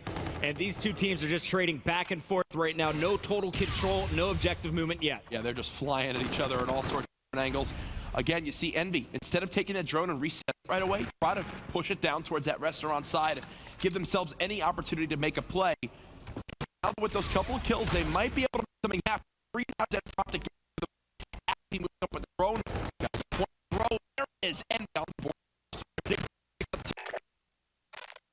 Optic get out of their base. John, the last member, alive near spot 2, but now he's on the flank, picks up 1, challenging the second. It's Formal who outguns him. He's there to trade out Crim 6. So 3-on-2 here.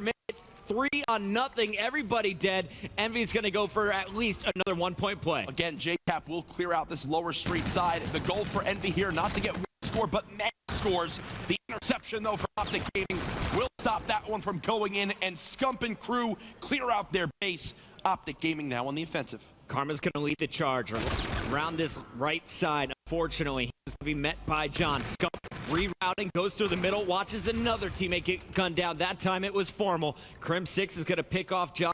Both players know they have to just stay alive, wait for reinforcements, then push as a 4-man crew.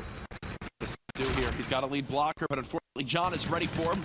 He's like a book. Crim6 sneaks in from behind. 2 players on Envy. Through the cherry blossom tree. Does hit the shots too. Nice work by him, and already look at the minimap. He's got Formal pushing ahead. They have no idea he's here.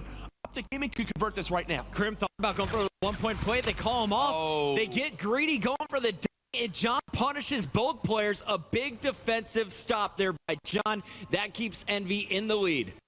Example of really slight misplay from Optic Gaming. Instead of just going for that one, they try to force the dunk, and it doesn't work out. So another 2 pieces. Doing it all map. 10-5 right now. Apathy gets the better of them there as we're 3 minutes into this game, still only a 1-possession game. You talk to a lot of players, they'll tell you they prefer to play from the side that Envy is on right now. We've seen scores coming in from both sides. Envy, so far, they lead by 1, 2 minutes left in this, but I'm starting to see a little bit change in their gameplay, a little bit more swagger in their gunfights. Optic, they're still winning the slaying battle, but Envy is slowly clawing back into this. Definitely are, and Slasher knows that. He's currently at 7-7, very even between these 2 teams. Slight edge to Optic, but when it's that little, it really doesn't make too much of a difference in regards to the objective. Again, Apathy just trying to keep the drone out of that lobby area when he knows Optic Gaming are pinching from the back ATM side. Karma and crew now moving on up. They've got 2 dead on Envy for the moment, and this flank right here could be deadly. No, John snaps on over. And one thing I want you guys out in the crowd to keep your eye on is the kill feed in the bottom left. Look how often Optic Gaming members are getting 2 pieces, 3 pieces, the multi-kills coming in. It's so rare to see it coming in from your blue team, Team Envious. Optic is just always there to trade, at least so far in this game. Formal poking out. Karma's going to be dropped, but now it's Optic feed. Slasher trying to answer back, and John is going to get the final kill. Crim6 with the drone, though, is going to run this away from Envious, preventing a last-minute score.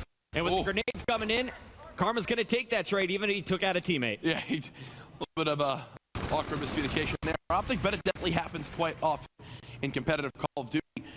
Karma just watching from top station. I think if you're Optic Gaming right now, yes, you Optic score, but if I'm going to the half down 1-0, I'm fine with that, especially with how Scump and Crim are playing at the moment. They're combined at 25 and 17, solid stuff from them.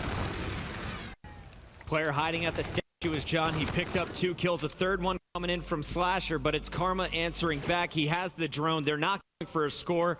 They're waiting for 2 more players to come off spawn. You got Scump and Crim trying to pinch. Scump is going to distract. Crim gets the 1 more point opportunity coming in. Crim just has to pick up 1 more kill. Oh, but they're going to spawn right on the portalers. Not enough pressure from Optic Gaming. The throw goes in, though, as 2 players try for the interception.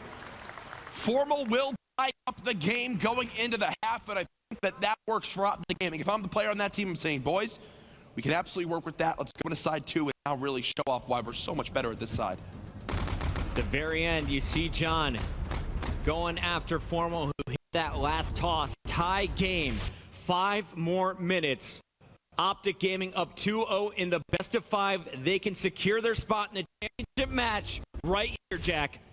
Will they do it, though, is the question. They've got COD champs, winners, and in front of them still. They cannot overlook these opponents, even though they do have a 2-map lead. John waiting for some sort of back alley pressure, which is a sign that they know how Optic Gaming go off the break of this map. Formal's the one trying to flank, and John stops him in his tracks. The drone being slowly pushed up. Envy going to shut it down. All 4 players alive. 3 players at the front. The last man lagging behind is going to be Slasher, who's going to try and cut through the middle. John will join him as they split up in a 2-on-2. Meanwhile, Optic Gaming, a 4-man defensive setup along the perimeter. They're going to win the first 2 gunfights. Now it's a 4-on-2. Oh, gosh. Great defensive stand. Nice patience being shown by the green wall. Good thing for me, though, because it was a defensive stand for Optic. They will have time to get back towards their station side to stop this score from going on in. There you see it. Envy. They get positioned, they wipe Optic off, and there's a defensive stand now for the boys in blue. Envy gonna try and push this up one more time. You got Formal working alongside Scump and Crim6. Crim gonna get one, Karma, another friendly grenade. Another friendly grenade. It's a couple now this map in the last few minutes. John looked to punish Optic off of this though, and this should be a dunk. There it is, Envy back up by 2. Very nice movement coming in from John. He is 17 and 14 as well, so the slang has turned up for Envy. They have the lead in this game. Optic trying to escape, but they have a player looking at him from across. It's gonna be Apathy at the top of your map. Nice kill coming in here from JCap as well. Both players able to clear off Optic, but Optic answers right back. Karma on your screen. Trying to stop whatever he can. You can see he's just dancing around. His life's important, and now he's got the crossfire with his teammate in Scum. Is it enough though? No, JCap continuing to stay hot. He's on a 4 streak now. Crim6 trying to sneak behind Envy. Picks up one. Pulling in another player, buying his teammates time to push up the map. It's gonna be Crim winning the first 2 gunfights. Scump should be able to trade it out. Scump though kills his teammate there again. That's a 3rd time now for Optic Gaming with those flechette grenades. 2 minutes and 45 seconds, still very winnable for Optic Gaming. Envy, they gotta keep the pressure on. This is where it gets scary. Optic moving up the map, Karma with middle map control. Got 3 players now pushing from that back gas side. What will it be, though, that gives Optic the edge here in these final couple minutes? We'll have to find out. What Envy needs to avoid here is a spawn trap. Optic gets a single spawn trap. I think they take this game. But Envy now with the 1 possession advantage. They're holding strong. It didn't reset. Here, Formal. Is he going for the dunk? Yes, He's got it clear. And they got the spawn trap. Karma's there for the spawn trap. Will we get Crim6 there in time, though, to grab the reset of the drone? It doesn't appear so. Formal's going to do all he can with 2. But Optic, they have to recognize that there is not enough now to put on pressure. Crim just needs to stay alive and does lose the 1v1 to Slasher. I thought I saw face melt. It's Slasher picking up the kill. John pushing through the middle, going to be met. It's Scump winning the gunfight. Yeah, that's a battle that's never going to go in his favor. Formal, the 2-piece to stop Envy's pressure. He's got help from Karma. 3 dead for Envy. Optic flooding forward. This is their chance now, Puckett. Crim6, the lead blocker. He had a player with him as well. Unfortunately, both are going to be stopped. Karma trying to trade it out. Drone is on the ground, but Karma has no more support. Envy is going to stuff this push. Will they be able to turn it into points, though? Karma juking him out, trading out 1. Scump just wondering where exactly he should run. You see, he's going towards Park, now rotating back. And why? Because look at your mini-map. The drone for Envy moved all the way through back gas, and this is what I'm talking about. This is where Envy just tries something crafty, but it could backfire now as the drone, again, isn't reset. The gas station explodes. Crim6, the lead blocker. Optic can take the lead with a 1-point play. Will Scump hit the shot? There it is, Optic Gaming in the lead with 1 minute left. 55 seconds left on the clock in Team Envy's tournament. They have to stop the push. They need to convert some points. John with your first kill. The Optic chant starting here in Atlanta. The fans know just how close they are from advancing to their first championship match on land here. Apathy's stuck behind though. He's got a 1v1 to win right now. Drops the drone, can't get the kill. 30 seconds left. No one from Envy near the drone, and Optic are keeping their foot on the gas pedal. They want to shut the door right now. Scump taking out John. Optic Gaming continues to stay up in the kill feed. They continue to outslay Team Envious. We are down to the final 15 seconds. JCap and John trying to pave the way. The drone, no one near it though. Envy will not get to the drone. Optic Gaming, the 3-0 sweep over Team Envy.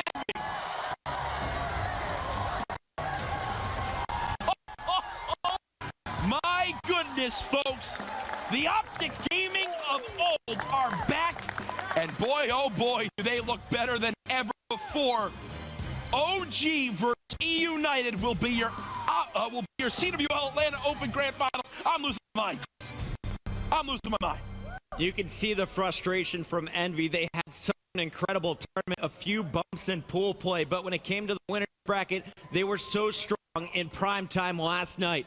This morning, having to face E United once again just seemed to wear them out. Meanwhile, Optic Gaming, Now, they still have gas in the tank, Jack. They have gone through the losers bracket over and over again. Can they do it one more time against E United? After Scump won his first series today, he came into the green room and he said, you know, if we want to keep playing to this grand final, if we want to take this championship, they would have to win 7 series today.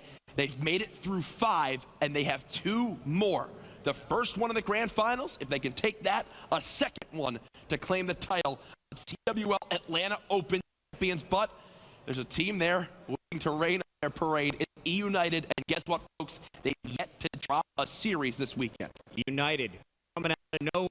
They built a brand new roster after Vegas Silly. He's got the guys from Ghost Who Crew, everyone looking so strong in this tournament.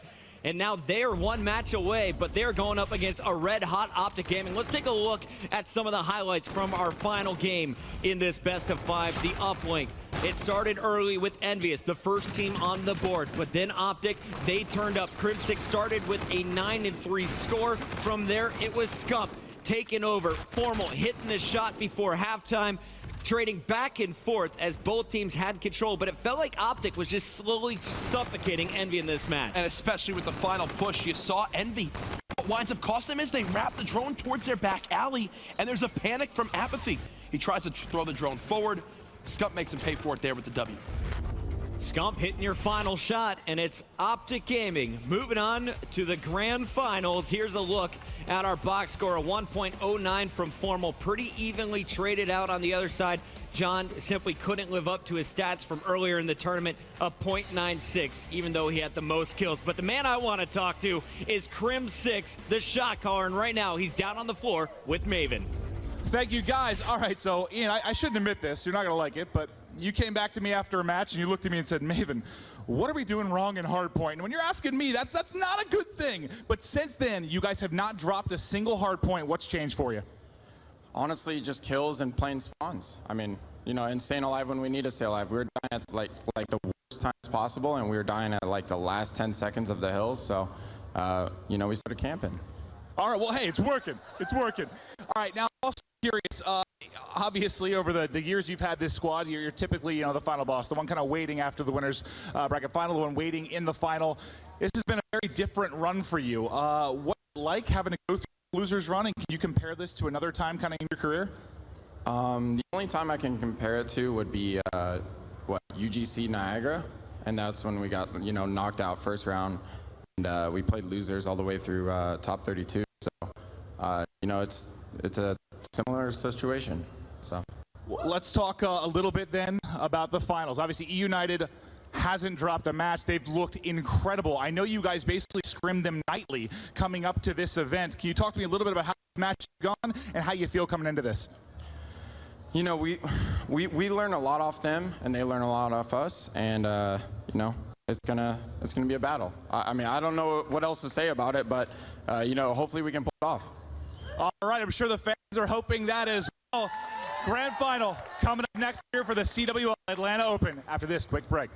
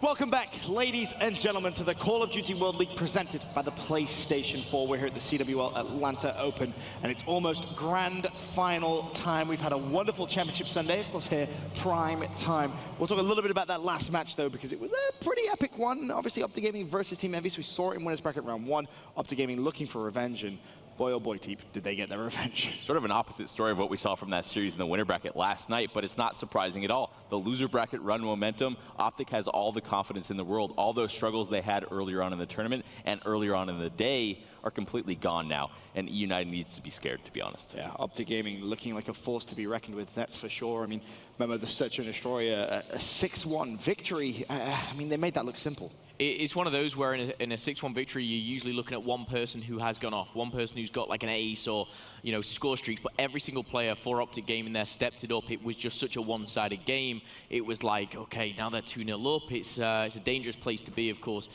for Envious, and we saw why that was. But Optic Gaming, they not only seem to have stepped their hard point up, they've learned a lot through this loser bracket. Their S&D is looking better and better and better.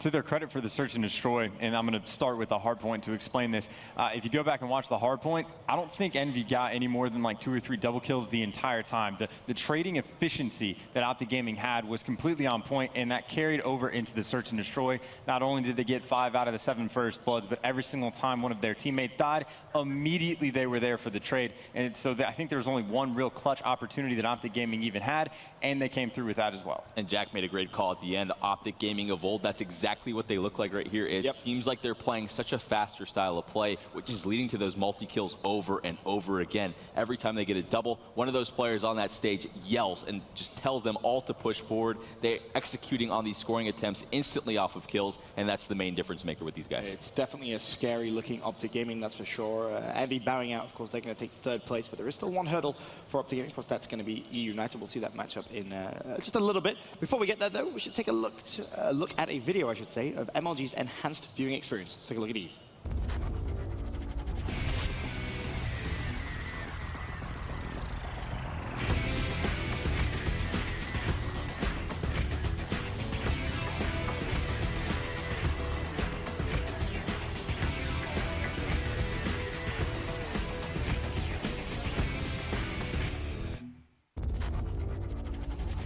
Of course, on Eve, you have those up-to-date event statistics. You got your score streak prediction game as well, which is actually a surprising amount of fun, that's for sure. And source level quality, of course, so make sure you check that out. You can see all the action, mlg.tv/COD. But as we said, Optic Gaming, I mean, they made this epic losers bracket run. You heard from Krimmer in his post-game interview. Apparently, the success to Hardpoint is camping. I didn't know. I'm thinking maybe we try and form a squad. We try and get ready for the That's LAN. a Krim answer, right? Right? Oh, you know, we should just say live, so we just started to camp. Of course, there's a lot more to it than that, Chance. Their Hardpoint game has just tremendously improved throughout this losers bracket run. Yeah, and the point I think he was really trying to drive home is those final 10 seconds. You don't want to have any stupid deaths. You don't need to challenge any gunfights when you're the one milking the hill time. You don't need to get ahead of yourself. So if you're in the hill, if you're in a spot where only thing you need to do is stay alive, just don't bother challenging, just camp, get those final seconds before you rotate. So again, it's more than just sitting in corners. There's a lot that goes into Hardpoint. And again, I think the most important thing for Optic Gaming was that trade efficiency that they had. I think it was second to none that game. So a fantastic answer. Just camp, that's all you need to do. Well, yeah, We'll take a look now at Optic Gaming's tournament progression so far. A look at the teams they've played, and obviously the roster. I mean, they start off at winners bracket round 1, a loss to Team Envious. They beat Elevate, they beat Panda, they beat FaZe, they beat Luminosity, they beat Team Envious. obvious. I mean, that's a lot of big names they've beaten today, T.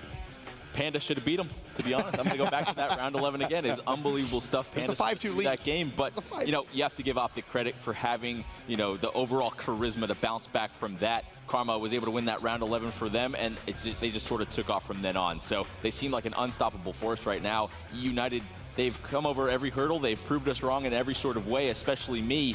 But this is sort of the final boss in a sense. Yeah, and you brought up a fantastic point. Just to kind of build on that analogy, the final boss for E United. I mean, yes, you proved us all wrong. We can all raise our hands up and said, yep, they came out. A lot of people thought they were online warriors. No, they performed at LAN.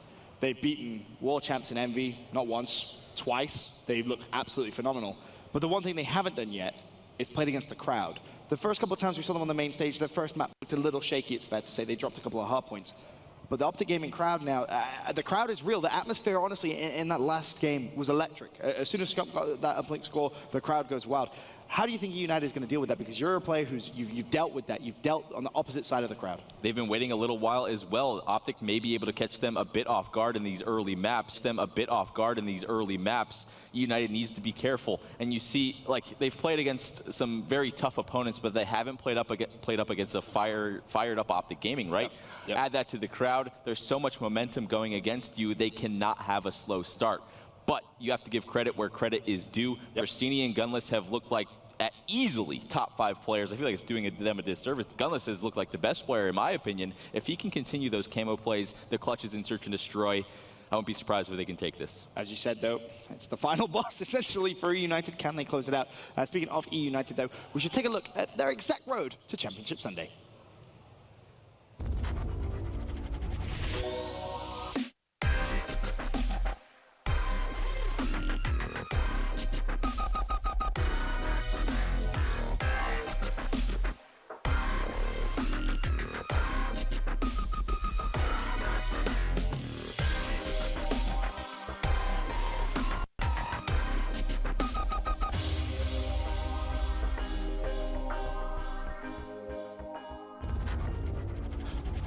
United definitely with the potential to become the CWL Atlanta champions. Something I didn't think I would be saying coming into the event, but they put themselves in a fantastic position. Of course, one of the players from Optic Gaming who's been having a fantastic Sunday memo, it's Formal. This guy has just turned up to a complete another level. Yeah, it's not just in-game as well. That's the thing with Formal is we're very much used to seeing Formal drop 30 bombs, you know, go kind of double digits in search and destroy, but we're seeing this kind of fierce, aggressive Formal who not only is getting the team hyped, not only is kind of doing all the communication, but after the games that they're winning, he's standing up, he's getting in the face of the people that he's just knocked out. He's telling them to get out. He's telling them that they choked. They're telling that Optic Gaming, they're here to win, and that's a Formal that I personally have never seen. I've never seen Formal kind of act like that. Previously, like when he was on Envy, for example, you know, he was just kind of the chilled out guy, you know, the cool, calm, collected one. And now we're seeing this new form, which I personally am enjoying a lot. If he goes in with the same intensity, and like you said, if United start off slow, Formal might eat them alive. Oh, he definitely has the potential to do just that. That's the type of player he is. And as we said, he's had a fantastic Sunday. But let's take a look at Formal's road to Championship Sunday.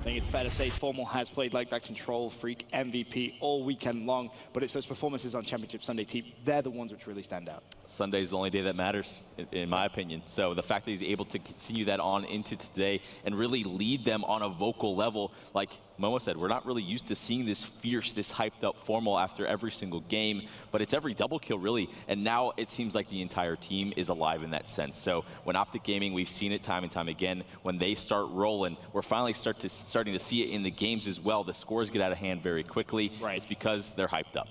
Yeah, it's really the perfect point. It's impossible to evaluate, really. You can't put in its statistics. It's only stuff that you can kind of be a part of and witness. But again, Formal and Scump have been performing well the entire tournament. But again, Krim and Karma have been a bit behind until today. And that goes down to what Formal just brings to the table, constantly picking his other teammates up, getting them hype. And again, when you have a hype Crim6, a hype Scumpy, that can be absolutely terrifying for you. So again, the factor and the tremendous amount of just potential that Formal is bringing to this team, it's just incredible. I feel like there is a concern, though, if you are an Optic Gaming fan. Obviously, now you have to beat E-United twice. E-United are actually yet to drop a series at all. They've looked phenomenal. Now you have to go and win 2 best-of-5s. Are they running out of steam, or is there a potential for them to run out of steam, Memo? Have they played too many games? I don't think E-United will run out of steam. I think Optic Gaming run out of steam. Oh, I mean, Optic Gaming, I think they've been here. I don't even want to put a number on it, how many times they've been here. Running out of steam, I don't think is a problem for Optic Gaming.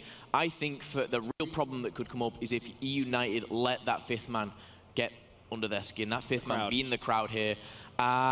E-United, you know, they've got, you know, experience in Silly, but they've got 3 very new, inexperienced players. They've proven on main stage they can handle the pressure. They did it against Envious, but Optic Gaming sometimes, I mean, we hear these guys, they get a little excited. I think the one thing which is going to be crucial in this matchup is going to be the neutrals. Okay, obviously Optic Gaming has a big fan support, but we've seen a lot of fans for other organizations come out. Like Panda had massive fans, FaZe had massive fans.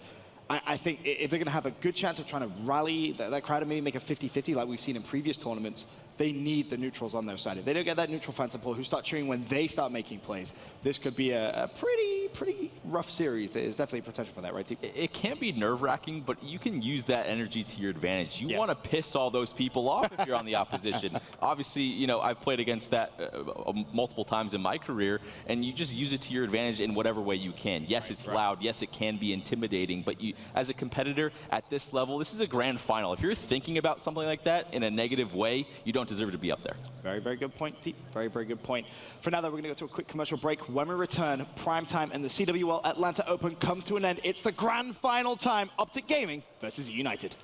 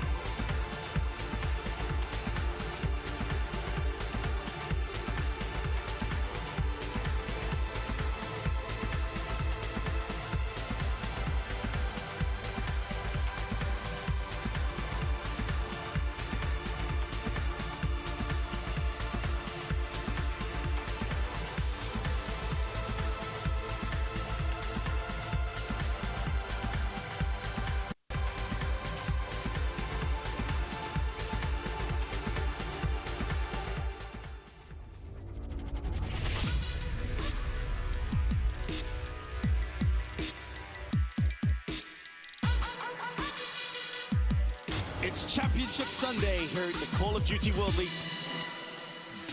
Atlanta, are you ready? Oh my God! Saying, get out of my lobby! United right now, they just look like a championship caliber team. But right now, all signs pointing towards an Optic Gaming win. The Gunless get Cryptix lights up the kill feed.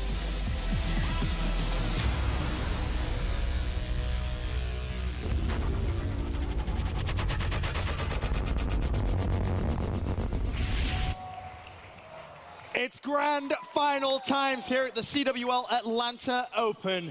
On one side, Optic Gaming, the Green Wall, going toe-to-toe with E United, a team yet to drop a series here at this event. Gonna go down the line real quick for predictions before we get this one started. Momo, who is the CWL champion?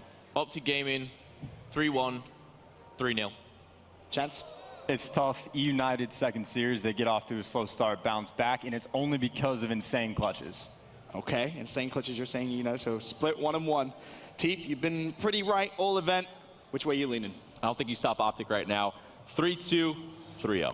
3-2, 3-0. Well, you've heard it from my expert analysis guys. They've been pretty much correct all weekend long. We'll see how this one goes. For now, we can set it down to our wonderful casters. Make sure you're wearing your sunglasses, though. Maven's wearing his yellow jacket. How's everybody doing? It's grand finals time. Optic Gaming trying to get it done. It's been a crazy, crazy run for them. E United, they've been crushing. Yeah, they've coasted their way to the final. I mean, they've gone through some very good teams, but like the guys are saying, they have not dropped a series yet. Not dropped many maps really at all. It sort of feels like David versus Goliath, right? I mean, you have Optic, the runs they've had, E United, the newcomers. Like, I feel like coming into this, it's been E United versus everybody. I mean, it's been a lot of, you know, the community saying they're not going to get it done at LAN. They've proven them wrong. A lot of the other pros, you know, oh, they're online, they're destroying us in the 2Ks. It won't happen. It won't happen. It definitely has happened here. Yeah. In Atlanta. So I feel like it's been a lot of them against everybody else. And you know, Silly versus Formal, it's going to be a pretty interesting match to see. Evidently, they've been going back at each other for a while now. Yeah, I was told if you're in the 8th chat, I guess with the pro players, it is a known thing. These two go at each other. So it'll be interesting to see if we see some shooting of the bodies, some trash talk. But here we go. Make some noise. Game 1 of the grand final. Nah, it seems like going to get a restart here. Almost game 1. Almost game 1. We almost made it to game 1, but just to kind of give you historical reference of what this would mean for Optic to make a comeback like this, it is very rare. I know FaZe during Advanced Warfare Season 3, they did it to Optic. The last time Optic did it, I was talking to Merc in the back. I believe it was 2011. They got like last in their pool, and they're able to make a comeback. So Complexity, UGC, Niagara, they beat Envy in 2 best-of-5s, 3-0, 3-0. So it's really rare. Only a few times this has ever happened. And I think it was Momo said he's not too worried about them running out of gas. That is a concern for me. I feel like if this first series goes the distance, let's say Optic wins it in 5. We saw, what was it, Orlando, where Envy, it was Envy Optic. Envy was able to take 1 in 5, and then went to then Optic 3-0. Yes. A lot of times, if that's the case, it just seems like a 3-0 comes there in the second match. We saw something similar at CWL London. For Optic, I feel like it has to go the route that you heard kind of Teep talking about. Like, this needs to be a 3-0 early, 3-1. Like, it needs to get to that second series. Yeah, worst case for United is they get 3-0'd in this first one. Because then, you know, the crowd is going to get charged up. It's your first loss. It's a really bad one. And you got to just figure everything out in a short time span. Because we don't take a long break between those 2 series. We kind of jump right back into it. So it's not a good sign. If United loses this one 3-0, they're talking in the back with Silly a little bit. It's like, hey, if you lose this first one, it's got to go the distance. You got to take it there. If they lose this one early, it could be trouble. And if you were watching, you probably heard me talk to Krim a little bit about it. He didn't enlighten us too much as to what that would make a difference. But, like, they scrimmed a lot. They basically scrimmed every night. These 2 teams were going at each other. E United didn't want to scrim Envy because they were in the same pool, and these 2 were going head-to-head. That's how, okay, so you're experienced, you're a coach for a while. How would that play into this if you played this team a ton grinding to get to this point? I mean, you're just comfortable with the other team's play style. I mean, obviously you can change things up, or maybe there's stuff you realize about the other team you don't practice against them specifically. You kind of hold against them when you go into a match like this. And I imagine United, you know, they're pretty smart guys. You don't scrim Optic every night and just kind of keep some notes on the side without keeping notes on the side, knowing that eventually you could end up playing them in a final. So I would not be surprised if there's stuff that E United knows about Optic, and then Optic knows about E United they can use against each other. And I keep questioning. Now, I did think United was going to make a deep run. I didn't believe the onliner Warriors. You're always right. I really thought, like 40% of the time. But I did keep questioning when the main stage effect was going to hit them. I thought maybe it would happen versus Splice Saturday. I thought maybe it would happen versus FaZe early today. It hasn't happened yet. I mean, surely if it's going to happen, it's going to be here, right? You have all the Optic fans in attendance. It's the grand final. Or are they just, for some reason, immune to that stage? I think obviously this match is going to be different than the others. You're dealing with a different beast with the Optic gaming crowd. The fans that they bring to the arena, they're very loud. And I think it's just really how they handle it. I know back on Cole, like when they used to get loud, we used to love it. Like we used to bask in it, like all the hate, when they were like booing and whatnot. Like we used to love it. Like that's the kind of thing we lived for. It's all depending on how United kind of handles that. Well, I feel like they kind of have to live for that. Just you have all the doubters that you've had around every single aspect of your game, that has to be part of it. But now we are going to be kicking off Retaliation Hardpoint. And again, when talking to Krim in that interview, I asked him what changed. Why have you been seeing some success at Hardpoint? I was incorrect because they did lose one to Luminosity, but they've been a lot better here. He said they've been camping. I'm scared they go to you for Hardpoint advice. I was cracking up because he literally goes, Maven, what are we doing wrong? And I start laughing. I'm like, buddy. It's like you're back there downing Cheez-Its. It's like, I don't know what you're doing wrong. I'm 7 bags of Cheez-Its in. I'm not taking notes on your Hardpoint currently. I actually think what they've changed since some losses earlier in the tournament is Formal has become their in-game leader. You can kind of see it when we go to the camera shots. He is the one telling this team where they need to go and when and why. Well, here we go. It is your MLG Primetime Grand Final. Optic, United. We'll see here at the beginning. Obviously, it's going to be a fight for the bridge. Silly's all the way in the back with the NV4. Very good at range. They're going to give up some time to Optic at the beginning, and now you see the push coming in from United.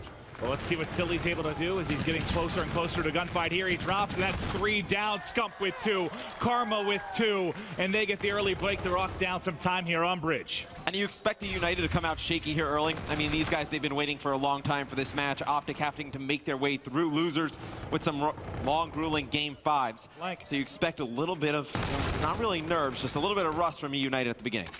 And that's one of the things you talk about early in a series like this. When Optic's been playing so much, obviously they're warm to the point they're on fire, right? How do you match that intensity that they have going? You just have to kind of weather the storm in game 1, right? Yeah, I mean, how do you weather it? I mean, you break into the bridge with 3 players, and then you send 1 to the lower market to be able to pick this up, because look at where the spawns are coming in for United. They're going to have control of this lower street. Just need to win this initial round of fights, and they're going to get right back into it.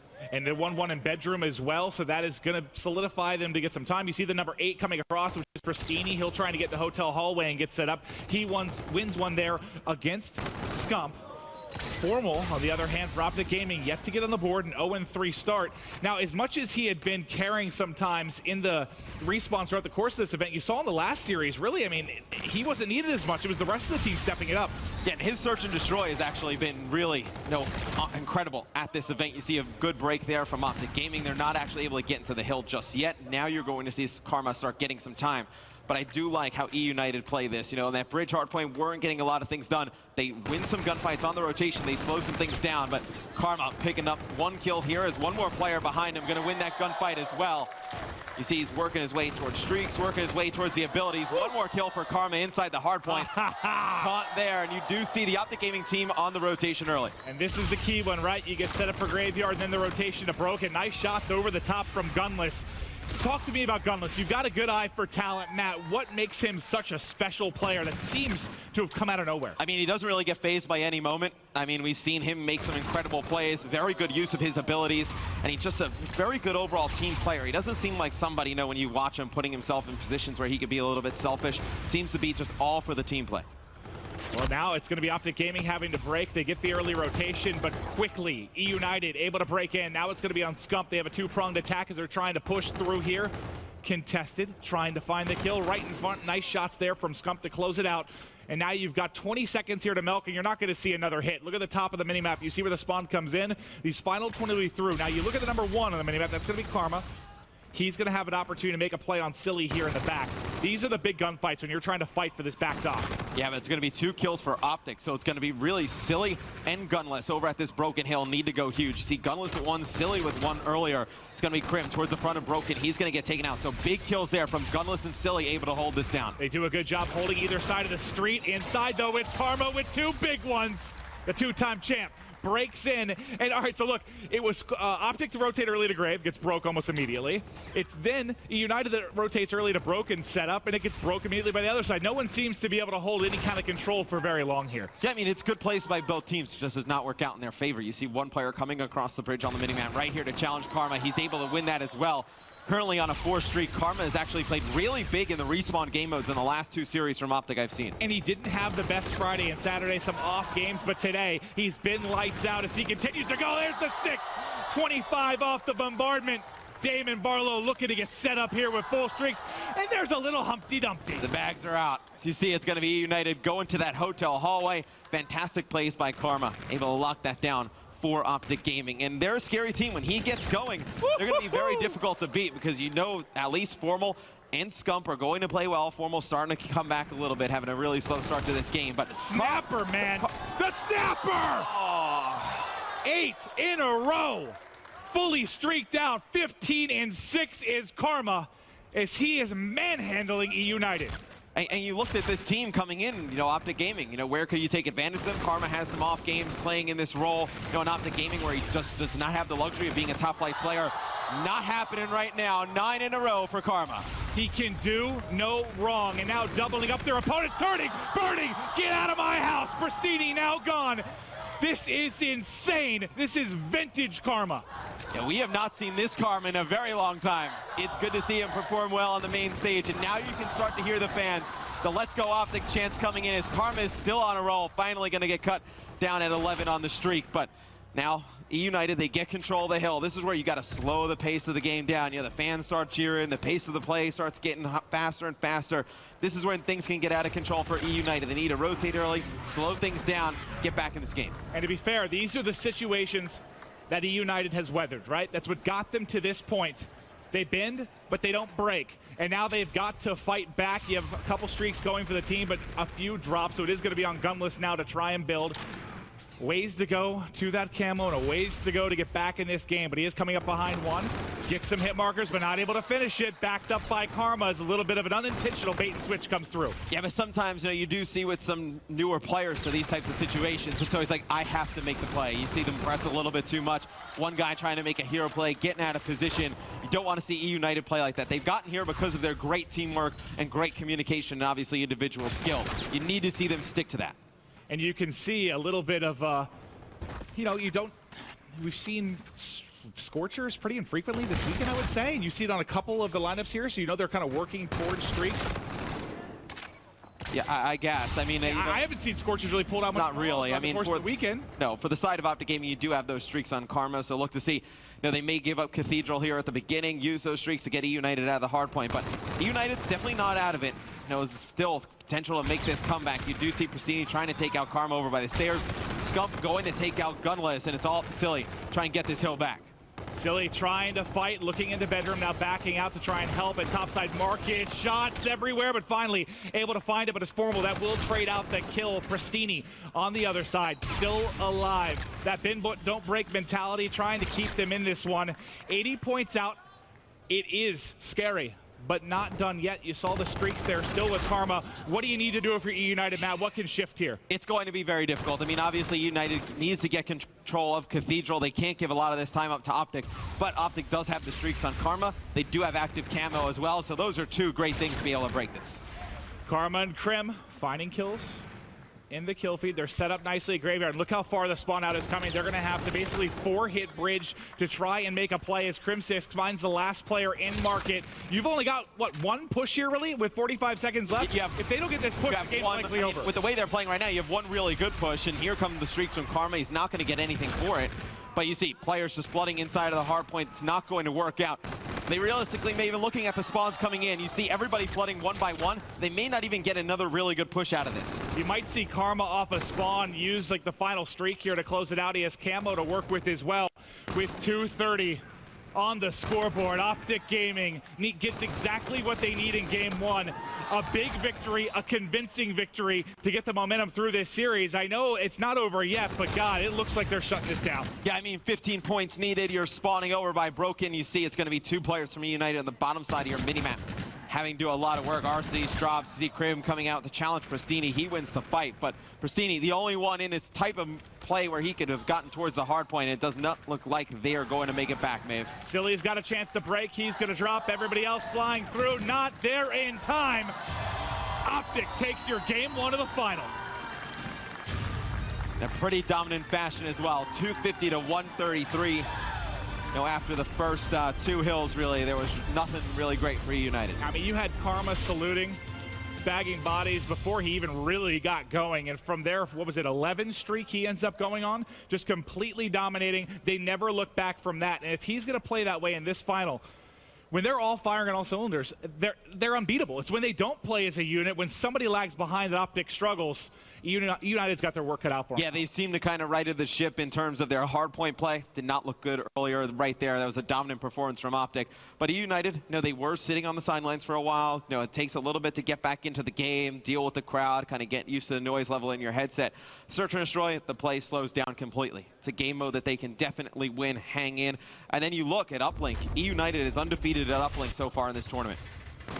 That's insane, and that's going to be maybe the big game in this first series, your swing game 3. But let's take a look at some of the highlights from game 1.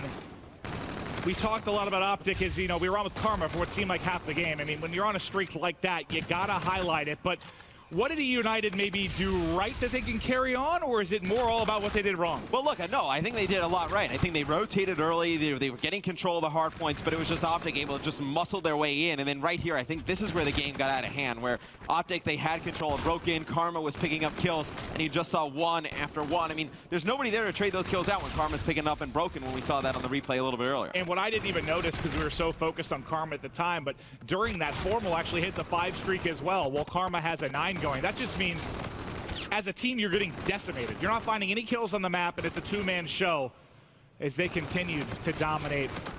And they can't finally close it out here. We get over to Broken, and they are able to lock it down. But Scump and the gang, they're feeling good. Now, let's take a look at a heat map here from game 1. We can see where the damage was done. What stands out to you? I mean, look, United got a lot of time in that lower street, but Cathedral dominated by Optic Gaming, and also over by Broken dominated by Optic Gaming. 71% of the hill time when it was at Cathedral went in favor of Optic, and 80% of it over in the Broken building went in favor of Optic as well. I think that's that 88 there in Hotel Hallway. That's where Karma's streak started going off. Remember, that's when you saw the big one from Formal as well. I mean, the highlight of that is basically the entire map outside of lower street was Optic. And I feel like Karma's the most important player for Optic Gaming to get going. Krim, obviously, he knows his situation on this team. He needs to just fill the gaps, play more objective, needs to pick up those situational kills. Formal and Scump, we both know they're top flight slayers. Karma, when he doesn't play well, I mean, even with Cole and some of his previous teams, he can get in his own head a little bit, whatnot. To see him get off to a good start, it's a great sign for Optic fans. Remember when he first joined this team and he was struggling? S&D, he couldn't get anything going. They start to let him snipe and just play how he wanted to. You can see it visibly get to him. He starts to come alive. The frustration's not there. But that'll be game 1 for Optic. Now, what can United do in this search and destroy to get back into it? I mean, this has been a fantastic game mode for them as well. They've been very solid in the 2Ks and this, well, they've been solid in the 2Ks and just about everything. But is it falling on Gunless to get this going? Is it a full team effort for you? I mean, Gunless is their playmaker, right? But I think Pristini, if you look at him, he's been probably their overall most consistent player in search and destroy up until this point. And just think, obviously, Karma goes big in that round 11 against Panda earlier in the day in search and destroy. Since that, his tournament's been completely different. I mean, he's somebody who struggled the other day. He wins that 1v1. He has just taken that and just gone on a tear. And think about that. It's basically, one angle checked in that 1v1 from Optic being done rounds and rounds ago. It is the difference between fastball looking left and right. Yeah, that really is it. That's crazy. Insane to think about. It's one of the more hype moments we've had this weekend, but I'm sure many to come here. I believe I saw Formal pulling out a sniper rifle, maybe one on the other side as well. I think that was Arcity, so a couple snipers here off the break. Search and destroy. Game 2, make some noise. And obviously we talked about these two teams scrimming each other quite often leading up into this event. The teams do not practice S&D against each other, so both teams obviously do not know the other team's tendencies in this game mode. All right, so if you're new to Search and Destroy on Crusher, this particular map, what kind of stands out for you the most here? Going up to the top side of your mini-map, it's going to be very difficult to get into the A bomb site. Lots of close choke points. Now coming out towards this outside here, this is where the offense can be they're most efficient. They can go over towards B. Well, Arcides and Formal basically giving each other a haircut. Now I'm going to push him with a pistol, spraying everywhere, not connecting. It's now Pristini. 1 versus 3. He sees 2. He's tagged up. Has to think about a different way to attack this, surely, as they know the angle he's currently holding. And instead of soaring at him and maybe feeding him a 2-piece, they group up, they play together, they get the bomb down. Optic handling it. And with how E United needed to come out in this one, drawing first blood here in this round and losing it, not be a good start. Obviously, when you get that first blood, you get that man advantage, you need to turn that into round wins in S&D. Well, you get that first blood and you basically get nothing else, and whoever those shots were, that might be Formal over the top because he teed him up. We'll see it now, the final kill cam, is that was a quick burst. Nice shots. Doesn't miss a bullet there as Pristini gets cut down. And Formal is really, you know, kind of their catalyst in Search and Destroy. He's been playing a ton of, you know, game battles, S&D tournaments with, you know, a lot of the Gosu Flu guys. So you do think, I know Formal does know the best strategies to use in this game. I've followed Formal from back in, really, God, all the way back to Halo 3. You've known him for a while. He first started to make a name for himself. So all of you guys that know Formal is this Cali kid, quiet demeanor. That's not his only side. I've seen the cocky, kind of arrogant, I am better than you side of him. The mean streak. When he gets in that mode, he'll be the best in the game, man. He is absolutely terrifying. You've seen a bit of that this weekend. But now we are going to check on with Formal. He's going to cut down the corner. It's not going to be Scump and Karma trying to clutch up. They're pinching 2 players from opposite sides. He catches 1. It's now just Scump. 1 versus 2. 28 seconds to work to defuse. 1 in front. Trying to turn it into 1v1. What was that? I think he thought he was going to kill him, stopped firing his gun, thought he put enough bullets in the player to take him out. But it's E United evening this one up at 1 round apiece. You see Pristini going with a melee and then some shots there. But I know, talking a little bit about Formal, you know, the little bit of, you know, more attitude we've seen from him today, I feel like this is what that team needed. Sometimes you win so much and, you know, you lose. It's like, oh, well, you know, we'll get the next one. We'll get the next one. It's been a long time where Optic's been trying to get the next one. It's been a long time since this team has won something. All right, well, off to the races we go. Tied up 1-1. Crim6 and crew on offense, and Crim6 being hunted right now, it looks like, on the minimap. But we'll get over to the bomb site. It's going to be Gunless, getting some pressure, trying to stay alive. He has been the wonder kid all weekend long, tagged up, just trying to dodge bullets, dodge nades coming in from either side. Needs help from his teammates before he attempts to make a play. He's seen a couple here. He does push through. Gunless gets caught, though, and now it's going to be on Pristini. He's working the flank. Coming up behind the final player there in Crim6. He didn't finish it. He didn't finish it yet. Surely he's going to find him. He doesn't do it. It's now Crim6 in a 1v1. How does this happen? But he's pinched from both sides and will fall. E United gets it done. Silly actually coming right out behind Gunless. Takes out 3 players there. Big round from Silly. Crim makes it pretty interesting towards the end, but look how many bullets it took. It's going to be Silly in the final kill cam. So Silly picks up the ace that round. Big round from Silly, and they need that, because they have got to take this game too. Now, granted, they have 2 best-of-5s. If you're new to double elimination, you have a bit of a safety net here, as E United has just been torching through this event. If E United wins this game, they got to feel pretty confident. I mean, they go into an uplink. They have not lost one yet, so it's a big map for Optic Gaming as the RCs. Taking a shot there at Formal. The sniper battle going down in the mid, but got to jump back on with Silly. He's working towards that payload ability and towards the streets. That should be another kill coming through. That just, they almost run into Silly's bullets, and now it's just Formal. He has a sniper, a hit marker there. He still had 4 players to go through. But it is E United yet again, gunless and squad, getting it done here in the search and destroy. We'll see the final kill cam from Pristini as he takes 1 to the leg, but not enough to finish him. And that is 3 straight rounds there for E United. In the first round that they end up losing, they get first blood in. So that easily, you know, they play that a little bit smarter, could have went their way as well. Search and destroy offense now for Optic Gaming, trailing by a couple of rounds. If you did miss the game 1, it was a big win for Optic, but now trying to keep control of the series. Nade comes in there on the wall run. They're playing it patient, but now looking to get forward. That's Karma pushed up already on the bomb site. Scump going to be backing him up as the engagements here will start to get hot and heavy. He slides across, and they're looking to fly. They're going to soar out. Gets 1 around the corner. 2nd in the back. Shots everywhere, but eventually gets it. Scump finds 2, and now it's Pristini having to find some magic here. He's already found 1. Woo! Nice shots there on the 2nd, but just not enough to close it out. Yeah, he just needs to go a little bit faster on the flank. Obviously, you need to check your corners, make sure nobody's back there. But when Optic pushes straight through, his teammates cannot stay alive long enough to make that an effective play. Crim6 able to win that one-on-one gunfight. Just seeing the E6 guys focused up, trying to stay alive in this series. And what's it like, when you kind of have that extra series? Does it change your mentality to play, or you just have to focus on each map? I guess it kind of depends on the player, right? I guess it kind of depends on the player. Personally, I think you need to just focus on each map. Pretend like there's no second series. This is just a single limb kind of tournament. I don't think you can rely on having that backup second series. How many times have I accidentally said E6 instead of E United? I don't know. I only caught it once there when you just said it. It's old age.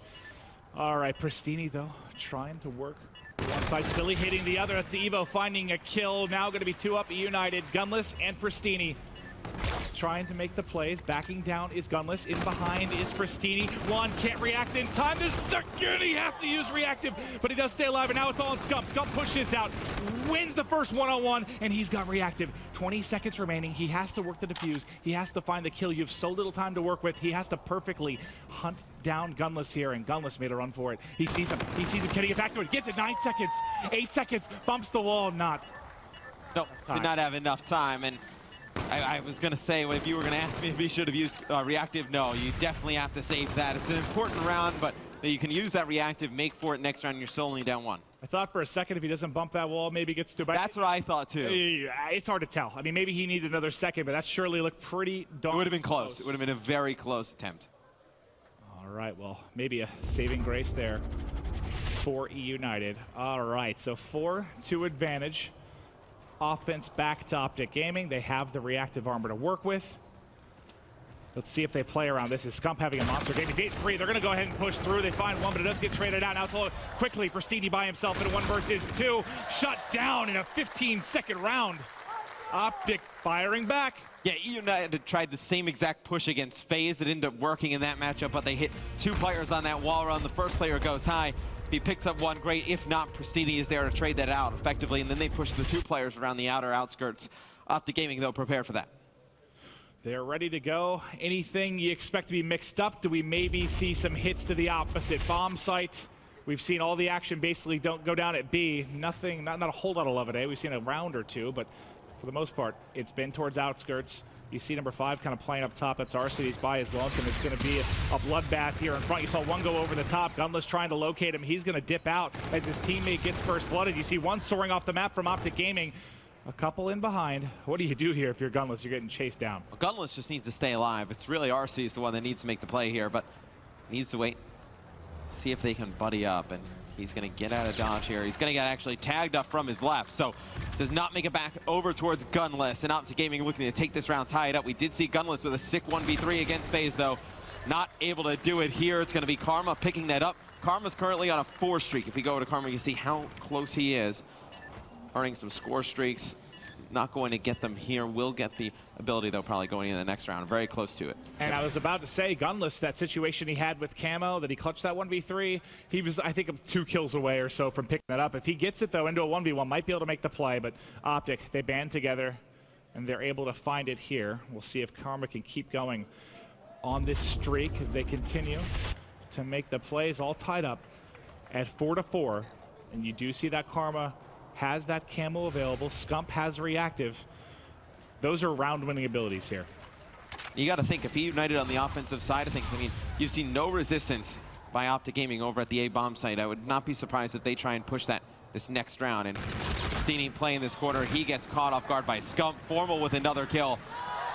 Just like that, Optic Gaming fights him gun on gun.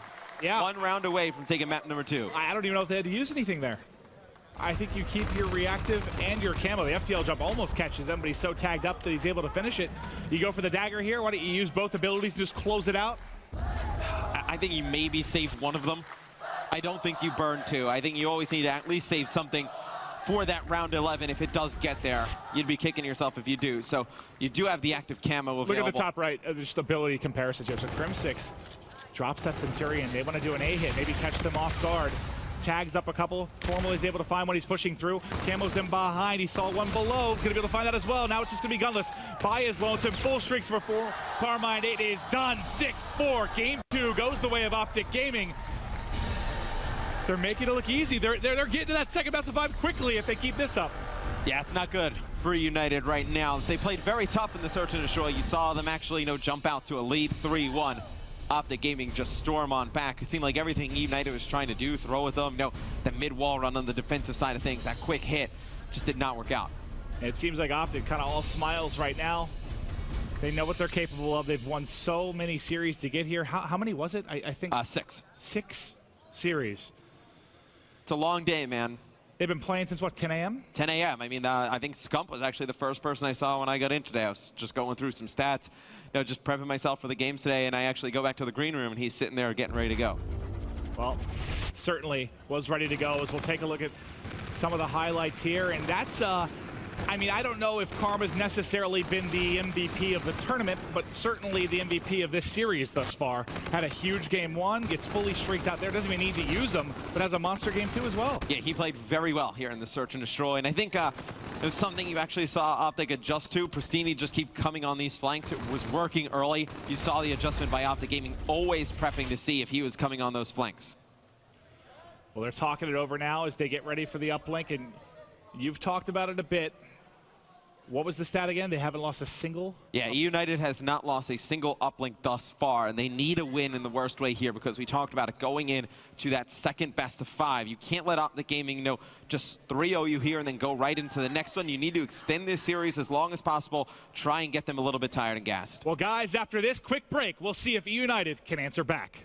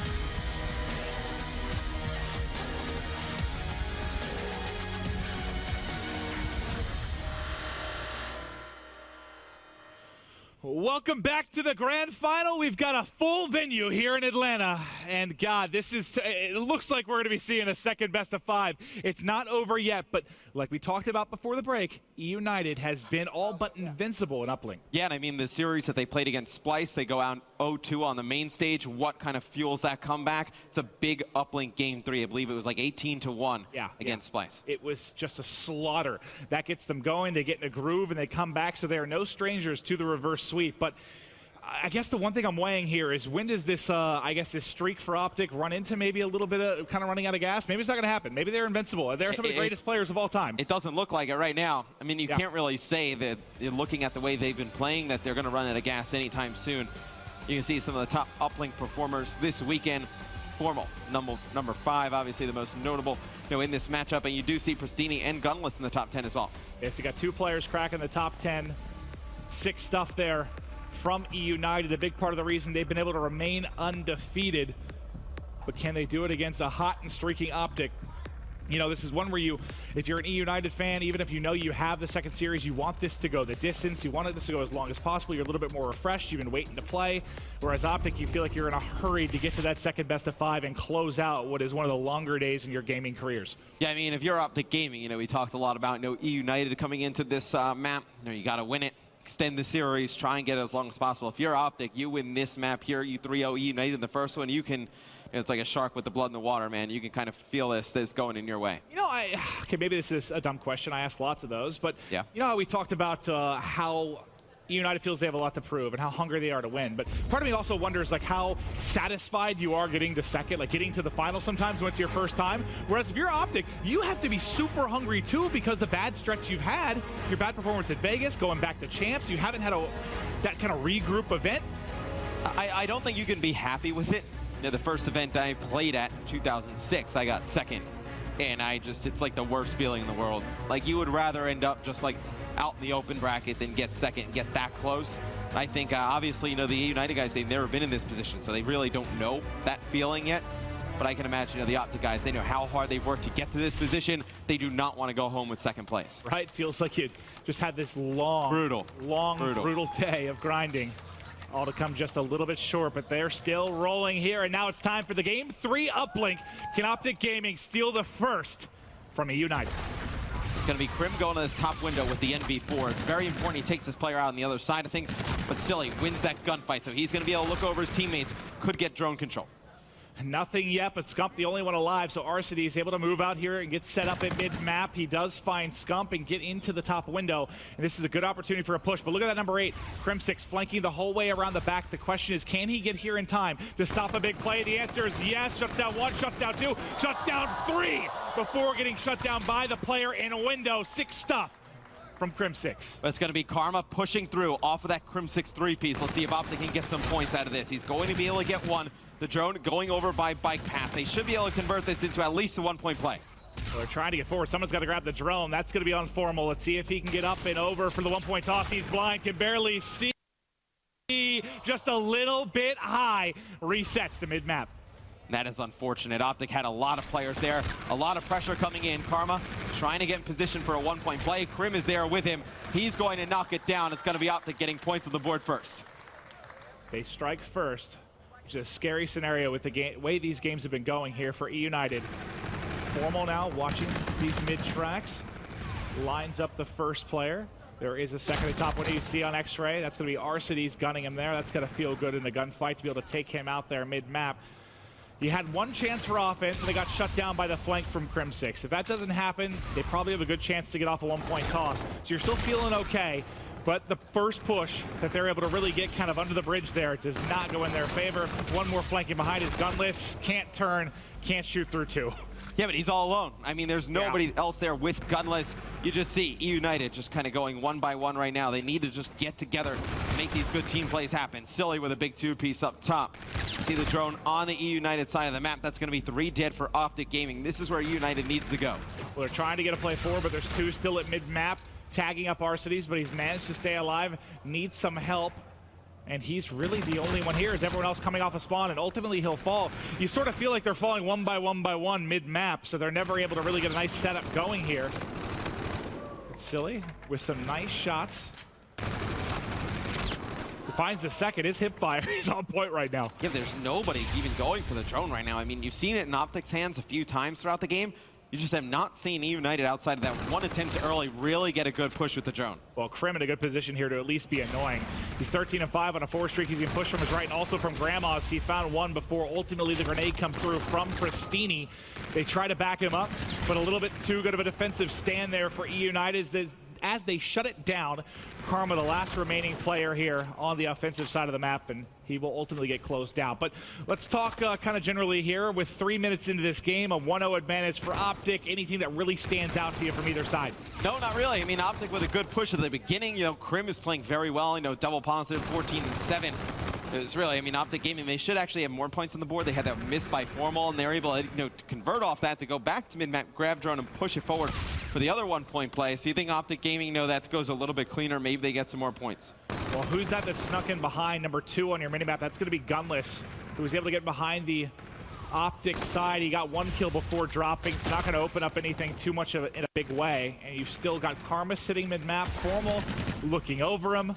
This is a low-scoring, slow-paced affair, but for the time being, favoring Optic. Yeah, and right now, I mean, you just see so much gunfire from window to window. Nobody's actually able to get into the mid-map and actually get hands on the drone. Now you see E United starting to push through. Silly has RCs directly in front of him. They're trying to get some of these kills in the Optic Gaming base, push them back a little bit, but it's just not working out.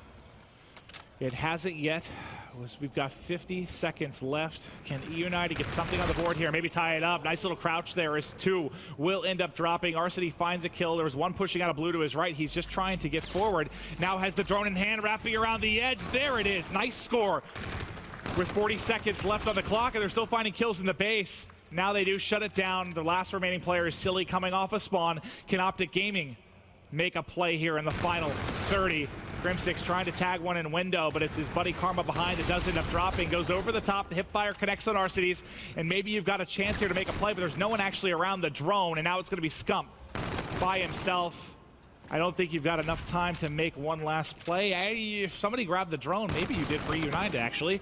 Yeah, I think you would actually get a 1-point toss off. They're going to grab it now. 5 seconds left, trying to get to the edge. Doesn't get underneath. It's going to be Arcities with it, but they are there to shut down the defense. We're going 1-1 to the half, baby. Yeah, it was a big 1-point play, though, by Arcities towards the end. I mean, you needed some type of positivity for the side of E United going into the second half. I mean, if this is 1-0 with Optic just kind of slaughtering you as you try and get the drone into their base, would not have been good. At least you can kind of ride maybe some of the positive vibes going into the second half. You have to avoid this 3-0 at all cost. You have the second series, but you just need to delay this. At least get a win under your belt in the first series, so you say, hey, we can play Optic Gaming tough. E United seem to be the bane of Envy's existence. Seems to be the opposite here with Optic E United. Yeah, I mean, E United has faced a lot of adversity in terms of, going up against top competition throughout the entire tournament, some crazy game 5s, but they have not lost yet. I mean, they have not lost the game. They've not lost an uplink yet. You do see they get the drone early. It'll be interesting to see if they do end up losing this, how they bounce back. A 1-point throw wide left there from E United, and when you're just searching for positive moments and you're trying to get a lead here, you can't miss those 1-point plays. I mean, that could have been something huge for them. Well, there's a couple things to note on the line here then. The first uplink they would lose, the first series they would lose. That might be a tough pill to swallow maybe on this stage. They felt invincible pretty much throughout the course of the tournament, but it is going to be Optic Gaming pushing forward, but Arcities and Gunless have something to say about it. They clear out Courtyard. The only one remaining is going to be Scump, so Scump grabs the drone in hand, and he's going to try and make an individual play. Can't get the 1-point toss off. Didn't have a lot of help, but I don't hate the effort there to try and maybe just get one off, get a long throw through. Yeah, I mean, that's the only thing you can do with the drone in that position. I mean, he had no teammate support, not going to be able to get it any further up the map, and see Pristini going to toss it from some yards, but look, all the arrows on the map are green. They're all converging on top of him. Now it's going to be Optic Gaming with drone over by bike path side. They're starting to rack together some kills, trying to bring it down for some points. Yeah, Crimsix gets hit with a jammer there. Otherwise, he's in a pretty key position to make a play. Scump now in the back trying to do it. Karma has the drone, wants to make it, slides across. Tag can't get it. Everyone from Optic down. Good defensive hold there from E United. We're still at a 1-1 game here. So obviously, Uplink outside of Precincts, we see a lot of low-scoring affairs. This one, definitely one of the more lower-scoring ones we've seen all weekend long. So you see Gunless going to throw the drone forward, try and push it onto the Optic side of the map. But when you see E United, they throw the drone for some yards. It's great if you have some teammates there to slay out. Nobody there in those situations. And I'll tell you what, with this coming down to the wire, I've seen a lot of clutch plays, specifically from Gunless at the end of Uplinks. Last-second score against FaZe. Last-second score against Envy in pool play. They've done it a lot, and when he gets camo, look how close he's actually getting to it. 75% of the way there. You think that he might be the one to make the separation, but now it's going to be Scump. Passes it forward. They look for the dunk. They all get cut down. Scump, can he get it through? Tries to get shut down again. The goal line defense for E United is too strong. And you look, it's going to be the 2 camo players that I feel like if we keep going down, maybe we're at a minute left and we're still at a 1-1 game, that are going to be the difference makers. That's going to be Gunless and Karma. So pay attention, see how fast they get these abilities, and Hugh uses them the best. You feel like this could be a decent Optic lead, though, with the couple of opportunities we've seen specifically from this side. That could have been dunks. Maybe you get a 1-point toss off. You got to give props to E United. I mean, they have just played tremendous defense. The rotations back to their base. The big 2 pieces by Pristini. you know, it's been an incredible defensive effort from E United. They are not going down this first series without a fight. Gunless is filthy. He wants to make the play. It's up. It's away. It's good. Gunless coming up clutch yet again. Under 2 to go. God, he's nasty. They get the points, and he doesn't have camo. You're going to have camo as well, so you should think you get at least a 1-point play if you use that camo effectively. So you think E United may have one more point on the board here. Optic's going to have to get a 2. 90 seconds. Pressure building here. Gunless very close to that camo. Mentioned Karma in the same boat. He's a kill away from being able to maybe find a dagger here.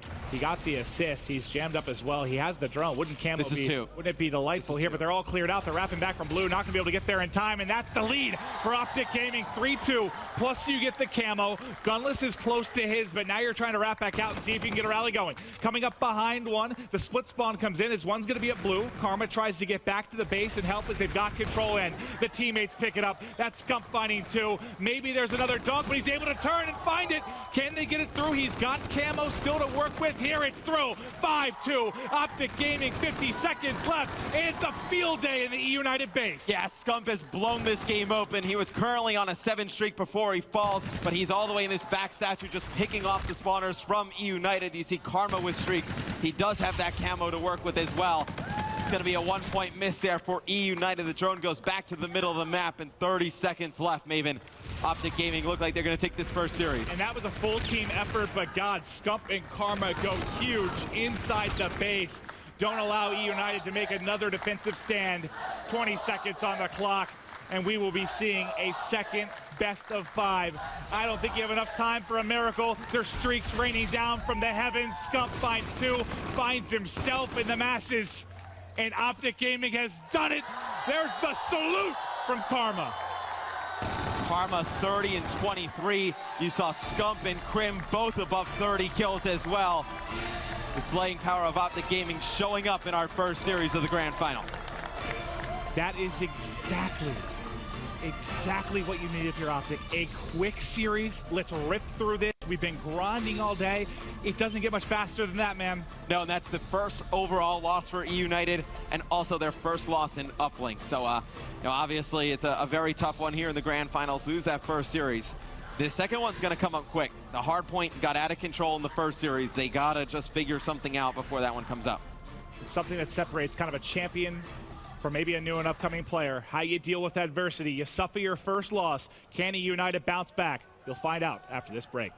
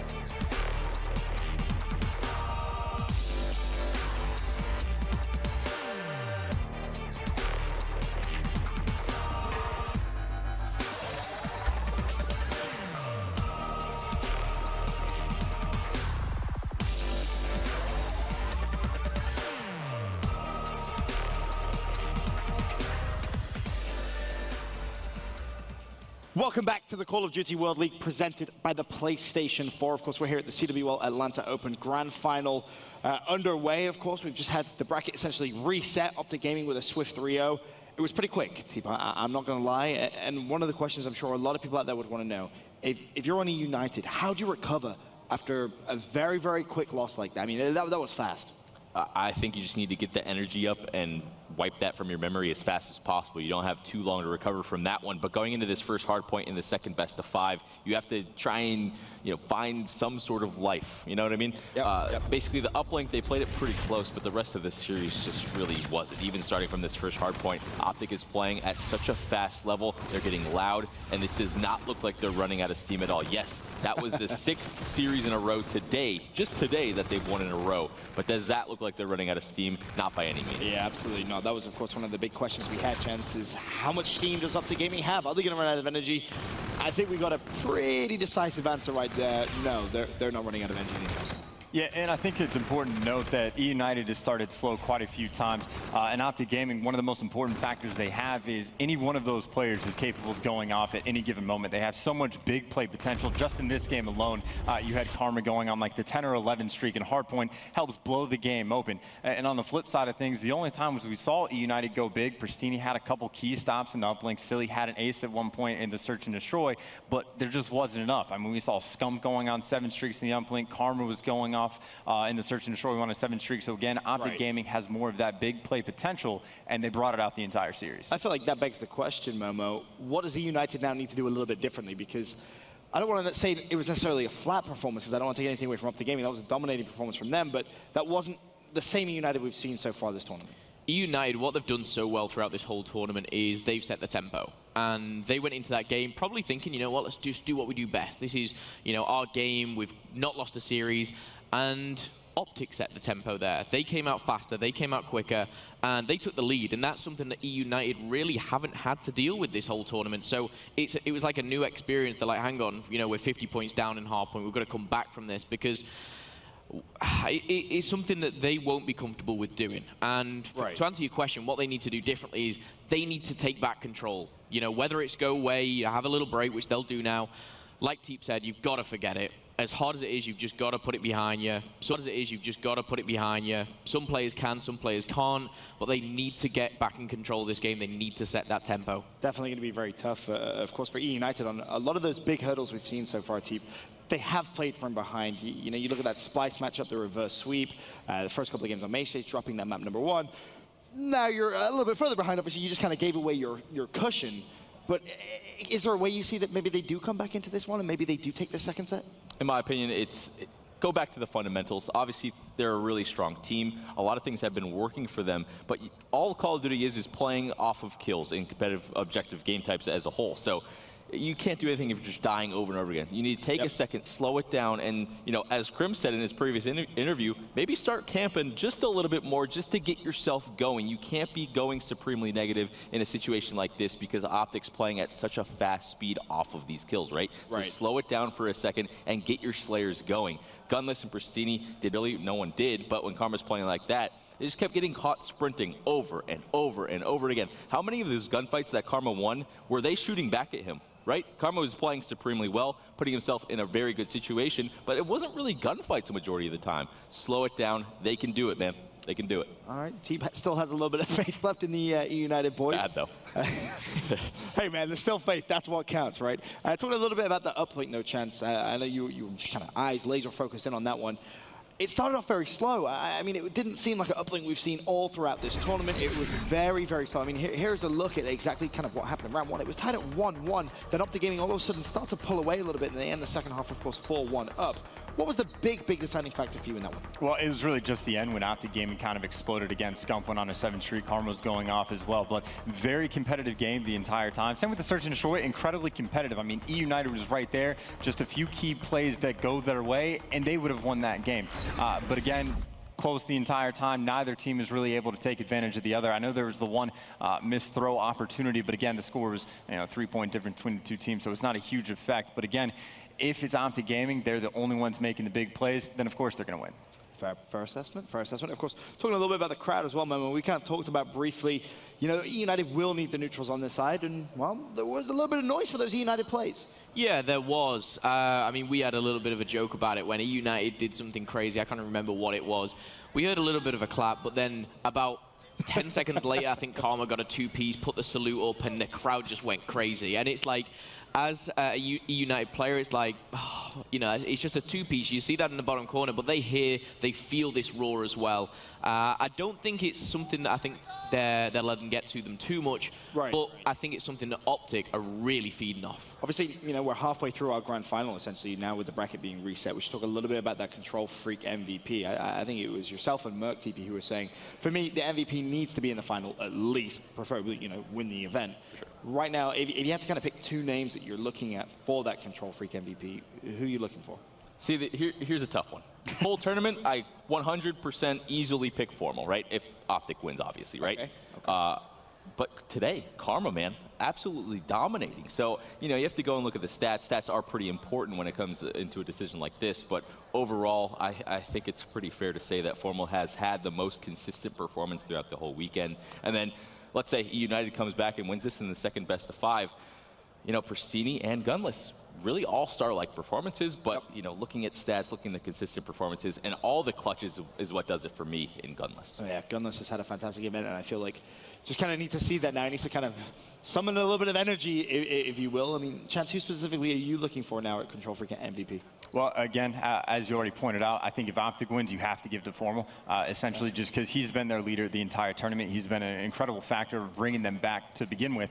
On the flip side for United, if they're able to pull off the second best of 5, whoever goes on for them in this series, I think deserves it. Because again, this is the most important match they have. So I mean, that's the most valuable thing. When you're going against Optic Gaming in the grand final, second best of 5, that's your most valuable player. Very true. Backs truly against the wall. Memo? Most important series is right now. I think the MVP is still up for grabs. I honestly think so. Someone goes off here, like you said, on a United, they can take it away. Big game from them. Overall, though, you can't doubt Formal. Yeah, it seems Formal unanimous across the board. It's hard to not have his name in that conversation with just the sheer brilliance of his play style. I'm sure Maven is backstage somewhere with a big old smile on his face. Of course, Maven, a #1 Formal fan. I remember like years and years and years ago, Maven looked at me and had a conversation. He was like, I guarantee you, Formal will be one of the best, if not the greatest, Call of Duty player in the world. And I looked at him and I was like, you're crazy. Maven's pretty right about things. I can tell you that Formal has turned into a fantastic player and also kind of leading the Green Wall through Championship Sunday.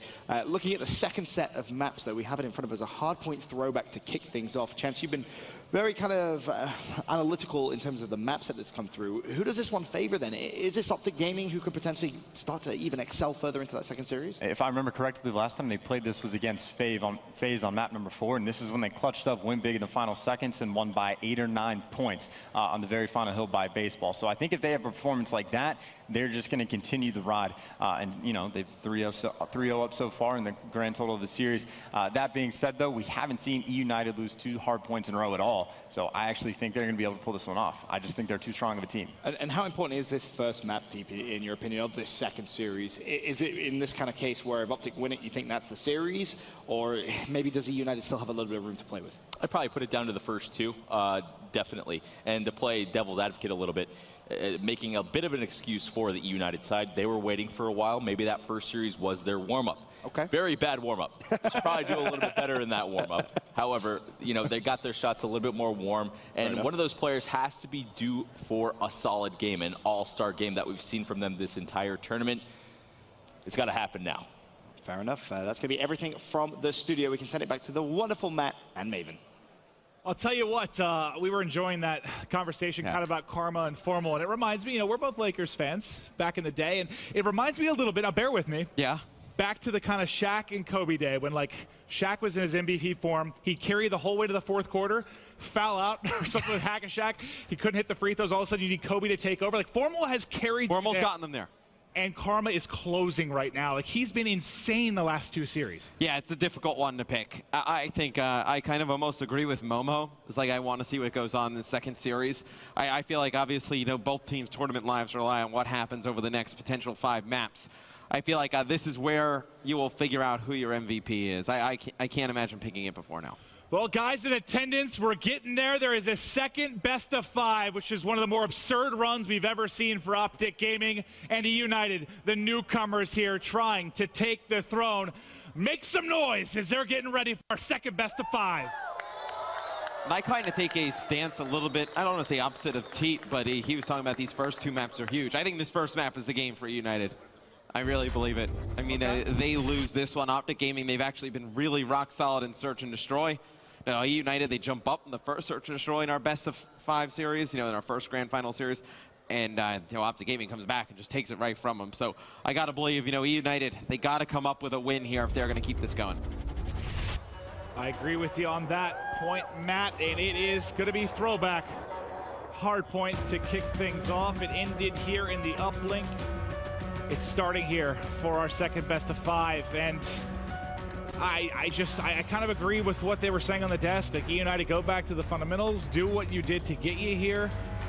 If it is Optic is just too hot right now, I mean, at least know you went out fighting. You went out really easy to say. Game. Yeah. Go back to the fundamentals. I mean, in a game like this with the crowd and all the pressure, it starts to feel like it's just moving a lot faster than normal sometimes. And I think it's going to be pretty difficult for them to slow it down. I mean, maybe they bring out another NV4. We see most of the teams run one at most.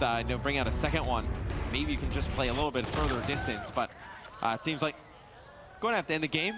No one wants to start starting the first same game. way as we started the first series. Yeah, someone's trying to ice him here, but gonna get a bit of a reset. Not sure if somebody spawned in on the wrong team or what the case may be, but we're gonna get to this final set. I promise you. And we usually don't ask you questions because you usually don't have opinions of some sort. Or just good answers. Who would be your Control Freak MVP at this moment in time from either side? You got to pick. I know you're gonna say Formal for Optic, so just give me the United side. It depends on how the series goes for Optic. Honestly, if Karma carries through this second series the way he did in the first, it's Karma for me. He was ridiculous in every single of those 3 maps. On the other side, it has to be Gunless. I don't even care really to the performance of, if one of them stands out to me, it wouldn't change my opinion because he's been so absurd all weekend long. It would still be Gunless. Yeah, I mean, Pristini's been really consistent, like just not as flashy as Gunless. Like Gunless has been their playmaker though. I mean, you look back at some of the plays in Search and Destroy and Uplink this guy has made, he's been a huge part of this United squad. And at the beginning of the weekend, to be quite honest, I was doing a lot of the player interviews asking who's the best player here or whatnot. I got a lot of Arcities and I got a lot of Gunless. It's like, I got to see it here to believe it. And I'm definitely a believer now. The who's the breakout player one? Yeah, that's what I heard from half the people I talked to. Gunless, Gunless, Gunless. No, I got a lot of people when I asked who's the best player. Oh, best player. Okay, I was talking about like the breakout player. No, not just breakout. I got a lot of people who said Arcies and Gunless were just unreal. The 2Ks coming into this, and obviously they've proven themselves here. Well, I was talking, I think, with Aches, and he mentioned how hard of a carry Gunless kind of was at Vegas. I believe he had something like a 1.25, 1.3 KD, and the rest of the team was basically sitting under 1. And part of me wonders if that's just, kind of like I talked in the one video, I talk about this team, that the first time you go to a LAN, it's a bit scary. There are nerves. You don't play the same way you did online. You get a little bit shook. But now that you got that under your belt, you come here, and it has not phased them up into this point. I'm not saying that the crowd or the magnitude of the situation is the problem right now for them. I think it's more Optic just being hot, kind of, in my opinion. But Gunless just overall has been a beast, man. Yeah, and I mean, if you're at home and you're wondering, where did some of these guys come from? Previously, before Infinite Warfare, Arcies and Pristini, they are on the Apotheon team last year at COD Champs. They give Rise a pretty good game. They do not place well. And then Gunless, he placed for I2 online last year. So I know some of the more hardcore competitive Call of Duty fans, they've heard about those guys before. Very good online in some of the tournaments. And then coming into this game, Silly was on this team at the beginning playing with these guys, and then he got the offer from United to play with Pac-Man & Co. that they had in Vegas PSX. And then after that does not work out, he goes to the organization. He's like, hey, let's bring these 3 guys in.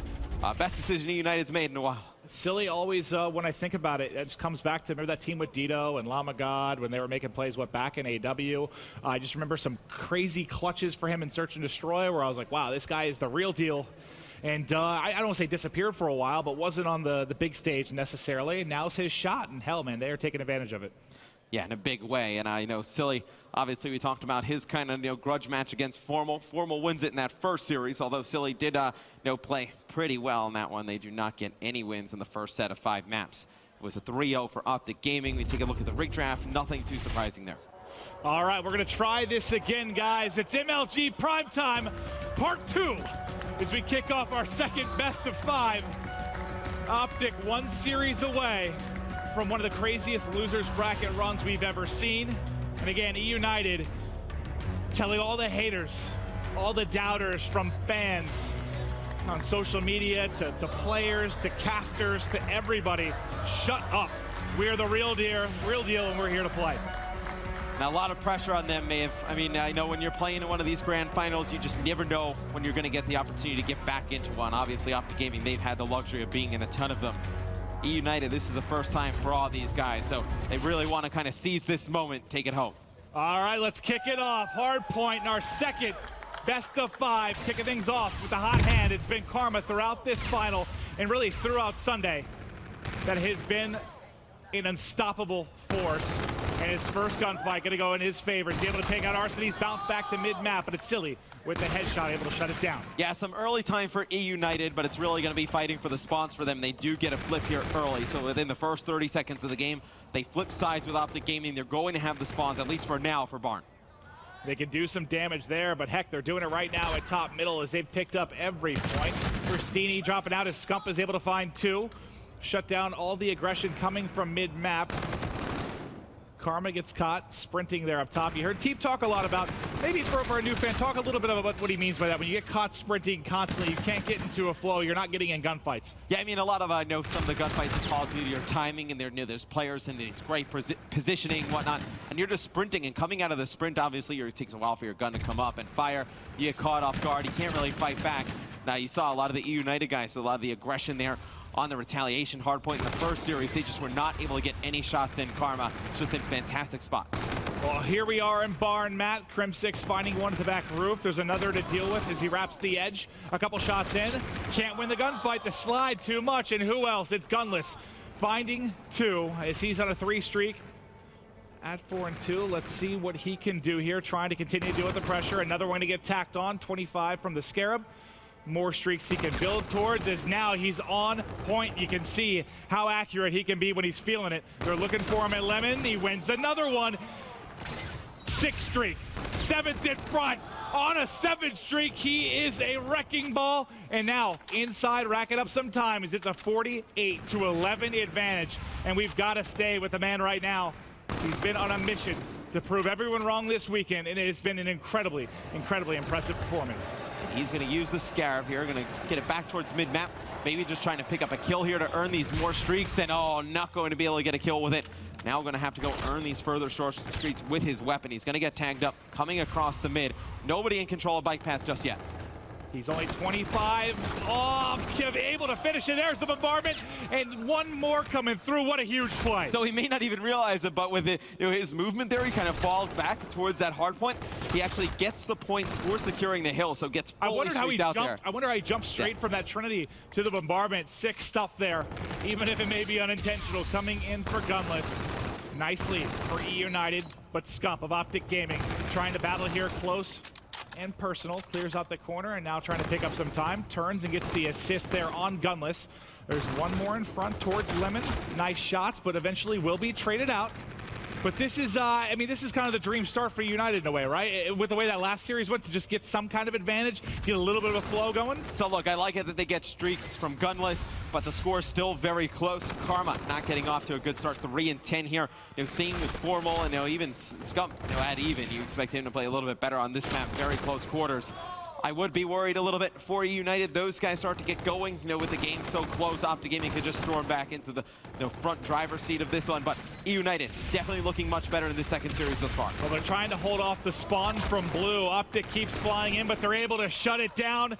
You saw that spawn come in against FaZe in their match earlier with Optic as they just soared in and took control. They couldn't do it here against the United as they're able to lock it down. Silly, some wild shots all over the place as Crim able to close him out in courtyard.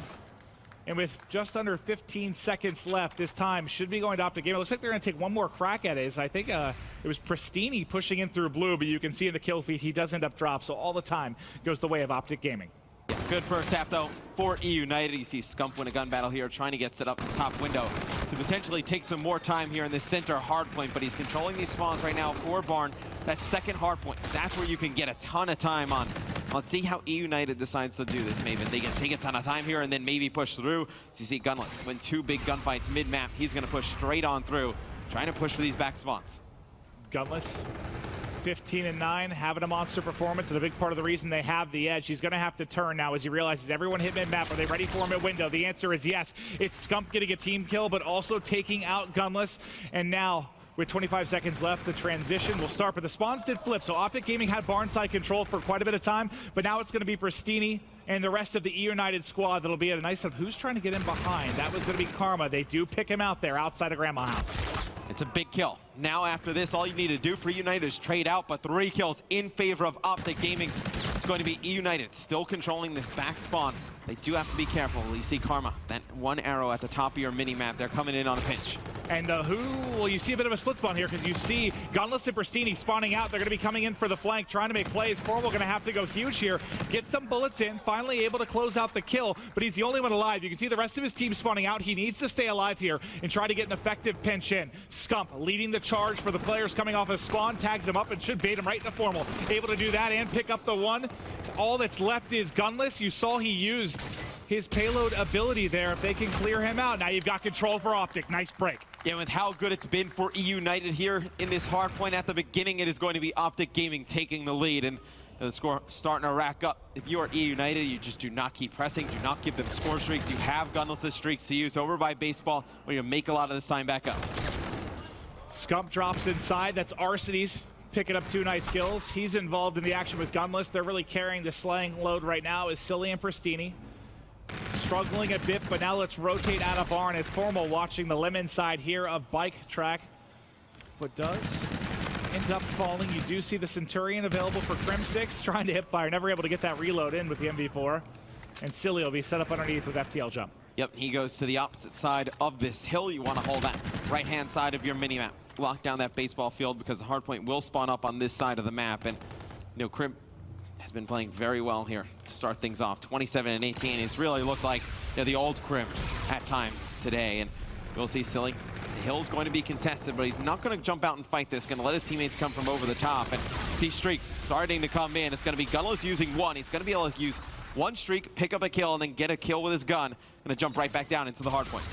If they can get 1 more set of kills here, rack up the closing time, and then also get the rotation over to Baseball, they're going to be able to get a little bit of an edge here. But as Gunless drops, Silly able to answer the call. They still have control. Who's spawned top side? So you can see that number 2 on the minimap. That's going to be Formal. So he's going to try and break in from blue. Wins the entry kill. There's another there. He does get tagged up. So at least for the moment, you've got 2 players in Gunless and Silly that are going to look to lock down Baseball field. In the pinch now coming in from Optic. You've got Crim6 at the top. A player just spawned in behind him. He's not going to be ready for that at all. I believe it's Arcades. So Crim may drop any moment. He was at least able to find a kill before getting chopped down. And now it's to the other side. The pinch is effective. There's 1 left in blue. He's gone. That was Pristini. And Optic Gaming gets the break. And we'll see if E United uses these streaks. You see them coming down from Silly. It's going to be Arcades, though, picking up a big 2-piece as he flies into the hardpoint. Everybody flooding this from E United. And just like that, Optic Gaming gets a break. E United breaks right back. These guys just battling back and forth. No one able to get a little bit of comfort here in the game 1 in our second best of 5. Whoever takes this one will be crowned your CWL Atlanta Open champions. Big prize pool and pro points to go with that one. And these 2 fighting so hard for it. You see it's going to be Optic Gaming taking the last few seconds here. We're going to go back towards that center hard point. We will see some of the more powerful abilities come up here, you know, reactive armor soon. And, you know, maybe we see another camo use out of, you know, Karma and Gunless. And Gunless has already worked his way about halfway through to his second camo. And I believe Karma was really close to getting that. Some magical play from Pristini opens things up momentarily, but sliding out is Silly. He drops down. Pristini still picking up kills. That was 3 in a row before he ultimately fell. Optic is doing just enough to hold on, right? I feel like E United's had a bit of a lead here. Lines up a few for Arcades. 3rd there at Trax is Crim6, at least able to answer back. But are they going to be able to put Optic away? A win here in game 1 would be so huge for them. You feel like if Optic takes this, you're looking at another 3L. There's just too much going right for them. But E United not going down easy here in the first one. You see Silly inside of the hard point. He's going to get 2, but the spawns for Barn in favor of Optic Gaming right now. E United needs to push straight through. Luckily for them, they do have some abilities. So if Optic Gaming gets this hard point at the beginning, you use these abilities in tandem, and you're able to break. All right, well, let's see the setup here for Barn. Trying to get into FTL jump, spraying everywhere. That didn't work out quite like we saw it on Breakout Hardpoint a couple 2Ks ago, but he tries to make a play. You do have kinetic here and a need to your own face, Pristini. Get out of there, bud. He's going to fall. You see Silly coming in the side, and You can't see E United get frantic here. You're starting to see players, just pushing one by one. Nobody in position to trade. They need to slow down a little bit. Crimsic still holding on to the Centurion, Matt. When do you think is going to be the best time for him to use this? I mean, in barn is always, we see it quite a bit from there. The reactive armor, not enough. He actually shuts that down.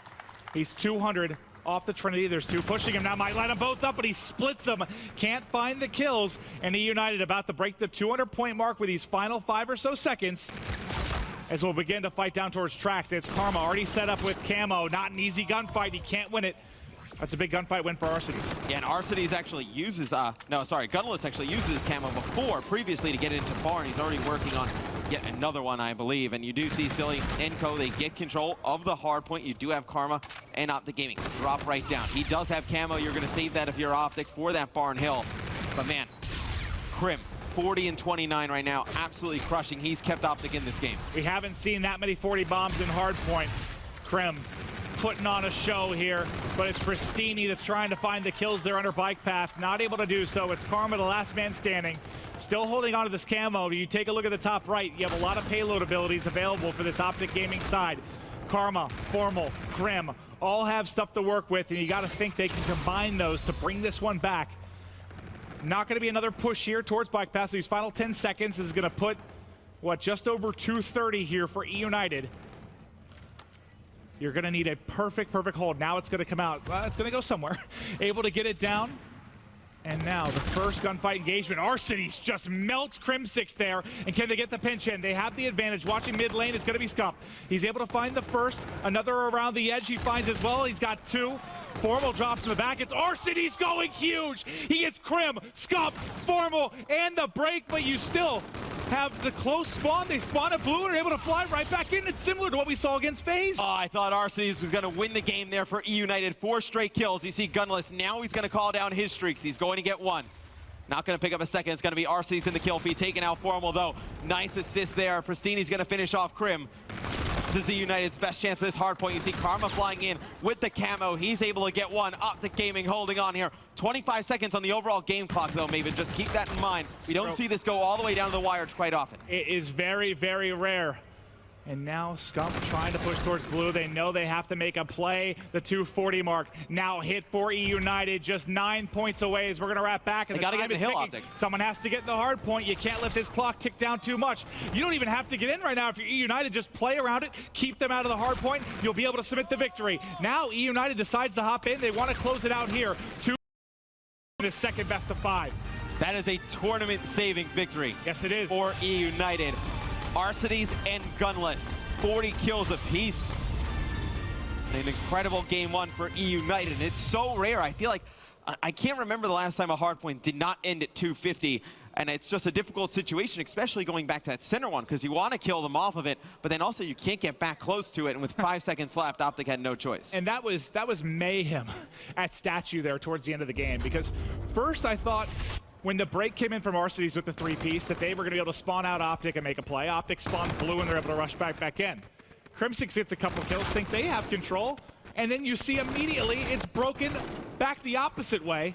Just insanity there. So just listen how ridiculous this was. Okay, I mean, okay. Gunless, he goes 43 and 29, 7,000 points. Like, obviously we don't really kind of look at points as like an actual like kind of legitimate stat, but it's just kind of silly when you compare to everybody else in the lobby. And then Crim above 40 kills as well. You could use those points at the MLG store. Yeah, right, I'm wish. Kidding, Adam Apicella, that was a joke. But no, just a tremendous performance from Arcides and Gunless there in game number 1. I mean, cannot stress enough how big of a win that is for E United. And you wonder, is this them getting control of the series, or is Optic running out of gas, or is that just two juggernauts going up against each other? But let's take a look at the statistics here. What stands out for you, pal?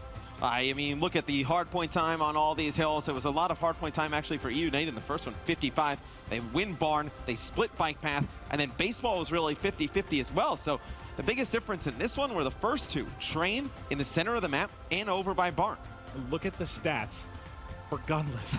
43 kills, a 1.54, over 100 seconds in the hard point. He's pretty good. You wonder why we talked about him being our unanimous MVP if E United takes this? It's statistics like that. Insane, insane stuff. That is a face you are going to be seeing throughout the entire year.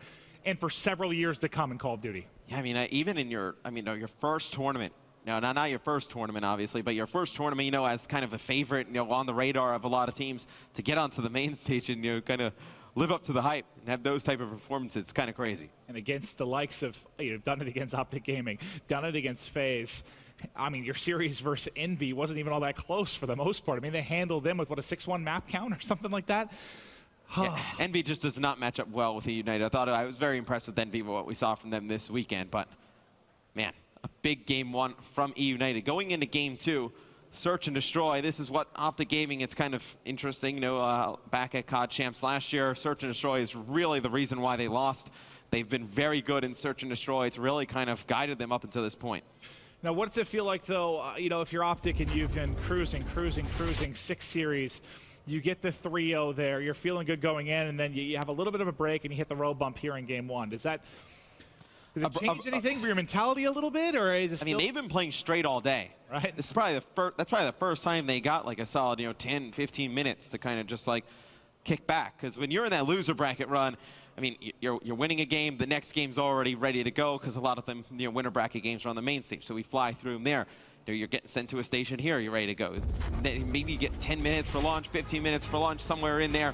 But it's just a lot of games throughout the day. So you kind of get in a good rhythm to lose, you know, that time. You know, obviously we have a little break between these two series.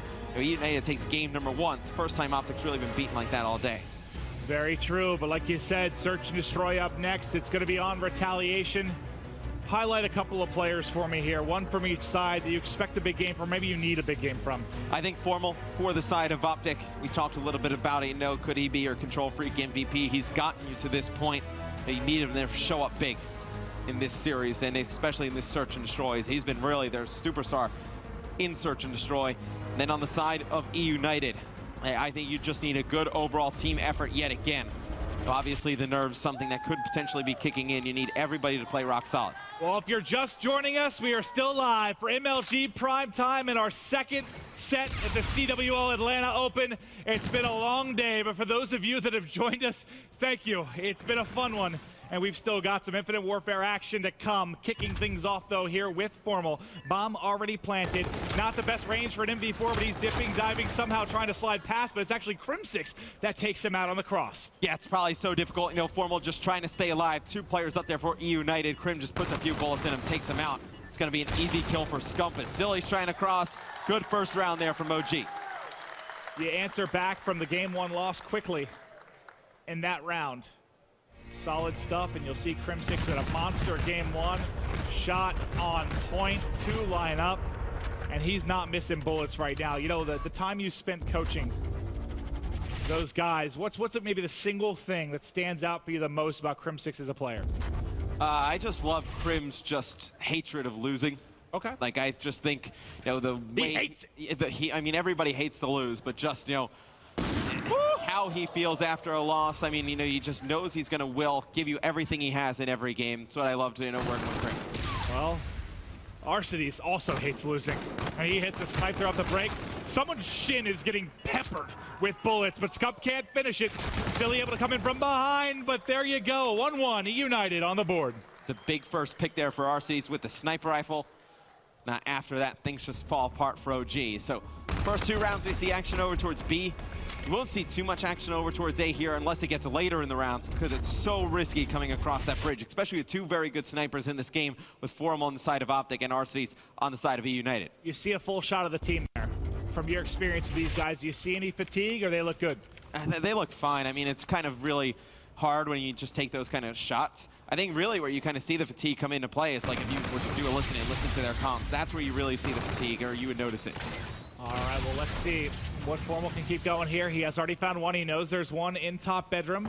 Saw him for a second. He wants to challenge the gunfight. Not able to connect on any shots here. We'll swap over to Crimsix, who is staring at the bottom of this bridge. And now he's set up there. Good cover behind the car. You've got one down from either side in the 3v3. Matt, how do you see this developing, buddy? Arcides ties it up in the man count, taking out Scump. And it seems like E United just trying to figure out how they want to hit this. It looks like they want to go hotel hallway to top patio. Woo! 2 big kills by Arcides, working on an ace here as he picks up 3, but looks like Karma's gotten lost here. He's got to defend this. There's not a whole lot of time left. He has to find a couple crucial kills. He's already found one. They're sticking it. No, he's already hopped off and checking the corner. Shoots the foot. 9 seconds left. Surely he has it. Able to snag it in time. Unless you had a real misplay there. You had a couple extra seconds to make the play. He wins one more gunfight. He actually probably would have had to kill one and get away there. That is a huge round from Arcity as he picks up Scump to even things up for United. Comes down Hotel Hallway. Takes out 2 more. Karma, the last one alive there, made things a little bit interesting, but they're able to finish him off. He expected him on the bomb, right? So he came out just kind of aiming at the feet. If he's gun up, if he knows the position there, probably able to win that gunfight, but that's just an awkward one. You're looking for the bomb defuse. And I mean, if he tries to like fake out the kill cam and go inside towards garage and then go around the other way, they probably defuse the bomb, not enough time. All right, well, Arcity's hit a snipe the last time we saw it out. Let's see if he can get it done here. He peeks the bridge. They're pushing hard. They're going to need his help as it looks like he wrapped back towards mid-map.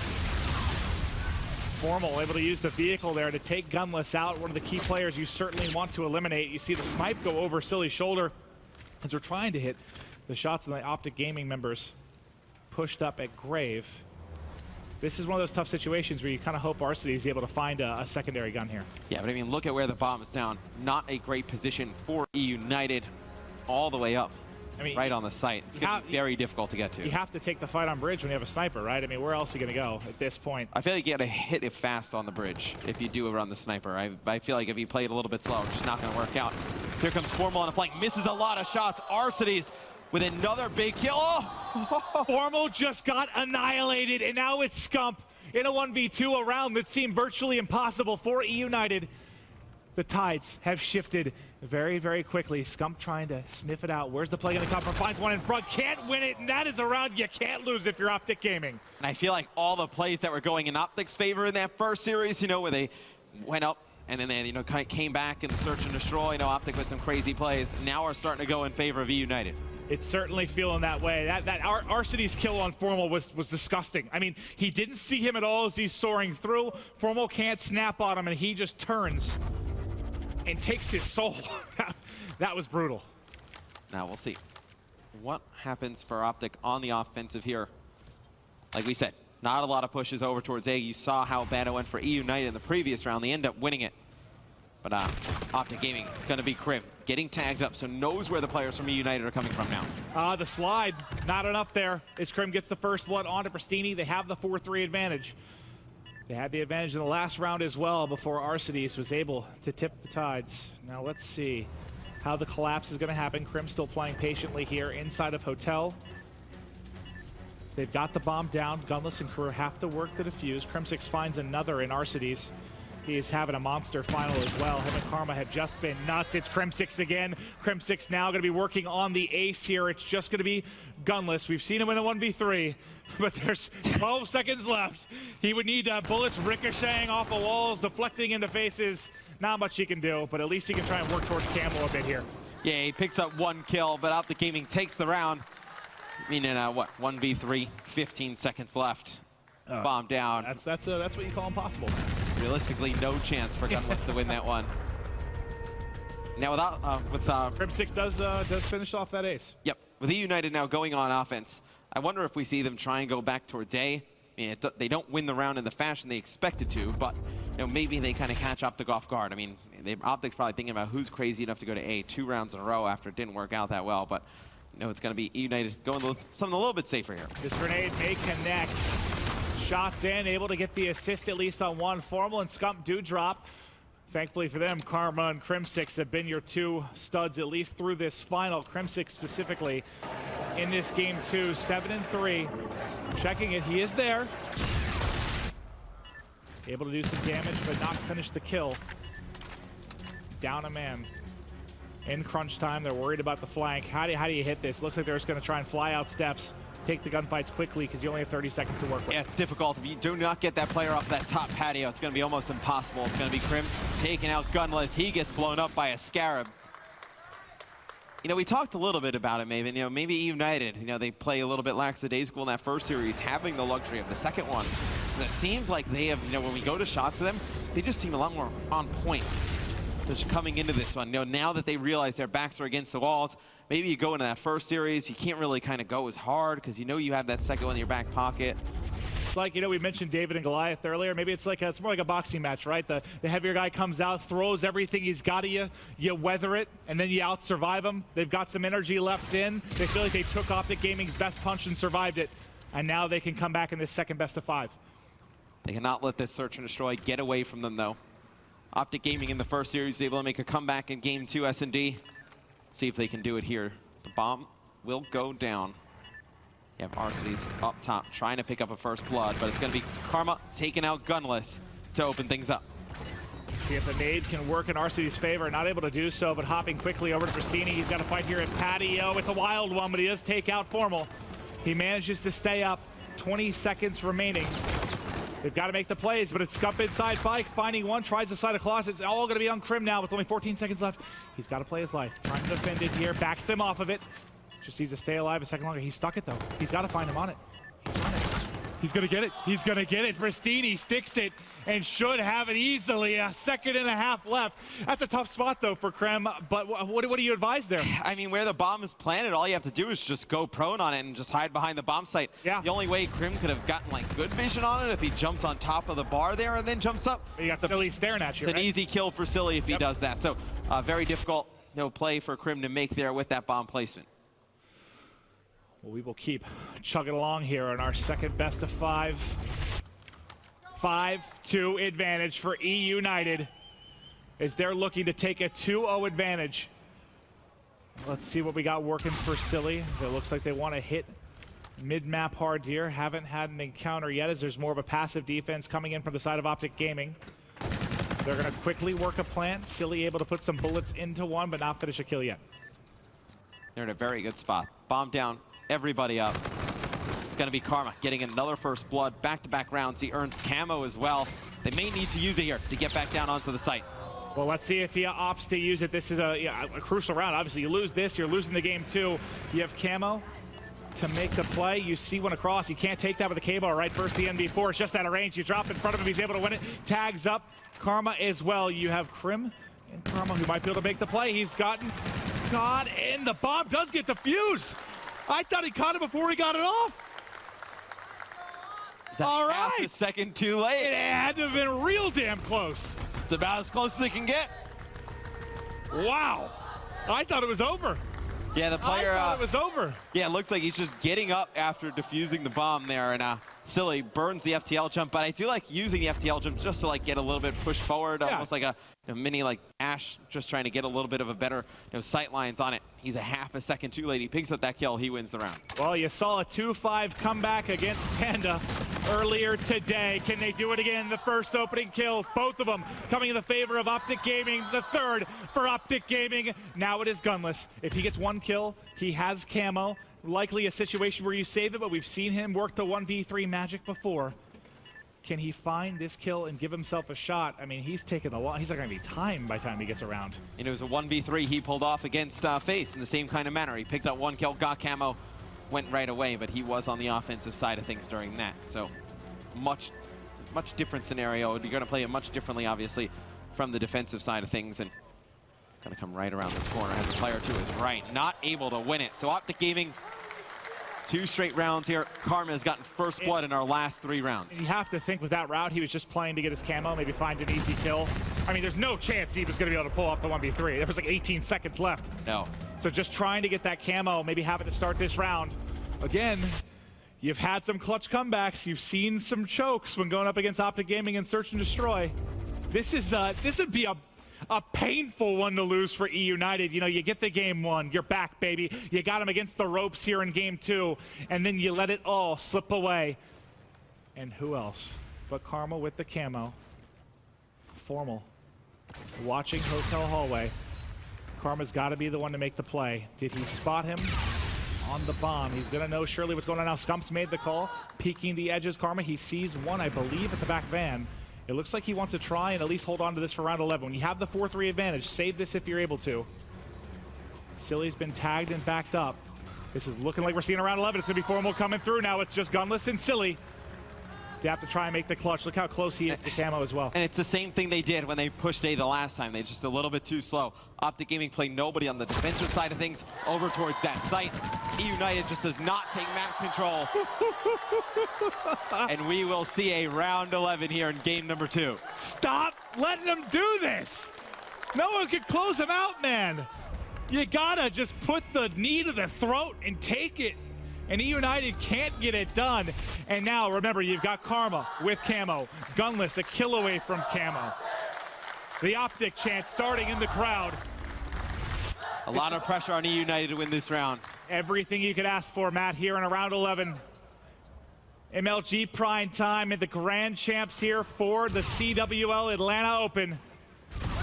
A 2-0 advantage for United would be so crucial.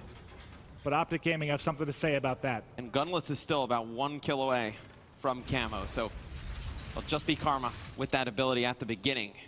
You do see the bomb moving up here for Optic Gaming. They're going to be able to get it down at B. Just keeping my eyes on that number 1 on the mini-map, which is going to be Karma. Remember, he has this Camo getting tagged through the wood. You got to back up if you're Formal. He might get peeked from the top bedroom. They're going to come out and challenge. Formal's got it. Karma's found one. Karma still has Camo. He pops the Camo. He's trying to get it behind. Finds the kill. Now it's Gunless. Also has Camo. Soaring out. It's a 1v3. There's one. Can he make the play? 19 seconds left. Can't turn it. Optic's done it. They tie it up at 1-1. And that guy knows. You can't choke those, Matthew. You can't choke them.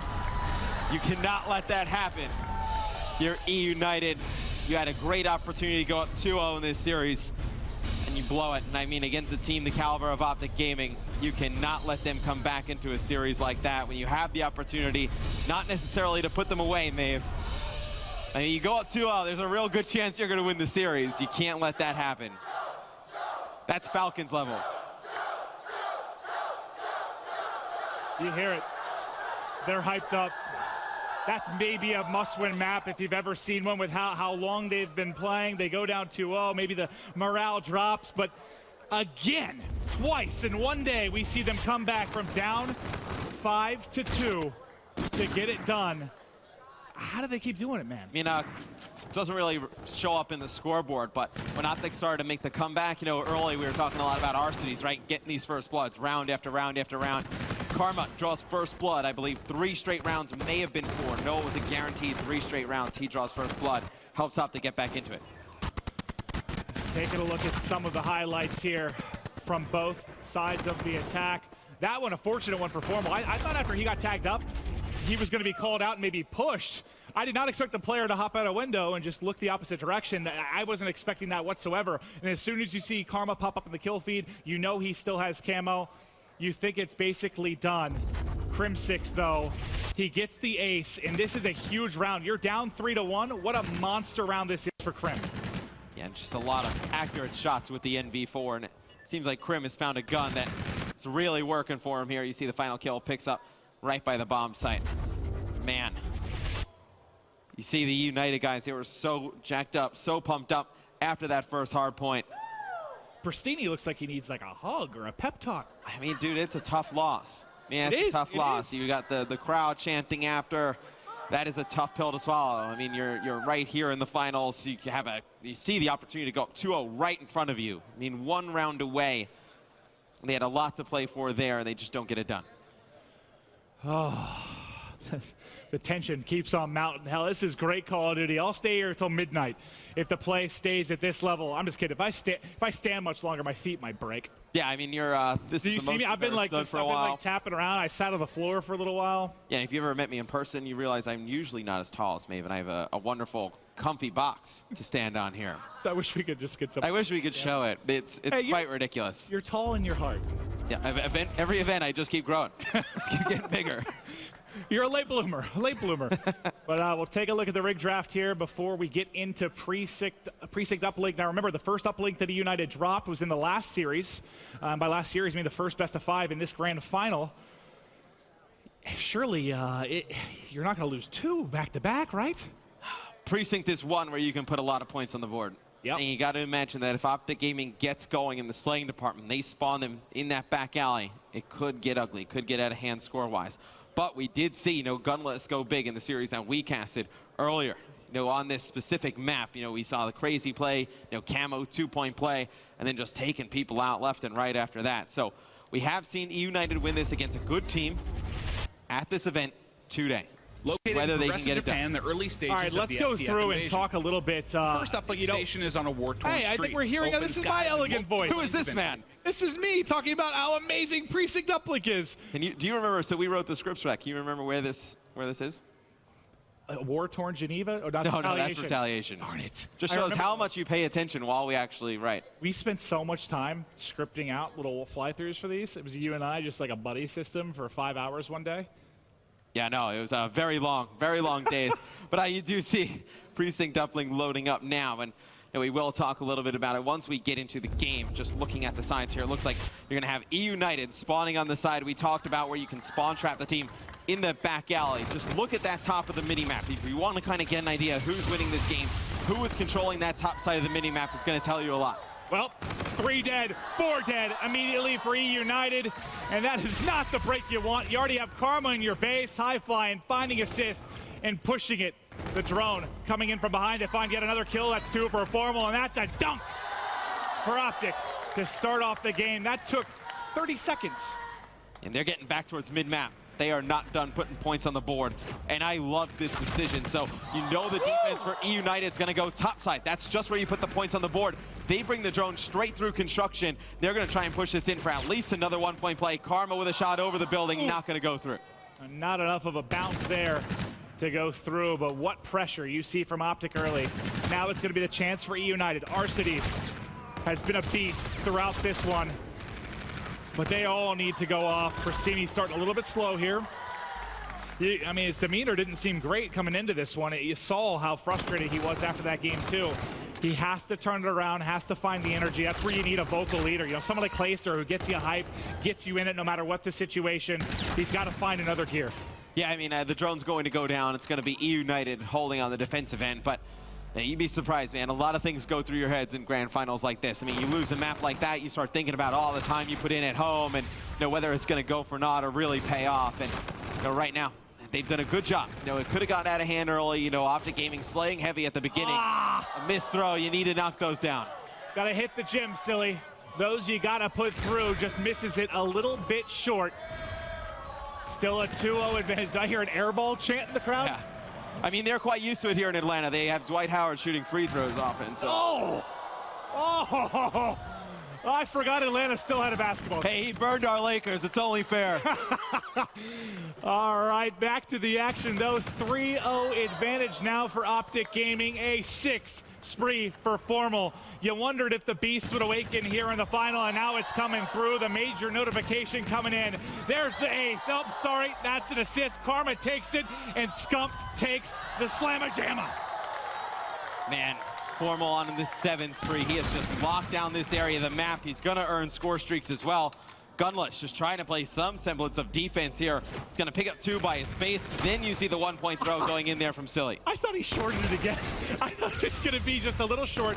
Learned from his mistake the last time, and Silly puts it through. But the drone now back in Optic Gaming's hand. It's going to be all on Silly to play defense now as they're flying forward. Up over the top, and not good. It'll be automatically reset there as it clips the edge of the roof. Yeah, it clips the roof, gets reset automatically. It's kind of like if you remember back in the previous uplinks where you can throw the drone on top of the building. Not possible in this game. It's going to get reset instantly. So do see Karma dropping the drone, pushing forward. E United set up on the defensive end here. There's no pressure on Optic Gaming. I mean, they're on the side where we usually don't see a lot of points go through. So E United needs to push forward to get the drone in this situation. Well, Karma trying to beast his way in. Arcides with the defense. Pristini helping out as well, but Crim6 has gone ahead and wrapped it. Wants to get it over the top. The shot's away. The shot is good. A sick one over Apartments as they're able to tack on there, but what can you do right now if you're United? You're down early. You're playing on what we see teams probably do the most damage from, typically at least. Yeah, right. Well, I mean, I told you a little bit earlier. Pay attention to that top side of the minimap. They have not pushed this top ticket area, had not gotten control. Optic Gaming, they've controlled this statue area. They put a lot of points on the board. Well, Silly caught reloading, but Arcides there to finish it off with the melee, and now you're going to have points. This should be a dunk coming through, able to find the last one, but actually They get it in, but can he set up here is the question. Not able to do so, so you don't get the spawn trap you're looking for. And now the counter attack coming in for Optic Gaming. You've got Karma with drone in hand, Scump trying to push out the top side of the map, Crim6 trying to push out the bottom as the pinch is going to come in. Crim loses his gunfight, but Scump wins both of his. And now the attack is coming in. The third is in front. A little bit of a bait and switch, a little bit of a nade to your own face. The defense still seems to be there as there's a change of possession. The drone wrapped out by United. Yeah, 30 seconds left here. I mean, best case for United, obviously, they get a 2-point play here. They make it a 1-possession game. I think you at least need to get a 1-point throw off. They do push the drone up towards that mid-street, but as soon as they get it there, they are just gunned down, 4 dead in favor of Optic Gaming. Now they're turning this into offense. Yep, now you're going to be having gunfire immediately off the spawn, and who else but Scump to get in their face. Karma over the top. Intercepted. I thought it was reset there. Maybe didn't get over the edge, but I believe that was picked off. Yeah, it was Silly with an interception there, so a good defensive play there by Silly. Stopped the bleeding a little bit, but the damage is done. It's Optic Gaming up 6-2 going into the second half. Formal, a big part of the reason they're able to get the early edge in the first half. That 8 streak he goes on, a big catalyst. You know, you think back to the game 1 Hardpoint in the first series where Karma goes on a big spree there to get them going. It seems like it's always someone, right? Crim has a big hard point. Somebody's stepping up. And it seems on the other side, it's either a team effort or it's gunless, right? Yeah, I mean, you've only seen wins when it is a team effort.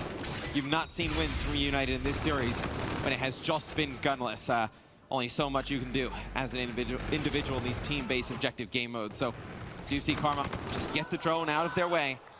You do see the drone down the middle of the street, so you do see RCs on your minimap spawn in that back alley. Woo! Nobody in that top ticket area. Silly picks up 2. And Arcades gets involved as well, so that's 3 down, Matt, and maybe an attack opportunity now for E United. You look into lobby there on the minimap, you see it's Crim6 set up. So he's locked and loaded to shut down any potential push. He's out in a 1v1 with Arcades, and Crim6 wins the fight. And this sets the offensive attack up again for Optic Gaming. The Optic Gaming attack, I mean, they just do not need to push this recklessly. They do not want to give up that top side of the map.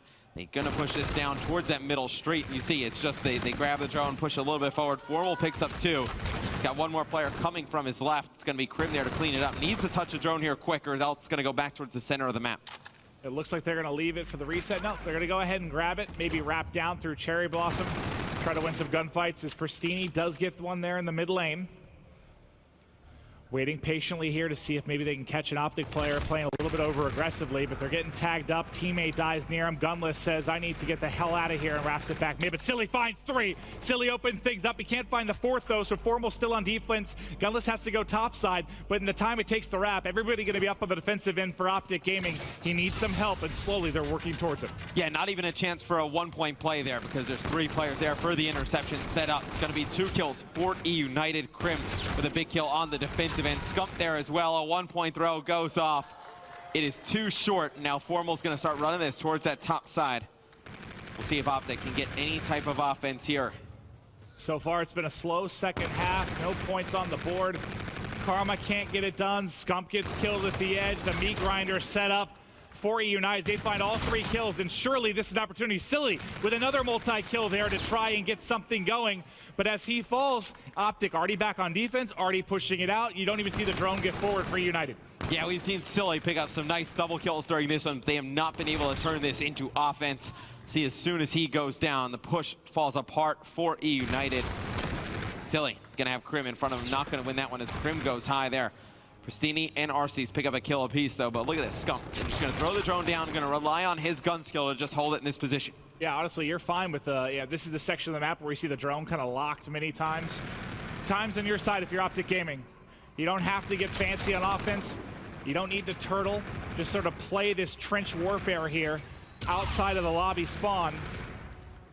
And the game will be yours in just a couple of minutes. Crim6 flying high, 1 more in front. Is there anyone there to trade it out? I think it was Karma, but Arcees actually finds both. That's now 3 down. You've got to try and make a play, but it's still going to be Formal. Now, Formal can cut down 1 or 2. That's everybody. You cleared everything out. Surely you try to get at least an opportunity on the board here, but everybody is now spawned up. The defense is ready to go. They find the first. They find the second, and the drone is still just sitting back by Crim6 really on the minimap. Yeah, and you see the streaks coming down from Formal. Nothing out of that push for E United. And they have had no offense in Uplink this is a team that their first Uplink loss of the entire tournament was to Optic in our first best of 5. They do not look like the dominant force they were in the game mode early in the tournament. And Krim shooting lasers here. The three-piece that dunked through. Wow, that was some sick stuff there from Krim. 60 seconds left. And, you know, TP has said that he thinks the best game mode for Optic has been Uplink throughout the weekend. They've been a bit shaky in Hardpoint at times. You put the undefeated Uplink team against maybe the best mode, and it's gone back-to-back times in Optic's favor. I mean, they've been great in Search and Destroy as well. I mean, you can kind of make that a toss-up. You see the drone, they're just going to keep playing this game, Maven. They're going to keep throwing it down over here by Statue. Post Formal up on top and just let him just rain down terror with the NV4. You see Scump here. All he need to do is keep trading these kills out. I mean, Pristini in the top picks up 2. By the time he gets down, drone reset mid-map. This had to be a phenomenally frustrating game for E United. It seems like no matter what you did, no matter how many kills you found there around mid-map, you were never able to get offense going. As R-City drops, that's another 4-man wipe of E United. And Optic Gaming is now going to be 1 map away from being crowned your CWL Open champions. It's a very tough map for E United. Could not get anything going on the offensive side of things. This map, more than any of the Uplink maps, favors teams that have great slaying power. Not the Gaming shows you why, as they take it 7-2. The crowd on their feet. They know how hard the boys of the Green Wall have been working all day long. Let them know they appreciate what they've been doing, as this has been a real treat for us, a treat for everybody at home. It's been a hell of a lot of fun, man. Yeah, and you know, if Optic Gaming is going to do it, they're going to have to take a hard point here against E United. E United, at the beginning of this series, they steal that first hard point. You know, they played very well. It's been a very strong hard point team throughout the tournament. Nah, I kind of want a game 5, personally. Of course. I mean, of course you want a game 5. To see that would be pretty awesome. That's what I love whenever like somebody talks about caster biases. Like, listen, I can speak for every caster in every game. All we want is epic series. So you can speak for every caster in everything game on the planet. You want the game 5, the game 7, the game 3, whatever it is. You want an epic comeback. You want the underdog story. We're all rooting for the spectacular, right? That's what we want. I would love to see a game. I'm happy the representative of all casters. I represented every single caster. A bald, almost 40-year-old man in a yellow jacket. I will be their spokesperson. I feel like he's talking for all of us. I will take on that responsibility. I mean, I do agree with you, though. Yeah. You do want to see great games, right? Man. You want great games. It's more fun to cast. It's more fun to watch. It's what we live for. It's why I want to do this as a job, man. It's a blast. We can see the box score here for Precinct Uplink. Optic Gaming, 6 points in the first half. The second half, I mean, was really low scoring just because of how we saw Optic Gaming play it. But Formal, 36 kills, a 1.89 KD. So, all right, I said that. My Control Freak MVP would be Karma, depending on how this second set goes. It's shifting back to Formal if they take this series with some of the stats we've seen him dropping here. 1.89, are you kidding me? I mean, he's had stats at this event that have just been silly. It's kind of reminiscent of G3. You remember when he was on Envy? He just put up insane numbers during that tournament. It's kind of the same type of feel you get for the way he's played today. Well, 1 match away. They're already into the rig draft here. Is Optic working to be crowned champions, and this will be the first time they could host a trophy. It's been 6 months. In a really long time. Yeah. It's kind of odd to say. I mean, I feel like a bit of a drought. We go into each event, talking about how they're potentially the favorite and whatnot, and for them to have not gotten the job done with the roster they have, it's kind of crazy to see. And if you're not aware, which you probably are, but there is a whopping $200,000 on the line here for this event, and it could all be decided here in this map. Now, the next map will be Scorch Hardpoint. So going into this one, obviously a very fast-paced Hardpoint. A lot of big money hills. You're going to be looking at Turbine. That, I think, is where the game's going to be decided. A lot like how we saw in Barn on Throwback, where E United did a great job locking it down. Really focus on that second Hardpoint. I'll tell you what, speaking with Crim6, I know that at least for him, and I believe he was speaking for his team, this is their least favorite hardpoint. Much more favorable of breakout, of retaliation. This isn't one they feel as comfortable on. Maybe this is where E United can get it done, and this is where I've seen them put together some absolutely beautiful pushes. Those 4-man delayed pushes where you wait for everybody to group up, hit from either side. E United does it very, very well. Will Optic Gaming be ready for the swarm? I feel like E United, a strong hardpoint team coming in here. Optic Gaming's hardpoint has been up and down all weekend. if you're Silly, you're kind of the leader on the E United side. You got to say, like, guys, don't even think about potentially going a game 5. You got to tune the crowd out. A really good opening break here can turn the tides in this. I mean, it kind of sounds ridiculous, but those first 4 kills, if they go the way of E United, can definitely just change the game completely. I mean, look at how that uplink started. 4 down for United pretty much immediately. Optic gets out early. It's not a super high scoring affair, and they get 2 points in the opening 30 seconds and never really look back. No, exactly. I mean, you can't kind of stress enough how important these opening breaks are. Obviously, some maps more than others, like on throwback, where you're trying to get positioning where you don't have. But just in terms of confidence and momentum, I mean, you start getting in a rhythm. You're starting to figure out the spawns right away if you can get that advantage. All right, well, we are 10 seconds away from yet another hard point in this final. They've split now 1-1. And I mean, the first one you think goes very well in Optic Gaming's favor. The second, pretty much the 250 to 200 game. They look pretty strong, but here we go. MLG prime time. Can Optic Gaming close it out? Or can E United push this to a game 5? And there's been a lot of pressure on Gunless in this tournament, like we've talked about. I think you need Silly, the most experienced player on E United coming into this to have a big game here. You really, really do. And Pristini able to connect there with the nade, backing everybody up. Formal trying to play his life as he's being swarmed by E United, and now they get control. The first 14 points go towards Optic Gaming.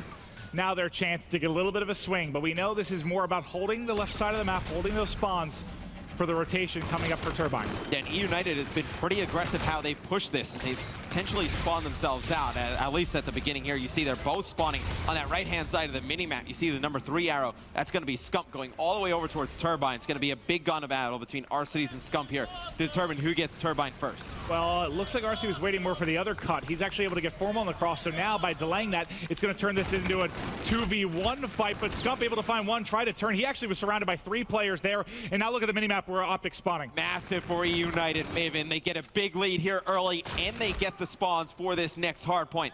You have one player, it's going to be Pristini, inside of the hard point. Needs to come up with some big kills here. He falls to Karma, but you see E United just flooding in, trying to trade these kills out. That's all it is, effectively trading inside the hard point.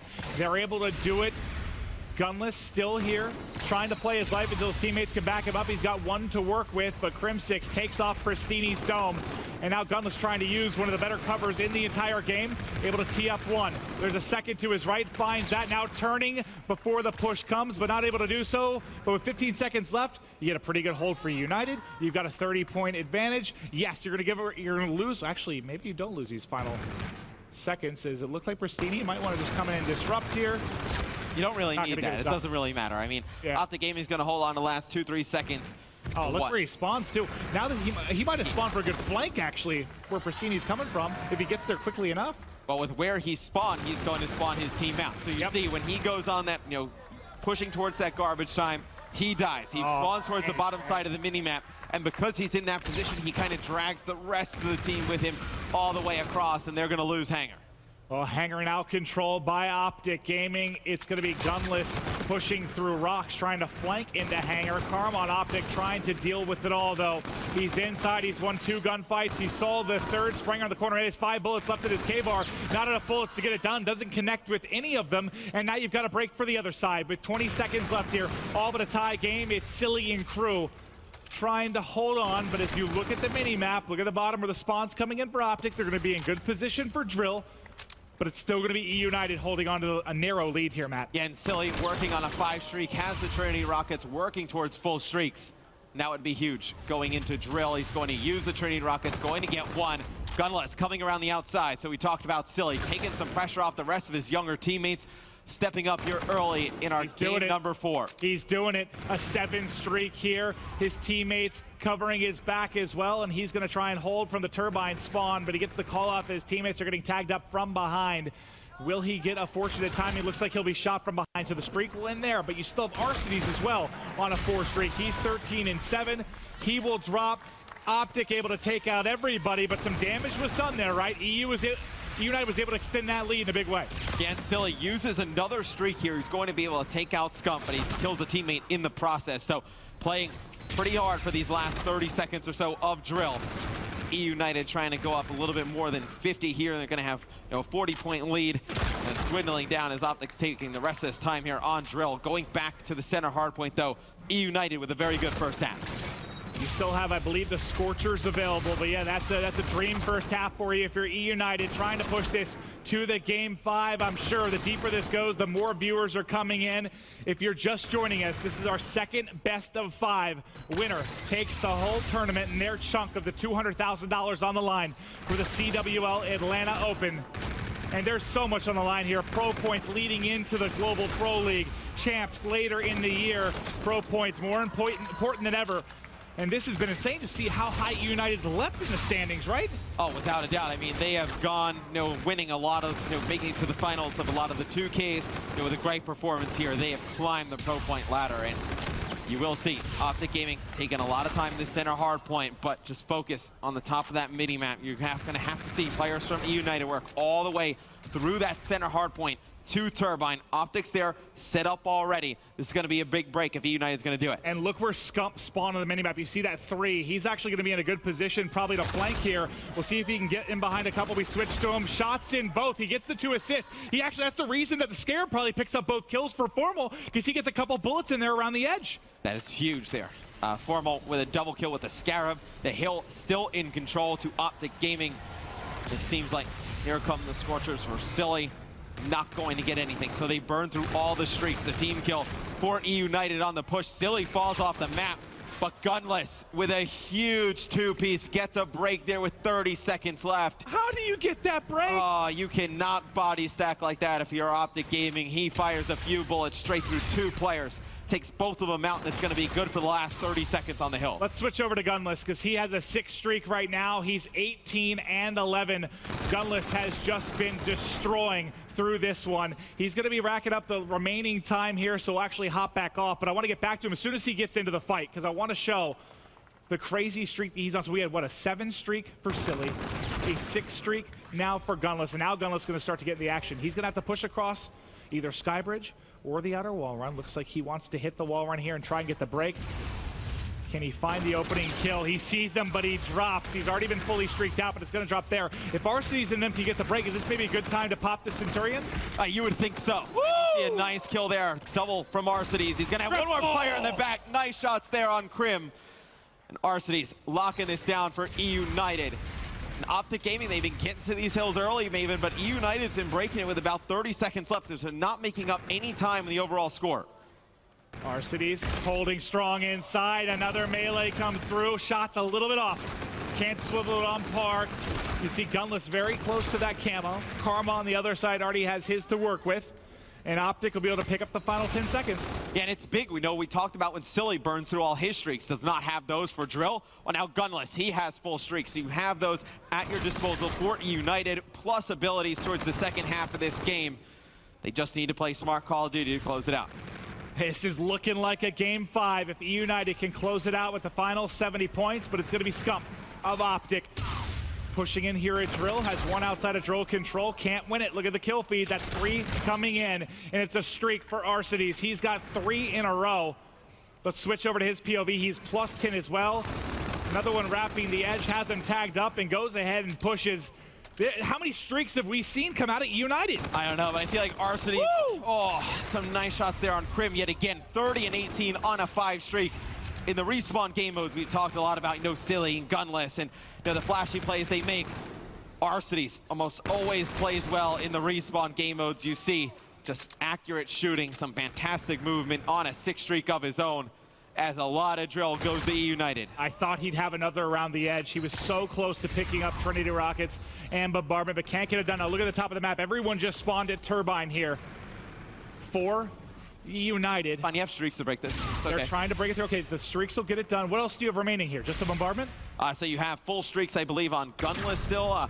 He uses 1 there, so you probably only have 1 more left. And then you do have the camo as well on Gunless. Did Silly use his Scorchers? Yes, he did. Yes. Okay. All right, the FTL jump across. Ooh, fancy footwork, but not able to close it out as Optic continues to rack up time. But Pristini tries to shut it down, catches a fastball to the face there as Formal tags him with the grenade. And there's the bombardment we were talking about. The laser shots coming in from Gunless as well. You're at 2:25. You've got Camo, you've got bombardment. Matt, what's going on? They should play for the rest of this time. You just look at the overall clock. They can get this to 2:45, 1:58 game. And I think if you can just force out the game and keep coming, you send one player on the overextension, you get control for that turbine, you win the game there. Well, can they get somebody through is the question. It looks like it is going to be Optic Gaming that's going to be set up very nicely. They've pushed out. They've got one of the hard point. And what do you have? You got to get a good use of this camo. Okay, Krem using the Centurion as well. But yeah, this camo is going to be crucial. Let's see how Gunless can make the play. Here goes the camo. Trying to push across. He's getting tagged up from behind, but he's able to slip in from behind. The pre-fire at the door. It does nothing. That's 2 down for E United. Optic trying to mount the comeback, still trailing by 50, but there's 40 seconds remaining here. This is going to be a ball game. Yeah, if you lose this E United, you need to rotate over towards Hangar. You cannot afford to lose that rotation battle. I think. Oh, so we're going to use streaks here. Gunless gets one with it. Just Karma, and Crimsic stays alive, but the push does come through. Can they get the break? You still have Scump playing in the back. He's got reactive to work with, but he does ultimately drop. Formal goes down as well, and you're going to get 12 seconds here. This is going to put you at 246. Not enough to win it. You're going to be about 4 points shy. But look where they are. They're already set up in Hangar as well. You got to get a perfect break here. Scump's reactive armor is going to be huge. I think you've got to use it to get in. He just goes ahead and pops it. He's going to try to find the kills. His buddy dies in front, tries to get through. They're able to get the break, and now you need a perfect hold. 55 seconds. E United has 244. We've seen perfect holds here before. Can Optic do it and close it out here? E United, I think, you got to slow down a little bit and get Silly. 2 really good breaks.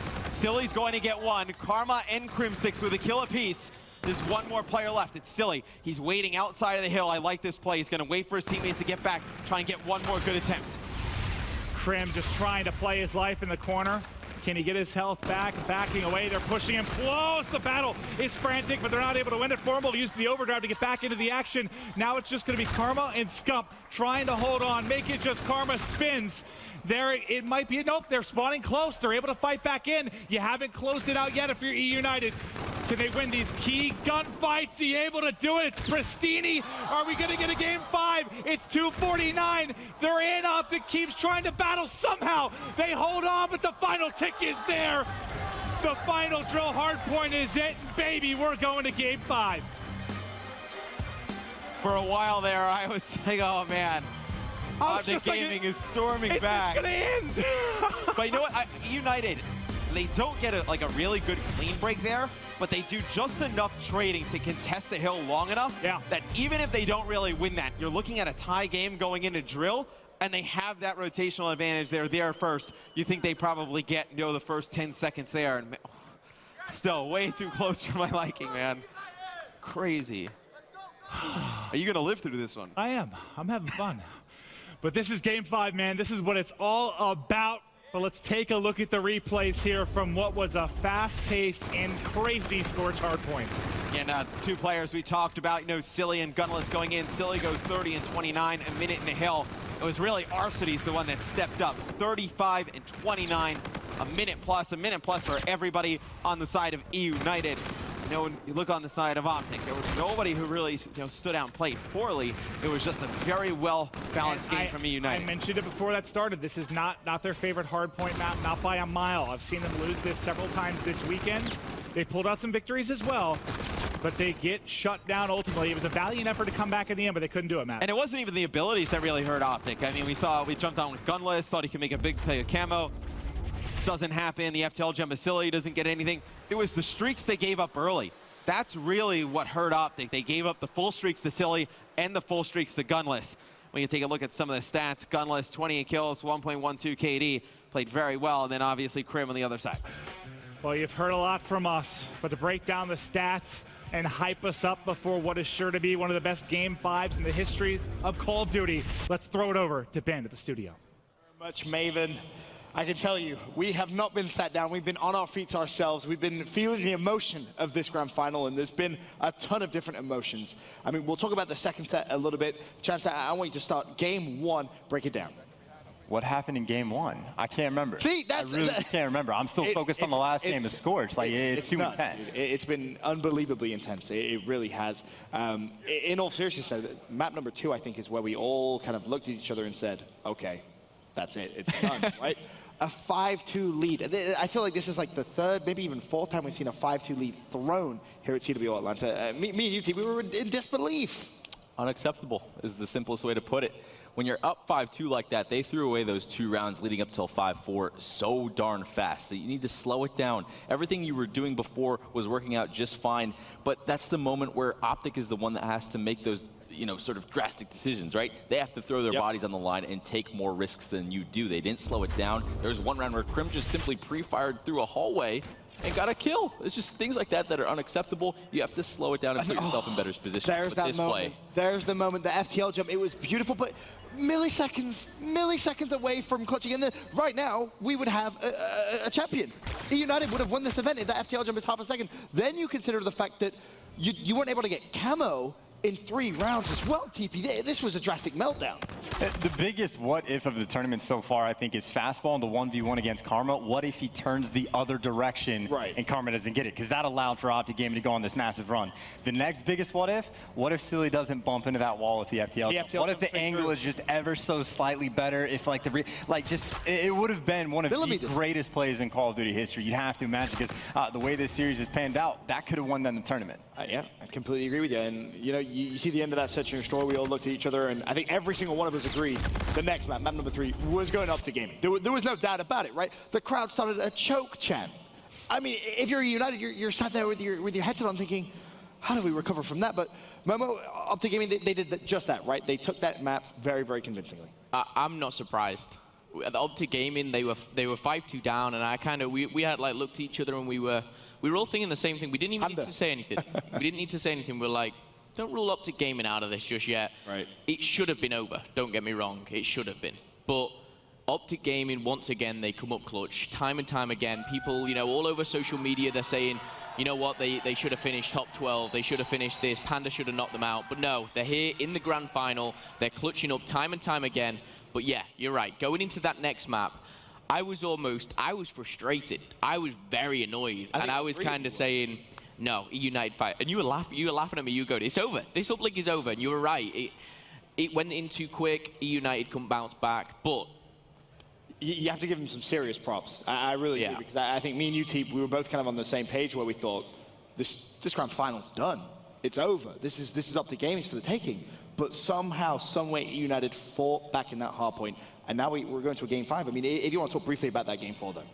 In situations like that where you're falling behind, you're not feeling too good, you need someone to spark. And who was the spark on that Scorch? Definitely Arcides. The man was lighting it up completely. You wrote his name down on a card. That was my notes. It literally just says Arcides. That's literally it. Exactly. Unbelievable. That's the sort of plays that you need in order to establish a solid lead. They were able to do that. I think it was like 190 to about 120 at one point. And then talking about Chance, you made some good points about Silly at the hangar hardpoint as well. You can touch on that. The first go around on the hangar hardpoint, Optic Gaming had the full setup. Silly actually gets all 4 kills by himself. He comes on the flank, is able to kill 2 while hanging around the wall run area, and just continues through and bowls them over. Obviously, he had a lot of teammate support throughout that entire thing, but the first time he picks up 4. The second go around, same thing. He's the one that gets his spawns for his team after Optic Gaming again out-rotates them, and eventually they're able to break through. And then on the last go around, where they just needed 1 point constantly, it was Silly the player. He was by himself. He was able to get in the hill and just hold him off for just enough time to let his team get back in the kill for support, and again stop Optic Gaming from shutting them down there. Well, our grand final starting to heat up. Optic Gaming versus E United, second set, tied up 2-2. We're going to a game 5. Matt, Maven, over to you. Thank you, guys. And, you know, crowd, put your hands together. Ben, the desk have been incredible all weekend long. They've been crushing it. They've been looking into different matches. They've been doing fantastic analysis of the maps. And now we have the game 5 we all wanted. Whew. Yeah, the studio's been awesome all weekend. The games have been incredible today.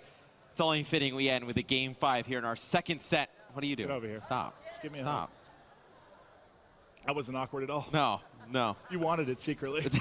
No, not at all.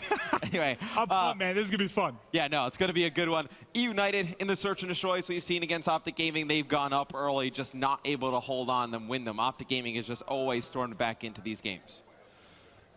Who are you taking? I'm putting you on the spot here. Oh. It's not an easy choice, man. It's not easy because, like I just said, E United, they've gone up.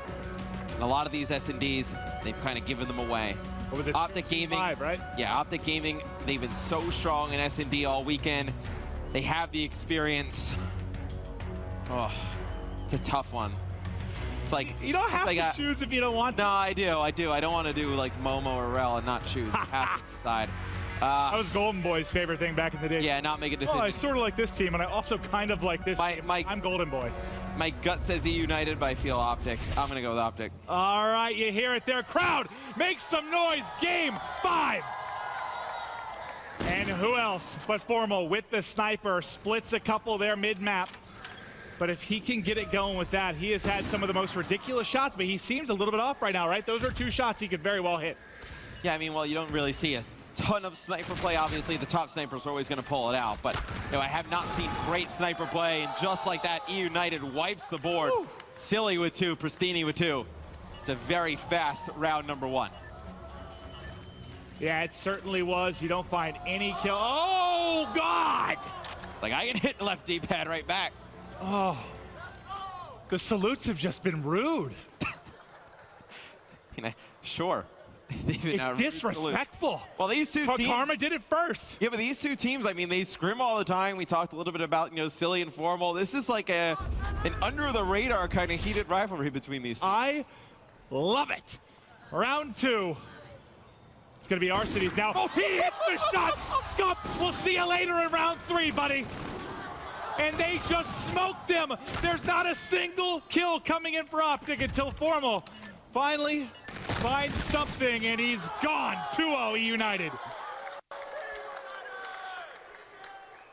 That shot was nuts. RC. I just picked Scump just puts his controller down. He's like, all right. I'm dead. Okay. And what I've liked from E United in these first 2 rounds, Maeve, is just how aggressive they've been. I think one of the guys on the studio desk, they talked a little bit about if you're going to go down, play your game. They're definitely doing it in Game 5. They are, and a guy we haven't talked a lot about throughout Friday, Saturday, Silly, has a where's that bullet go? A hit marker on what appeared to be a neck. Don't jump up there and challenge him. Varsity's on fire. Formal's gone. Formal, the only one with the kill right now, but Silly, man, 4-0. He has the monster game. Crim6 is Mr. Game 5, right? He has got to pick it up. An ugly gunfight comes through, and now it's Crim in a 1v3. They're giving an early lead to E United, and the comeback kids are going to have to battle back yet again. I mean, this is kind of how these other Search and Destroys played out. E United comes out on fire, takes the first few rounds. Optic Gaming makes a comeback. See Pristini here in the final kill cam. Takes Crim out. Optic Gaming, I believe, we'll take a look at the scoreboard once we jump back into this. I think only 2 of their players have kills right now. You got Formal with 1, Crim with 1. It has not been a good first few rounds. I mean, Gunless is 0-0 through 3 rounds that his team's won. That's quite an odd stat line. It's Pristini, Silly, who have led the way. Arcities with some nice snipes as well. Scump draws first blood here in this round, though. Well, that's a start. You find 1 first blood, but there the FTL jump to get away. You like Silly playing his life. Pristini able to back one up and push through. It's Silly. If he doesn't stay alive there with the FTL jump, maybe he doesn't find that second kill. And now it's Karma trying to clutch again. They're getting stormed off the map. What are we watching? I have really liked the way that Silly has used FTL jump throughout this event. A lot of players I don't feel like have used it to its fullest potential. Silly, you see him use it in multiple different situations. Get out of harm's way. Get a little bit closer to try and pick up a kill on a guy that's weak. You see it right there. He uses it to get out of dodge, keeps his streak alive. 4-0. How many in favor of E United here in Game 5? How many punches can you take in S&D as Optic Gaming that you rebound from? How many times can you force a choke out of a team and come up clutch? And in this type of situation, Maeve, I played way back. As you see, Gunless is going to get 2 kills here at the beginning. It's going to be Optic Gaming trading it out real fast. 1v1. Down into a 1v1. He has to reload. He's got him tagged up. Looking to push him. We saw him in the corner underneath. He's hit with a jammer. Can he win it? Oh! He gets it barely.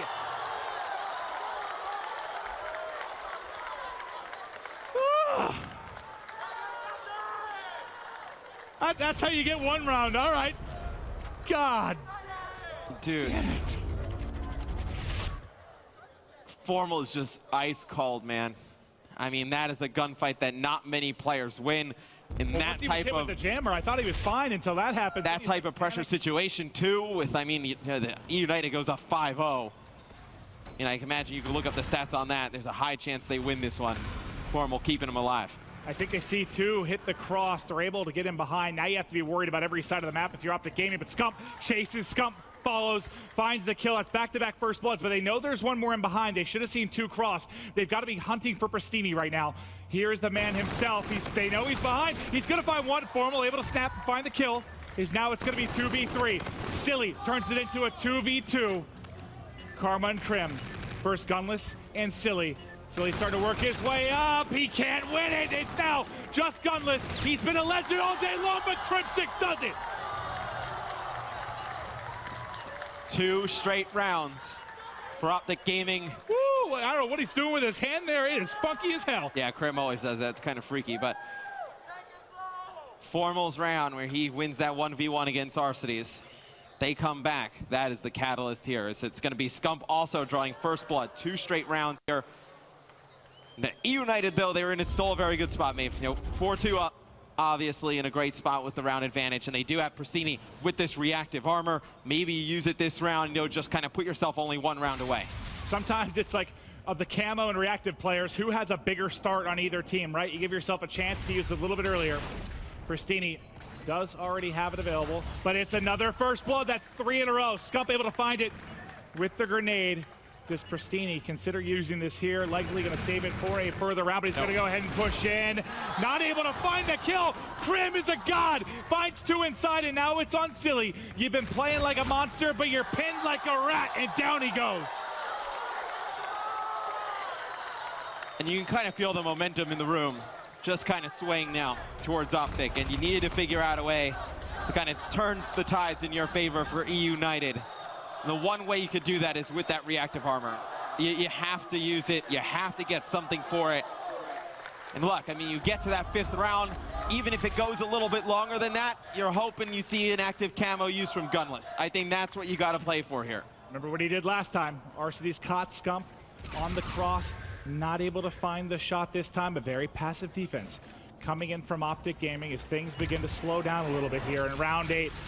Basically a headshot with a Scarab, but Pristini will live through. There's a reactive armor. Burns him around the edge. And he uses it in this round, so it's crucial that E United wins this. You cannot use this ability and lose the round. They have to put this round away. 2 kills for Pristini. He finds the second. It's now just on Karma and Krim. This should be the 5th round for E United. He's able to take out Pristini, but he's the last man up. He's got camo to work with this. Somehow he turns this in his favor. Now it's a 1v2. 15 seconds left. They're pushing him. He's down.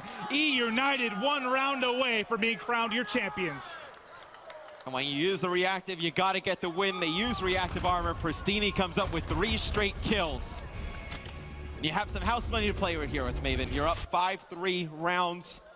You can afford on the defensive end to get a little bit aggressive here. If I'm on E United, that's kind of what I'm teeing up here. Okay, I think you catch Optic off guard. Obviously, they may play a little bit passive, but I would love to see an aggressive defensive push here from E United. Karma does have this camo, though. Maybe he'll be the one to make a play. They're getting aggressive, just like you talked about. You see Gunless on the map, trying to be the one to come through. He gets caught. That's a first blood for Optic Gaming.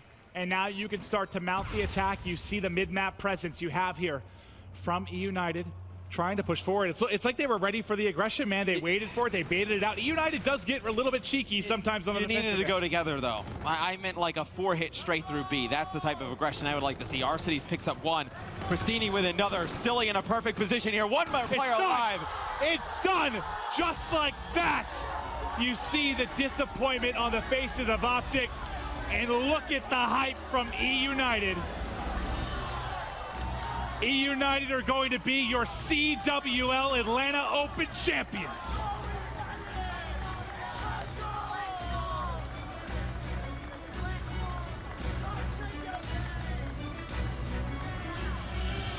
The disappointment you see there on the face of Crimsix. You fought so hard. We know what a loss that is, but you have to focus on the champions. There they are. Look at the squad. E United proved all the doubters wrong, Matt. And this is a team you got to feel good for, Maeve. I mean, they put in a ton of time. grinding throughout all the 2Ks, you know, battling against the top. A lot of non-believers of this team coming into the event.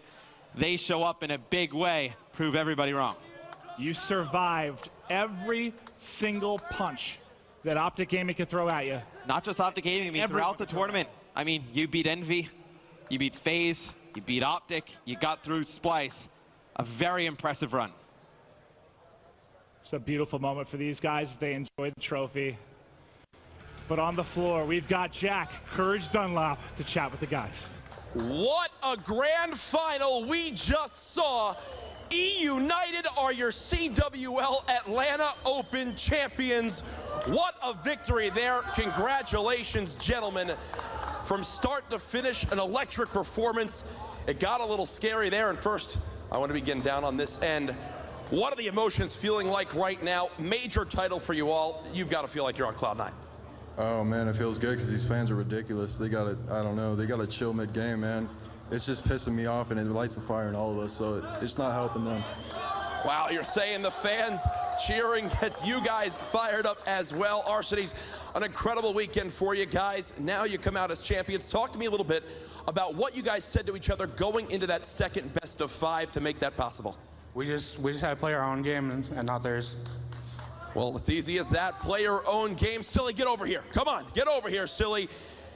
You're the big leader of this squad. You wind up taking home this title. This has been a long time coming for you. What is it about these guys that just works so well on this team? I mean, they're good listeners. They stay composed, and that's all you need to do to win. Now, Burns, I want you over here as well, my friend. Burns, long-time involvement in Call of Duty, now co-general manager of this E-United organization. A lot of people were wondering what you were doing when picking up this squad. You had a vision, now it shows. How proud are you of these boys? What a moment for your organization. Besides me getting a little emotional, I'm really proud of these guys. I guess I couldn't find a championship as a player, but I can find it as a manager, and these guys helped me accomplish that goal, so I'm really proud of them. Awesome to see. Now, everybody knows that a major championship title has an MVP on the lineup, someone that just goes absolutely off, goes above and beyond what it means to be a champion. And guess what? We have our control freak MVP. It is Gunless. Hoist up that trophy, my friend. You've earned it. The control freak MVP for someone that goes above and beyond.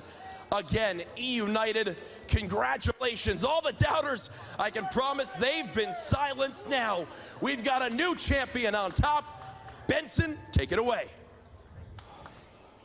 What a grand final that was. Of course, congratulations to E-United. We will see them in a press conference coming up shortly. I know Courage and the E-United squad are going to get ready for that, so make sure you're tweeting out any questions you have for the E-United squad. That will be live on stream. MVP, the control freak MVP, of course, massive congrats to Gunless, but I think we all kind of looked at each other there and said, any one of them could have just taken that. I mean, you could make an argument for all of them, right, team? Oh, 100%. Persini had so many moments where I was so impressed throughout this entire tournament. Arcity came in very clutch in that hardpoint, especially on Scorch. Just so many performances with all these guys. Silly as well. Just, they proved me wrong. I'll be the first one to say it. I doubted them so much. I did not know what to expect, but look at them now. Good job. Yeah, fantastic performance. Of course, there, look at Gunless. Top 5 respawn KD, average 76 seconds of hardpoint time, 27 maps, a 1.16 and a 25.39 as well. Gunless played absolutely out of his mind. Congratulations to him, the MVP of the CWL Atlanta Open. But we talk about that grand final as a whole. We touched, about the first 4 maps, and we went into that grand final, or map 5, I should say, and team. What was that aggression from E-United? That was insane. I was laughing for half of that map. Persini lapped the map in multiple rounds in a row. Optic just didn't know what to do. They didn't know where to look. They played slow some of those rounds, but E-United stuck to it. Usually you want to push with all 4 people, but man, they just took it to them. That was one of the nuttier S&Ds I think I've ever seen. And I mean, especially to bounce back, because keep in mind what happened with the first one. Right. They blow that 5-2 lead, and they come that close to the Prestige, and they were able to hold strong. And they really just absolutely took it to Optic Gaming, too. It was just incredible to watch.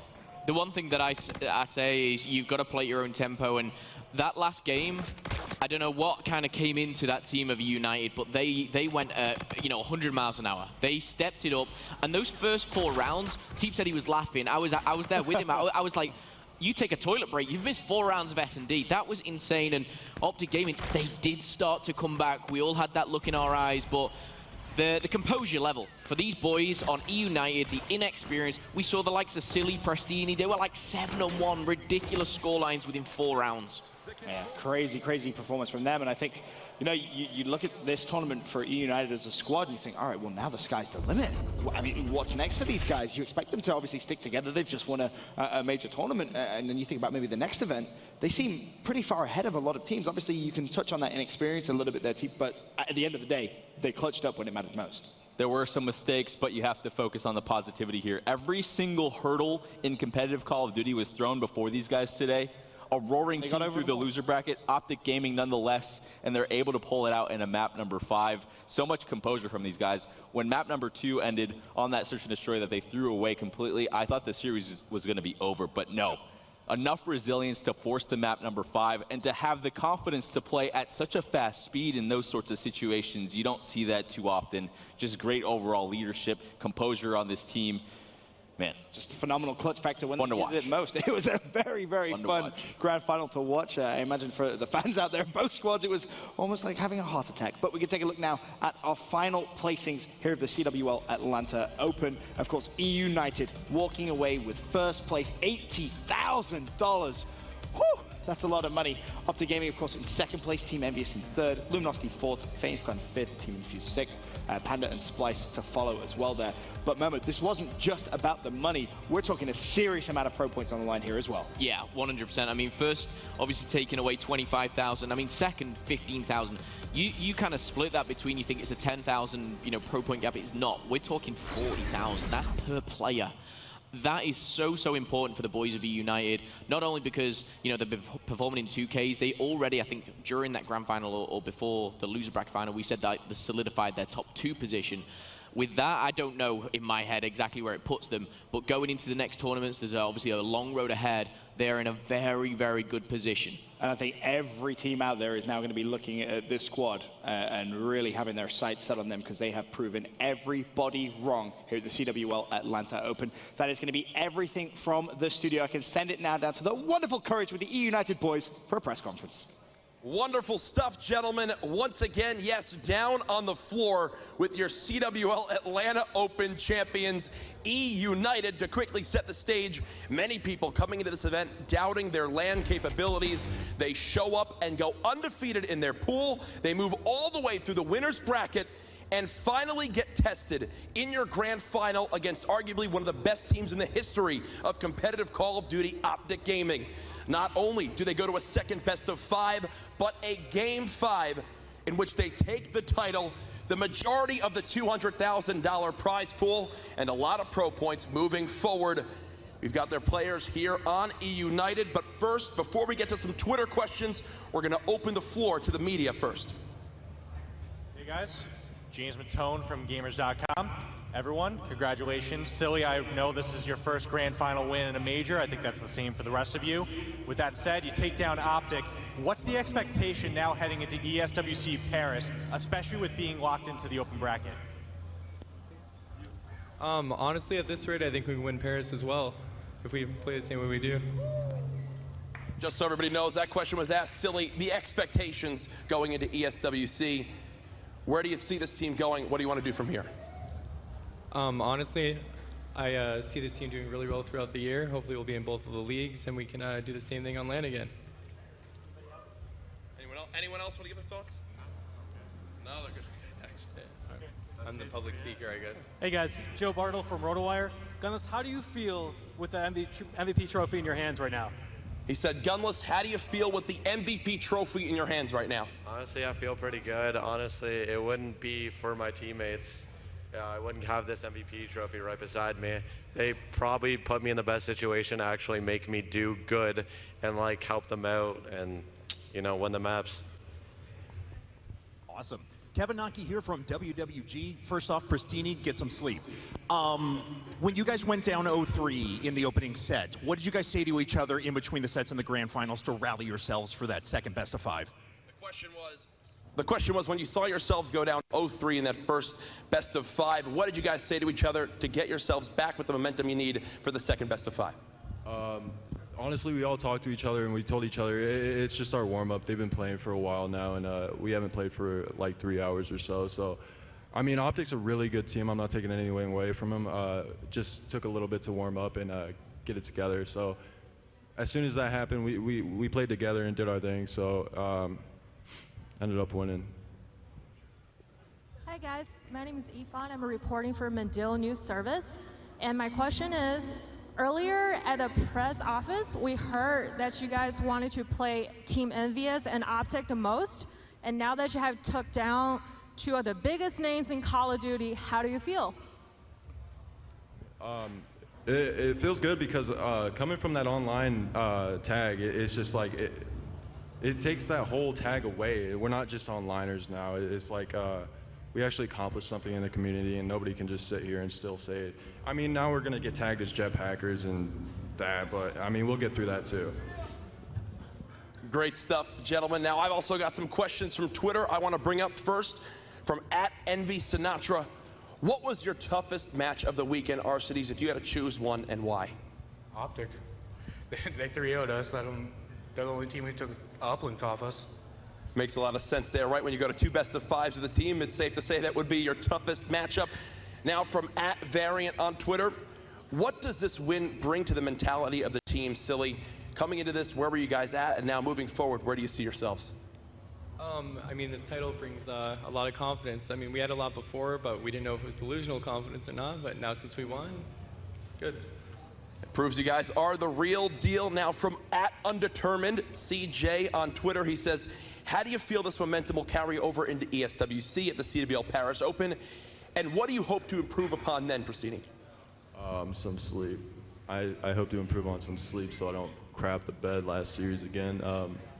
If I weren't doing so bad, I feel like it would have been easier, but you know, yeah, improving on sleep, that's my main goal, right, for me. As a team, I don't think, we need to improve a lot, but we'll figure that out. You say the team needs to improve on a lot. Sleep, though, very important when you go to Europe because you can definitely get jet lagged easily. I'll speak from experience there. Final question. Gentlemen, this was probably one of the most miraculous wins I've ever seen in the history of competitive Call of Duty coming into this weekend. Is there anything you have to say to those out there that you've now earned as new fans, to those who doubted you, to anybody watching competitive Call of Duty right now? Nothing to the haters, but I want to thank you all for supporting through Twitter and the fans. I appreciate every single one of you that came up to me and asked for pictures and stuff like that. It's honestly the best feeling in the world. Great stuff, E United. I know this is probably a whirlwind of emotions, so for now we're going to end the question and answer period here. Fantastic stuff again from everybody at MLG. What a weekend we just had. The Call of Duty World League 2017 season is well underway, and there's a lot more to come. For now, though, we'll leave you with one final thought. The CWL Dallas Open kicks off March 17th. We'll see everybody there.